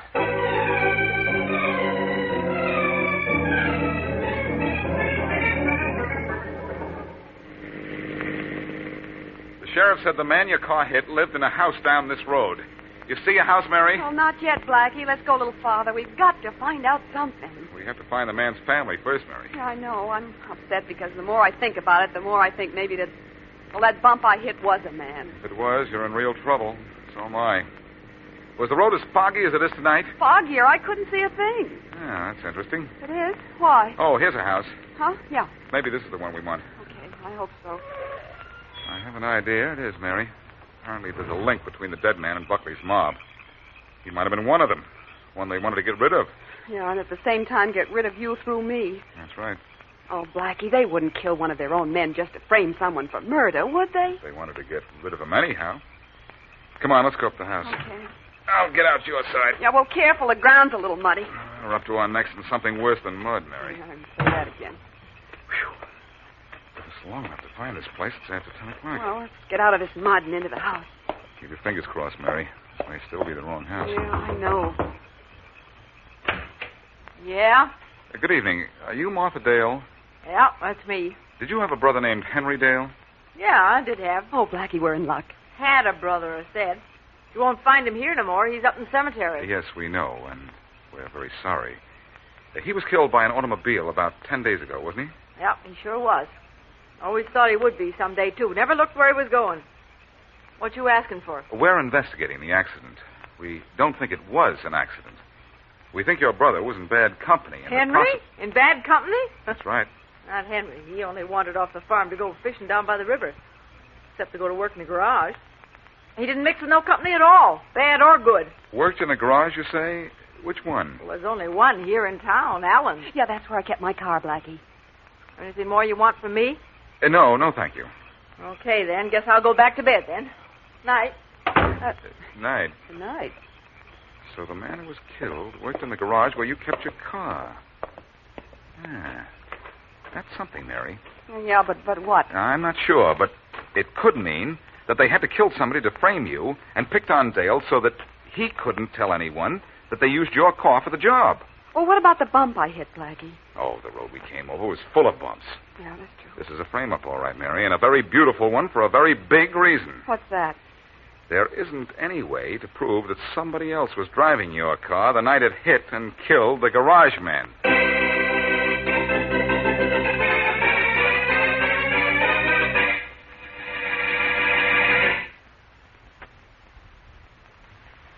And now, back to Boston Blackie.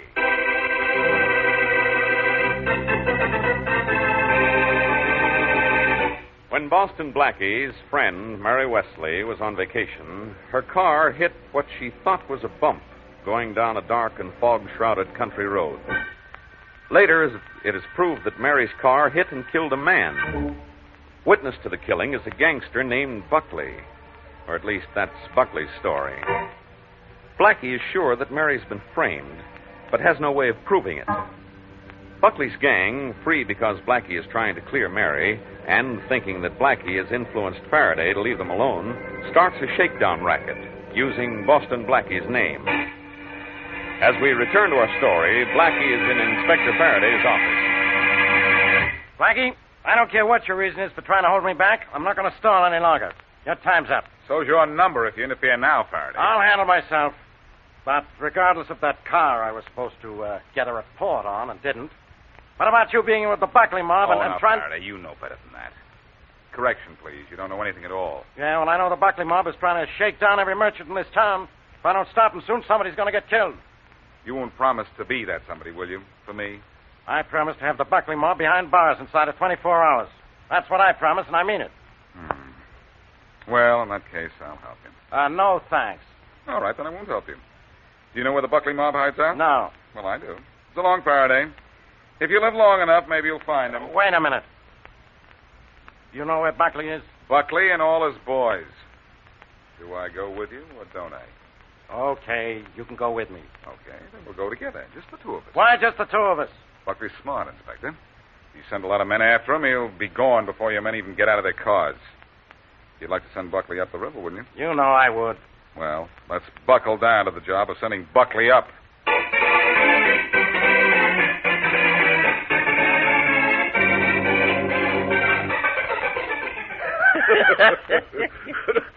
We've really shown this town how to operate, haven't we, Harry? Oh, sure thing, Mr. Buckley. Blackie's out of the way. He won't let the cops touch us until he gets his girlfriend out of her little, difficulty. You'll never be able to do that, Mr. Buckley. Yes, we can shake down anybody in town. Say, that cold of yours is bad. Is that medicine helping your cough? Well, yeah, a little, but I gotta run out and get a new bottle. I'll see you in about an hour, huh? This is a special kind, Mr. Buckley. Takes a while to make up, you know. Well, don't hurry. We've got all the time in the world to do anything we like in this town. Well, why shouldn't we have?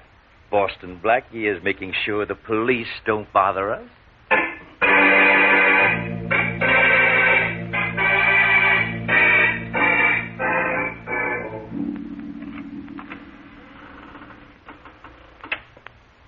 Hey, Blackie, if you had such a good reason for keeping me away from Buckley, why are you bringing me here now? Never mind my reason, Faraday. I can't let a mob go to work on a few thousand people just to protect one. Protect one? What are you talking about? Never mind. Let's have a look around for Buckley. Blackie, there's been nobody in this house for 10 years. Nobody but the Buckley mob, Faraday. They're out now, but maybe they'll be back and we'll be waiting for them. Right here in the middle of the room, I suppose, so they can get good shots of us. No, this looks like a good place to hide right here. How do you know? I was here before, remember? No. Yeah, this is the closet, all right. Yeah? I thought so. Okay, let's duck in here now. No telling how soon they'll show up. Can we cover the whole room from in there? I don't know. Go on in and turn around and have a look. Okay, now let's see. Now, if I stood about here, you stood over here, we could... Hey, Crocky, what's the idea? The idea is to get rid of you, Faraday, and it looks as if I have. Crocky, let me out of here. You can't handle the whole Buckley mob alone. The Buckleys don't live here anymore, Faraday. In fact, they never did. This is just an old empty house I looked at for a friend of mine the other day. You double-crossing us. Let me out of here, right there. I'll take care of you. I'll let you out of there, Faraday, in a few hours. Talk to yourself in the meantime. You'll get an idea of how boring only you can be.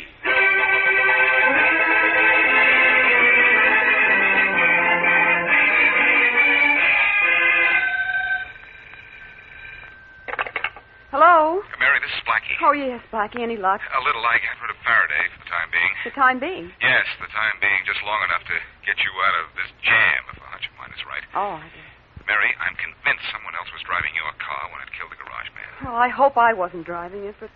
Well, you said we couldn't prove it. Listen, Mary, I have a hunch. Yeah? In fact, I'm full of hunches. You said there were spots on a couple of your dresses. What kind of spots were they? Oh, I don't no, but they were on the left sleeve. Well, where'd they come from? Well, I'm not sure, Blackie. I am. I was driving your car and got a spot on my sleeve, too. There was something on the side of the driver's seat. That's how your dresses and my coat got spots on them. Mary, I want to look at those dresses. Oh, but they're at the cleaners, Blackie, and I told them to rush them through. They may be cleaned already. Well, let's get down to your cleaners in a hurry, Mary, because if I can find the spots on your dress, I know the address of the man who drove your car the night Dale was killed.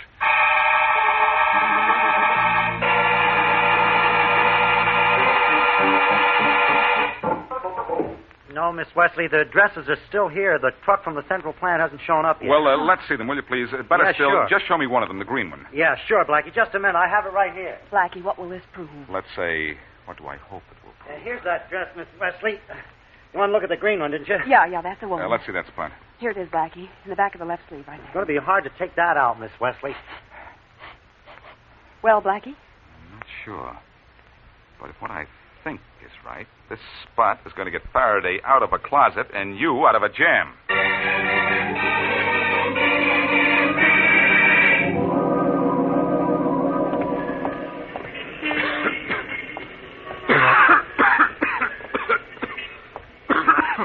Oh, hello.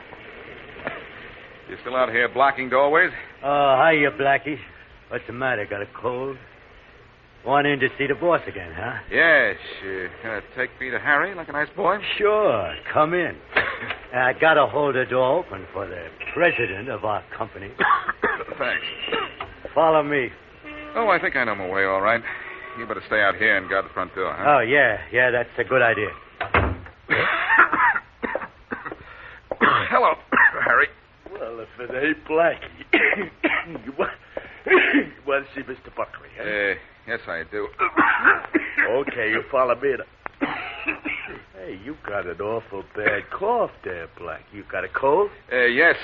Yes, you know how I feel, though, don't you? Oh, yeah, I sure do. But I just about got mine licked. Here, I got something that kills colds pretty quick. You try some. Thanks. I think I will. I'll take the bottle. I like to smell this stuff. Hey, Blackie, you swallow it, not inhale it. I'll tell him when he comes in. Hey, wait a minute. You're up to something, Blackie, and I don't like it. Well, let's see how you like this. Harry, that cough medicine is going to be bad medicine for you.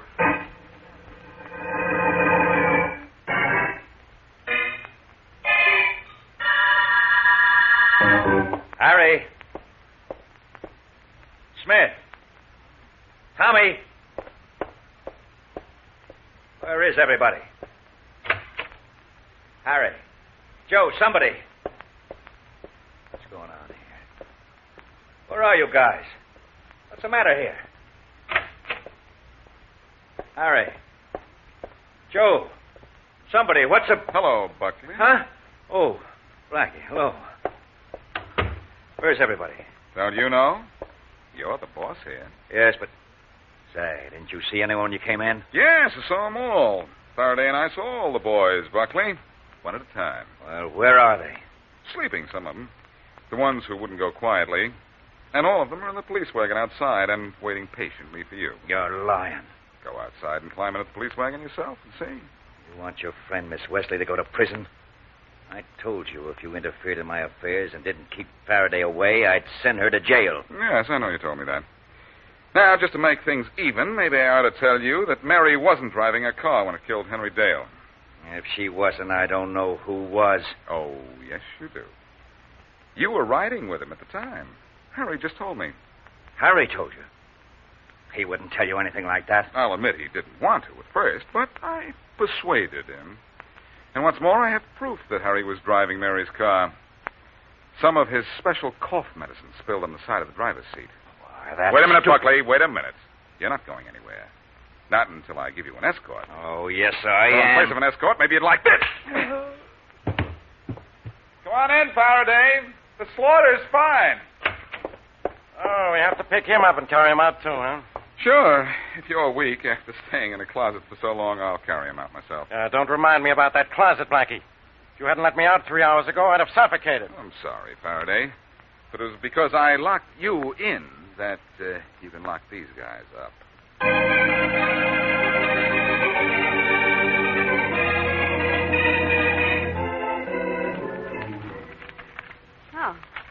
I see by the papers, Blackie, where Mr. Buckley confessed that he and Harry used my car to kill that man and frame me. Oh, we had him cold, Mary. The police laboratory test showed that it was Harry's medicine that made the stain on your car upholstery. Probably some of it spilled out of his pocket when he was driving your car to kill that garage fellow. Mm-hmm. Feel important, Mary? Well, it isn't often I get my name in the paper. But I'm sorry I caused you all that trouble. It was Buckley who caused me what trouble I had, Mary. If he hadn't spotted you up in the country and thought you were spying for me, he wouldn't have tried to frame you. You know, there's one thing I don't understand, Blackie. Why Inspector Faraday didn't put me under arrest if you took my car to him? What was the strangest thing, Mary? I parked your car on a side street on my way to Faraday's and just couldn't remember which street it was until a while ago. My, aren't you clever? Well, Mary, the real reason Faraday didn't know about you is that Sergeant Wells, who inspected your car, is a nice guy. Yes? He gave me time to clear you before reporting to Faraday. That let me find out about Harry's cough medicine. You know something, Mary? I know a lot of things. What do you have in mind? I only got hot on this case when I found Harry had a cold.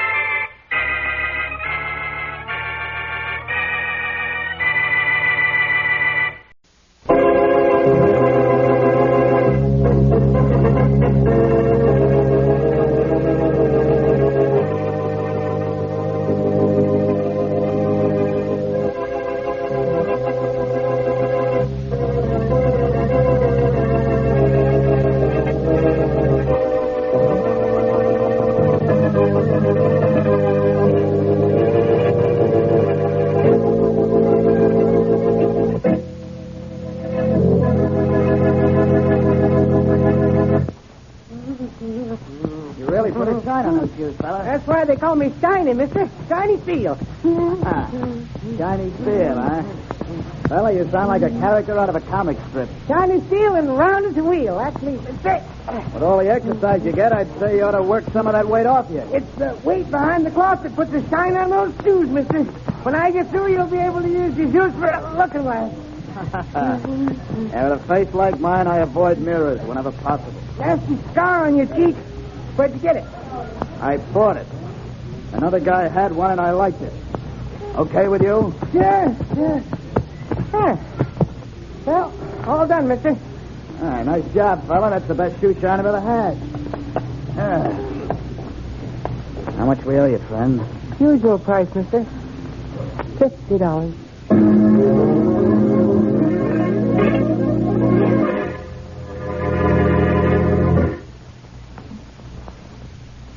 And now meet Dick Calmer as Boston Blackie. Enemy to those who make him an enemy. Friend to those who have no friends.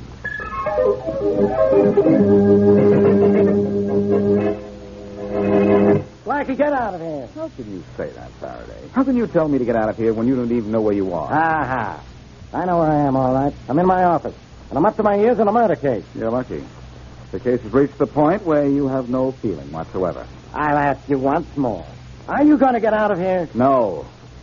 Well, looks like we're at a standstill, Faraday, which is just where you'll be with your murder case without my help. I'll take my chances. In that case, I like the murderer's chances of beating the rap. Yes? It's the little Joe murder you're working on, isn't it? So? So he was an underworld character, and like all the rest, a rat. He knew he was on the spot, so he came to see me just before he was killed, and he talked. If a guy comes to see you, what else would he do? Sit there like a dummy? It's possible. You do that rather well. But look, pal, I didn't come here to match wits with you.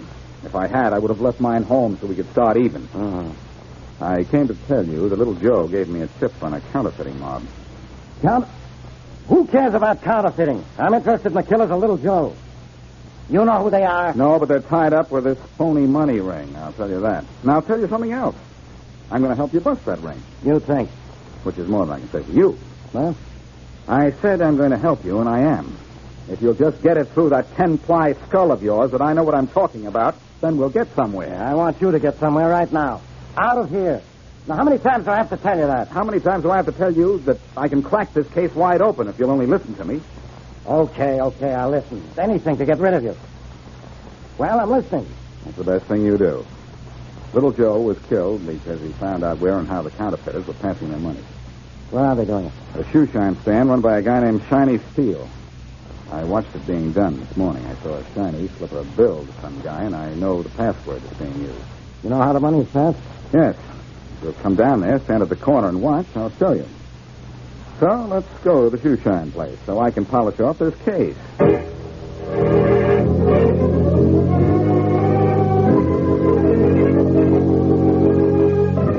Have you arranged to take care of little Joe's body? Yeah, Mr. Hanley. Some of the boys took him to the funeral parlor just a little while ago. Good. Did he get the nice funeral? Flowers and all? We'll give him the best. But, who's going to watch the Arnold gang now that he's gone? I'll pick a man later.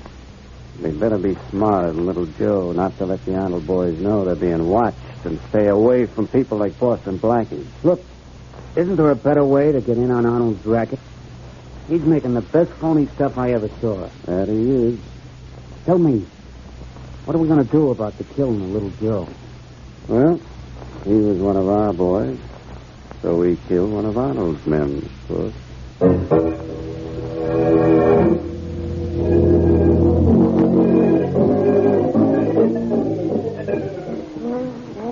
Nice job you're doing, Shiny. Always a nice job, mister, when you come to Shiny Steel. There you are. All done. Well, how much do we owe you, friend? Huh? Oh, the usual price. $50. $50? Okay, there you are. Thank you, mister. Thank you. You're welcome.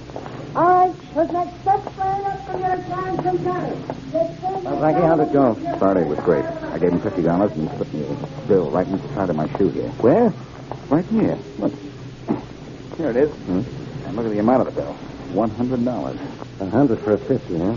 And that century note looks like the real McCoy. That's what these boys claim, Faraday. They say that phony money is so good it can't be detected, except by an expert. But come on. Let's Go into the bank down the street, and I'll prove it, Tony. It better be. What do you mean, better be? It has to be. What were the secret words you used to get him to slip the bill into your shoe? Little Joe gave me the words. When the shine was finished, I was to say, "How much do we owe you, friend?" I did, and I got the money. Clear $100 bill. Okay, so you got it. Now let us get to the bank. It's right down the block. That bill isn't the only queer thing around here.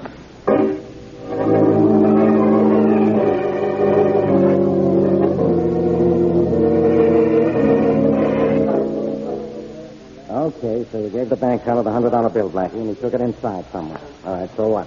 So we'll be back in a minute and tell us it's counterfeit. And we grab Shiny, the Shoeshine Man, check back through him, and find Little Joe's killer. Just like that, huh? Certainly. That 100 has to be a phony. Nobody's stupid enough to give $100 bills out for $50. A present company accepted, of course. If the teller weren't coming, I'd have an answer for that. All right, sir. What was that you wanted? 5 10s and 10 5s? Oh, thank you. But, huh? You mean you cashed that bill? Of course, sir. Didn't you expect me to? What's it say now? That bill's counterfeit. No, sir, it's not. This bill is perfectly legitimate. Even the best counterfeit job in the world couldn't reproduce a bill like this. Well, Blackie, it looks like you're wrong. Again. I can't be wrong. This 100 must be counterfeit. Oh, I'm sorry, sir, but it's not. I know. You said that before.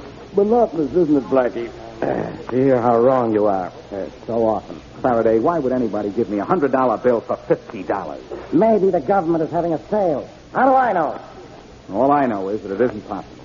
And don't forget that Little Joe was killed for being mixed up in this counterfeit ring. Uh-oh, that sounded like a shot. Good money looks like counterfeit to you. Now a backfire sounds like a shot. All right, go on home, Jack. Hey, there's some excitement down there at the corner, Faraday. Come on. Hey, something did happen. That Shoeshine stand, too. And you thought that noise was a backfire, didn't you? Somebody's been shot, and I know who. Stop thinking. I wouldn't be wasting my time following you around. Let us through. Let us through, please. Come on, it's the police. Let me through here.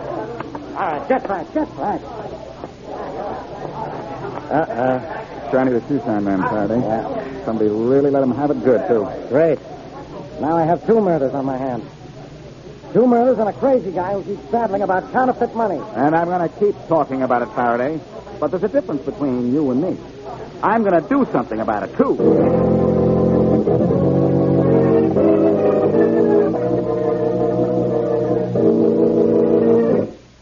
The Hanley outfit killed Shiny, Mr. Arnold, and I'm not going to stand for it.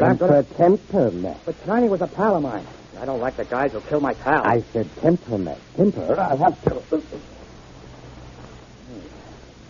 Arnold, what's the idea of clipping? It's just a suggestion that you should hold your temper, man. You know I don't like violence. But I don't like killing. Be reasonable, man. Shiny was killed by the Hanley outfit because we killed Little Joe. It was to be expected, regrettable, but quite apparent that it had to be done. It didn't have to be Shiny. He was a good guy, and... I know. It had to be one of our organizations. And we should be grateful it was not either of us or any of the others more important to our operation. Well, I don't care what you say. I'm going out. Him? There aren't going to be any more killings. I'm quite sure Hanley is satisfied that the score is even. In fact, I think our opponent will corroborate it. That's right now. You're calling Hanley? I see no reason why I'm saying. But look, Mr. Arnold, that bum's trying to cut in on our queer money racket. I know. Perhaps I should make it easy for him and guarantee a minimum of violence. Oh, Mr. Arnold, you can't do that. Hanley's mob is a bunch of... Temper. Hello? Henley? Yes? This is Arnold. Oh, yeah? Your boys took care of Shiny this afternoon. And your boys took care of Little Joe yesterday. So we're even, aren't we? Well, 1 for 1 sounds even enough to me. Satisfied to leave it even? I don't know. Well, perhaps I can persuade you. Start persuade. You want to cut in on my business, don't you? I might. Well, suppose we form a partnership. Suppose we do. Then what? Then we can make a killing far more profitable than murder.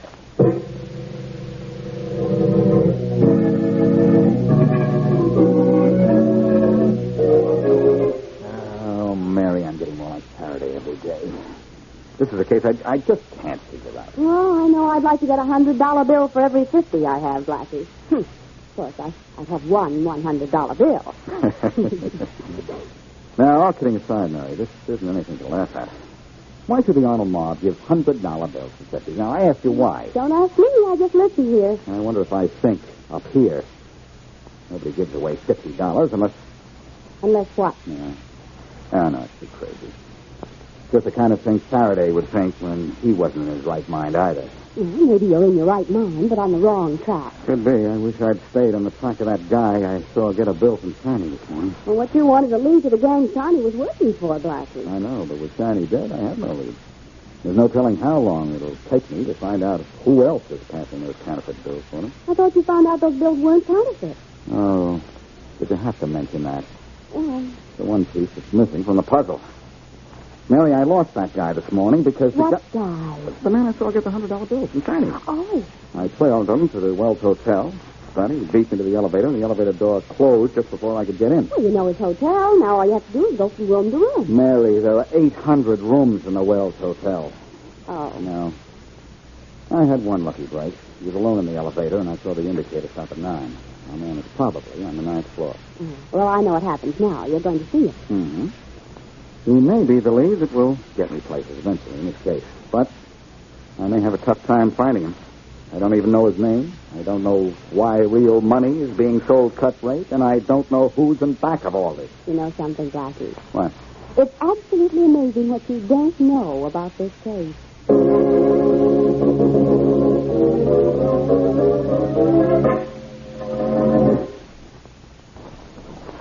And now back to Boston Blackie.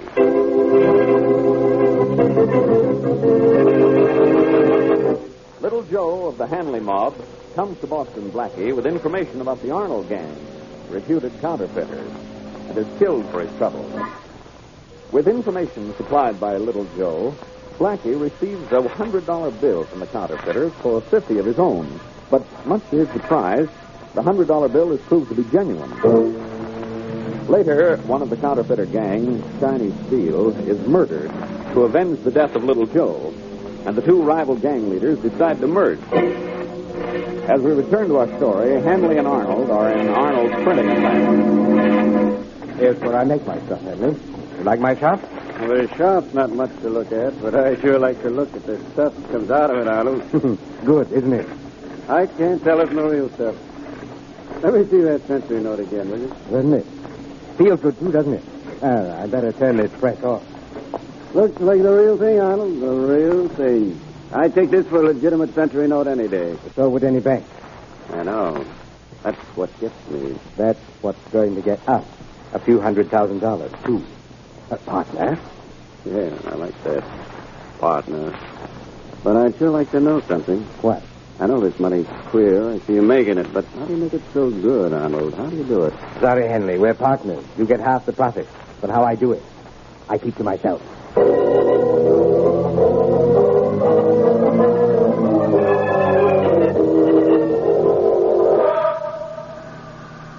Ninth floor. The man said 9th floor, Faraday. 9th floor, sure. But so what, Blackie? Must be 50 or 60 rooms on this floor. Why not? Well, in 50 or 65, we ought to find the guy I'm looking for. Blackie, I think this is just another of your schemes to waste my time. When you try to think, that's a waste of time, Faraday. So you say. Who dug up the dope that there's talk around that the Hanley and the Arnold mobs are working together on this money racket? You did, and congratulations. All right. And what probably happened is this. Little Joe was spying on the Arnold boys for his boss, so Arnold had him killed. In return, Hanley killed Shiny Steel, an Arnold man. And then Hanley and Arnold decided to work together. That's the report I got anyhow. Sounds reasonable enough. And I've got an idea how I'm going to use that information when and as if I find the guy I followed to this hotel. You haven't told me yet how we find him. What do we do? Yell fire? That's surprisingly close, Faraday. What? But I have a better idea than that. An idea I took the precaution of phoning the fire department about before we got here. I've always wanted to break the glass in one of these little fireboxes. Now, it's my chance. No, Blackie, don't. Come on, sorry, Faraday. I guess I didn't hear you tell me not to do it. Now, pull down the lever, it says. Hey, what? Well, what do you know, Faraday? I rang the bell. I hope the fire department rings your neck. Look, Faraday, we're having company out here in the hall. Quite a lot of people. And I ought to haul you off to jail for... Well, where's your man? I'm looking for him. Oh, I see him, Faraday. There he is. He just came out of 909. Well, we better tell these people there's no fire before we have a panic. It's all right, everybody. It was just a fire drill. Routine test. Go back to your rooms. Go back. There's no fire. All right, let's go talk to your man, Blackie. No, Faraday. You go and I'll talk to him. I won't get anything out of him unless you get out of here.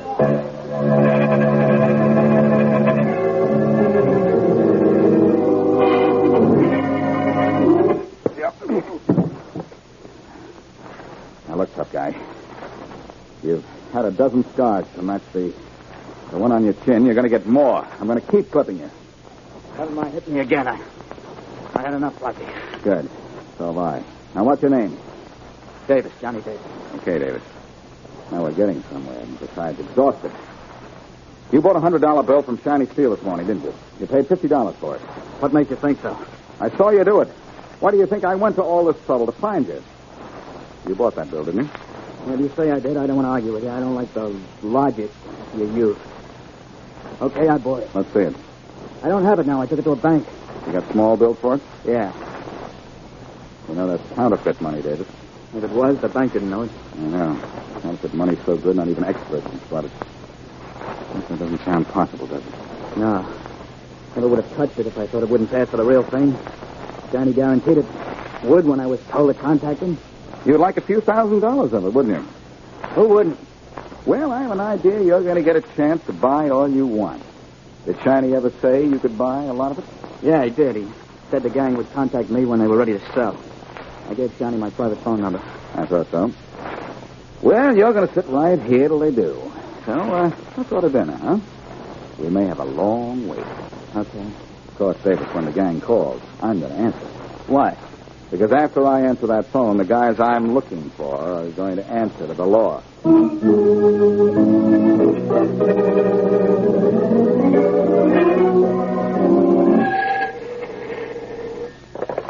Homicide, Faraday. Inspector Faraday, this is Mary Wesley. Where's Blackie? Not in my office, Miss Wesley, I'm glad to say. Well, then where is he? It's been 2 hours since he promised to call me. It's been 3 hours since I left him. Oh, Inspector, I I know. You're worried. But I'm worried, too. I have 2 murders unsolved. And there's a gang of counterfeiters in town so good that even experts say their money is real. Oh, but Inspector Faraday, that can't be.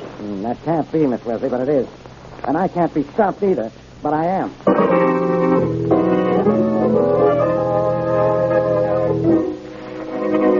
Well, Henry, I think it's time we call David to the hotel. I think he's about ready to buy. Now, this is where we make the first killing, is it, Arnold? How much are we going to let him buy? Oh, I think we've probably convinced him $25,000 worth. Which we split 50-50, partner? Yes, partner. 50-50. The easiest money we ever made, too. Made's a good word for it. Yes. Hello? David? Yes, this is David. David, I understand you were one of the Chinese SEALs. Best customers. Yes, it was. Sorry to hear he was killed. Yes, so am I. How did you like Chinese work? Best shoeshine in town. Glad to hear it. But how about his other work? The best buy in town. Glad to hear that, too. You didn't have any trouble, did you? No, I didn't. The price was right. No complaint. Good. How would you like a lot of Chinese work? Say, $25,000 worth. I'd like that very much. What's the price? Right. Well, you ought to know. The usual price. 1/2 in real money. 1/2, huh? Well, I don't think we'll be able to do business then. No? Why not? Well, I had a better offer from a rival of yours. Rival man. A better offer? Right? Better offer from someone else. Said he was with you temporarily, but that wouldn't last long. So long. Wait a minute, David.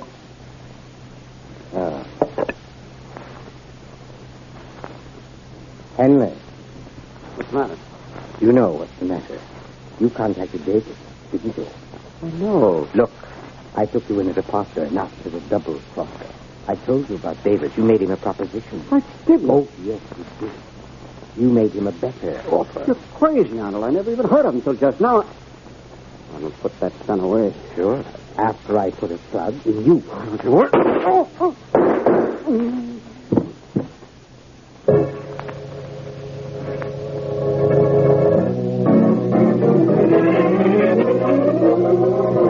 Blackie, when are you going to let me out of here? When we get results from that trick of mine about Hanley making you a better offer, Davis? How is that guy going to help? You'll find out, I hope. I'll get that. Hello? David? Yes, this is Davis. About that offer you got from someone else. That better offer. Yeah? Will You can forget about it, David, because the guy who made it is dead. How do you know? I just killed him. Oh. Now I suggest you get down here and do business with me. I or guess I have no choice now, do I? Only one, David. And you know what it is. Yes, I know. Well, where do I go? 2020 Lawrence Road. Okay, I'll be down right away. Now, Davis, looks as if my plan worked just the way I thought it would. And can I get out of here? Yes, you're going to get out of here, Davis. With me right behind you. And you're going down to that address and buy that counterfeit money. And what if I don't want it? I think you'll want to, Davis. I've got a lot more of my special logic in case you start getting stubborn again.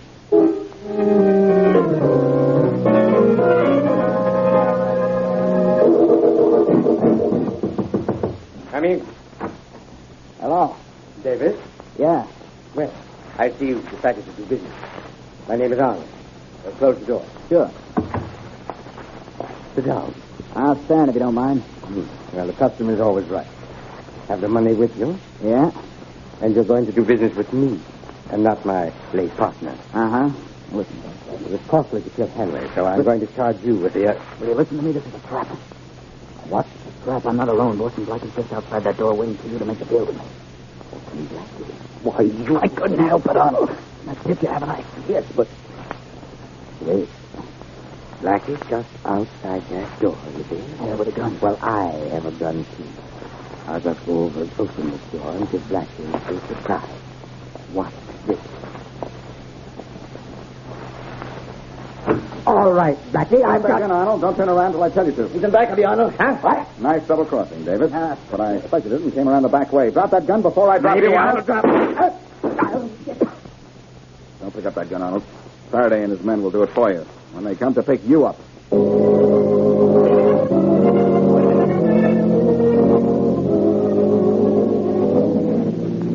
Blackie, I'm glad you're back.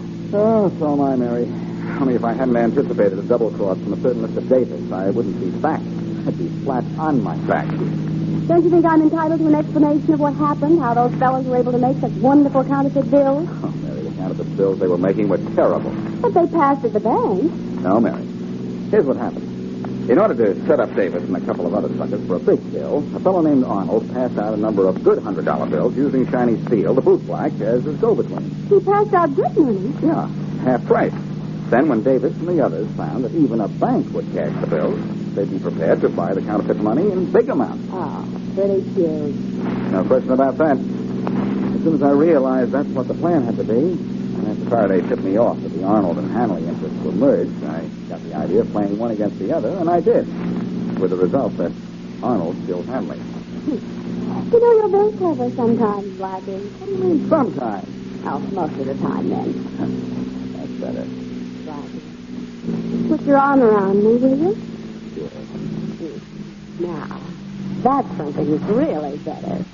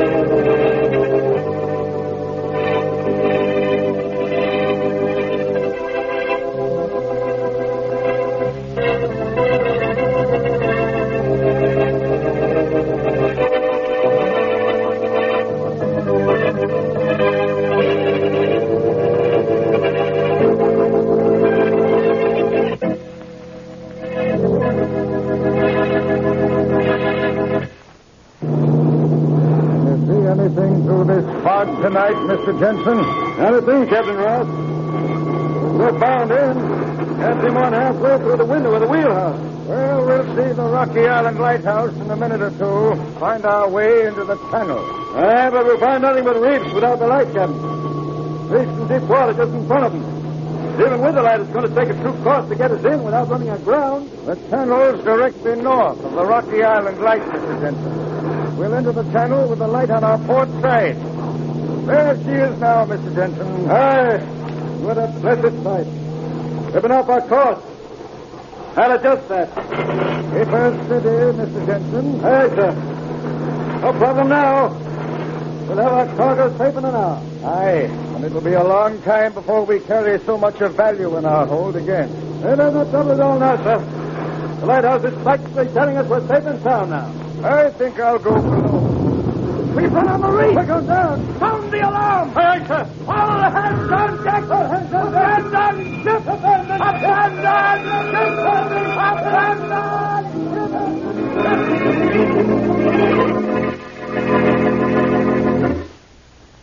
And now on to Dick Calmer as Boston Blackie. Enemy to those who make him an enemy. Friend to those who have no friend.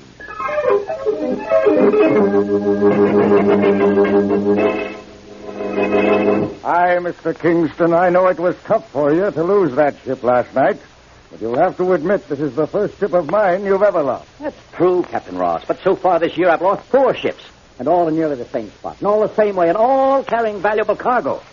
How could you possibly have run on the reef to the south of the Rocky Island Lighthouse when you were passing the north of it at the time? I don't know, Mr. Kingston, unless we drifted south before we sank.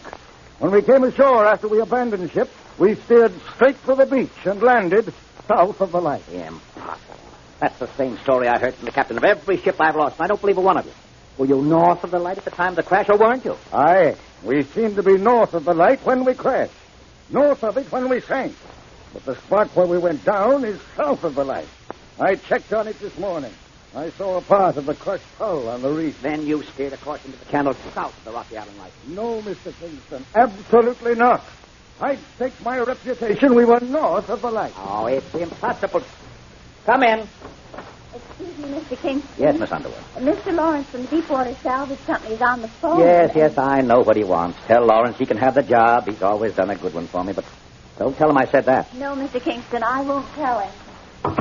Do you see what this crash is costing me already, Captain Ross? I have to give a salvage company 60% of whatever cargo can be saved. And the ship, of course, is a total loss. I'd rather have the ship than the insurance.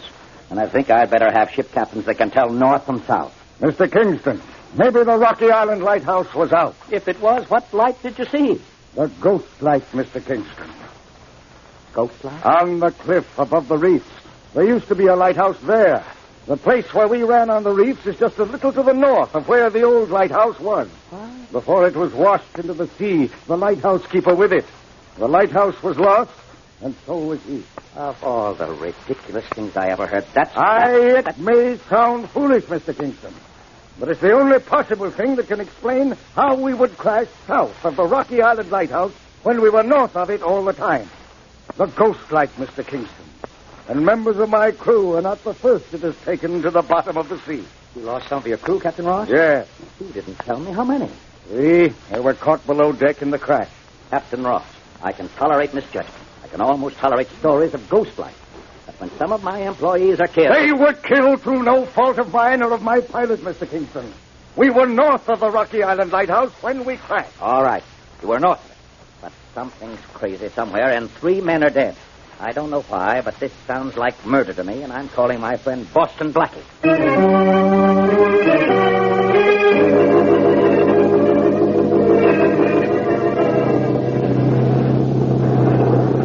You believe the light here in Rocky Island wasn't working last night, eh, Blackie? I don't believe anything yet, Charlie, after we investigate. I guess we can tie up to this lighthouse landing, can we? Yeah, I'll handle a landing, Blackie. I'll tie the launch up with a half hitch. You might also use a rope, Mary. If Faraday were here, he wouldn't have an answer for that either.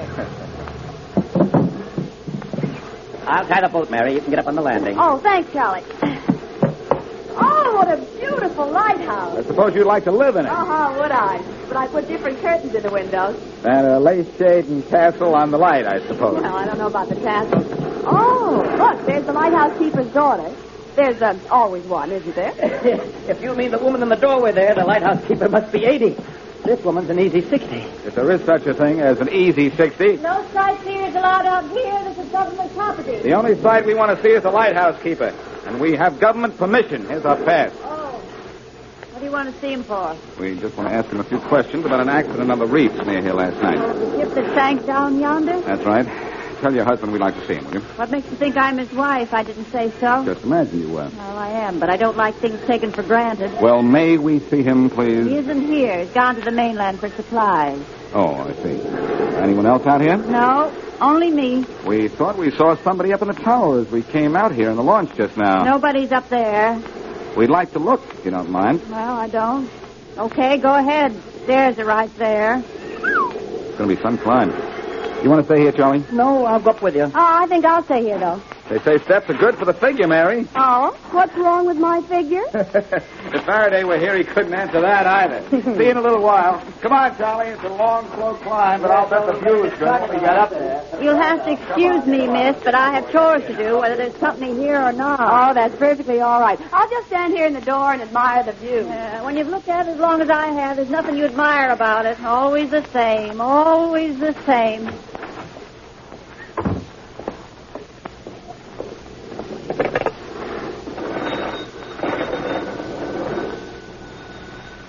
Yes? Frank, it's Lena. There's some men coming up to see you. Why did you let them come up? Well, I tried to tell them you weren't up there, but they saw you, and I couldn't stop them. They have a pass.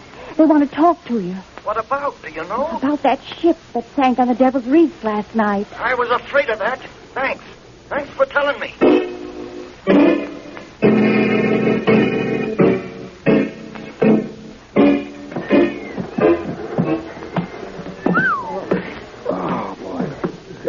How high is this lighthouse, anyway? I don't know, Blackie. I lost count of the steps 2 landings ago.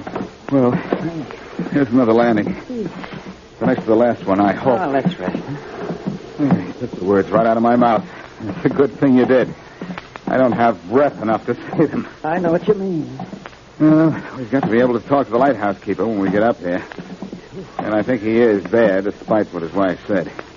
What's his name again? The Port Authority people said it was Harlow, Frank Harlow. Oh, yes, Harlow. Hey, here's a little window. Ooh. Hey, take a look out here. Nice view. Yes, except for that ship out there in front of the reef. Is that where your ship went down last night? Yes, that's the ship from the Deepwater Salvage Company going to work on it already. They don't lose any time, do they? Well, it's better not to, Blackie. Some cargo can't take too much salt water. That's right. Well, I guess I wasn't thinking... Good night. What's that? Blackie, did you see something drop past the window? Yes, and I hope it's not what I think it is. Did you see the ground from up here? Well, I have to lean out the window a little more. Whatever... Uh-oh. What is it, Blackie? You mean, what was it, Charlie? It was a man. Right now, it's just a body wrecked on the rock.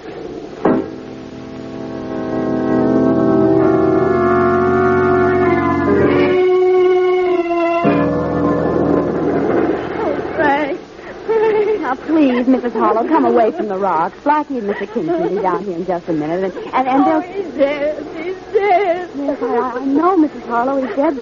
There's nothing you can do for him now. Come on inside with me. I'm here, Blackie. Terrible thing that just happened. I can't tell you how sorry we are about this unfortunate accident, Mrs. Harlow. It wasn't an accident. It wasn't. Well, I don't see how it could be anything else, Mrs. Harlow. We hadn't reached the top of the tower when he fell, but he was alone up there, wasn't he? Yes, I lied to you before. He was up there alone, but this isn't an accident. This is murder. They killed him. They killed him. Who was they, Mrs. Harlow? I can't tell you. I don't dare. But they killed him. They did it. They did it. He's hysterical from the shock, Blackie. He's hysterical, all right. There's nobody up in the tower now. But there's a reason that man fell, and that's the reason I'm going to send for Inspector Faraday. The police might be able to throw a little light on why this man fell from this lighthouse.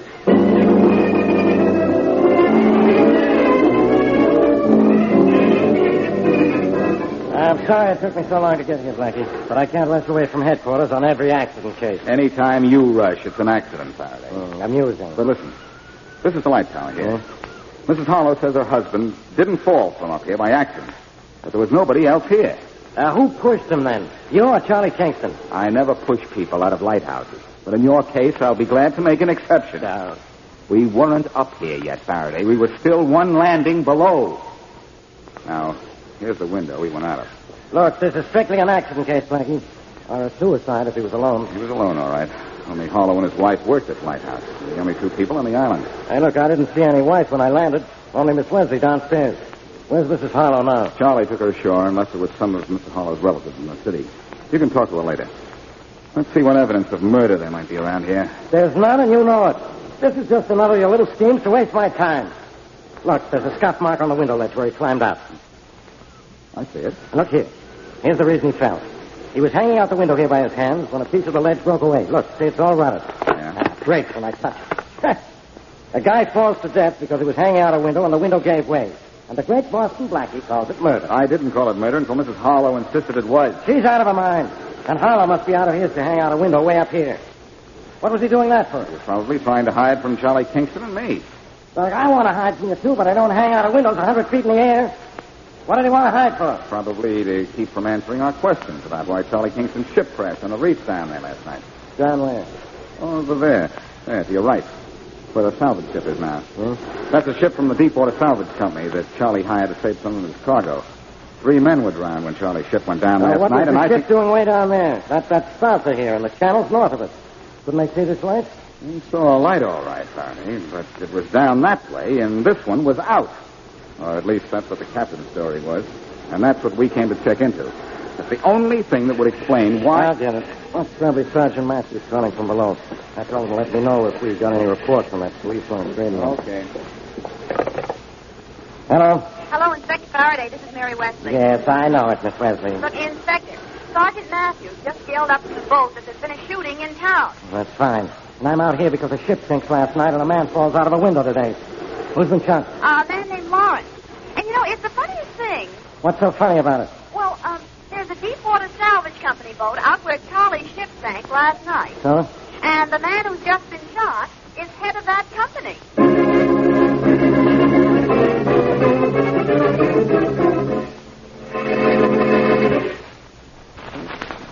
Now back to Boston Blackie.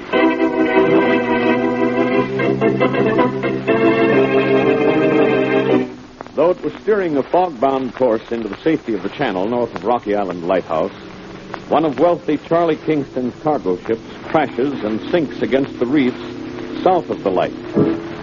This is the fourth of Kingston's ships to be lost in this manner. Because he is Kingston's friend, Blackie goes to the lighthouse to investigate. But before he can talk to the keeper of the light, the keeper falls to his death from the tower. It's obviously an accident, but the dead man's wife says it's murder. Later, a man named Lawrence, headed the company salvaging Kingston's ship, is shot. And as we return to our story, Blackie and Inspector Faraday are with the wounded man at his home. Who shot you, Lawrence? I told you before, Inspector Faraday. It was an accident. I shot myself. We know it was your gun that shot you, Lawrence, but tell us who pulled the trigger. I did, Blackie, I did. You'd have to be a contortionist to shoot yourself the way you've been shot. Well, then I'm a contortionist. I tell you, I shot myself. I can tell he's not going to change his story, Faraday. Come on, let's get out of here. Try some other time. Okay. Lawrence, if you're shielding someone, I'll find out who it is. I'm not shielding anyone. Maybe he's telling the truth, Faraday, and you'll find out about that, too. You'd believe anybody, as long as I said I didn't believe him, wouldn't you? Oh. Hey, Tommy. Tommy. That's right. They've gone. Oh, how'd you keep old Mrs. Harlow so quiet? They showed him a gun. It acts just like a muzzle. Bring her in, huh? Yeah. Come on, you. Mr. Lawrence wants to see you. Sure, I'll see him. I'm not afraid. Go ahead and kill me. Kill me just the way you killed my husband. We didn't kill your husband, Mrs. Harlow. He killed himself. Accidentally, of course. But the fool shouldn't have tried to hide by hanging out the lighthouse window. But you made him do it. If he hadn't let you talk him into turning out the light in the lighthouse so those ships could be wrecked, he wouldn't have been afraid to talk to Boston Blackie. Yeah. When you're going to kill me. What makes you think I am? Because I tried to kill you. And I'd shoot you again if you left your gun around and if I had the chance. You're not going to get the chance. You're going to stay tied up and stay here, too, until we decide what to do with you. Put her back in the other room, Tommy. Get on, Mr. Lance. Get back in there, you. Don't try to yell for help. Because the boys in there got orders to strangle if you do. Don't worry, I won't. What do you think we ought to do with him, Mr. Lance? I don't know yet, Tommy. We have more important things to do first. There's another ship coming in tonight. Got a good load, huh? Too good a load to let it get away from us. And I got a weather report. It's going to be plenty foggy out there tonight, too. Well, let's get the ship, huh? You can get the salvage job on it, can't you? Well, this is another one of Kingston's ships. I don't know why I shouldn't get it. Kingston seems to like my work. Okay, let's get it. You know what time it's coming in and everything? Everything, Tommy. I'll tell you what. We'll put our light a little further south this time, so we don't sink this baby right on top of the job we're working on. Okay. And say, you willing up to go with me, huh? Oh, sure. I wasn't shot as badly as I told the police. Okay, if you say so. Hey, but wait, there's a complication on the job tonight. The new man at the lighthouse, you mean? Yeah. What we do, buy the guy out the way we did Harlow? No, there isn't time. Now, I'll tell you what. Have a couple of the boys cut the power and phone lines to the lighthouse from the mainland before we go down shore to our portable lights. Hey, that sounds like a swell idea. Well, Mr. Lance, looks like we're getting richer by the minute, huh? Yes, Tommy. Guys like Kingston owns them, but our ships are coming in.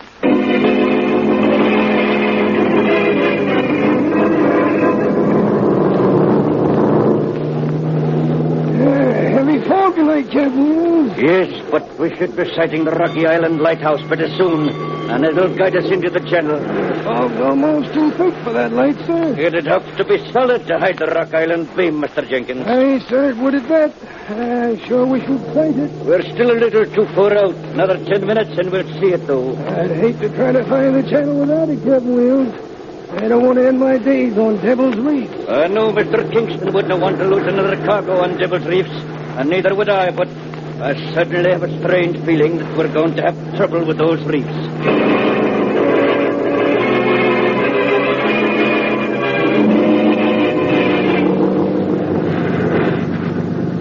Blackie, we're going to spend all night out there at the lighthouse. We're going to get out there and stay out there till Charlie's ship comes through. At least that long, Mary. Well, I certainly appreciate your interest in my ship, Blackie. Oh, I just want to make sure you don't lose 2 ships in 2 nights, Charlie. Yeah, you want to make sure I lose sleep, don't you? You're always asleep, Faraday.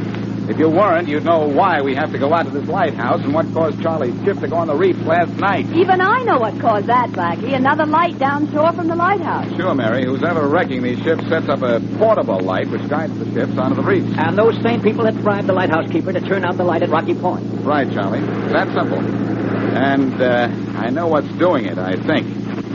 Everyone sees it, Faraday. Everyone but you. I see it. And I see the Rocky Point lighthouse, too. It's on tonight. And we're going to see that it stays on. Hey, Blackie, the light went out. Light? Gee, it did. So that the lighthouse, every light in the place is out. Blackie, my ship's out there in the fog and due to make a run for the channel any minute now. The light will go back on in a minute. Oh, no, it won't, Faraday. It wasn't only the beam that went out. It was every light in the tower. That means the power to Rocky Island has been shut off from the mainland. Well, then we'll have to go back to the mainland and turn it on again. It won't be that easy, Mary. My guess is the lines have been cut. Charlie, someone's after a ship of yours again tonight. Well, maybe with no light at all, my ship won't try for the channel. No light. They wouldn't try, but look down the coast there.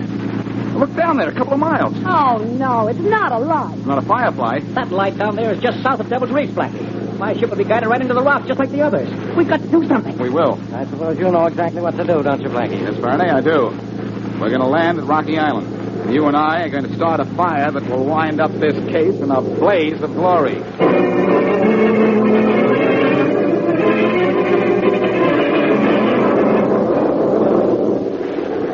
Mr. Lawrence. Yeah? The light at Rocky Island just went out. Good. Every light in the place, Tommy? Yeah. Look up there. You can't see a thing. The boys cut the power lines at the mainland just as they were supposed to, didn't they? Yeah. What time is it? Time for that ship to be making for the channel. Okay. Let's turn on our light and give it something to steer by. Sure thing. Hey, it's some light we got, huh? Yeah. You'd never guess from out at sea that it was just a searchlight on the back of a truck. It's just like a lighthouse, huh? I don't care what it looks like as long as it leads that ship of Kingston's on into the reefs out there.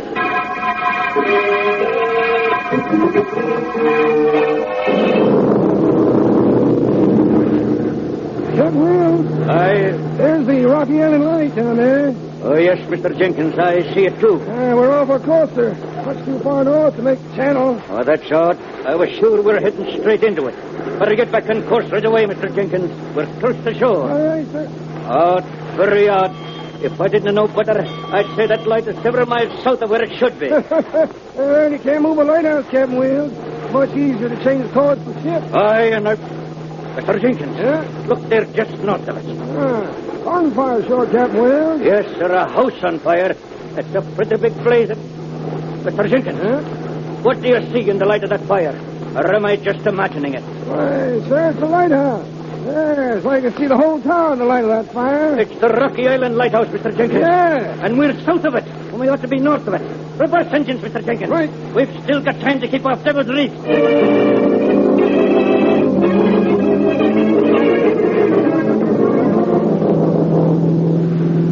Faraday, I hope they see that fire on Rocky Island from Charlie's ship. And if they don't, they'll see the bottom of the ocean at Devil's Reef.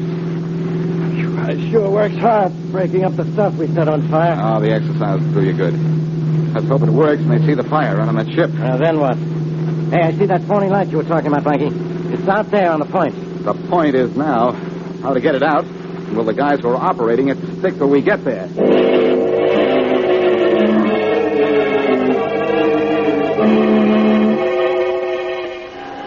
Listen, Arch, we ought to be hearing that ship smack up on the reefs pretty soon, huh?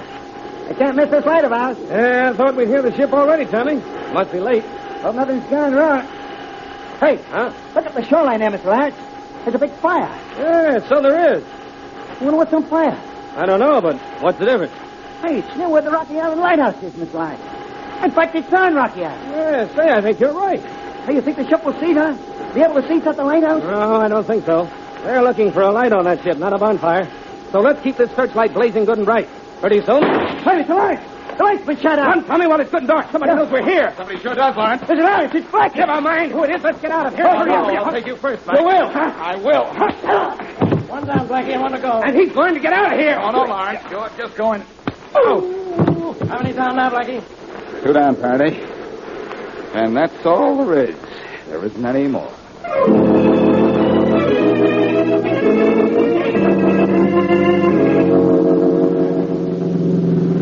Well, Mary, I'll tell you this. It's a pleasure to be driving a car tonight and not having to worry about lighthouses and reefs and phony lights. Right, Faraday?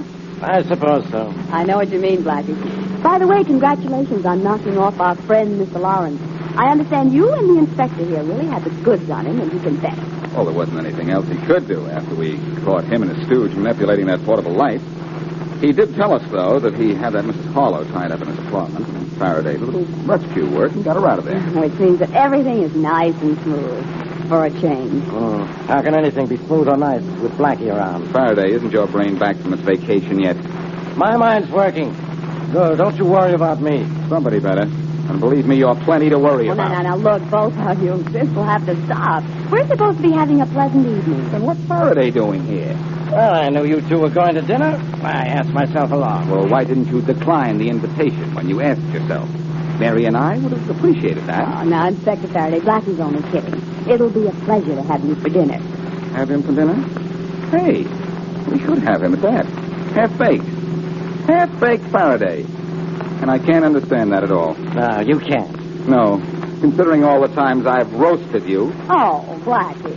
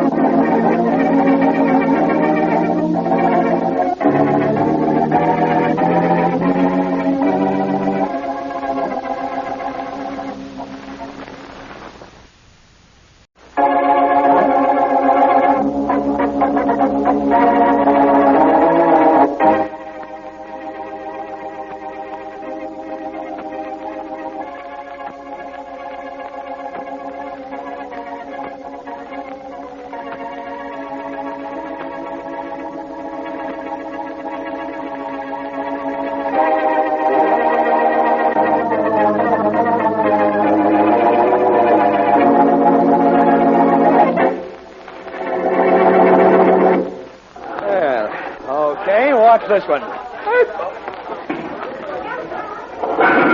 Well, looks like you're getting lucky, CF. That's a strike for you. Yes, I'm going to add another to that and beat you by 40 points, Oliver. That's what you think. 40 points. Wait and see. I'll wait. And before you throw your next ball, I'd like you to know that if this wasn't a bowling league, I wouldn't be seen in the same alley with you. You're still sore about that order I took away, aren't you? Yes. I'll be quiet while I throw this one down the alley. Uh-huh. Well, all of them went down. That's my second strike in a row. Yes, I know. Hey, where you going? Over to sit down next to Mrs. Smith. Well, move over, please, Mrs. Smith. Tired? Yes, I am. Maybe you can have a nice long rest, CF, a permanent one. Oliver, how you talk. You think I'm kidding, huh? If Mrs. Smith wasn't here, I'd tell you exactly what I think. Don't let me stop you, Mr. Oliver. Oliver is sore because I got a double strike. That's not what I'm angry about, CF, and you know it. And I'm going to do something about it. Oh, what's that, a threat? That's a promise, CF, and I hope you've made out your will. I won't forget that you swindled me out of the biggest contract I was ever offered. And in 24 hours, you're going to be dead.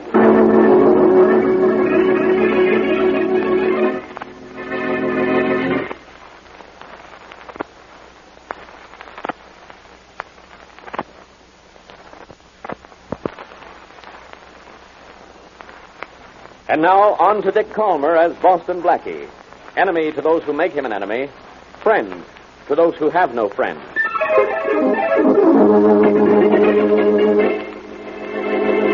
Mr. Smith will be home for dinner tomorrow night, Martha, so I think we ought to have a roast. Yes, Mrs. Smith. I'll go phone the butcher right now. You never know these days if you... Oh, shall I answer that, ma'am? Please, Martha. Yes, ma'am. Is Mr. Smith in the living room? Yes, ma'am. Getting ready to go out. Oh, in that case, Martha, if that phone call is for me, I'm not in. I understand, ma'am. Good. Henry! Henry, where are you? In here, dear. Have you seen my blue top coat? Now, let me see. If I were a blue top coat, where would I be? In the closet. That's it. I'd be in the closet. Now, let's see how good a blue top coat I am. Here we are. What would I ever do without you? Well, for one thing, tonight you'd be awfully chilly without this coat. Here, I'll help down with it. All right.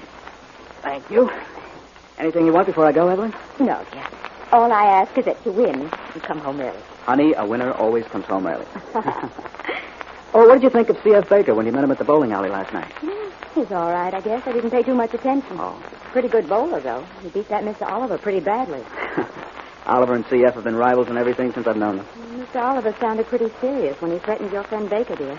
Oh, he didn't mean it. Oh, no? No. You wouldn't say that if you saw his face. Come on, I'll walk you to the door. All right. Prettiest escort a man could have. Handsomest man a gal could escort. Let's cut it out, or nobody will believe we've been married 10 years.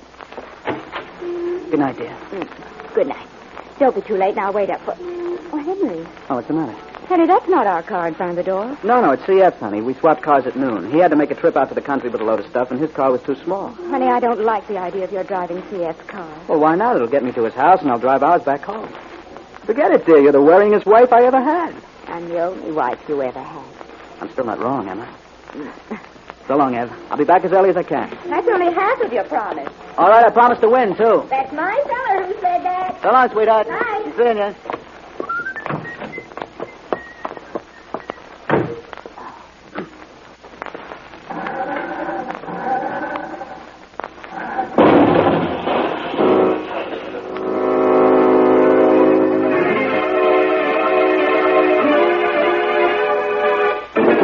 Sit down, Mrs. Smith, and answer a few simple questions, if you can.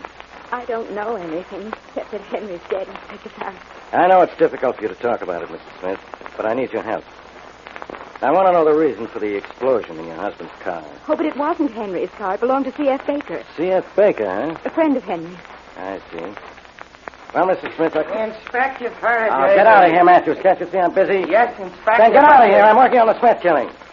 Now, Mrs. Smith, your husband was killed by a bomb wired to the ignition of Baker's car. Inspector Faraday, Will you get out of here, Matthews? I'm busy. Yes, sir, but about that bomb, sir, we've discovered the make of it. Huh? What have you been trying to do? Keep it a secret? No, sir, I've been trying to tell you. Well, next time, try louder. Oh, no, Inspector. Who made the bomb? The Oliver Munitions Company. Inspector, that's the company owned by the man who threatened to kill Mr. Baker. Then Oliver's the man we want. He killed your husband. He hated him for some reason. But, Inspector, he didn't even know my husband. And I didn't meet Mr. Oliver myself until last night. Oh, fine. A guy doesn't kill a man he doesn't know, does he, Inspector? No, he doesn't. But, Inspector, Mr. Oliver threatened to kill Mr. Baker. And Henry was using Mr. Baker's car. That's right. You told me that. Well, this is an open and shut case, then. I'll go to see Oliver, grab him. This case will be over before Boston Blackie even knows it started.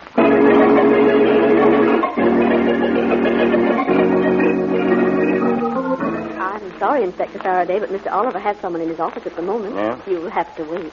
Okay, miss. How long do you think you'll be? Well, I don't know, sir, but I'm sure it won't be too long. Won't you have a seat? No, thanks. Don't stand. There are magazines on the table over there. No, thanks. I read them all 4 months ago. Oliver always keep you when he works after hours? Oh, when it's important. And this is important. He's been with this man and woman for over an hour already. Oh, he has 2 people with him, does he? It'd be just my luck that they were Boston Blackie and Mary Wesley. Well, as a matter of fact, that's exactly who's in there. Yeah, that's what I... Blackie? Oh, no. Oh, yes. Well, I'm not waiting out here while Blackie's in there. Oh, Inspector Faraday, you can't go in there. Mr. Oliver's in conference. Yeah, well, I'm in conference with him. Why, hello, Faraday, old pal. Don't old pal me, Blackie. What I want to know is what you always want to know. What am I doing here? And you want to know what I'm doing here, too, don't you, Inspector? I know what you're doing here, Miss Wesley. Watching Blackie interfere in another of my cases. Oh, she doesn't watch, Inspector. She applauds when I solve them for you. Oh, by the way, this is Bill Oliver, the man you came here to accuse of murdering Henry Smith. Hello, Inspector. I've been expecting I know why, too. You killed Smith, meaning to kill C.F. Baker, the man you threatened at the bowling alley last night. I know all about you, Oliver. You're coming to headquarters with me. Very well, if you say so, Inspector. You're not going anywhere, Oliver. Not if you've been telling me the truth. Well, Blackie, it sounded like the truth to me. Quiet, Miss Wesley. All right, Blackie, what's he been telling you? Everything he called me here to tell me. Yeah? That he foolishly threatened to kill C.F. Baker. And he knows it looks bad for him because a bomb was put in Baker's car, which Baker had loaned to Henry Smith. Especially bad, since Mr. Oliver is a munitions man. I said quiet, Miss Wesley. Well, I said that quiet. Quiet! And I suppose, Inspector, you're going to tell me it was one of my bombs that killed Henry Smith. I will tell you that. We checked it, and it was. Well, Oliver doesn't make all his bombs just for himself, Faraday, you know. Yeah? They can be bought. And if brains could be bought, you'd have enough to know that Oliver wouldn't have threatened Baker in public if he intended to kill him. And he certainly wouldn't kill him with one Look, if you don't keep... All right, Inspector. I'll be quiet. Yeah, you better. Excuse me. Yes? Mr. Oliver, Paul Williams is out here to see you. He says it's important. Have him wait for me in the consultation room, Louise. I'll see him in a minute, if I can. Yes, sir. Where were we? Faraday was about to drag you down to headquarters, but I think I'll be able to change his mind about that. No, I'm not taking you to headquarters, Oliver. But don't leave town. I may want to see you later. You know where to reach me if you do. Is this all for now? I think it is, Oliver. But if I find out that you've been lying to me, that's all for you.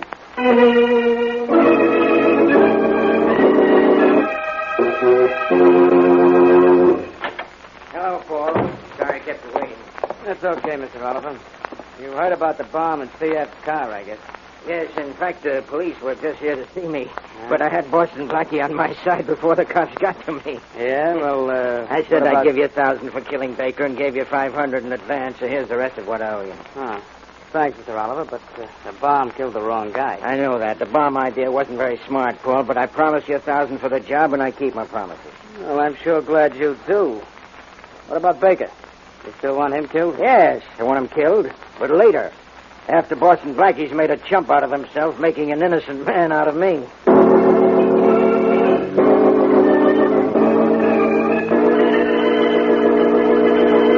Mrs. Smith, was there anyone else here in your home besides you when that bomb killed your husband? Only my maid, Blackie, and she was answering the phone at the time. Who was calling? No one. It was the wrong number. I see. Mrs. Smith, you heard Oliver threaten Baker's life? Yes, I did, but we all laughed about it. Who's we? Well, Mr. Baker and all the other bowling team members who were there. I don't know any of them well. I don't even know all their names. Well, how did you happen to be at the bowling match? I went for my husband. He and Mr. Baker were rather good friends, and Henry asked me to go as a sort of rooting section. Your husband and Baker were good friends. Now, what did Baker's initial CF stand for? I haven't any idea. I knew Mr. Baker only slightly. Uh-huh. Well, Miss Smith, how well did you know your husband? Why, Well, I mean, do you know any reason at all why someone would want to kill him? Henry had no enemies, Blackie, and all his friends were good ones. No one I know would want to kill him. You think your husband was killed by mistake, then, don't you? Yes. I think Mr. Oliver was trying to kill Mr. Baker. Henry made the mistake of taking C.F.'s car. I'm beginning to think that's the answer to this, too. Well, thanks, Mr. Smith. I'll be seeing you later. And if you hear anything new or remember anything, let me know, will you? Yes, Blackie. Goodbye. Bye.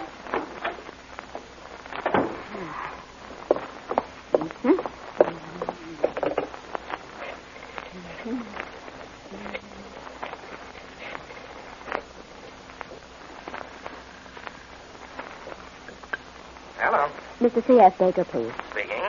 Oh, darling, this is Evelyn. Hello, sweetheart. How are you feeling? Fine. And you? Wonderful. Oh, I'm so glad. Oh, darling, it's all worked out so much better than we ever dreamed it would, hasn't it? Yes. What a wonderful accident that explosion was. You can say that again. Oh, I'm so happy about it. Yes, and so rich, too. Wasn't your husband worth $100,000? Dead?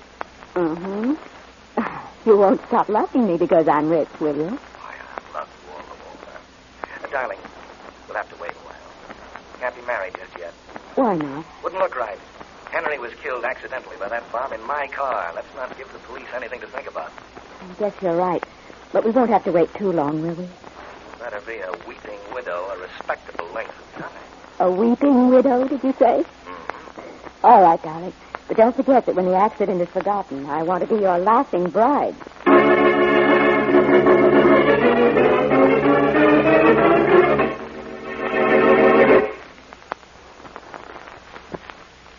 Now back to Boston Blackie.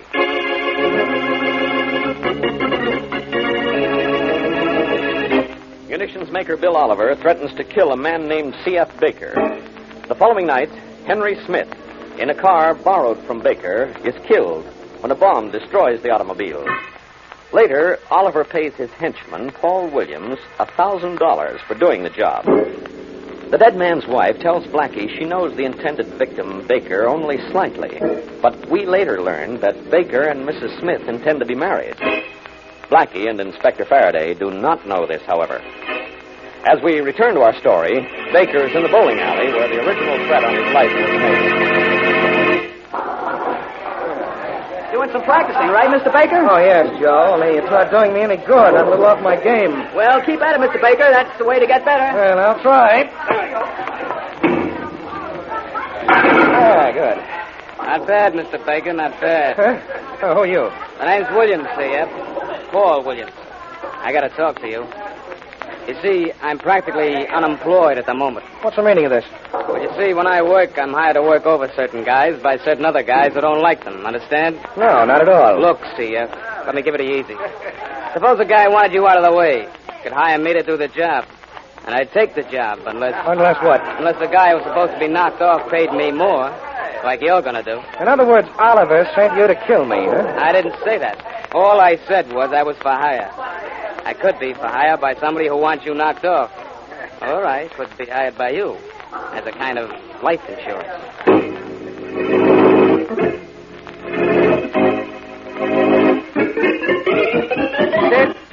Sit down, will you, Faraday? It's bad enough you're running around in circles on this case. Stop wearing out the rug in your office. I'd like to wear you out, Blackie. Sorry, replacement parts for Blackie are very hard to get. Now, sit down, will you? You're making me nervous. I think better when I walk around. You what better?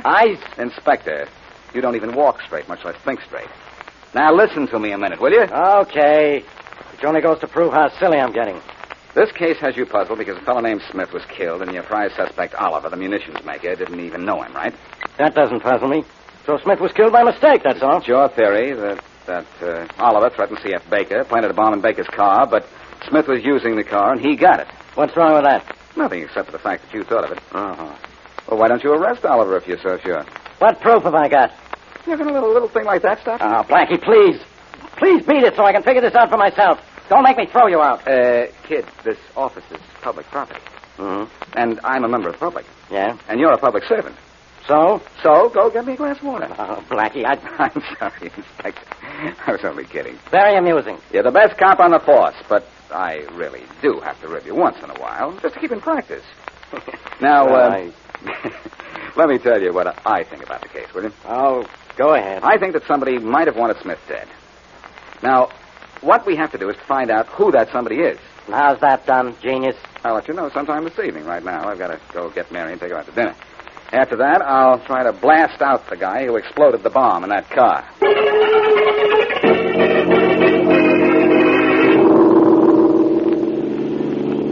You sure he said his name was Baker, Mary? Mm-hmm. C.F. Baker, Blackie. He called and said his life was threatened and for you to come right over. Well, I told him you were out and you'd be over as soon as you could.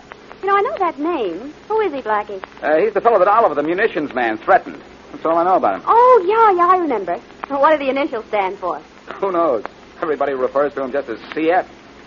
Anyhow, this is his building, and we're in for a couple of hectic moments, if I'm not mistaken. You'd better wait out here. Oh, what a chance. Well, all right. But if there's trouble, keep back. Come on. Okay. Hey, you think the man who threatened CF might be there now?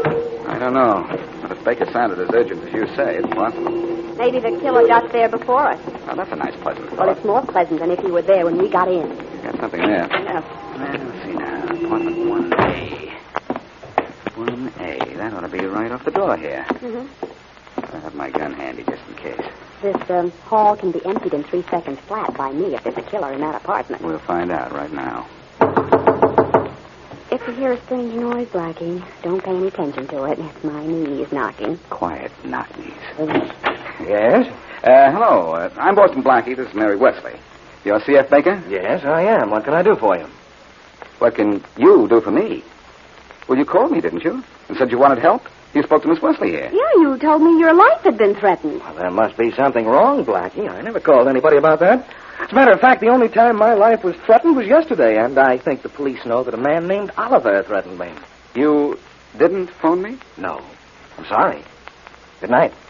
Oh, come on, Blackie. Oh, I'm sure somebody has a strange sense of humor. No doubt. If I ever get the guy, I'll... Good work, C.F. You got rid of Blackie very nicely. It was very smart. Because if you hadn't, I'd have killed you right here. You never should have called Blackie, you know. Now, look, Williams, we're supposed to be making a business deal, so stop talking about killing. Why? Killing is my business. You know, Oliver paid me $1,000 to put that bomb in your car. The one that killed Smith, and you did it. Now, look, Williams, I tell you that... Well, it was pretty. Like I told you that I was in Yes, I know what you told me, but it sounded phony, and I came back to find out a few things. And I heard enough from this character here... Right, that murder is my business, huh, Blackie? Well, pushing guys around is my sideline. I'm going to give you a free sample. If that's the best you've got, I'm not buying. Try this. Hey, wait a minute. My table, my lamp. Stop it now, will you? Stop it, please. Okay, CF. Right after I stop him. That does it. Now, I'll cart him down to Faraday and get him to sing the same song to the police that he did to you. So Oliver hired him to gimmick up your car with a bomb, huh? And I loaned my car to Smith, and that's the story, Blackie. Yes, I know. Oh, well, there's a first time for everything. So it looks like, for once, Faraday was right.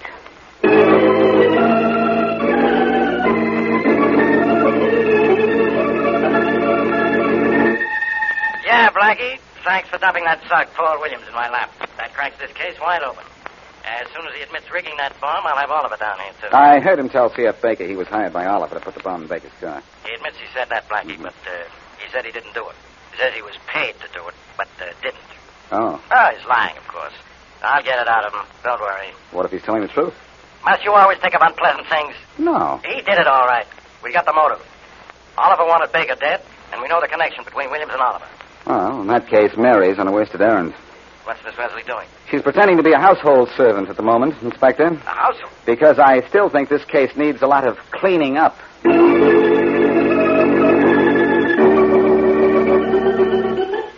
don't say. Yes. My, such goings on. Well, it sure was nice talking to you, Martha. Same here. I guess I'm going to like my new job working for those people down the block. Well, anything you want to know, dearie, you ask me. Just you come to me, dearie. Thank you, I will. I don't know how long I'll stay with these people. Parties every night. Oh, such goings on. Well, one good thing about the Smiths, never no parties.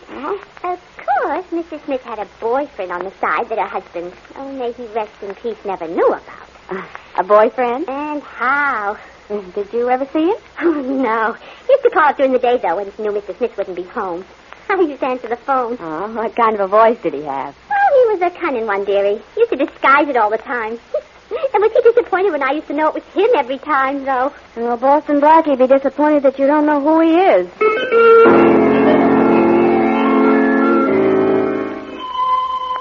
Now, look, C.F. Yes? I'm kind of glad Boston Blackie brought me over here to your apartment. I want to apologize for threatening you at the bowling alley the other night. It's a little late, isn't it, Oliver? Well, all right. Now, look, if you want Stop to... it, both of you. Come on.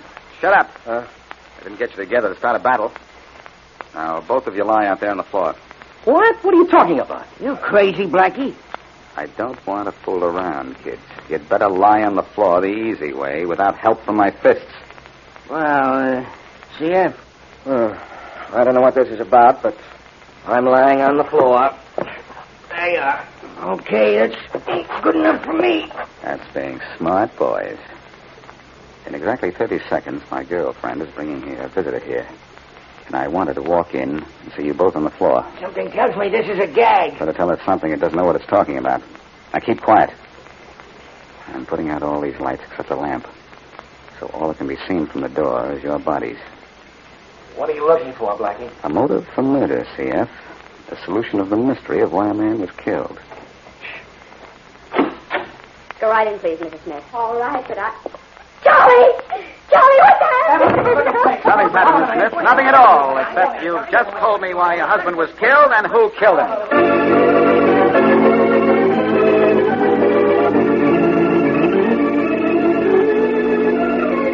Now, Faraday, let's not make jokes, and I'll tell you why I knew that C.F. Baker killed Smith. He's telling me not to make jokes. Blackie, I never make jokes. Yeah, I know, but the strain of your trying is very disconcerting. Ha. Now, listen. From the beginning, I didn't believe that Smith was killed by mistake. Somebody wanted him dead. Somebody got what he wanted, too. Right. It's true that Oliver paid Paul Williams to kill C.F. Baker, but Williams was a phony and never did the job. Then when Smith was killed in Baker's car, he collected his fee, claiming that he had put the bomb in the car, and he wasn't responsible for the fact that Baker wasn't in it. Now, get to the point. Why did Mr. Smith have to die? Mary found out for me that Mrs. Smith had a mysterious boyfriend. Oh? I imagined her boyfriend wanted the husband out of the way. But who was this boyfriend? I didn't know, but I thought it might be either Baker or Oliver. So you set up that little scene in Baker's apartment. That's right. I knew that Mrs. Smith would go to whichever one of the men lying on the floor was her secret friend. Yeah? That's not a new device at all. But without moving from the door, she gave herself away. How? She yelled, Charlie! Charlie, what's happened? Who knew C.F. Baker's first name was Charlie? Nobody that we knew. Hey, only somebody that was very close to him would know that. So that's how you knew Baker was a boyfriend, huh? You've got your confession. As a matter of fact, he was very cute. When Oliver threatened him, he saw a way of killing Henry Smith and making it look like Oliver had tried to kill him. Well, how do you like that? I don't like it at all. The only thing I like is that Mrs. Smith called C.F. Baker by his first name, which gave me the initial clue.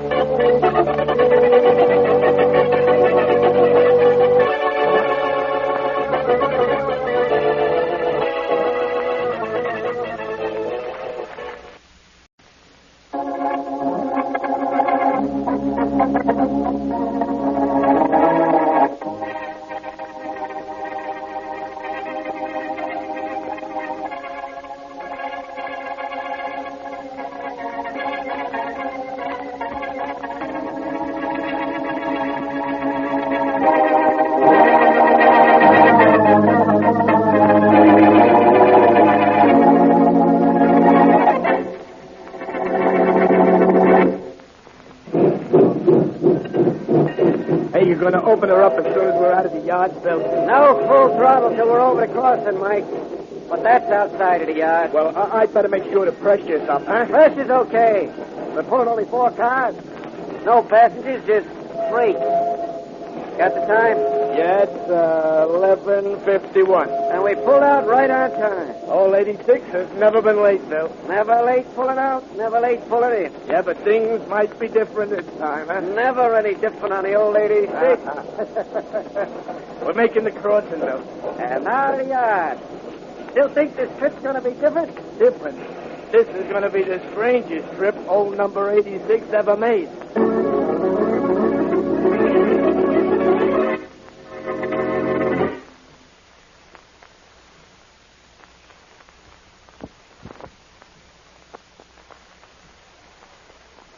And now on to Dick Calmer as Boston Blackie. Enemy to those who make him an enemy. Friend to those who have no friend.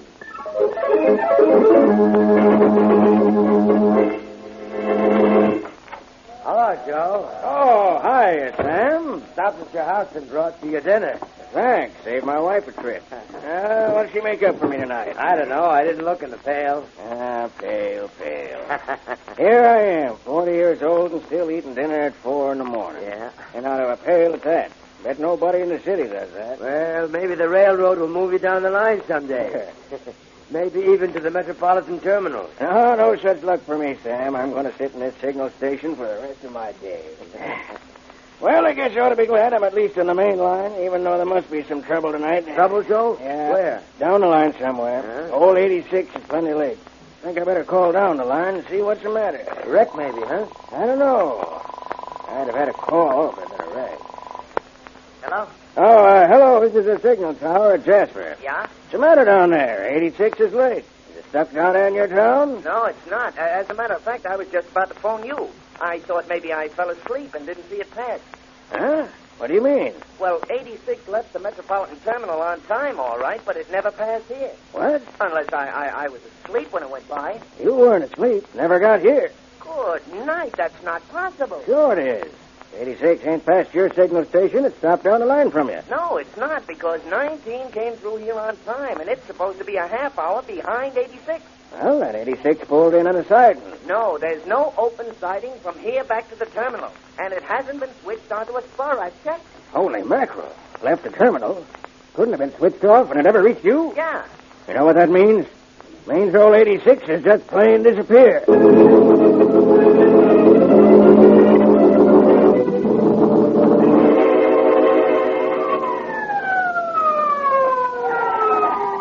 The man on the phone said to come to the freight yards terminal, Sergeant Mills. Yeah, I guess this is it. Well, there's somebody down there on the platform now, Inspector Faraday. I guess. You Inspector Faraday? Yeah, I am. I'm Jim Thomas, railroad cop. It's me that phoned you to get down here. This way, Inspector. I'll show you what we found. Okay.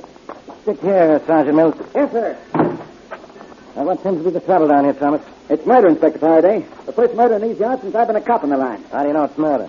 Well, you look in the tool shed here, and you'll know it's murder. Here we are. This is Inspector Faraday of the homicide squad, boys. Stand back. Let him have a look at the body. The body, Thomas? I see 4 men on the floor here. 3 of them are pretty much alive, Inspector. Just unconscious the way we found them. Only we've taken the ropes and gags off them. But this fellow here is dead. You found these 4 men in here, gagged, bound, and unconscious? Yes, sir. Knocked unconscious by blows in the head. Only the blow was too hard for this poor fellow. It killed him. You know who the dead man is? I know all of them are, Inspector. Crew bull number 86 that pulled out of here 10 hours ago. Then what are they doing here?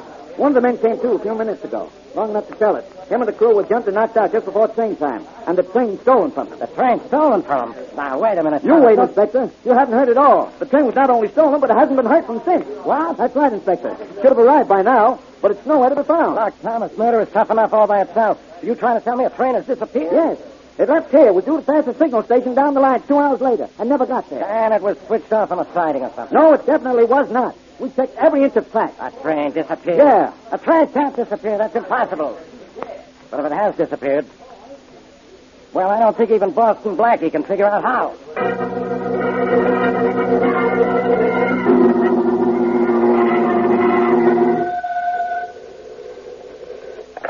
Hello. Good morning, Blackie. This is Mary. Oh, Mary, how are you? Excited excited. Did you read the morning paper? Yes, one of the comic strips gruesome, though. Oh, Blackie, how could you ever get to the funnies with that front-page story about the railroad train that disappeared? Oh, that? Yes. That made interesting reading, didn't it? Interesting. Blackie, what's the matter with you? A railroad train has disappeared. An engine and 4 cars. And that's practically impossible. It is impossible, Mary. You Well, just I can't know. hide a thing the size of a train. Besides, I'd like to know why anyone would want to steal a train. And how could it disappear? Search me. Well, that wouldn't help us any, I'm sure. Oh. But, there's the doorbell, Mary. I'll call you back. All right, bye. Bye-bye. Come in. Boston Blackie? Yes? Blackie, I'm Harold Wilkins, district manager of the railroad. Of the railroad with disappearing trains, Mr. Wilkins? Yes, unfortunately. And I've come to you for help. Mr. Wilkins, you don't really think that I believe anything as big and bulky as a 4-car train can be missing, do you? I can't believe it myself, Blackie, but the fact remains the train is missing. The fact remains that the train is no longer remains, huh? Well, Blackie, this is nothing to joke about. I'll admit the situation is impossible, incredible, fantastic. But since that train left the freight terminal at 11:50 last night with a crew of thieves, it hasn't been seen. Oh, it wasn't being operated by its regular crew, huh? I didn't know that. Well, the crew was hijacked and tied up. One of the crewmen was murdered, and we've called the police. But the train is missing, actually missing. You mean lost, don't you? Wrongly routed. No. Well, it should be found any moment now on a siding or off on a spur line somewhere. No, Blackie, we've searched every siding from here to the end of the run. We've searched every spur, but number 86 just can't be found. In fact, we've never seen to pass the signal tower 100 miles up the line from the terminal. Then it disappeared within that 100 miles. No doubt about that. Mr. Wilkins, I'll tell you something. Yes? I can't see why anyone would try to steal a train. Well, I'll tell you something, Blackie. That train was stolen because in a safe in the 4th car is $1 million worth of uncut diamonds.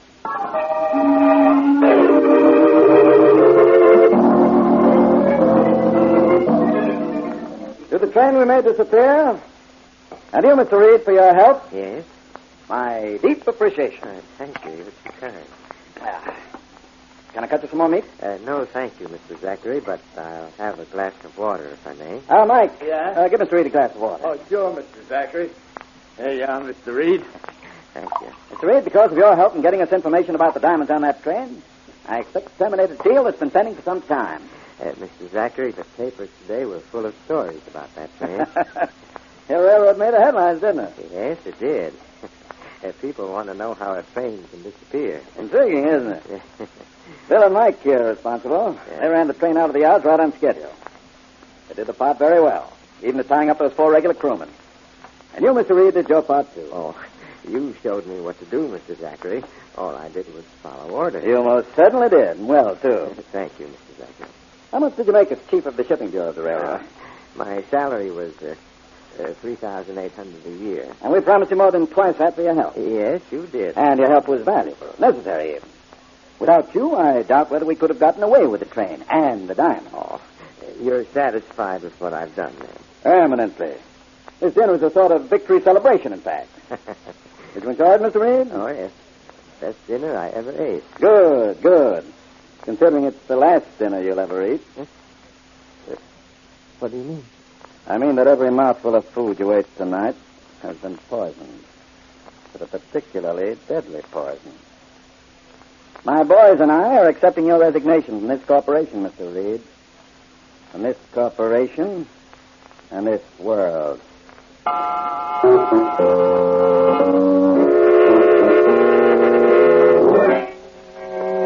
You say, Inspector Faraday, that the body you found this morning was Henry Reed? Yes, Mr. Wilkins. And papers in his pockets identify him as head of your shipping department. First Jerry Lodge, the regular engineer of Train 86, and now Reed. Yep. How was Reed killed? Yeah, he was poisoned. We found his body in an alley in a cheap part of town. Suicide, maybe, but maybe not. Reed was the only member of the shipping department who knew those diamonds were going out on number 86. He knew there were diamonds on the missing train, huh? Well, that brings us back to that again. Finding a killer isn't tough enough. Now I have to find a missing train. In my unprofessional opinion, Inspector, the deaths of Jerry Lodge and Henry Reed are directly linked to the missing train. Yeah. And the link is missing, too. Missing train, missing link. All I got to hope for is that Boston Blackie is missing on this case, too. There doesn't seem to be any reason for... excuse me. Come in. Good morning, Wilkins. Blackie, oh, no. Faraday, oh, yes. Me too. Yeah, you I can take, Miss Wesley. But Blackie, you can take a powder. This case is crazy enough already without having you mixed up in it. Everybody's mixed up in the case, Faraday, and so is everything. Mr. Wilkins asked me to help. That's right, Inspector. That's right. That's the wrongest thing you ever did. Now, Blackie, you listen to me. I know what you're going to say. Stay out of this case. Yes. But I can't, Inspector. You know how an unsolved murder intrigues me. It won't be unsolved long if you keep away. I'll handle it. No, I don't doubt that at all. But what experience have you had in disappearing trains? Who could have experience in that? I could. I lost a set of electric trains when I was a kid. Wilkins, have you double-checked every siding and spur line? Every siding, every spur, every yard, every terminal and station that connects with the main track. We've even sent planes to look for it, Blackie. No train? No train. And a train can't be disguised. That train has just vanished off the face of the earth. Will you people stop talking about a missing train? I've got 2 deaths to solve. 2 deaths, Faraday? Yes. Another man from the railroad was found dead this morning, and it might be murder. He was poisoned. Oh, fine. Any idea who did it? Any idea who did it? We got lots of suspects, 130 million of them. Anybody could have killed him. All I'm sure of is that his death is tied up with that missing train. That makes 3 things missing. A murderer, a train, and a solution to all this. Well, that's what I'm going to work on. And I'm going to find it, too. Unless I miss my guess.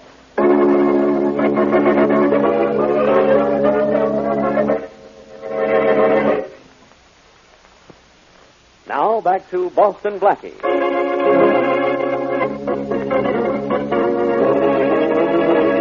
A 4-car train leaves the terminal on schedule and is never seen again. Its crew, however, is found in the terminal, bound, gagged, and unconscious, the engineer dead. The train, carrying $1 million worth of uncut diamonds, was obviously stolen. And so clever were the thieves that a 2-day search of every spur and siding along the scheduled route of the train proves fruitless. As we return to our story, Boston Blackie and his friend Mary are in an airplane high over the track from which the train disappeared. Well, Blackie, our pilot's taken us all the way up the tracks and almost back again, and we haven't found a missing train. Now what do we do? I'll have our pilot fly us up and down these tracks for a week, if I have to, Mary. Oh. That train is down there somewhere, and we should be able to spot it from up here. But, Blackie, we know it isn't on a siding or on a whatchamacallit. Fur line. Fur line. We've seen them all. I know, Mary, but... Hey, what's that down there? Huh? Well, just more tracks and empty. But look, Mary, it isn't connected to the main line. Well, maybe that's why there's not a train on it. Trains can't fly, you know. I noticed that track on the way up. I didn't. It seems to run way back into the mountains over there. I wonder now. Oh, Blackie, there's a gap of at least 100 yards between the main line and the track going into the mountains. And the gap is full of little trees. I see all that, Mary, but I have an idea just the same. I want to find out who owns that property down there, and I know who can tell me, too. Who? John J. Jones. John J. Jones? Blackie, that's you. That's right. And right now I'm a guy with 2 names and a 1-track mind.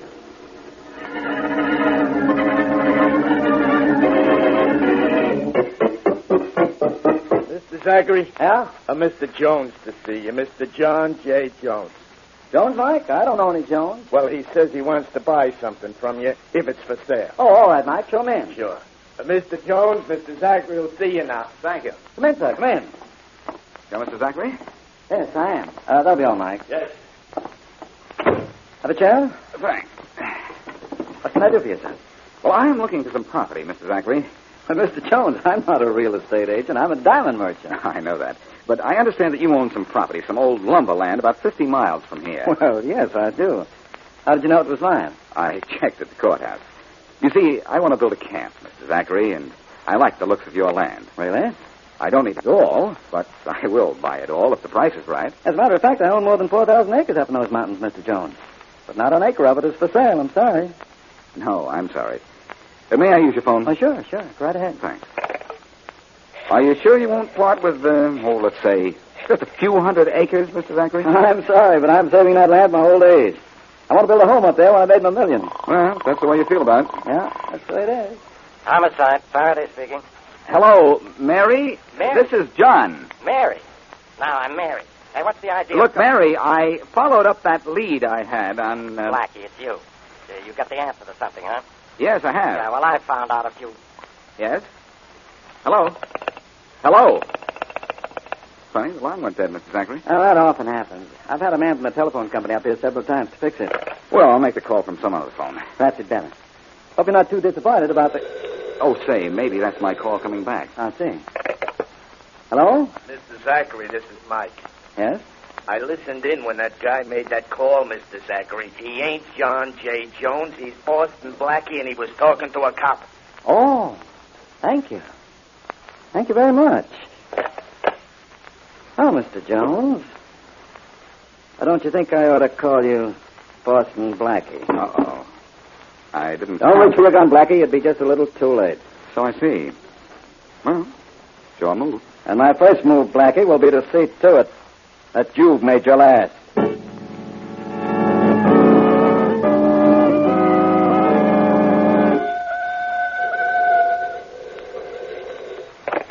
Hello. Hello, Miss Wesley. This is Faraday. Oh, hello, Inspector. Miss Wesley, is Blackie there? Oh, no, he isn't. Well, where is he? Where'd you leave him? Well, at the airport several hours ago. He saw some kind of tracks in the mountains off the main line and got an idea. Oh, he saw those tracks? Yeah. So did I, from a police plane a while ago. I got the same idea. Well, he's doing something about it, whatever it is. He's getting himself killed about it. He's tackled that gang alone. What gang? The guys who own the property in that abandoned spur line. Well, who owns it? A guy named Zachary, a diamond merchant. And I'll bet my badge he and his men stole that train and ran it off on that siding. How? I don't know how they did. I know there are no connecting tracks from the main line to that siding, but I still think that's where we'll find that train. Well, that's what Blackie said, too. You really think he's in trouble? Think it. I know it. I'm going right out there. You want to come with me? Please. I'll pick you up in 5 minutes. Oh, Inspector, I hope we find Blackie. I've got an addition to that hope. What? I hope we find Blackie alive.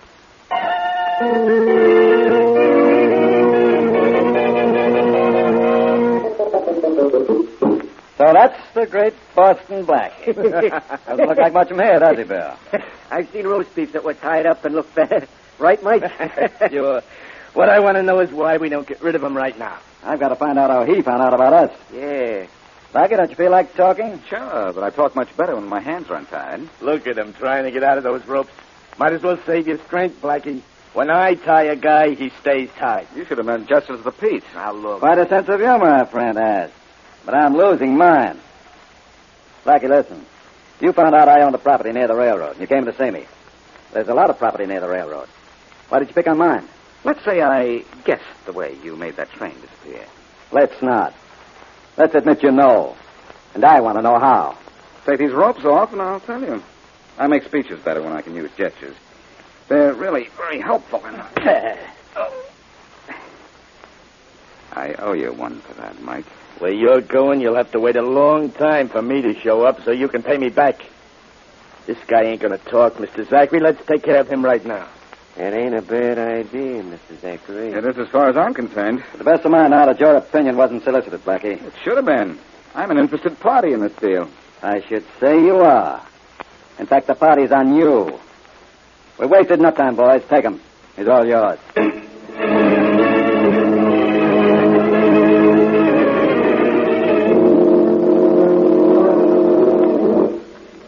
We've given my men time to get around in back of Zachary's place.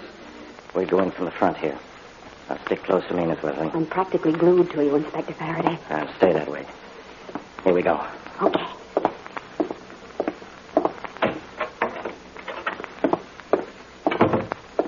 It's awful empty and quiet in there, Inspector. It won't be when we find Zachary and his mob. Well, when we do, you won't have to tell me to duck. Look, Miss Wesley, maybe you better wait outside. Not a chance. Aren't you scared? I'm practically fainting.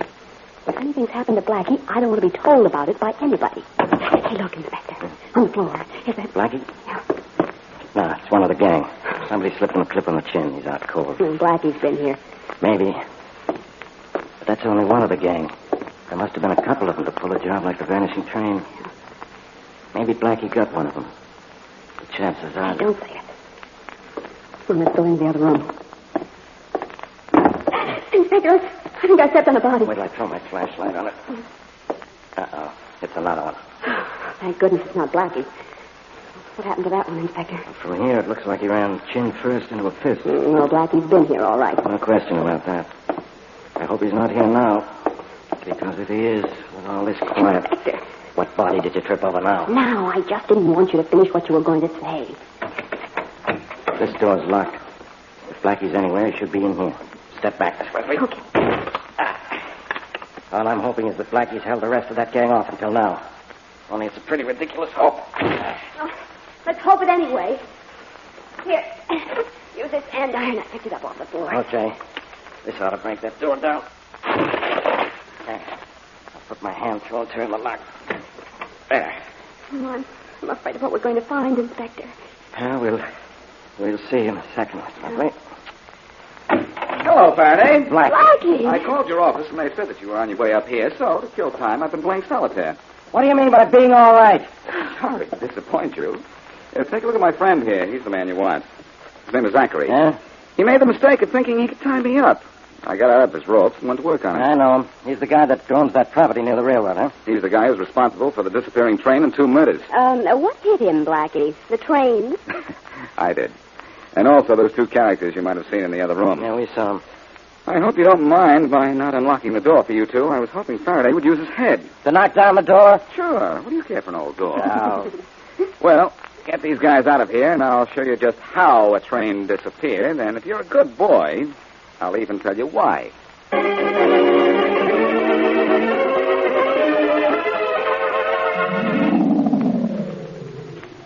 All right, Blackie. We did find a missing train up in that spur line tunnel on Zachary's property. Well, I knew it was there. It's the only place it could have been. All right. But that train didn't fly from the main line here through these trees to where the spur line starts. No, it didn't, Faraday. You and Mary are both right. The train didn't fly through these trees. It didn't crawl between them either, Blackie, because there isn't room enough between them for a train to go through. These trees weren't here the night the missing train left the main line, Mary. What? Watch how easily they come out of the ground. Hey, do they all pull out of the ground that easy? All of them, Faraday. In a couple of hours' time, all of these trees from here to the spur line could have been pulled out and the way cleared for tracks. Well, that's fine, Blackie, but wouldn't it take hours to put a switch onto the main line? Only a few minutes, Mary. An emergency switch, the kind used to run trains around a wreck or a washout, can be placed on top of the regular tracks in 10 minutes by a good crew. And Zachary had a good crew. Yeah, that's right. In his confession, Zachary said he had only former railroad men working for him. An odd coincidence. It isn't a coincidence at all. Zachary had been planning a big diamond robbery for years. And this was his way of doing it. Oh, I see it all now. First, they were tipped off about the diamond by that man, Reed, they killed. Mm-hmm. And then they cleared out the trees and put a switch on top of the main line tracks and ran connecting tracks back to the old spur line. And then did everything in reverse. Took up the track and the switch, replanted the trees, after the stolen train was run down the spur and into the mountain tunnel. That's all very simple once you know how it was done, isn't it? Oh, very simple. Except for one thing. Yes. Mr. Zachary stole the train to get the diamond. That's right. But all I know is that a guy who thinks he can steal a train is off his trolley. Oh, Blackie.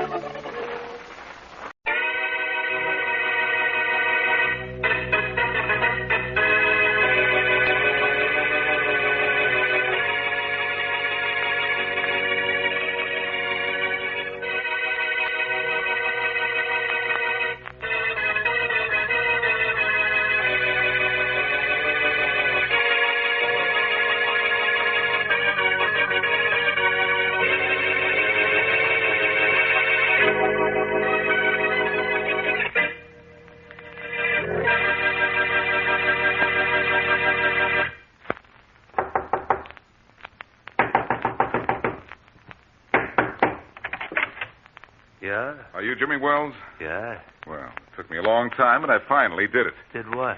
Found you. I'm Boston Blackie. So what? So, for the first time in the last few days, you're safe, unless I have the wrong Jimmy Wells. Is your wife's name Dorothy? Yeah. Do you live at 2100 Leslie Boulevard? Uh-huh. And you're a salesman? That's right. Then you're the Jimmy Wells I want. I don't know what for. For protection, Wells. Your protection. What? I got a tip from unhealthy sources that you're going to be killed. Oh, then they're serious about it, huh? They mean business, Wells. With the business end of a gun. But you don't have to worry now. I'll take care of you, and them, too. You will, huh? Yes. Get lost, Blackie. You don't seem to understand. They're going to kill you. You don't seem to understand. That's exactly what I want.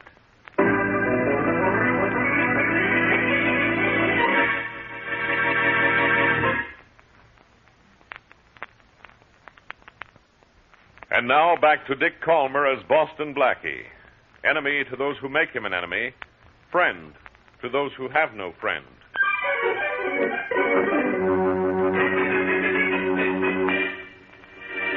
Look, Wells, I didn't spend 48 hours looking for you just to hear you say that you want to be killed. Well, you heard me say it, Blackie. I've heard other bad jokes, too. Oh, this isn't a joke. What is it? New brand of humor? I'm dead serious, Blackie. Dead serious, huh? Well, if you are, you're going to be dead, period. That's exactly what I want to be. I'd like to ask you why, but I'm not going to. I'm afraid of the answer.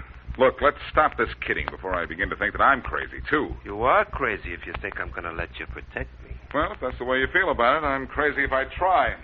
So long, Wells. It was weird knowing you. Goodbye, Blackie. I'll be... I know exactly what you'll be if I don't help you, Wells. Dead. But I don't think you really believe that. Oh, yes, I do. I know who's going to kill me, too. Who? You don't think I'm stupid enough to tell you, do you? You'd stop them. That does it, Wells. It does what? That convinces me you're really serious about wanting to be killed. I was wondering how long it'd take you to realize that. Well, I know it now. But what you don't know is you're going to get protection whether you like it or not. Oh. I'm afraid I had to knock you out so your killers, when they come calling, wouldn't find you in.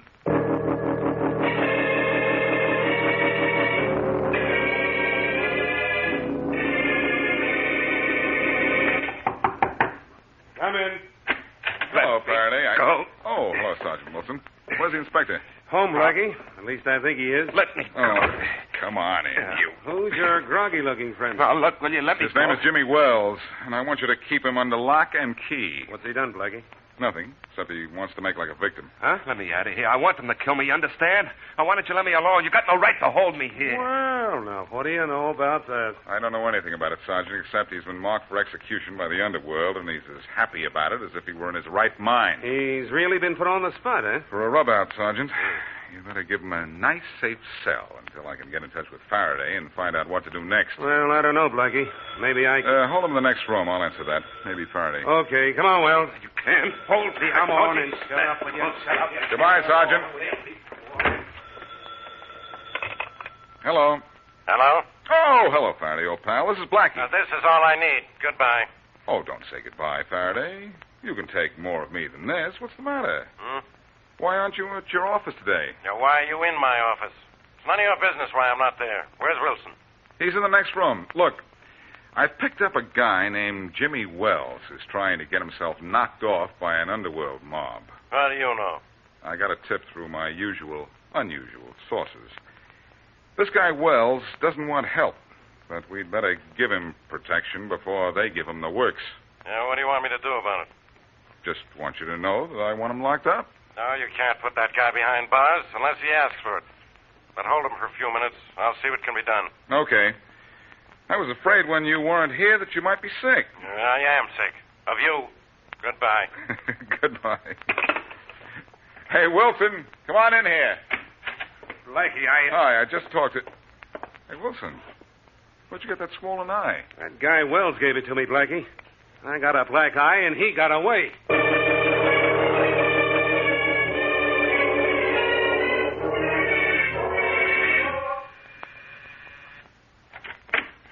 Yes. Are you Dorothy Wells? Yes, I am. I'm Walter Branch. May I come in?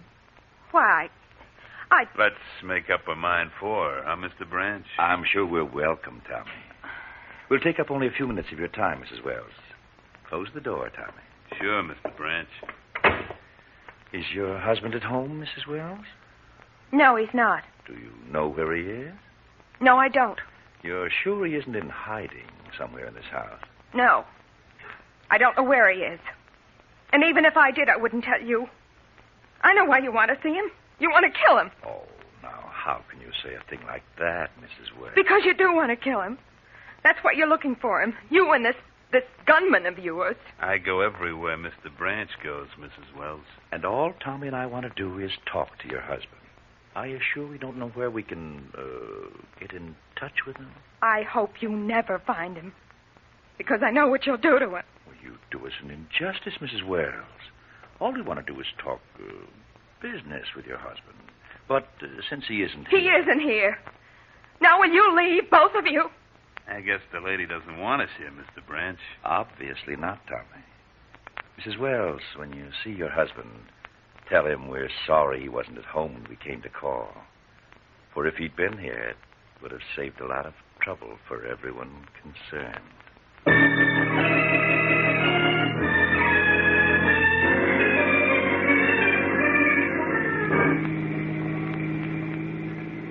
You keep an eye on that side of the street, Mary, and I'll do my best to watch this side. Well, don't you think you better watch where you're driving, Blackie? This isn't a country road. I'm watching, but if we do run into somebody, I hope it's Wells. We've been looking for him for 3 hours. Suppose this is the neighborhood where he hangs out. This can go on forever. It's only going to seem that long. Well, maybe we'd better give up. And sign Mr. Wells' death warrant? Oh, that doesn't sound like you. Well, Wells has a wife who might give us some information. That sounds like a shortcut to finding him. Or better still, maybe she knows who's trying to kill him. Well, that sounds like a much better way to keep Mr. Wells from being killed. Never mind finding him, find his would-be killer. That brilliant piece of strategy has just occurred to me, too, Mary. Uh-oh. It just occurred to me I'm supposed to meet the superintendent of my building at my apartment. It's about redecorating. Well, I'll drop you off at your building and then go to see Mrs. Wells. Okay. Well, I hope she can tell you something. You know what she might tell me, Mary? What? That her husband is already dead.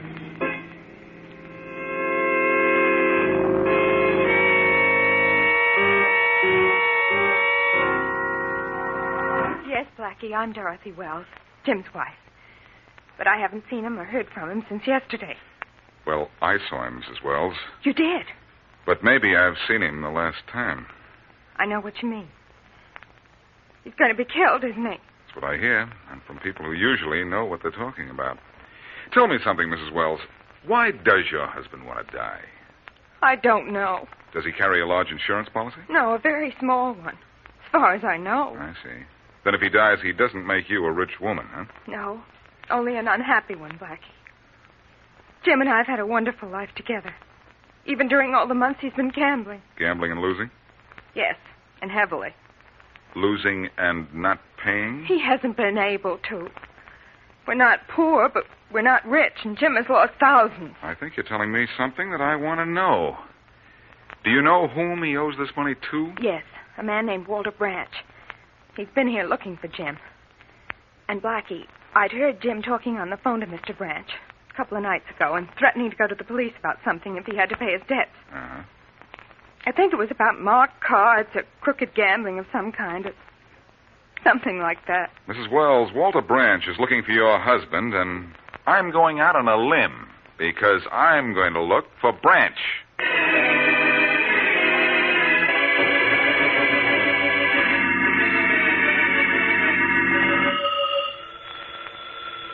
Faraday, your ears aren't ringing. That's your phone. I know it, Blackie.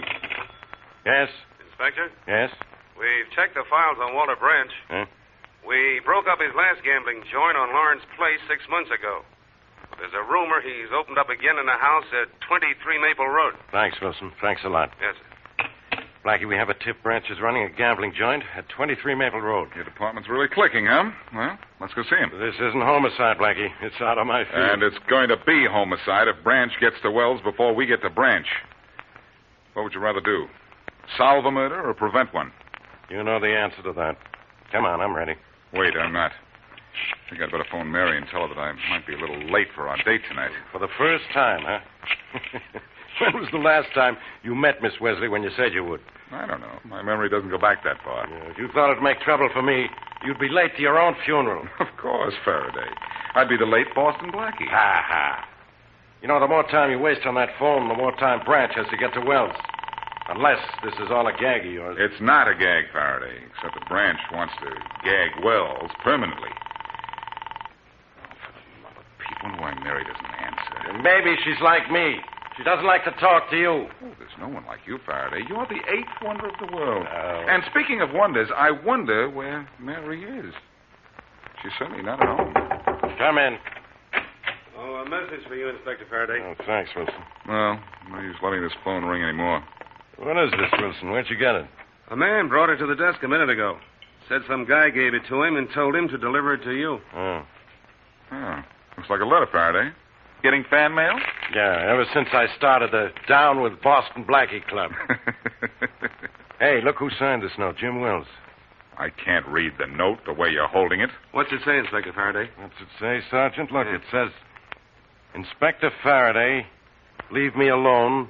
Don't try to protect me, because I have Mary Wesley in a hideout, and if the police or Boston Blackie come near me, she'll be killed. What? Then maybe I'll die in the electric chair, but at least I'll be able to die.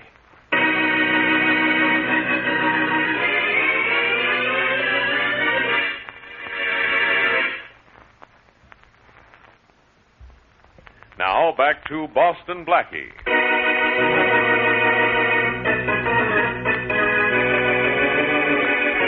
Jim Wells has been put on the spot by gamblers who apparently have reason to kill him. Boston Blackie and the police offer to protect the doomed man, but he refuses help and escapes. While Blackie is searching for his would-be killers, Wells abducts Blackie's friend, Mary Wesley, and threatens to kill her and go to the chair for murder if any attempt is made to rescue her. As we return to our story, Wells walks into a room where Mary is gagged and tied to a chair. Well, Miss Wesley, if I take that gag off your mouth, will you promise me not to scream? All right. I'll see if you can be trusted. Yeah. At least that must be more comfortable, huh? Yes, it is. Who are you? Wells is my name. Jim Wells. You're the man Blackie and I've been looking for. But you didn't find me because I was waiting for you at your apartment. But why? And why kidnap me and tie me up? As protection, Miss Wesley. Protection against protection. Well, you won't have much protection against anything when Blackie finds me here. I don't think he wants to find you, Miss Wesley, because if he does, he'll find you dead. Dead? Very. You see, I want to die, and I don't want Blackie or the police to interfere. I'm not crazy, Miss Wesley. You see, I have a reason for wanting to die. And I'll murder you to do it if I have to. Your only hope is that I don't have to. Are you comfortable? Oh, very comfortable. These ropes aren't cutting into my wrist more than an inch or two. If your friend Blackie shows up, something else will be cutting your throat. Couldn't you think of some more unpleasant way to kill me? I've already thought of it, Miss Wesley. Cutting your throat was merely an expression. Oh. Didn't you wonder what I'd been fixing up with the door there? No, I've been too busy wondering about you. Well, let me tell you what I've done. I've tied a rifle to the table there. And I ran a string from the trigger to the door. Oh. You begin to see, do you? The string is tied to the doorknob, and the door opens out. When the door is opened, the string will be pulled tight, and the gun will fire. Fine. But you don't think I'm going to sit right here in this spot? I forgot to tell you, Miss Wesley. The chair you're sitting in is fastened to the floor. You think of everything, don't you? You're so clever, Mr. Wells. Well, if I hear voices outside... I also forgot to tell you that I'm putting a gag back over your mouth. There. Good and tight. Goodbye, Miss Wesley. I'm going out the back way. And if I don't die at the hands of the killers pretty soon, you'll die at the hands of Boston Blackie when he opens that door.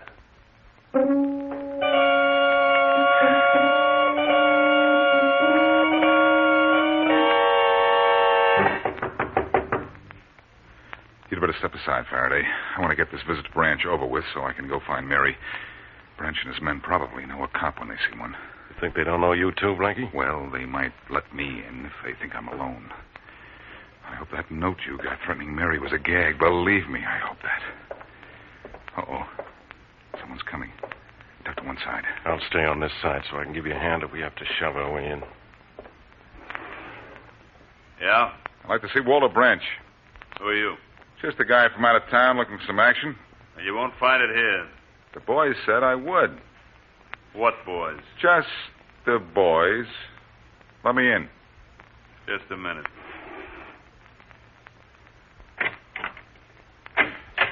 Come on in. But no funny stuff, because I got a gun on you. No funny stuff. But I'm bringing a funny friend. Come on in, Faraday. No, you don't. What'll you bet? We're in, Faraday.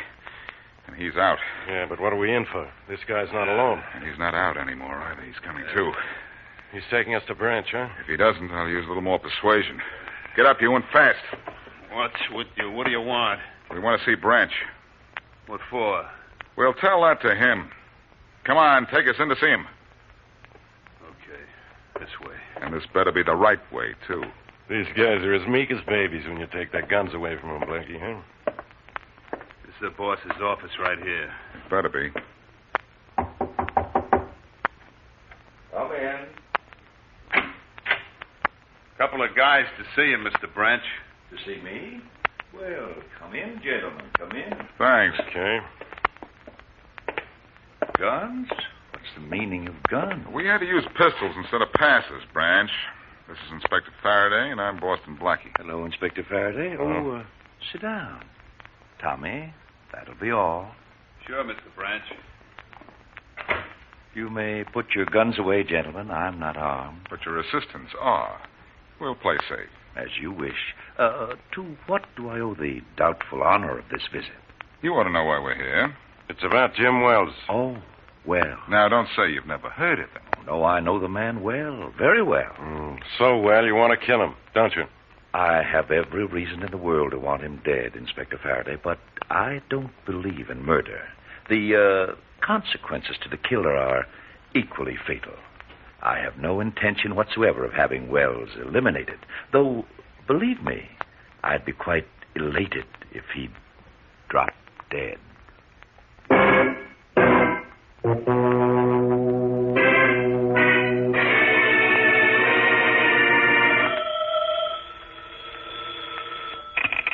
Hello. Is this Boston Blackie's apartment? Yes, and this is Blackie. Hello, Blackie. This is Jim Wells. Wells, where's Mary? Don't If get you've done excited, Blackie. She's all right. In fact, I phoned to tell you where she is so you can go get her. Where is she?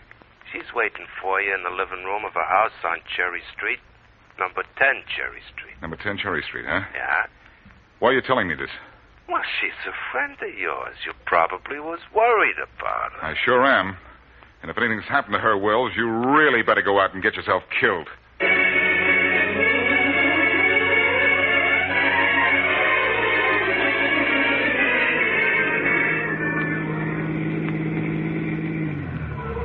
Well, if the boys were right about it, Mr. Branch, Wells is in this house here. This is number 10 Cherry Street. Let's go up and have a look, Tommy. Sure. I'll get out on your side. Okay. Your gun ready? Always ready, Mr. Branch. Anyhow, Wells doesn't carry a rod. Well, have yours handy just the same. We don't want to take any chances. Okay. Hey, looks like there's a note tacked up on the front door. It is a note. I guess Wells knows he was spotted here and it's scrammed, huh? The note isn't signed, Tommy, but look what it says. Well, I'll be it. It says, "Don't open this door, Blackie, or you'll kill Mary Wesley." Now, how about that? How about this? Hey, Mr. Branch, aren't you going to leave that note there for Blackie? Why should I? Oh, Mr. Branch, if Blackie comes here and opens his door, he'll kill his... That's exactly what I want him to do, Tommy. And that's what he'll do. Exactly.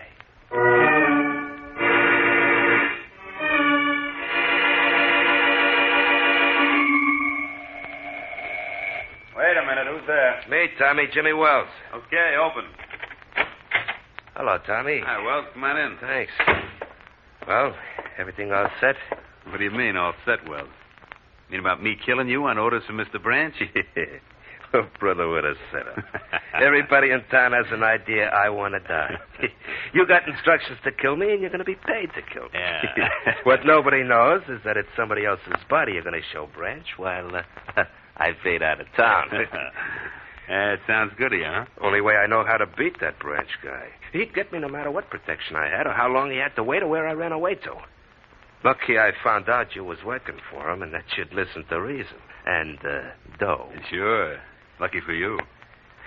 Well, we better make this good, huh? Yeah. Boston Blackie was on my trail, but I fixed a gimmick with the door and his girl, so he'll be hours trying to get her out without killing her. That'll keep him away until we're finished. I guess it will.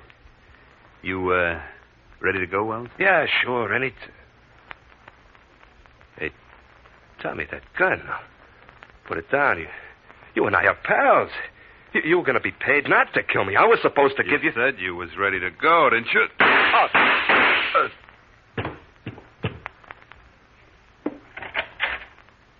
Hi, Mr. Branch. Well, there he is. Yes, so I see. I'm delighted you came to me with Wells' story about wanting to bribe you, Tommy. I'm delighted that Boston Blackie is about to open a door that will kill his girlfriend. And I'm delighted with your loyalty.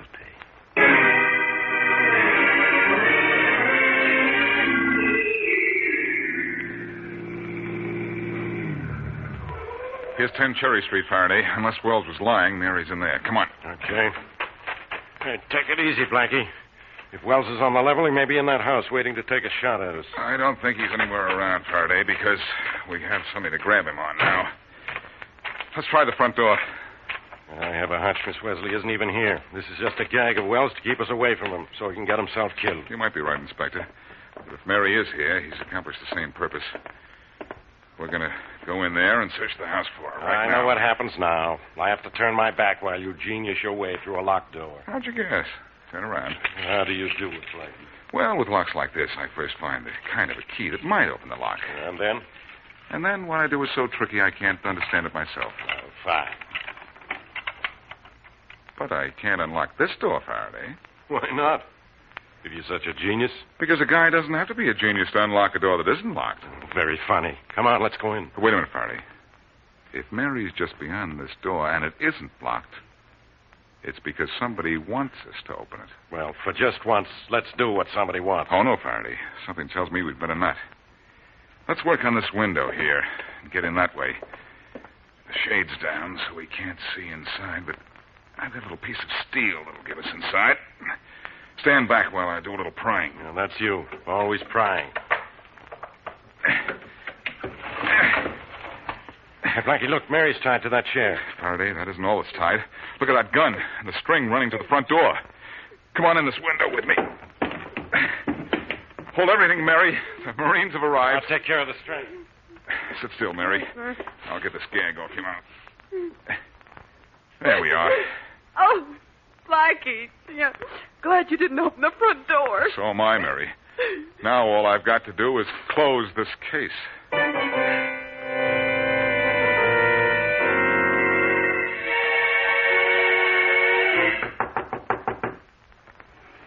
Who is it? Boston Blackie. Let me in, Tommy. Oh, sure, Blackie. Just a minute. Come on in. Thanks. You seem almost glad to see me. Why not? I got nothing against you, neither is the boss. You want to see him? Not just now, Tommy. I think you're the man that I want to see. What for? The police just found Jim Wells' body, and he didn't drop dead. Not too bad. Who killed him, Tommy? I don't know why you ask me. But I did ask you, and I expect an answer. I expect you do. Answer me, or you'll get something you don't expect. Such as what? Such as this. You want some more? Oh, but you do. Oh, yeah. Oh. Well, I knocked you out, Tommy. Again. Now, maybe, when you wake up, you'll feel like telling me who knocked Wells off.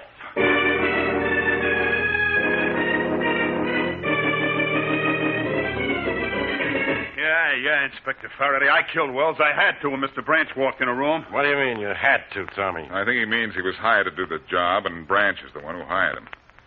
It's a good thing we grabbed Branch, too. That's right, Blackie. But Wells made a deal with me. He gave me a lot of dough, and we were going to fix it so it looked like he got knocked off. Well, that explains why Wells was so unconcerned about being killed and why he didn't want protection.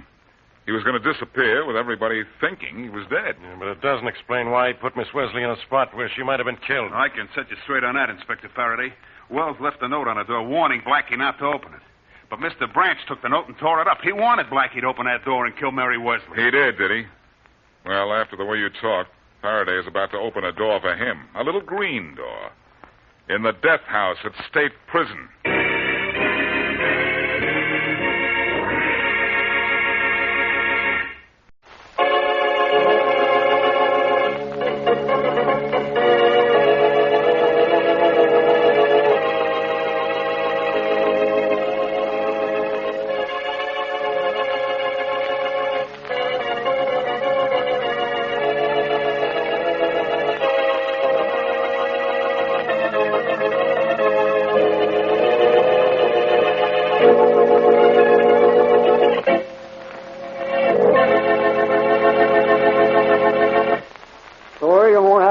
Mr. Williams? No, Mr. Lynch, I don't care for nothing. Okay with me. You don't hear it.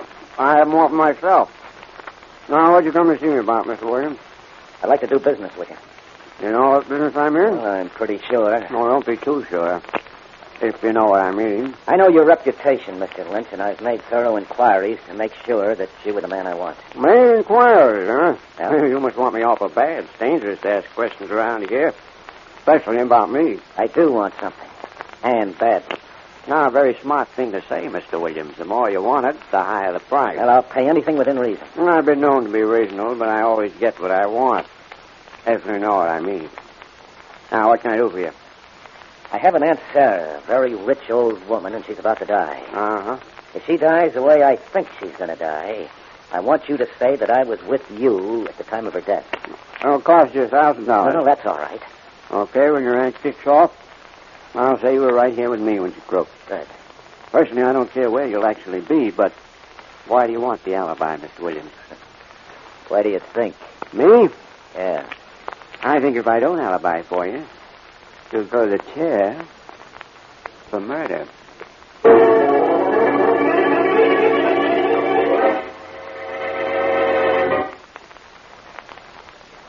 And now on to Dick Calmer as Boston Blackie.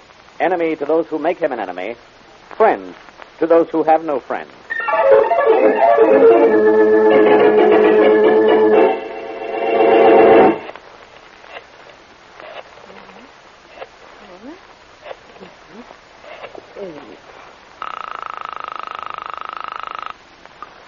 Hello? Hello, is Miss Mary Wesley there? Yes, speaking. Miss Wesley, this is Sarah Williams. Who? Sarah Williams. Oh? You don't know me, and I only know of you, but I need your help. My help? Well, in a way, I really want Boston Blackie, but I haven't been able to reach him at his apartment, and I thought you might know where he is. Well, as a matter of fact, he's on his way over here. Oh, wonderful. I have to see him right away. It's urgent, Miss Wesley. My life's in danger, and only Boston Blackie can help me. Well, what you ought to do is call the police. Oh, no, I can't. There are too many things I don't dare tell them. Please, Miss Wesley, tell Boston Blackie to come here right away. The address is 18 Elm Street. 18 Elm Street. All right, I'll tell him. Thank you. How soon will he be here? Well, I'll meet him down in the lobby, and we'll come right out. We'll be there in half an hour at the latest. Oh, make it sooner if you can. But we'll try. Goodbye. Goodbye, and hurry. Oh, thank heavens.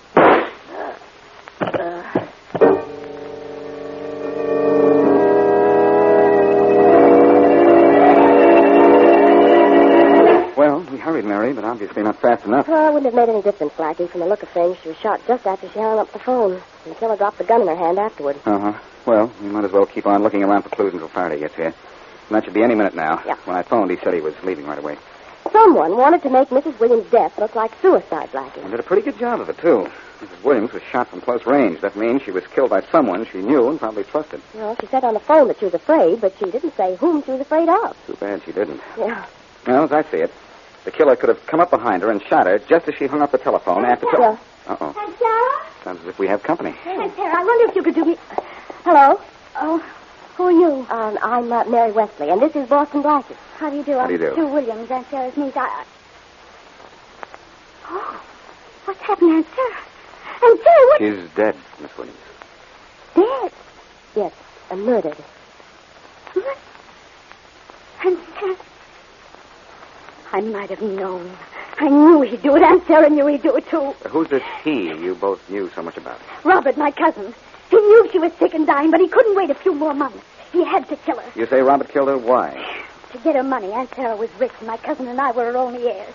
He killed her. I know he did. Well, we don't yet, but I... Blackie, it's Inspector Faraday. As if I couldn't tell. Hello, Inspector. You're just in time to hear me tell you who killed Mrs. Williams and why. Yeah, maybe I ought to go out and come in again in 5 minutes. You'll have the guy all ready to be locked up. Make it 6 minutes. I hate to rush. I'll rush you. I'll rush you right out of here if you interfere with me in this case. Who's this girl? Me, Inspector? Me, Inspector. No, not you, Miss Wesley. This girl here. Who are you? I'm Sue Williams. The dead woman's niece. She says her cousin Robert killed her aunt. I've been collecting information for you, Inspector. You'd be more at home collecting rubbish. Oh, Inspector. Miss Williams, what makes you think your cousin killed your aunt? Because he hated her and she hated him. And he was afraid she was going to change her will and cut him off before she died. It seems, Inspector, that Mrs. Williams was scheduled to die from an illness within a few months, and that cousin Robert couldn't wait. Yeah, well, I couldn't wait either to get cousin Robert under arrest. Give me a description of Miss Williams. I'll have this case closed in an hour.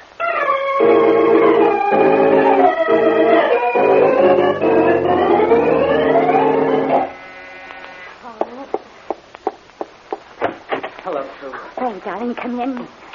Are you all right, Sue? I just heard about your Aunt Sarah over the radio. Have they caught Robert yet? No, but they will any minute now. There's an alarm out for him. I hope they get to him before he gets to you. Said on the radio you practically accused him of killing your aunt. I told the truth, Frank. Aunt Sarah always was afraid of him. Well, you'd better come over to my place and stay with my family until we're sure Robert's in jail. No. If he killed Aunt Sarah, he'll kill you, too. I'm not afraid of him, Frank. I'll stay right here. Darling, you know this will hold up our wedding for a while. I don't think it'd be smart for us to marry so soon after. You fall heir to so much money? Well, it wouldn't look like this. Oh, what do we care? It's Robert. The police are after him. Uh-oh. Expecting anyone? No. It's probably the police, though. I won't say anything about our getting married. Well, no, not right now. Hello, Sue. Robert! Sue, the cops all over town are looking for me. Yes, I know. You've got to tell them I didn't kill Aunt Sarah. You got it. Oh, hello, Frank. I guess I make a little change in your plans, eh, Robert? What do you mean? Frank and I both know who killed Aunt Sarah. In fact, I told the police you were the one who killed her. Sue, that's what I came to see about. You know that's not true. I didn't kill her. I was with Bill Lynch when Aunt Sarah was killed. Ask him. Go on down to his place and ask him. I don't know him, Robert. And I'm not interested in finding out anything about where you say you were. You better beat it, Robert. Or we'll turn you into the police. Frank, you have to believe me. I was with Bill Lynch in his house on Barton Road. Call him up or go on down to see him. He'll tell you I was there. Why don't you tell that to the police? Well, they may not give me a chance to talk. I'm afraid to give myself up. Robert, you'd better leave. And that means now. You're against me, both of you. Everyone's against me. We don't like murderers, Robert. We're giving you a break, letting you get out. Now scram. All right, I'll beat it. But I'll get even with you for this. I'll get even with both of you. Get out of here before I throw you. Never mind the rough stuff, Frank. You two won't hide me. I'll keep away from the police some other way. But after the heat's off, you two better keep away from me.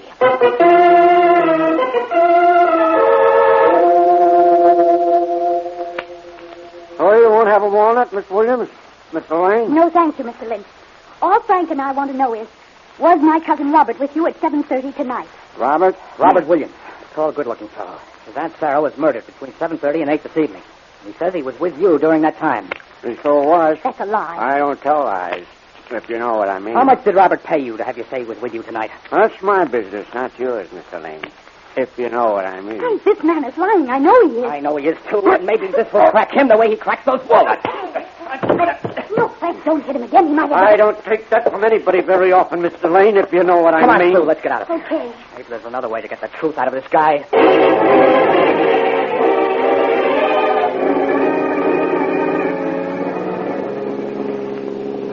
Took me 3 hours of searching to find you, Williams, but now you're on your way to where you belong, police headquarters. Blackie, you didn't find me. Yeah. I was waiting in front of your apartment house just so you could spot me.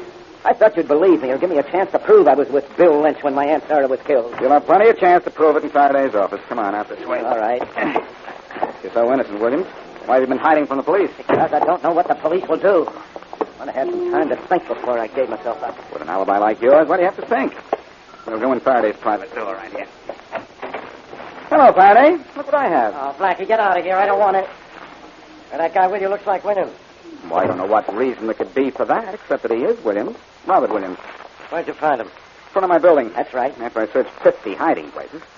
I'm familiar with most of the hiding places in this town, you know. Yeah, someday maybe you'll visit them all and get lost in them, so you won't bother me. I'm no bother, really. Yeah, you're no bargain either. Stop ribbing me. After all, I brought in Williams, even though he has an alibi, as he says. I didn't kill my Aunt Sarah, Inspector Faraday. That's what they all say. Your aunt was killed between 7:30 and 8 o'clock this evening. We know that because she talked on the phone with Miss Wesley at 7:30, and at 8, Miss Wesley and Blackie here found her body. Where were you at that time? With Bill Lynch in his home. Yeah? I was there from 7 till a little after 9. You were with Bill Lynch, man? Yeah, you can go and ask him if you want to. He lives on Barton Road. He has a phone if you'd rather call him. Is Bill Lynch the only one you were with at that time? Yes. He's your alibi, huh? Yes. All I have to do is ask Bill Lynch, and he'll prove to me you didn't kill your aunt. That's right. Well, instead of talking about it, Faraday, why don't you call up Lynch, or let's go out and see him? Call him up. We'll go out to see him. Just like that. Sure, why not? Because where he is, there's no phone. It'll take a long time to find out his current address. Bill Lynch was murdered an hour ago.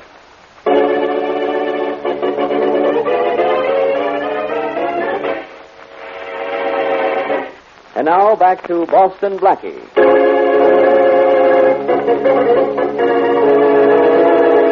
Robert Williams, fearing that he will be charged with murder if his Aunt Sarah is killed, pays Bill Lynch $1,000 to tell police that he and Williams were together if and when Aunt Sarah is killed.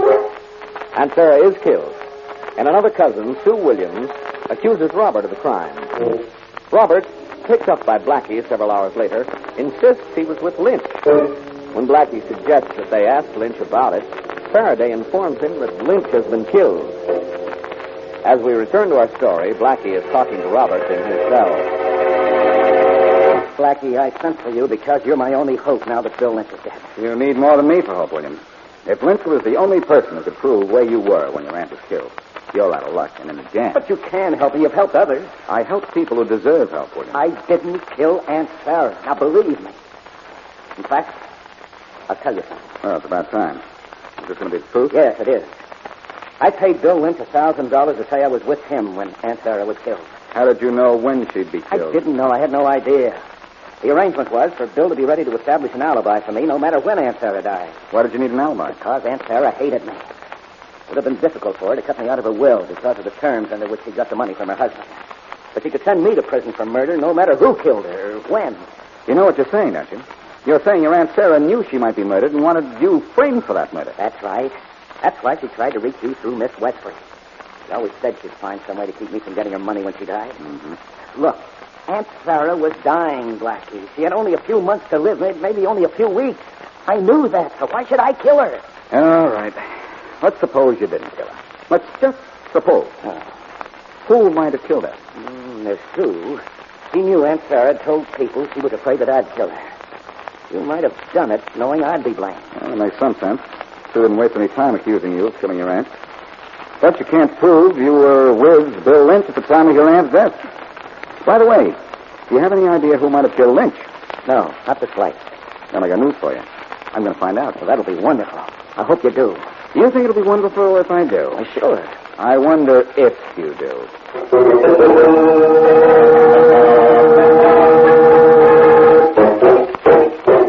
Yes, Blackie. I was Sarah Williams' doctor. I have been for 20 years. Then you're just the man I want to see, Dr. James. Oh, this is Miss Wesley. How do you do? How do you do, Dr. James? Dr. James, Mrs. Williams died of a bullet in the head.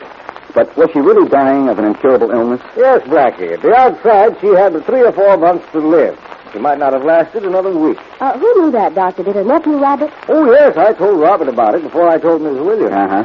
So Robert would have been a fool to kill her, don't you think? I'd say so. Well, what about Mrs. Williams' only other relative, Sue? Oh, I don't think either one of them killed her. But then, I'm a doctor, not a detective. Well, I'm not a detective either, Dr. James. Just a fellow who likes to see the right guy get what's coming to him for going wrong. Well, thanks a lot. You may hear from me again, Doctor. Come on, Mary. Goodbye, Blackie. Miss Wesley. Oh, goodbye, Doctor. Goodbye. Well, Blackie, that accomplished a lot of nothing, didn't it? It accomplished more than you think, Mary. It opens up 3 possibilities. One, that Robert's aunt killed herself. Killed herself? Well, why would she do that? Not leave a note saying so. Because she hated Robert and wanted him to go to the chair for murder. That could account for her calling you. She had nothing to lose. She was dying anyway. Yeah, that's right. Well, what are the other possibilities? That Sue and her boyfriend killed Aunt Sarah, or that Robert did? Yes. Well, then are there any about who killed Bill Lynch? And incidentally, how was he killed? It wasn't mentioned in any of the papers. Faraday decided to withhold that from the papers. He thinks it might turn out to be helpful, and he may be right. Well, who do you think killed Bill Lynch? It wasn't Robert, apparently. Lynch was his alibi. If Lynch were alive right now, Williams wouldn't be in jail.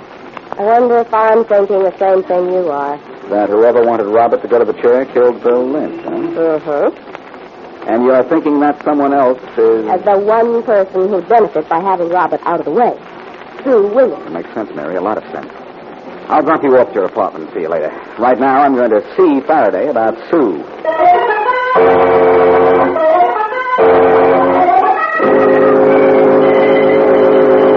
I thought I'd better come down and see you, Inspector Faraday. Just a minute, Lane. Come in. Hello, Faraday. What do you want, Blackie? Same thing you want, the killer of Aunt Sarah and Bill Lynch. Who's this guy? He's somebody I invited into my office, which is more than I can say for you. Faraday, your memory's so bad. I heard you say come in so clearly when I knocked on that door. I didn't know it was you, dope. You don't know something, and I'm a dope. Well, maybe you're right. Blackie, you going to get out of here? No. That's what I thought. Well, in that case, sit down and be quiet. Thanks, Inspector. Tell me, is this guy mixed up in the Williams case? No, you're the only one mixed up in it. This is Frank Lane. He and Sue Williams are engaged to be married. He's been telling me about Robert. Lane, this is Boston Blackie. How do you do? How are you, Lane? Elaine, if you're saying Robert killed his aunt, maybe you don't know what you're talking about. I know he had every reason to. His aunt made his life miserable. Look, we'll go into that later. You know, it's possible that Aunt Sarah killed herself. What? She was dying, Faraday, and knew it. And here's something that's even more interesting. Who do you think killed Bill Lynch? Let me see. The ghost of Aunt Sarah, I suppose. No, Sue Williams. What? Sue Williams? And why? To ruin Robert's alibi and send him to the chair. Sue didn't kill anyone. She gets all the money if Robert goes to the chair. And she knew about Bill Lynch, didn't she? Yes, she did. Robert told us. Then she could have killed Lynch, or you could. I could. Who knows where Sue was when Lynch was killed? I don't know when Lynch was killed. Sometime last night. Can you account for Sue's whereabouts last night? Oh, see, I was at her house about 9 o'clock when Robert dropped in. After Robert left, I took Sue to the movies, went for something to eat. Then I took her home about 1 o'clock. Then you know where Sue was from 9 until about 1. That's right, I was with her. Faraday, when was Lynch killed? At 10 o'clock last night. What? Is there any other crazy idea you want to talk about before I throw you out of here?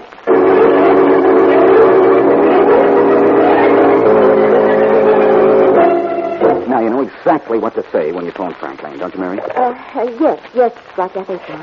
Oh, I hope the trick works. I'm on the right track, it will. Sue Williams isn't home, so she's probably at Lane's house. Faraday ought to be there, too. Yeah? He doesn't think too much of my theory, but he's too smart a cop to let any possibility go by without looking into it. Hello? Hello. Is this Frank Lane? Yes? I want to give you a little tip, mister. Tip about what? Can you talk? Sure. Who is this? Don't matter none who this is. Look, either tell me who you are or I'll hang up. I don't like guessing games, and I'm busy. I've got no time for nonsense. What do you want? And who are you? Who's going to tell you my name? And I'll tell you who I am. I'm Bill Lynch's girl. So what? So I lost my boyfriend, and I don't like it. I'm sorry about that, but I don't know why you're talking to me about it. I'm telling you about it because I know who it was that murdered Bill. And you know her, too. Her? What do you mean? You know what I mean. And who I mean. I saw her coming out of Bill's house just before he was found dead. It was your little girlfriend, Susie. Yeah? Take care of me with some dough, Lane, or the cops will hear about it. Are you crazy? I'm telling you what I saw. And you must be seeing things. Goodbye. Hey, Sue. Sue. I'm in here, Frank, in the library. I just had the most interesting telephone conversation. Interesting? Frank, who was it? A girl who said she was Bill Lynch's sweetheart. Huh? And guess what she told me? What? That she saw you come out of Bill Lynch's house last night just before he was found murdered. She couldn't have. I wonder just whose bright idea that was. I don't know. What did you say to her? What could I say? Nothing. You were with me when Lynch was killed, and I know it. I think I know what the scheme is. Someone thinks you killed Lynch to destroy Robert's alibi, and that you asked me to alibi for you. You knew I was with you, Frank. Yeah, he knows you were with him. And I know it, too. Inspector Faraday. That's me. Only I'm not very proud of myself for being here. That was Blackie's girlfriend on the telephone just now, trying to trick you two. And I was supposed to wait here in time to hear one of you, or both of you implicate yourselves. That was a pretty low trick. Not if either of you was a killer, Lane. There's no trick that's low if it turns up a murderer. Don't forget that. What does that mean? Means that if either of you knows anything about the murder of your aunt or Lynch, I'm going to find it out if it takes years, and all the tricks in the book. Inspector. What? I've got a confession. Who? I've got a confession to make. You didn't kill your aunt, did you? No. Neither did you, Frank. And neither did my cousin Robert. Keep talking. It was a terrible thing to do, but I did it. I let Robert be suspected in the death of my aunt, even though I knew she committed suicide. I wanted Robert to be accused of killing her, but he didn't kill her. How do you know? Because I saw her kill herself. I just opened the door to her room when I saw her do it. In front of you? Her back was to the door, Frank. She didn't see me. And I didn't tell the police because I wanted them to find Robert and blame him. Frank and I did go to see Lynch. But he was alive when we left it. Oh, Frank, I don't know what to do. Well, Blackie's phony call did some good, anyhow. At least it told me how your Aunt Sarah died. Now to find out who killed Lynch.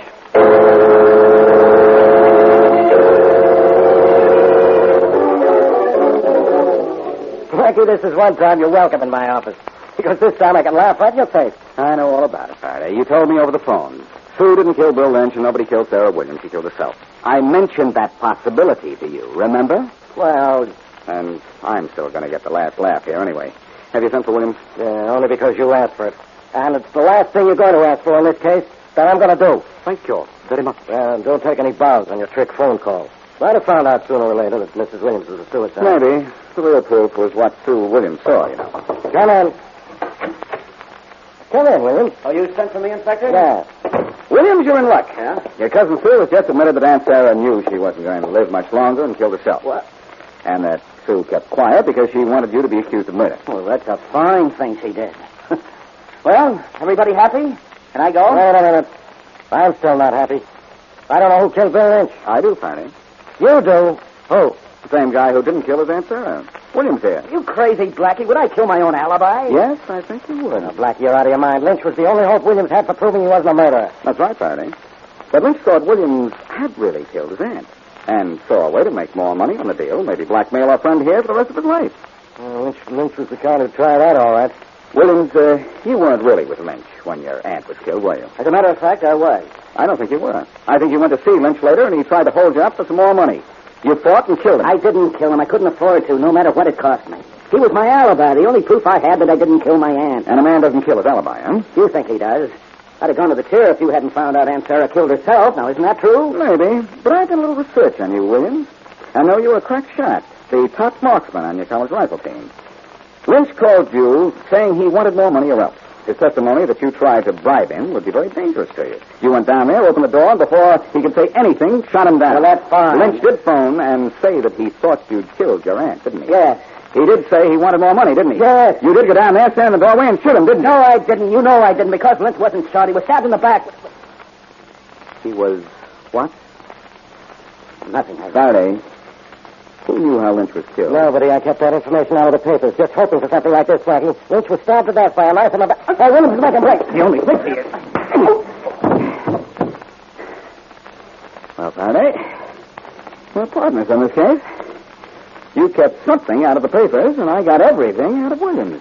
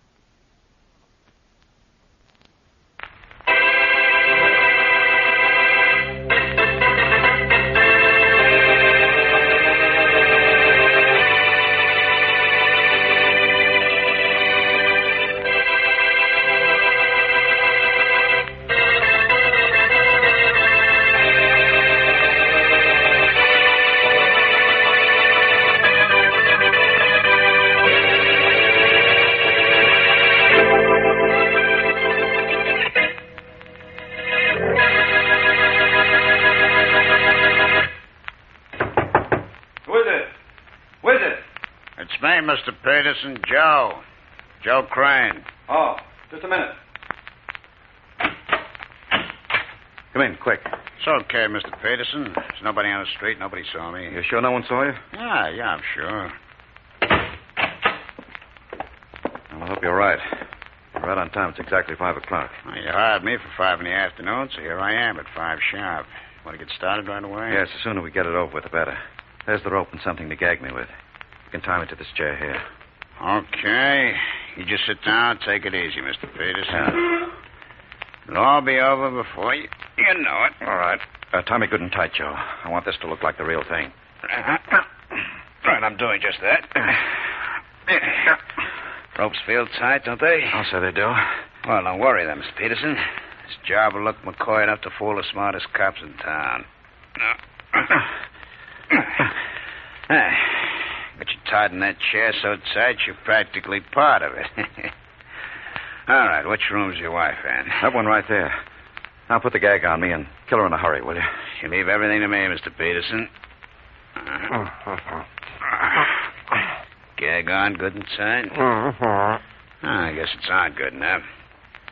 That's the door to your wife's room right there, huh? Okay. Hey, Mrs. Peterson. Yes? Come on out here. Who is it? It's me, Joe.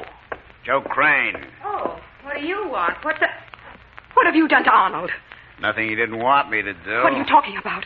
Just this. He hired me to come in and tie him up and gag him. What on earth for? So that then I could kill you. He'd have an alibi. Oh, no. No, huh? Well, that's what you think. This husband of yours is no good. I'm beginning to believe that. Well, in that case, stick around and watch me kill him. You might have some fun. You're not going to kill him. You better not make any bets on things you say. I never saw a woman so wrong in my life. Don't kill him. Please don't kill him. How do you like that? A guy hires me to kill his wife. She begs me not to knock him off. I don't want you to bother. Huh? Leave him to me. I'll take care of him myself.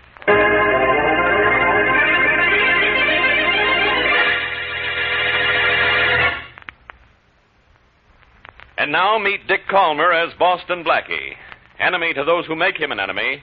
Friend to those who have no friend.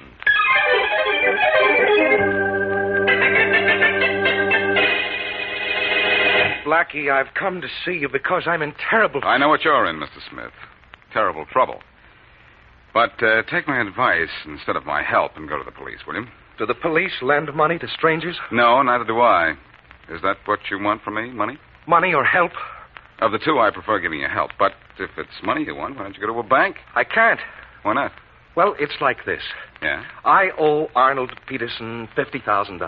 Now, if I could go to a bank and get a loan for my business, I'd be able to pay Peterson back within 6 or 8 months. Uh-huh. But Peterson wants his money right now. Why? Well, because he knows I can't pay him right now. And if I go to a bank for the money, he'll block the loan. Doesn't make any sense, Mr. Smith. Peterson wants his $50,000. He ought to let you borrow it. Well, if all he wanted was his $50,000, he'd wait a few months for it. What he really wants is to ruin me and put me out of business. That's why he's demanding immediate payment of the money I owe him. That's why he'll block any loan I try to get from a bank or a finance company. Well, what do you want me to do about it? Well, either lend me the money or try to persuade Peterson to give me time. Oh, Blackie, Peterson's made my life miserable ever since we had a run-in our early days. I still don't see what I can do. I haven't the kind of money you Will need, you and I... see Peterson and talk to him and try to reason with him? Well, I'm busy on another matter right now, but can I call him later? What's his phone number? Easton 99898. Wait a minute, I'll write that down. Easton 99898. All right. I'll call him in an hour or so and then get in touch with you by phone and let you know what happened. Will you be home? Yes, and I have a phone, and I'll be waiting for your call. Bye. All right, Smith. Goodbye, and be a good boy.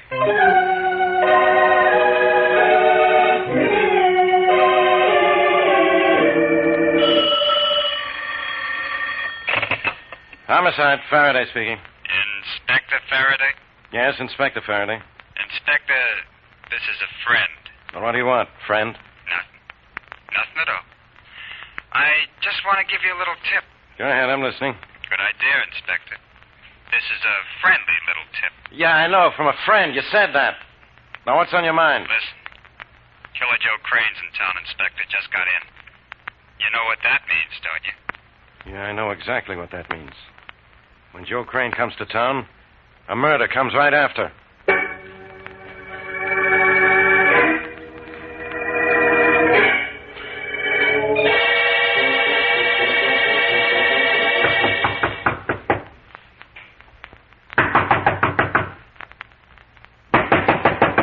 Hello, isn't anybody Well, Arnold Peterson, if you want something to see. You don't mind a visit from your old friend Bill Smith, do you, Arnold? I can't understand what you're saying. Not a word behind that gag. Here, wait a minute. I'll take it off.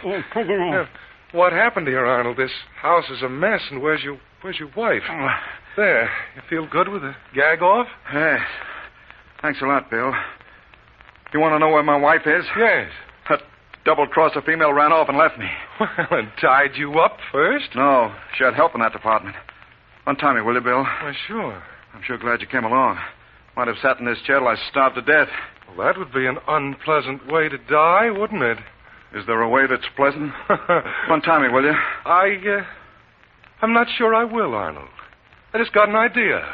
Hey, what are you talking about? Not what I came here to talk about. The money I owe you. I didn't expect to find you tied to a chair, the house in a mess, and Sally gone. Look, will you untie these ropes? No, Arnold, I won't. I've just had a wonderful idea.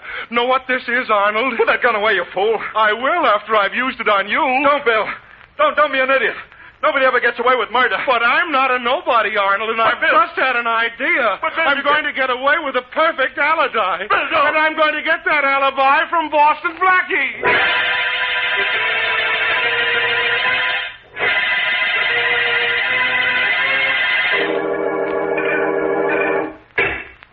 You might hurry, you know, Blackie. It isn't everybody I'd come to pick up and then wait for. It's just 7:30 now. I'm not late. Be with you in just a minute, Mary. Then off to dinner we go. Fair enough? Mm-hmm. Fair enough. I think... Oh, all I know is that isn't the dinner bell. It's the phone. It won't be a second. Uh-huh. Hello. Blackie? Yeah? This is Bill Smith. Hi, Bill. Say, I've been meaning to call you. I tried to reach your friend Arnold Peterson, but no one answers the phone at his place. Well, that's what I wanted to find out. I thought perhaps you'd gotten to him and had something encouraging to tell me that... Oh, just a minute. I'll be right there. What's the matter? Blackie, there's somebody at the door. Would you call me back in a minute or so? Well, sure. What's your number? Oakville 41561. Live in the suburbs, huh? Okay, Smith. Go answer your door. I'll call you right back.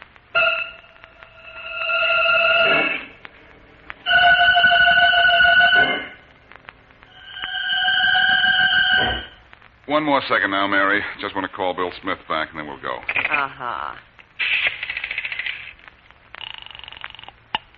Operator? Operator, I want Oakville 41561, please. Oakville 41561. Just a minute, please.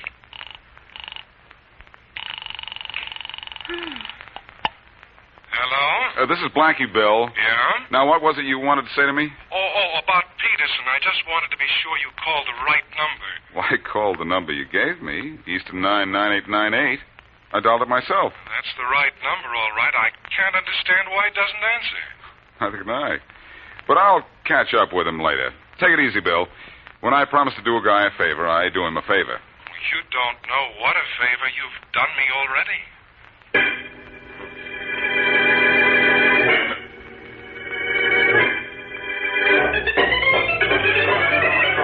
All right, you guys, get those fingerprints down to headquarters for checking. Here's a picture of Peterson's wife, Inspector Faraday. Let me see it.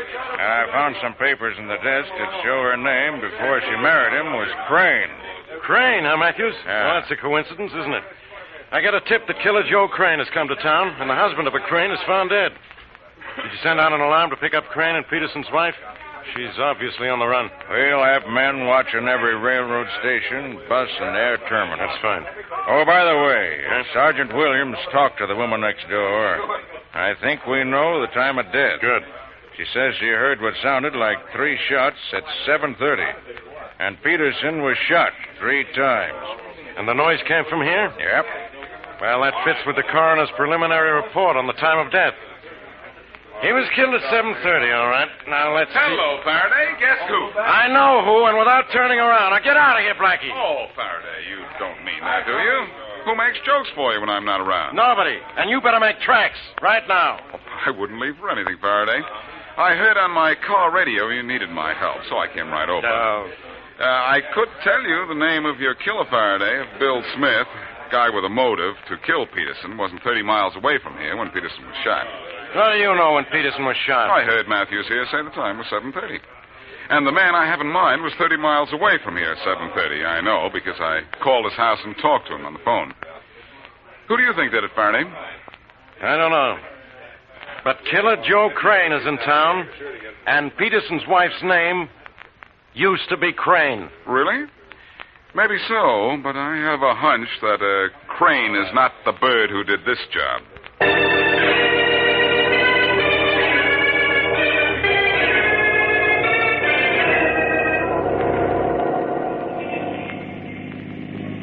Timed this just right, Sally. Yeah. This cab will get us to the station only a couple of minutes before train time. The station will be full of cops, won't it, Joe? Maybe, but we won't be there long enough for them to spot us. Sally, you did a nice job. You didn't do such a bad job yourself, Joe. No. I guess we couldn't have done better. Now, look. As soon as the cab drives up in front of the station, I'll pay the guy. We'll separate. Uh-huh. That should be about 3 minutes before train time. All right. You go right in, head for the gates. I'll wait outside until you're out of sight. Because it could be the cops know I'm with you and be looking for a man and a woman together. Oh, we're coming to the station. I'm nervous, Joe. I don't be. Now, look, you carry a small bag here. I'll bring the big one. You're going to get on the train, aren't you? Oh, sure. I'll meet you in the club car just after the train pulls out. Yeah, driver. It's all right. Keep it, Sherry. Yeah, thanks, Mac. Hurry up, Joe. It's all right, Sally. Still plenty of time. Train leaves on track 6. That's the gate just beyond the information booth. Yeah, I see. Now, remember, just walk through the station straight to the gate. I won't duck out on you. I'll be in the club car just as I said. All right, Joe. Good luck. Yeah, same to you, honey. Oh. Now, beat it. See you on the train. We can celebrate. Be careful, Joe. Don't worry. I'll be okay. Just a minute, lady. Oh, say, what's the idea? Let go of my arm. Police department, lady. But, You're Mrs. Peterson, Jay. aren't you? Yes, but Joe, look out, it's the police. Oh, so he's with you, huh?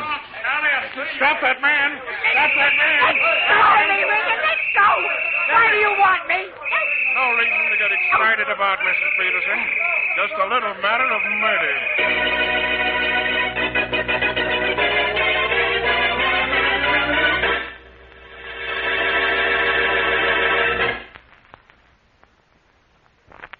Now back to Boston Blackie.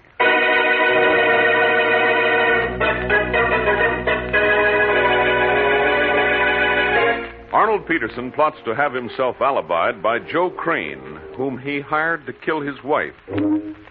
But Crane refuses to kill Mrs. Peterson, and both she and Crane later attempt to leave town. Bill Smith, in the meantime, finds the helpless husband and indicates he will kill him. Boston Blackie knows that Smith has a motive to kill the dead man, but he also knows that he made a phone call to Smith at his home 30 miles from the scene of the crime at almost the time of the murder. Mrs. Peterson is arrested, and as we return to our story, Blackie is searching for Joe Crane, believed to be the wife's accomplice. Hey, Tiny. Can a guy get something to eat in this dive of yours? Well. Every damn Boston Blackie. The uptown guy with the lowdown on every bad guy in the world. The lowdown on you is you've been a pretty good boy since I cleared you of that murder rap 2 years ago. Oh, you was a good guy to help me beat that Blackie. But I was innocent, and you always help guys who are being framed. I sure tried, Tiny. Well, you done it. And I kept my promise, Blackie. I've been a good guy ever since. What you doing on the waterfront? Looking for trouble? No, I'm looking for Joe Crane. Looking for Crane and trouble is the same thing, Blackie. But you're going to tell me where I can find him, aren't you? You know, as a sort of a favor for me, for the favor I did for you. Oh. Sure, Blackie, sure. You're a good guy, and I'll help you out. Joe's got a room at the Front Street Hotel, number 10. Front Street Hotel, room number 10. Yeah. Well, thanks, Tiny, and here's a 10 for you.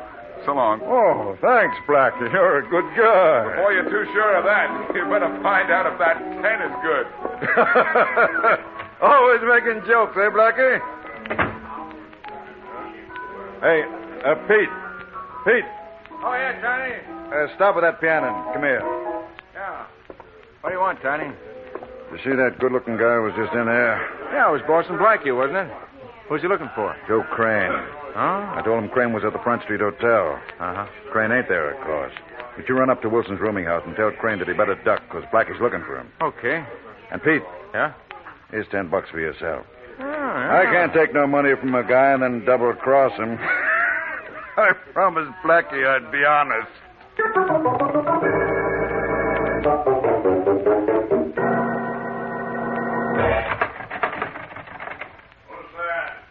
It's me, Joe. Pete. The piano player from down at Tiny's place. What do you want? Open up and I'll tell you. Okay. Come on, then. What's up? Boston Blackie's looking for you, Joe. Tiny gave him a bum steer, but you better get another hideout just the same. Next place he goes is with me. Blackie! Quick, Pete, close the door. Wait, you're too late. I'm already in. And thanks for leading me here, Pete. I didn't think Tiny was telling me the truth. Pete, you dumb piano player, you. Ah, we can take care of this guy, Joe. He's too quick for a piano player. Pete!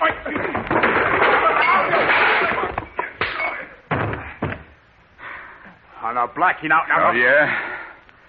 Well, I'm glad I follow my hunches, Joe. When I saw this guy come out of Tiny's place in such a hurry, I figured I'd follow my hunch and him. And I did, and he led me to you. So what? So take a look at him down there on the floor. You want to go down with him, Joe? No. Then you're going down with me, down to police headquarters.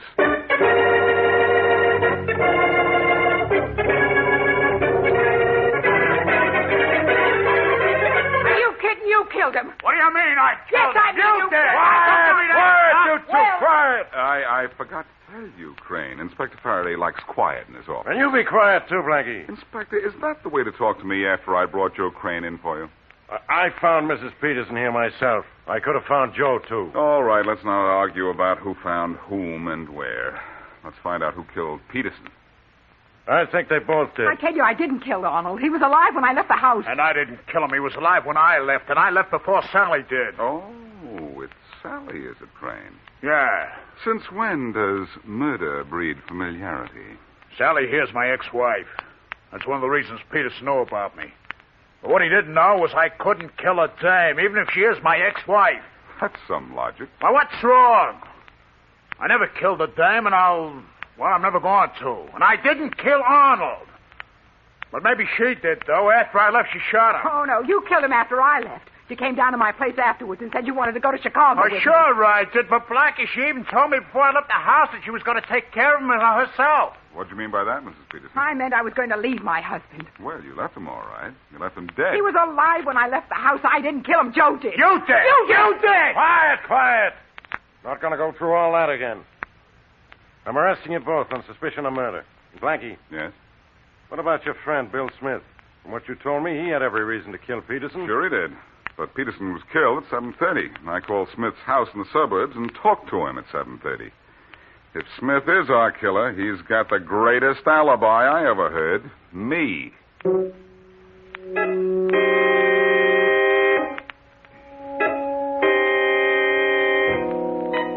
I'm not going to leave my apartment, Mary, until I get an answer to this thing. Oh? Just how long do you think you can stand it up here, Blackie? 1 or 2 years? The case does look just about that tough. Well, I don't know why. And I'm sure neither Joe Crane nor Mrs. Peterson killed Peterson. But if they didn't, I don't know who did, unless it was Smith. And he couldn't have done it.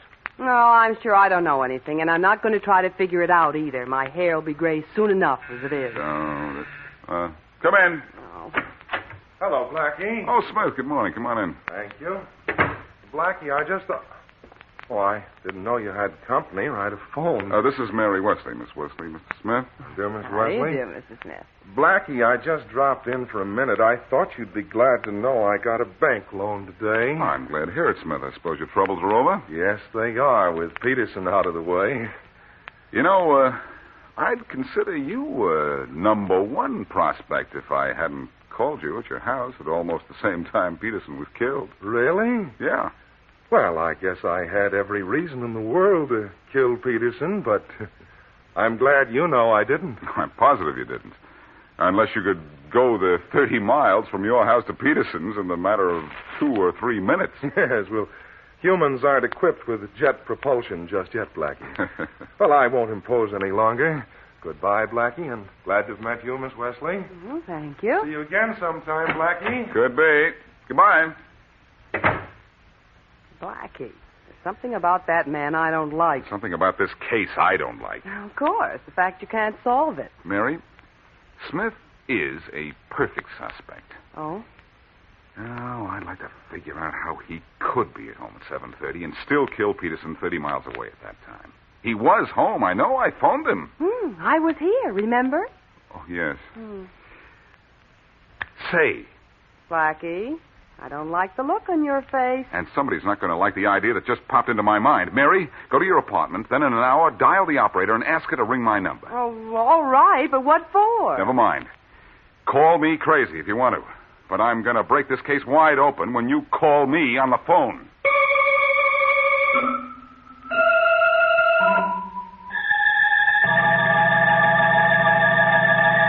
I know I saw you at my apartment just a little while ago, Smith, but in the last hour, I've been doing a little thinking about you. Well, I hope it's complimentary, Blackie. It's complicated, Smith.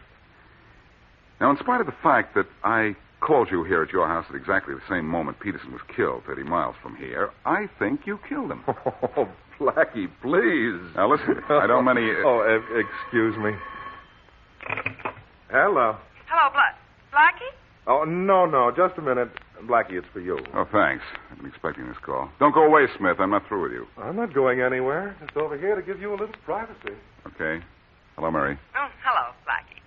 Well, I'm in my apartment, and it's been an hour, so I did what you told me to do. You dialed the operator and asked her to ring my number? Plaza 10710. So what have you proved? Plenty, Mary. Do you have any idea where I am? In your apartment, of course. The operator rang your number. I'm in Bill Smith's house, Mary, out in the suburbs. What? But if I didn't tell you so, you'd believe that I was in my apartment, wouldn't you? Well, yeah, I certainly would. I'll talk to you later. Call Faraday and tell him I'm bringing in Peterson's killer. Okay, Smith, let's go. Go, Blackie? Where? To headquarters. What? I'm turning you over to Faraday for the murder of Arnold Peterson. Oh, now, Blackie, let's not start. I know you killed him, Smith. And I know why I thought you were here at the time Peterson was murdered. But I was here. You talked to me over the phone, didn't you? Mm-hmm, that's right. But you were in Peterson's house when I talked to you.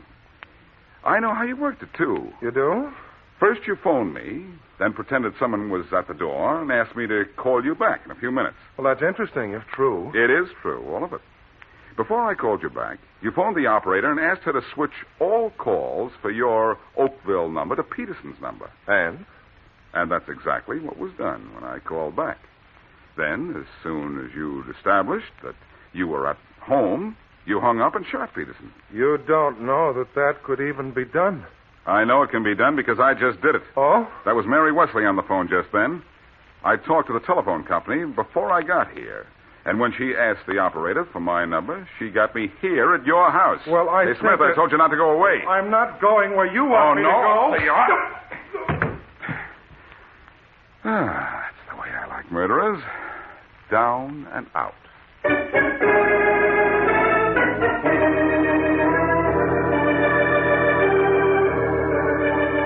Blackie, before I go, I want to thank you for helping me. I wasn't necessarily helping you, Mrs. Peterson.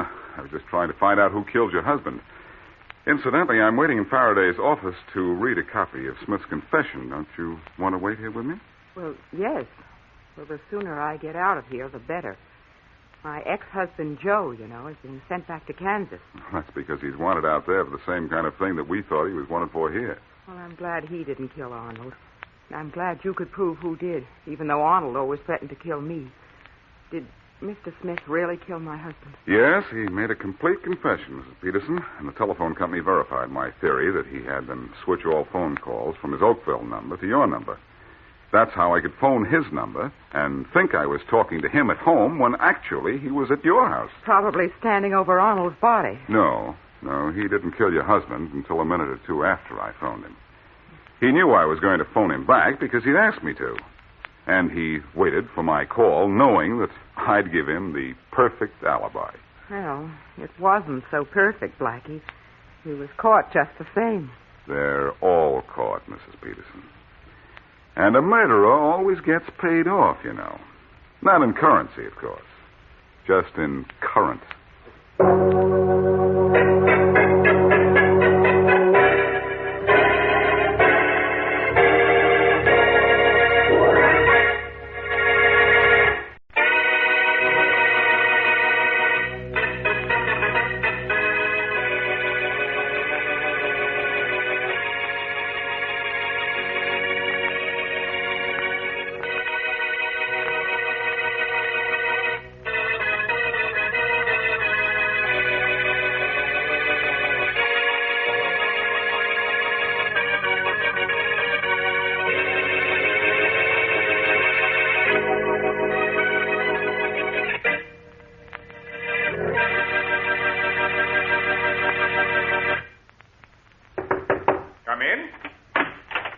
Mr. Wilson? Yes, come in, sir. Are you from the detective agency? Yes, sir. Evans is the name. Jack Evans. At your service, sir. I hope you're a good man, Evans. No complaints so far, Mr. Wilson. I'm sure there won't be any. You're not afraid of airplanes, are you? Well, I've been up a few times without disastrous results. Well, I think this trip will be as uneventful as an excursion. I've chartered a good plane and hired an excellent pilot. Well, where are we going, sir? East. Where? But I've chartered the plane for the return trip, too, so you won't be kept away from home too long. My wife's used to having me away for long stretches, Mr. Wilson. When do we leave? In 2 hours. You have a gun with you, of course? Oh, yes. I wouldn't think of going on a job without it. By the way, why all the precaution of taking me as a bodyguard with you, Mr. Wilson? Because of this, Mr. Evans. This diamond in my hand. Awfully small diamond, isn't it? Small, Mr. Evans. Yes. But it's worth $1 million.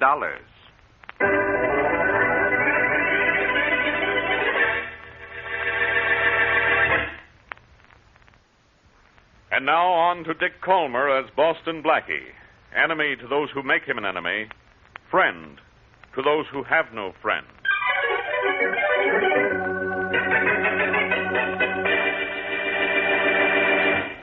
Tower to Flight 59. Proceed on runway 6. Proceed on runway 6. Tower to Flight 59. Sam, Yeah?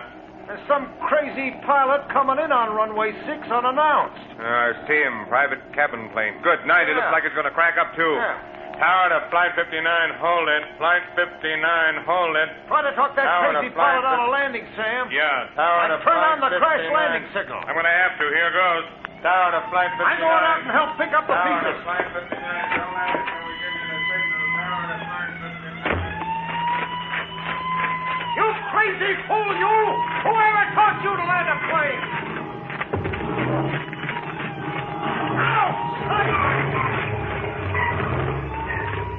You made it, you sap, but I don't know how. Hey, what's the matter with you in there? You could have crashed into that transport if we hadn't seen you from the control tower. Hey, pilot, what's the matter with you? Hey, you! Huh? Oh, I got it down okay, huh? You got it down, but not okay with us. I'm sorry, mister. I sort of blacked out, I guess. Well, you nearly checked out and took your 2 passengers with you. Hey, what's the matter with them? Nothing. They're all right. Hey, are they tied up? They sure are. I'm going in the plane to see. My diamond. My diamond. What's this guy moaning about? I don't know. Something about his diamond. He's the guy who chartered this plane. Hey, Mr. Wilson. Mr. Wilson. He's coming too. Hey, get those ropes off him while I untie this other guy. Yeah, sure. What's been going on in this plane, anyhow? Well, I don't know. Told you I must have passed out. I don't know how long either. Can't remember a thing. Hey, there's a gun on this guy here. Yeah, I know. He's a private detective or something. You mean he was a private detective or something? He's not anything now. Except dead.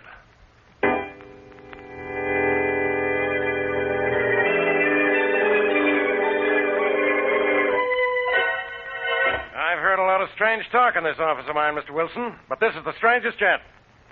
You yourself chartered the plane? Yes, Inspector Faraday, and this is the pilot I hired, Bob Johnson. Don't ask me what happened, Inspector Faraday. I've been trying to figure it out myself, and I just don't know. This is the craziest thing I ever heard. 3 men are in a plane, 10,000 feet in the air. 2 of them are knocked out and tied. 1 of them dies. And nobody knows what happened. Well, I know what happened. One of you is a murderer. And someone is a thief, Inspector Faraday. My diamond is missing. My $1 million diamond. Mr. Blaine was going to pay $1 million. I'm not interested in your diamond, Wilson, or any Mr. Blaine. I'm interested in who killed Jack Evans. And it was probably either of you or both. Now, wait a minute. Maybe there was somebody else on that plane. Well, I'd like to say there was, Inspector, but there's no room for a fourth in that plane of mine. There was nobody else in the plane. Can't we investigate the murder a little later and first try to find my diamond? We'll find the diamond. Don't worry. But how? Where? The pilot doesn't have it. I don't have it. It wasn't anywhere on Jack Evans' body, and it's not hidden anywhere in the plane. Oh, it's one of those things again. Not only does a guy get murdered in midair by the little man who wasn't there, but $1 million diamond disappears in midair, too. This is one of those cases for your friend Boston Blackie, Inspector. How do you know about Boston Blackie? Well, everybody knows about Blackie. Well, I don't need him. Don't either of you two leave town till you get my permission. I'm going to get to the bottom of this before I blow my top.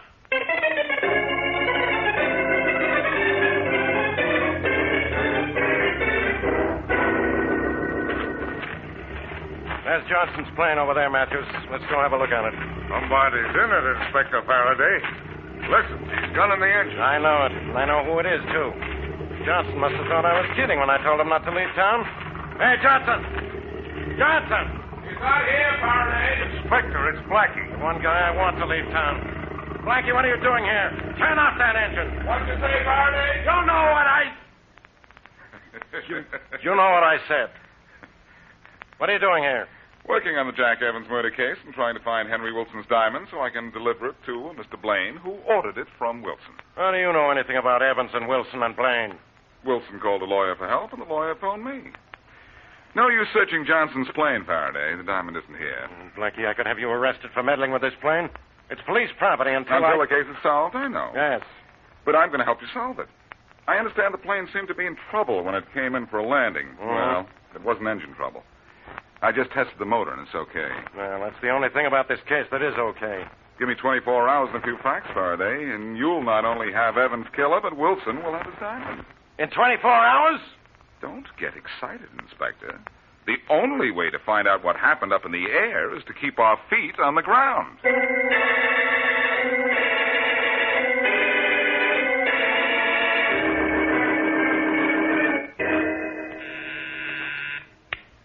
Yes, Miss Jones? Bob Johnson calling you, Mr. Blaine. Oh, thank you.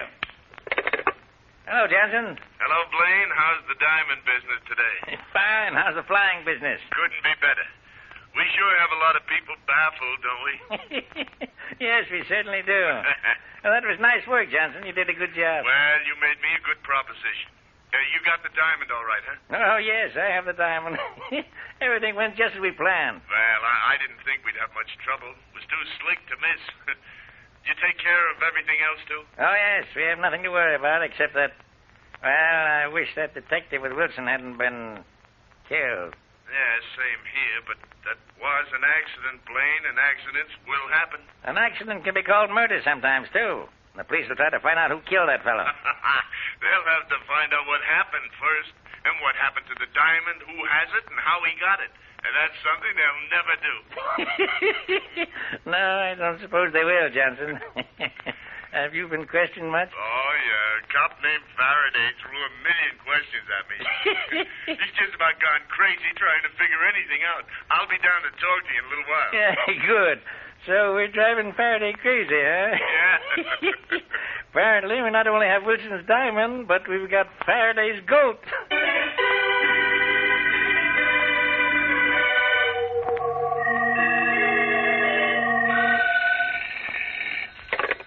Hello. Hello, Mary. Guess who? Well, it's you. Isn't it, Blackie? Wait till I look and make sure. Yes, it's me. What are you doing? Well, I was waiting for your call. And now that you've got it, you've got nothing to do, huh? Mm-hmm. Do you have time to meet me, Mary? Of course. What's going on? You and I are going on to a visit a certain Mr. Blaine. He's the fellow who ordered the diamond, which was stolen from that fellow Wilson Wilson on the mysterious plane trip? Oh, why are we going to see him? The most important reason is to see whether he can throw any light on what happened to the diamond, because that will tell us who killed the private detective. And maybe tell us how all of that was accomplished while the plane was in the air, huh? Perhaps. Good enough reason for your going to see Blaine? I know one just as good. What? I'm going to be with you.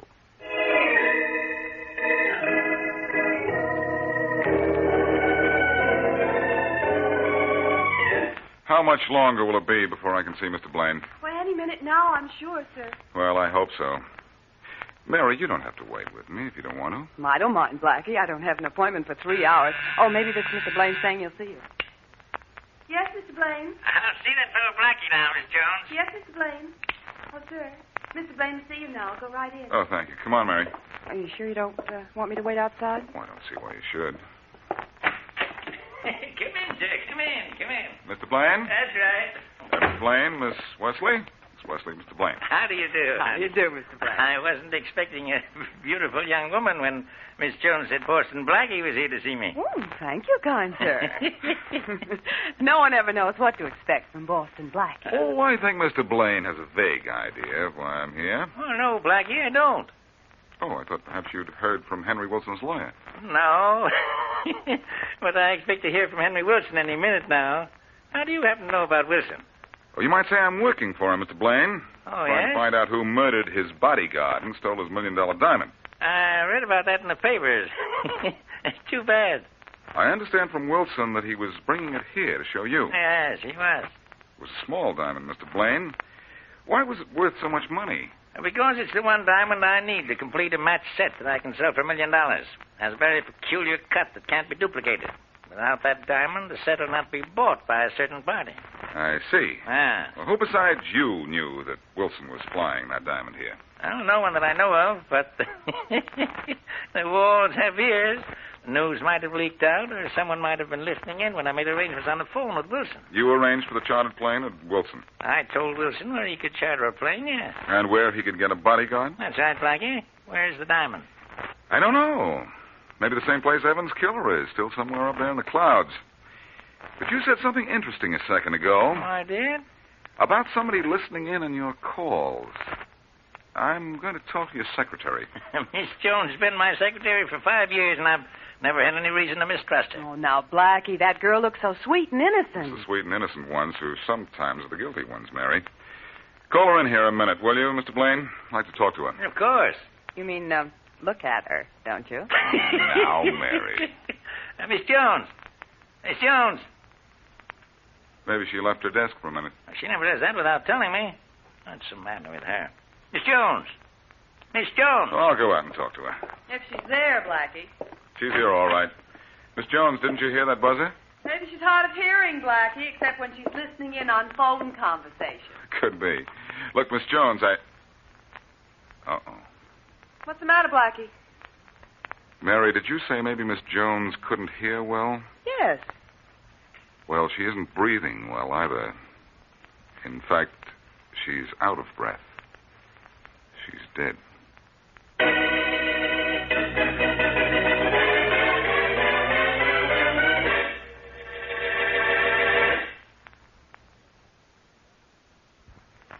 Now, back to Boston Blackie.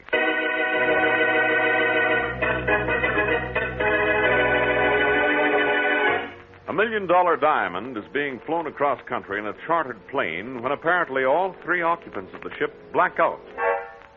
When the pilot, still in a daze, lands the plane, his 2 passengers are tied up, and the diamond is missing. What's more, one of the passengers is dead from a blow on the head. Later, Boston Blackie visits Bill Blaine, the man to whom the diamond was to have been sold. Blackie suspects Blaine's secretary, Marilyn Jones, of perhaps being involved in the mystery, but when he steps out of Blaine's office to question her, she is dead. As we return to our story, Blackie is in Inspector Faraday's office. You like this case, don't you, Blackie? It's impossible, so you like it. Well, that could account for my liking you, too, Inspector. No, I'm impossible. Look, do you know I could have you thrown out of here? You're bothering me. I can't think while you're here, so you're obstructing justice. I'll be so sorry in the morning. Listen, Faraday, let's get down to the facts. 3 people, and only 3, were in that plane. Brilliant. Positively brilliant. I don't know how you do it. You're obstructing my logic, but unfortunately, that's no crime. Yeah? Now, get this. We know that the private detective didn't engineer this gimmick because he's dead. You continue to amaze me. It couldn't be Wilson, the guy who owned the diamond. He'd have no reason for stealing something that was already his. So, who does that leave? It leaves me with you. And don't think I'm not sorry about the whole thing. Now, beat it, Blackie. Leave me alone. Under normal circumstances, it would be a pleasure to leave you alone, Inspector. This circumstance is normal enough. It's just mixed up. And you want to know something? When you're around, I'm mixed up, too. Well, what's your excuse when I'm not here? Well, so long, Faraday. I'm on my way. Good. I promise not to interfere with you until this case is solved. That's better. You see, I've got a phone call to make at the airport. After I make it, maybe I'll know a little bit more about this mystery. You know, instead of being up in the air on this case, I'm going to find out what happened in the air on that plane.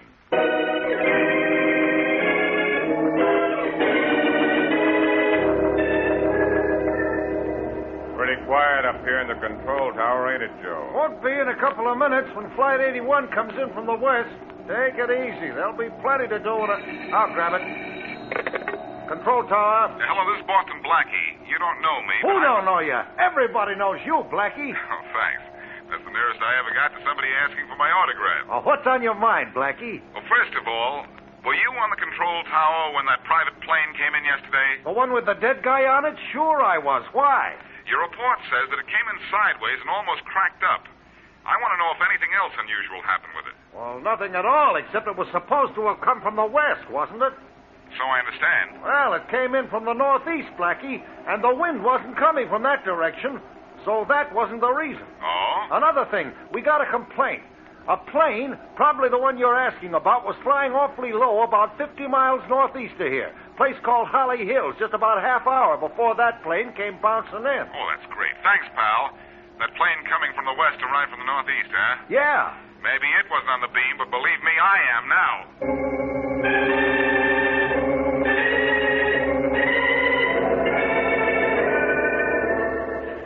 Hey, Blackie, you got a light? Sure, Matthews. Anything to help out the police force. Here you are. One light, by courtesy of my last birthday. And my birthday present. That's right, Mary. Thanks, Blackie. Now we go on looking, huh? Yes, we've covered most of Holly Hills with that metal detector you brought, Matthews, but so far no results. You sure Mr. Blaine owns this estate, Blackie? Positive, Mary. I checked. And this estate is 50 miles northeast of the airport. That checks with a tip a fellow in the control tower gave me. This adds up too well to be wrong. Bring that metal detector over here, Matthews, and let's try going down this side of the hedge, huh? Better be along here somewhere, Blackie. We've covered just about all there is of Blaine's estate. What if he didn't bury it on his own property? Mary, don't make this case any tougher than it is. No. Ready to go down this side of the hedge, Matthews? Sure, Blackie. You sure this was Inspector Faraday's idea? It's a good idea, isn't it? Well, yeah, but... Then it doesn't matter who suggested it as long as we find what we're looking for. How will we know when we found it, Blackie? The metal detector will buzz when Matthews swings the indicator over metal buried in the ground. If there's any metal buried in the ground, well, here we go. Okay, I've got my fingers crossed. Let's just hope the indicator crosses metal, Mary.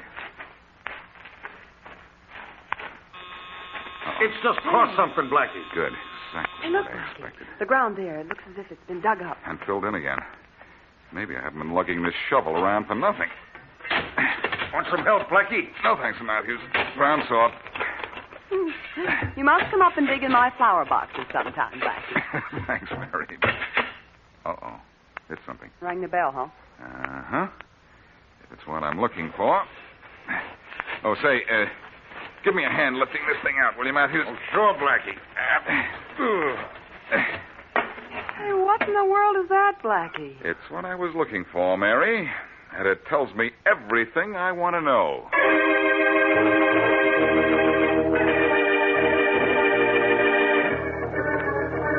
Now, look, Blaine, I came here to your house to tell you I want more dough than you're giving me. I deserve it. I took all the risks. What risks, Johnson? There aren't any risks. No? That detective with Wilson got killed, and I'll take the rap for it if we get found out. Who's going to find us out? Somebody will, laughing boy. Laughing, boy. Now, listen. Your secretary knew all about us, didn't she? Sure, but she's dead. Yeah, she's dead, thanks to me. And that's another reason I want more dough. I didn't expect to kill anyone on this job. No, asked you to do any killing. No? No. Private Dick was an accident, but I had to kill your secretary. When I came to see you, she told me she knew all about us. She listened in when you phoned me and when we made the plans to steal the diamond. She wanted 50% of the profits to keep her mouth shut. We could have made a deal with her. I gave her the only safe deal. Now, Blaine, I want more dough. Look, Johnson, you're being fairly paid, and there's nothing to worry about from the police. Nothing to worry. No one can figure out who killed Evans and Miss Jones, or who has the diamond, or how it disappeared. We're completely in the clear. Well, I'm glad you think Mind so. a correction, Blaine? Blackie. You're right, Blaine, when you told me in your office that the walls have ears. But so do I, and I like what I just heard. Now, do you and Johnson here want to come quietly, or shall we be noisy about it? I'll take care of this guy, Blaine. He's just my size. Flying, Johnson. Nice work, Blaine. I think you cracked his head with that poke. A gun butt is harder than any man's head, Johnson. Well, we used the gun butt on him. When do we use the other end of it? Not here. When he wakes up, we'll take him for a ride in my car. Yeah? And then he'll stay awake. Yeah. For a little while before he goes to sleep permanently. Yeah.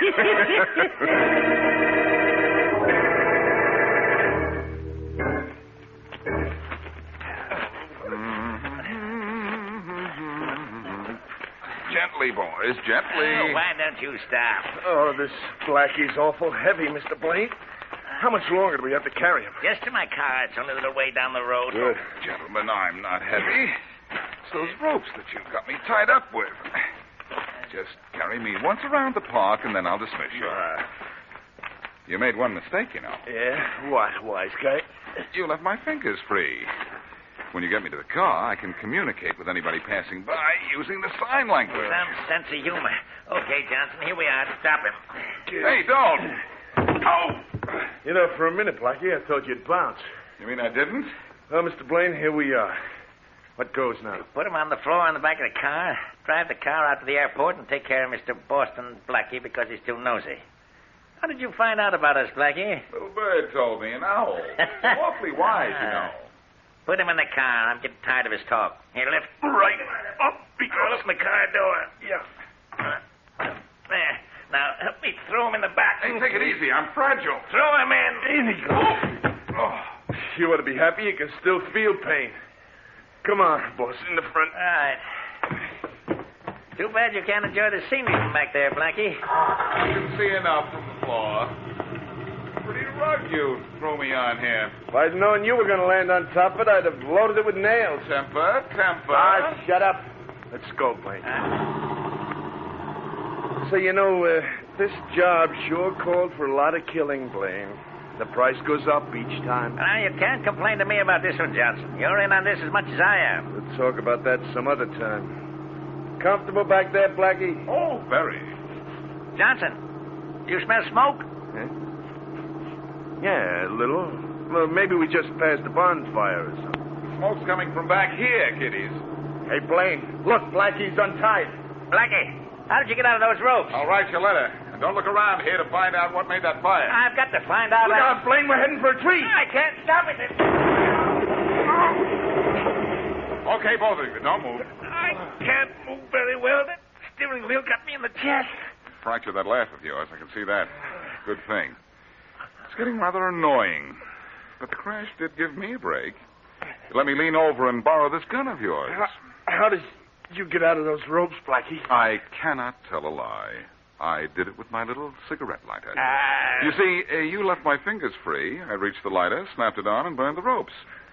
But the fire's out now. Let's get down to headquarters and see if Faraday's in.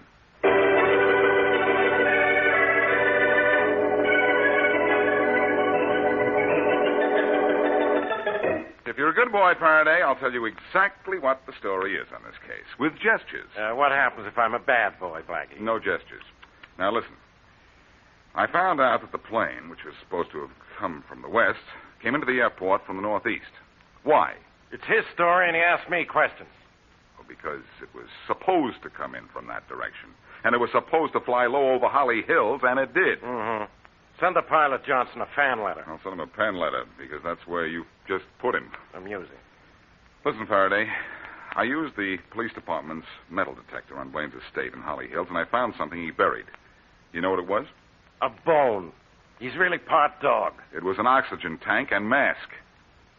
Bob Johnson flew his plane high enough to make Wilson and Jack Evans black out. But he didn't pass out because he used an oxygen mask. Only he didn't want it found in the plane when he landed, so he ducked it over Holly Hills by arrangement. And Blaine found it by arrangement and buried it. But I found it where he buried it because I suspected that's exactly what he'd done. It's the only way that air fantasy could have been accomplished, actually. The pilot, Johnson, didn't black out at all. He went back in the plane to remove the diamond from Wilson, only Jack Evans was still conscious and saw him. So Johnson had to kill him. The diamond was dropped with the oxygen mask on Blaine's estate. But not buried with it. We picked up the diamond in Blaine's safe after you brought him and Johnson into headquarters. That ends that, I guess. Thanks for your help, Blackie. You're perfectly welcome, Inspector. Here, let me light that cigarette for you.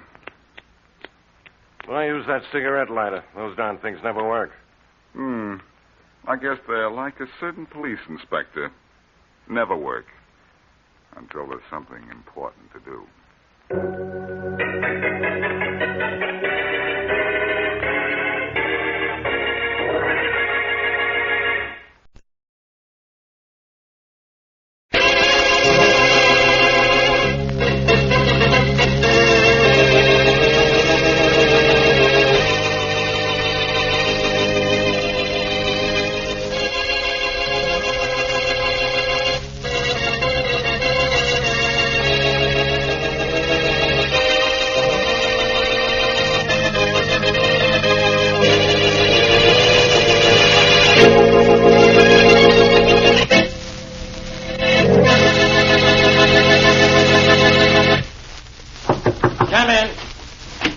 Faraday.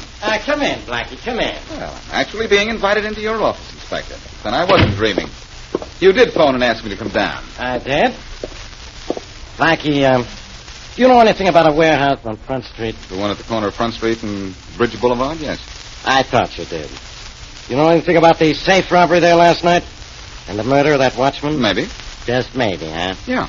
Well, sit down. I want to show you something. What? Never mind what. First turn out the lights and then sit down. Oh, you want me in the dark in more ways than one, huh? Yeah.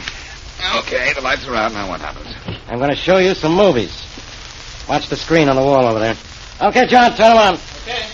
Are they good movies, Faraday? They would be. Only you're in them. Tell me what you see. Nothing very interesting. Only myself walking toward a door. That's the door to the warehouse on Front Street. Yes, I recognize. And what else do you recognize? I see a gun in my hand. Mm-hmm. And now I'm opening the door. That's right. Starting in. Stopping at the door. And shooting. Oh, that's the end of the film, is it? And the end of you, too, Blackie. Turn on the lights, Johnny. Yeah. Blackie, we found the watchman's body just inside that door. Yes, I know. I read it in the papers. You just read about it, huh? Yeah. Blackie, $100,000 was taken out of the safe. And the safe that was robbed was a tough one. Only you could open it. Thanks for the compliment. Never mind the remarks. The watchman was killed by a bullet from the type of gun you carry. And as further proof, somebody sent me these films showing you at the warehouse with the gun. Offhand, Inspector, I'd say that you had a perfect case against me. Offhand, you'd say it. Yes. You'd say it after you thought it over, too, if you had sense. I don't know who took these pictures, and I don't care. The whole thing is set up so that it has to be you that did the killing and the robbery. Only, I know it wasn't you. It's too good a frame. I know you didn't do the job. Well, thanks for your confidence, Inspector. Only I don't deserve it. You see, I did do it.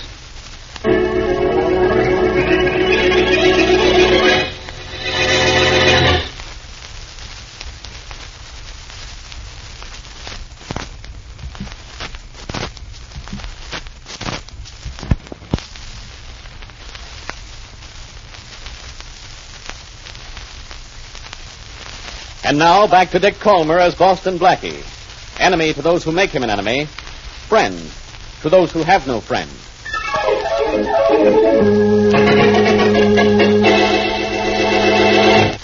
Yes. I saw the morning papers, Blackie, but you didn't kill that watchman. I know you didn't. To disappoint Faraday, so to disappoint you, too. I did kill him, Mary. No, I don't believe it. Why would you do such a thing? For that $100,000, Mary, I needed the money. I didn't want to kill the watchman, but Blackie, this is no time to joke. This is no time to do anything but worry about zigging when Faraday's men are zagging. I think the whole police force is out looking for me. Blackie, I just won't believe it. Look, Mary, I wouldn't have run out on Faraday if he didn't have the goods on me. There were moving pictures practically showing me killing that watchman. Don't the papers say that? Well, yes, but I don't believe any of it. Oh, Blackie, I don't understand any of this. You will someday. So long, Mary. What? Only if you were a smart girl, you'd see that this was goodbye. Blackie!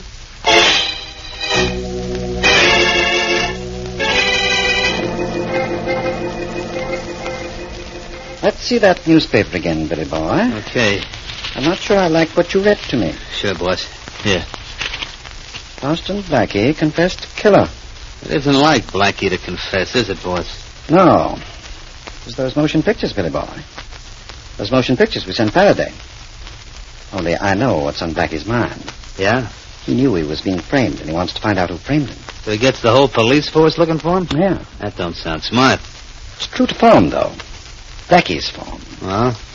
He wants us to think he's really on the wrong side of the law, so we'll take him in with us. But we're going to fool him, Billy boy. We're just not going to let him find us, huh? We're going to find him. But, boss, that's just what he wants us to do. Yes, I know. That's what he wants us to do. He wants to get to us, get in with us, double-cross us, and then straighten things out with his friend Faraday. Well, Faraday's no fool, boss. I told you in the beginning he'd know that the movies of Blackie were faked. I'm sure he thought they were. But now Blackie is saying they were legitimate, so the police will be after him, and his story to us will sound real. But I'm not stopping with the pictures, Billy boy. Huh? Blackie's troubles are just beginning. What do you mean? Blackie can explain the motion pictures after he finds us and turns us over to the police. We're going to fool him. I want you and Joe to go out and locate him. Okay. But first... Yeah? Here's another little job for you. Hmm? Here's $5,000 of the stolen money. I want you to give it away. Give away $5,000? Are you nuts? What for? Insurance, Billy boy. Our insurance.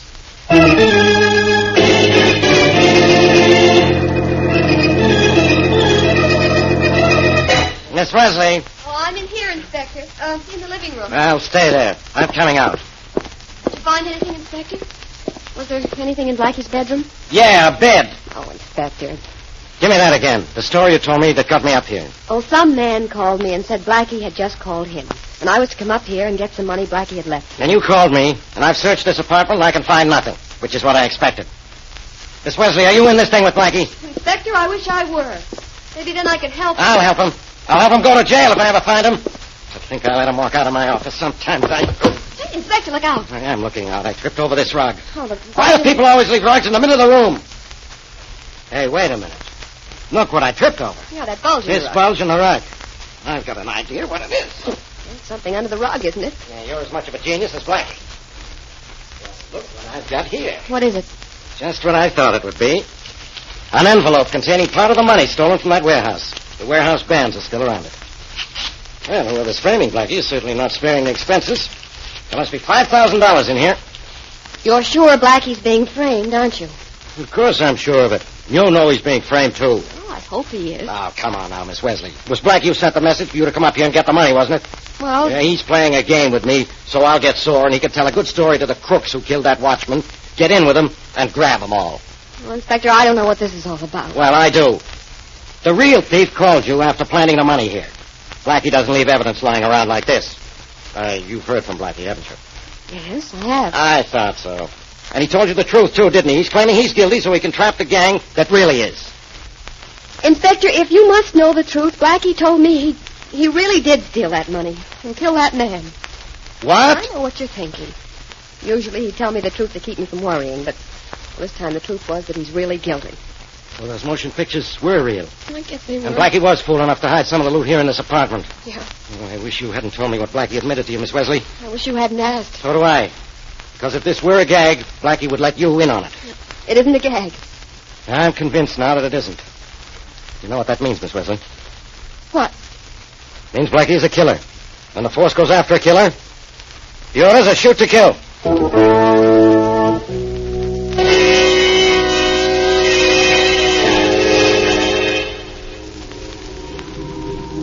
boss figured that Blackie would hide out down here at the waterfront, Billy boy. And maybe the boss was right. But I don't see no Blackie. Just wait here till he shows up, will you, Joey? That cafe is the only eating place down here, and the guy's got to eat. Unless he sends out for food. He's still got to eat, don't he? And Blackie wouldn't trust anyone to go and get it for him. He'd rather go out where he has a chance of scrambling if anybody recognizes him. Give a lot to know what this thing is all about. Especially why the boss wants Blackie so bad. Who knows? I don't, for one. I think... Hey. I see him, Joe. That's Blackie now. Heading toward that cafe. Stick here. I'll go get him. I better go with you. Don't bother. I got company. My gun. Keep the engine running. Okay. If you need any help, yell. If I need help, I won't be able to yell. Hey, you. Yeah? Wait a minute. You mean me? That's right. Hiya, Blackie.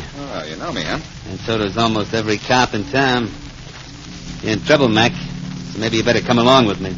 To see the boss? Yeah. Okay, swell. This is the car right here. The one with the door open and waiting? Yeah, open and waiting for you. Here he is, Joe.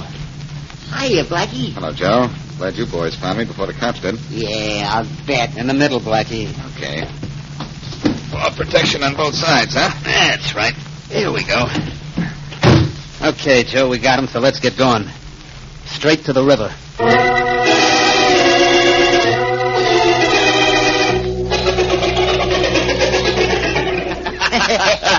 Boy, you should have seen Blackie's face when I told Joe to head straight for the river. Yeah, boys, it was something to see. He nearly jumped through the windshield, too. Right, Blackie? I'm hardly in a position to argue. I didn't know Blackie was so afraid of water. I guess water's something he likes to stay away from, boys, except on Saturday night. I like to stay away from guys with bad senses of humor every night. Blackie, did you really think my boys were going to deposit you in the river? I wouldn't put it past those two characters of yours. Well, we did bring you straight to the river, didn't we? Because there's the river, all right. Right out the window. Do me a favor and jump in as long as it's so close. Oh, brother. I suppose you know why I had my boys pick you up? No, as a matter of fact, I don't. Why don't you tell me? You know all right. You let yourself be picked up, didn't you? I don't argue very well when an automatic is being held in the upper hand. It was me, boss. I had the gun on him. Yes, I know. Blackie, you let yourself be picked up so you could presumably join forces with us and later turn us over to the police. Oh, is that what I did? Definitely. Quite an idea it was, too. Only not at all worthy of you. Very corny. You could explain the films as a frame, I suppose. But you'll have a much tougher time than that. Oh, I will, Boy. Yes, you see, you're also going to have to explain about some of the money that was stolen from the warehouse. If I'm not mistaken, the police have that by now. So they'll think you robbed the warehouse and killed that watchman. So, you're going to commit suicide. Nobody's going to believe I'd do that, my friend. I didn't believe they would at first. But now I'm sure they will. You see, you're going to leave a note saying why you did it. You're smart, Blackie. But how does it feel to be outsmarted?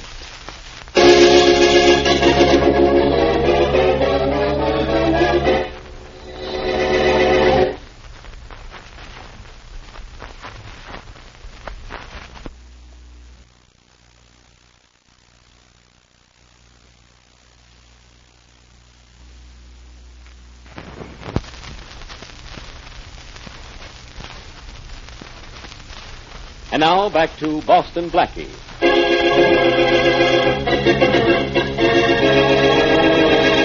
When Inspector Faraday sees motion picture films showing Blackie in the act of shooting a watchman, he thinks the films are faked.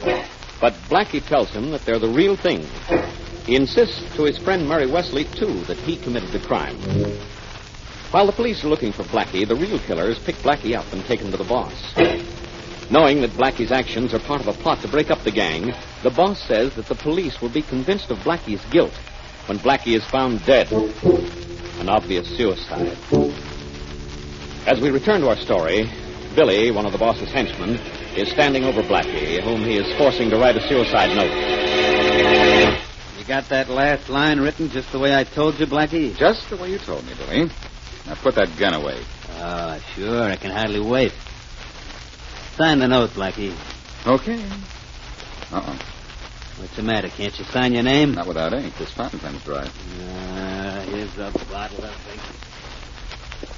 Dip the pen in it and sign your name to that note. I might as well fill your pen while I'm at it, Billy. I don't like to use it and then return it to you empty. That's impolite. Okay, fill it up if you want to. Hey, Billy boy, Joe. you want me around for anything? I guess not. Well, I'll go to a movie then. After that, I'll go home and wait for you. Good idea. I'll call you if I need you. Okay. Oh, the boss made me get a new hideout. You know where it is? Yeah, 180 Elm Street. Yeah. Hope you like the picture. Oh, I will. It's all about a penitentiary. No place like home, eh, Jones? All right, give me that note, Blackie. Isn't that note signed yet? No, I wanted to get the pen good and full. And look, this bottle feller's going to give you an eyeful. You blinded me.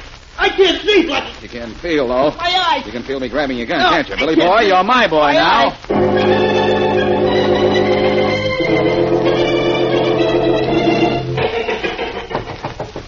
Who is it? Open up, Blackie. It's Mary. Okay, just a minute. Oh, Blackie. Mary, come in. Hurry up. Was I glad to hear your voice on the phone. I wasn't sure you would be after what I read in the late papers. Faraday found some of the stolen money in my apartment, didn't he? Yes, he did. Blackie, what's this all about? It's all a frame-up, Mary. I'll explain everything later. Frame up? Why didn't you tell me that in the beginning? And why are you hiding down here in this room? I'll tell you about the room in just a minute. The reason I wanted you to believe I was guilty is that, well, you have a way of spoiling my plans sometimes by telling the truth. Oh, now, Blackie. And this is one time I didn't want you to know the truth. Blackie, if you just promise never to lie to me again, I promise never to tell the truth. I don't think I'll try this kind of stunt again, Mary. Now, about this room, it belongs to a guy named Joe. I heard him give the address to a pal when I was supposed to be running suicide. Now, Blackie, what is all this? Inspector Faraday is just sick. He doesn't want to believe you killed that watchman, but he has to. I'll have to straighten him out after a while. I know who killed that watchman, and who has the stolen money, and where the big boss is, too. Well, then let's go get them. Oh, no. It's doing it the hard way. And if Faraday sends his men after them, a few policemen might be killed. If my hunch is right, I'm going to catch these guys the same way they framed me. Yeah? Uh-oh. The pigeon who lives here is coming home to roost. Well, when he sees you waiting for him, they're more likely to roast. Shh, get back. I mean the cowboy room. You mean this room, don't you?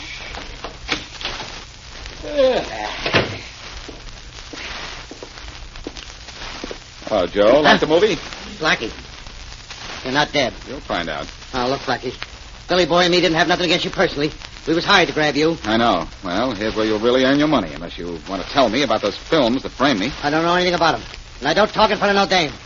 Who is she? Oh, I'm Blackie's audience. He likes to have me watch when he starts flipping people like you. So I can applaud. Well, why don't you hit him, Blackie? I'm getting bored. Okay, Mary. Wait a minute, Blackie. Take it easy, will you? Well? I got an envelope in my pocket that tells you what you want to know. I'll get it. No! You didn't think I'd fall for that, did you, Joe? I'll take that envelope right now. Sure. A 45. Well, you'll never be well-dressed if you carry a 45, Joe. It's too big and bulky. He's not saying anything you want to hear, Blackie. He will. Joe. Joey, boy. Stand up. Yeah. Daddy wants to hear you talk, Joey. And talk loud. Yeah. Otherwise, Joey gets a little pushing around. Oh, hold it, will you, Blackie? I'll tell you what you want. Good. Who took those movies of me, supposedly killing a watchman? I did. How and where and when? You want to know, Blackie. Remember when you got a telephone call tipping you there was going to be a robbery at the warehouse? Yes. Well, that was me who called you, Blackie. The boss wanted you down there because I had a camera all set up to take pictures of you prowling around. So that was the setup, huh? Yeah. Remember when you opened the door and somebody in the shadows reached for a gun and then ducked? Keep talking. That was Billy Boy waiting there so you'd take a shot at him when you opened the door. And then you remember what happened, don't you? Not for a while, not until I came to. That was the boss who knocked you out. Anything else you want to know? No, but there's something I want you to do. You're going to make a call for me so I can call somebody's bluff.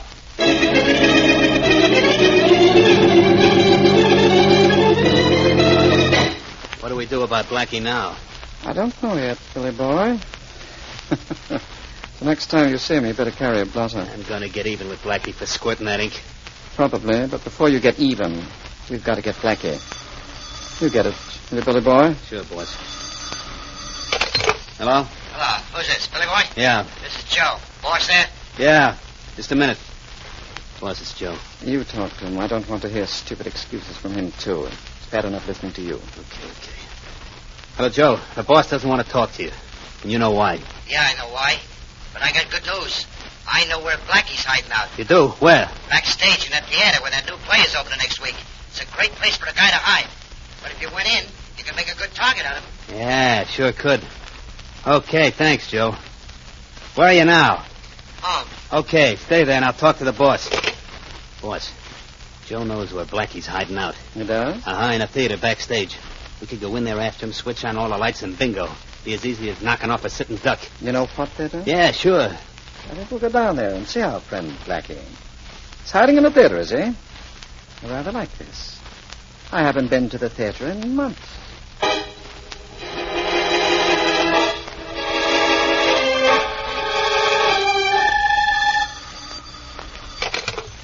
Homicide, Faraday speaking. Hello, Faraday, old pal. Blackie, where are you? Out in the morgue, which is where I'd be if any of your men knew where I was. I'm glad you know that.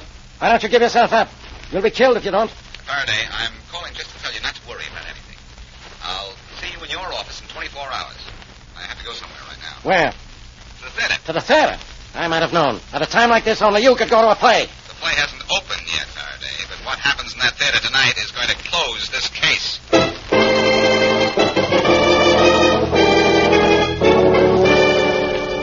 Here's the stage entrance to the theater, pretty boy. Better have your gun ready. Blackie may be waiting for us. It's ready, boss. So am I. Careful now. Probably the darkest. Oh, this is fun, eh? Every light in the place is on. Funny thing for a guy to hide with all the lights on. This isn't right, Billy Boy. It's a trap of some kind. Only we're not falling into it. We're getting out of here. I think that's a good idea. Hey, boys. Lights went out. It's making it all unhappy. Yeah. Those lights were on for a reason. Only somebody gave up on the idea when we started to leave. Now we can look for Blackie.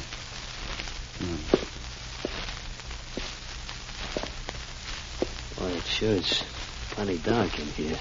Yeah. What are you, Blackie? Right here. Shoot, boss. I don't think I got him. You didn't. What?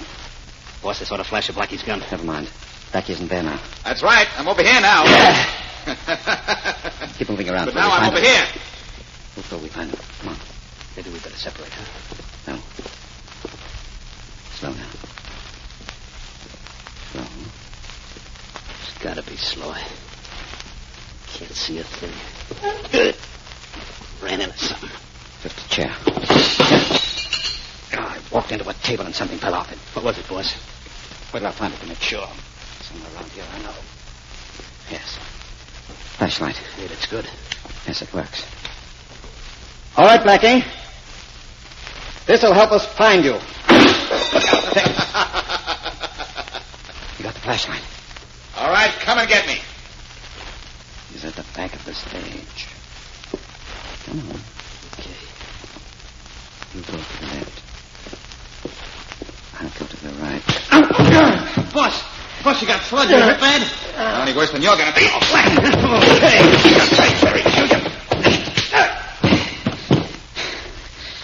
Now, as soon as I turn on the lights, I'm going to turn you two over to Faraday.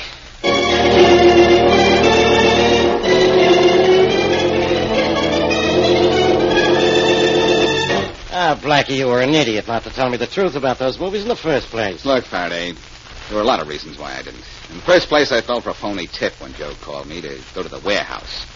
I guess that makes me pretty stupid. Oh, you admit it, huh? Yes. And when I get down there, I get knocked out. Now, that makes me even more stupid.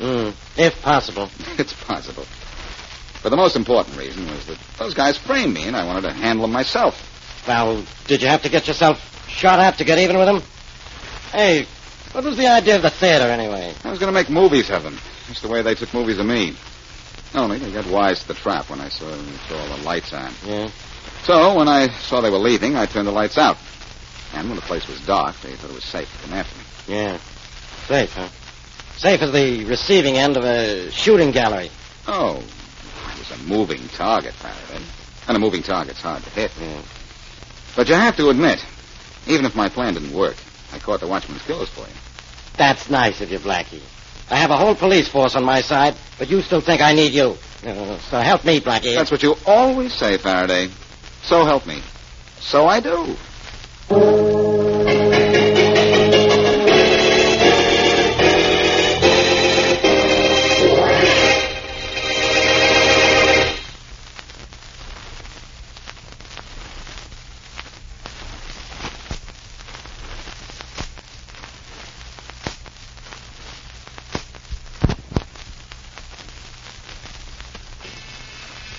Blackie, someone at the door.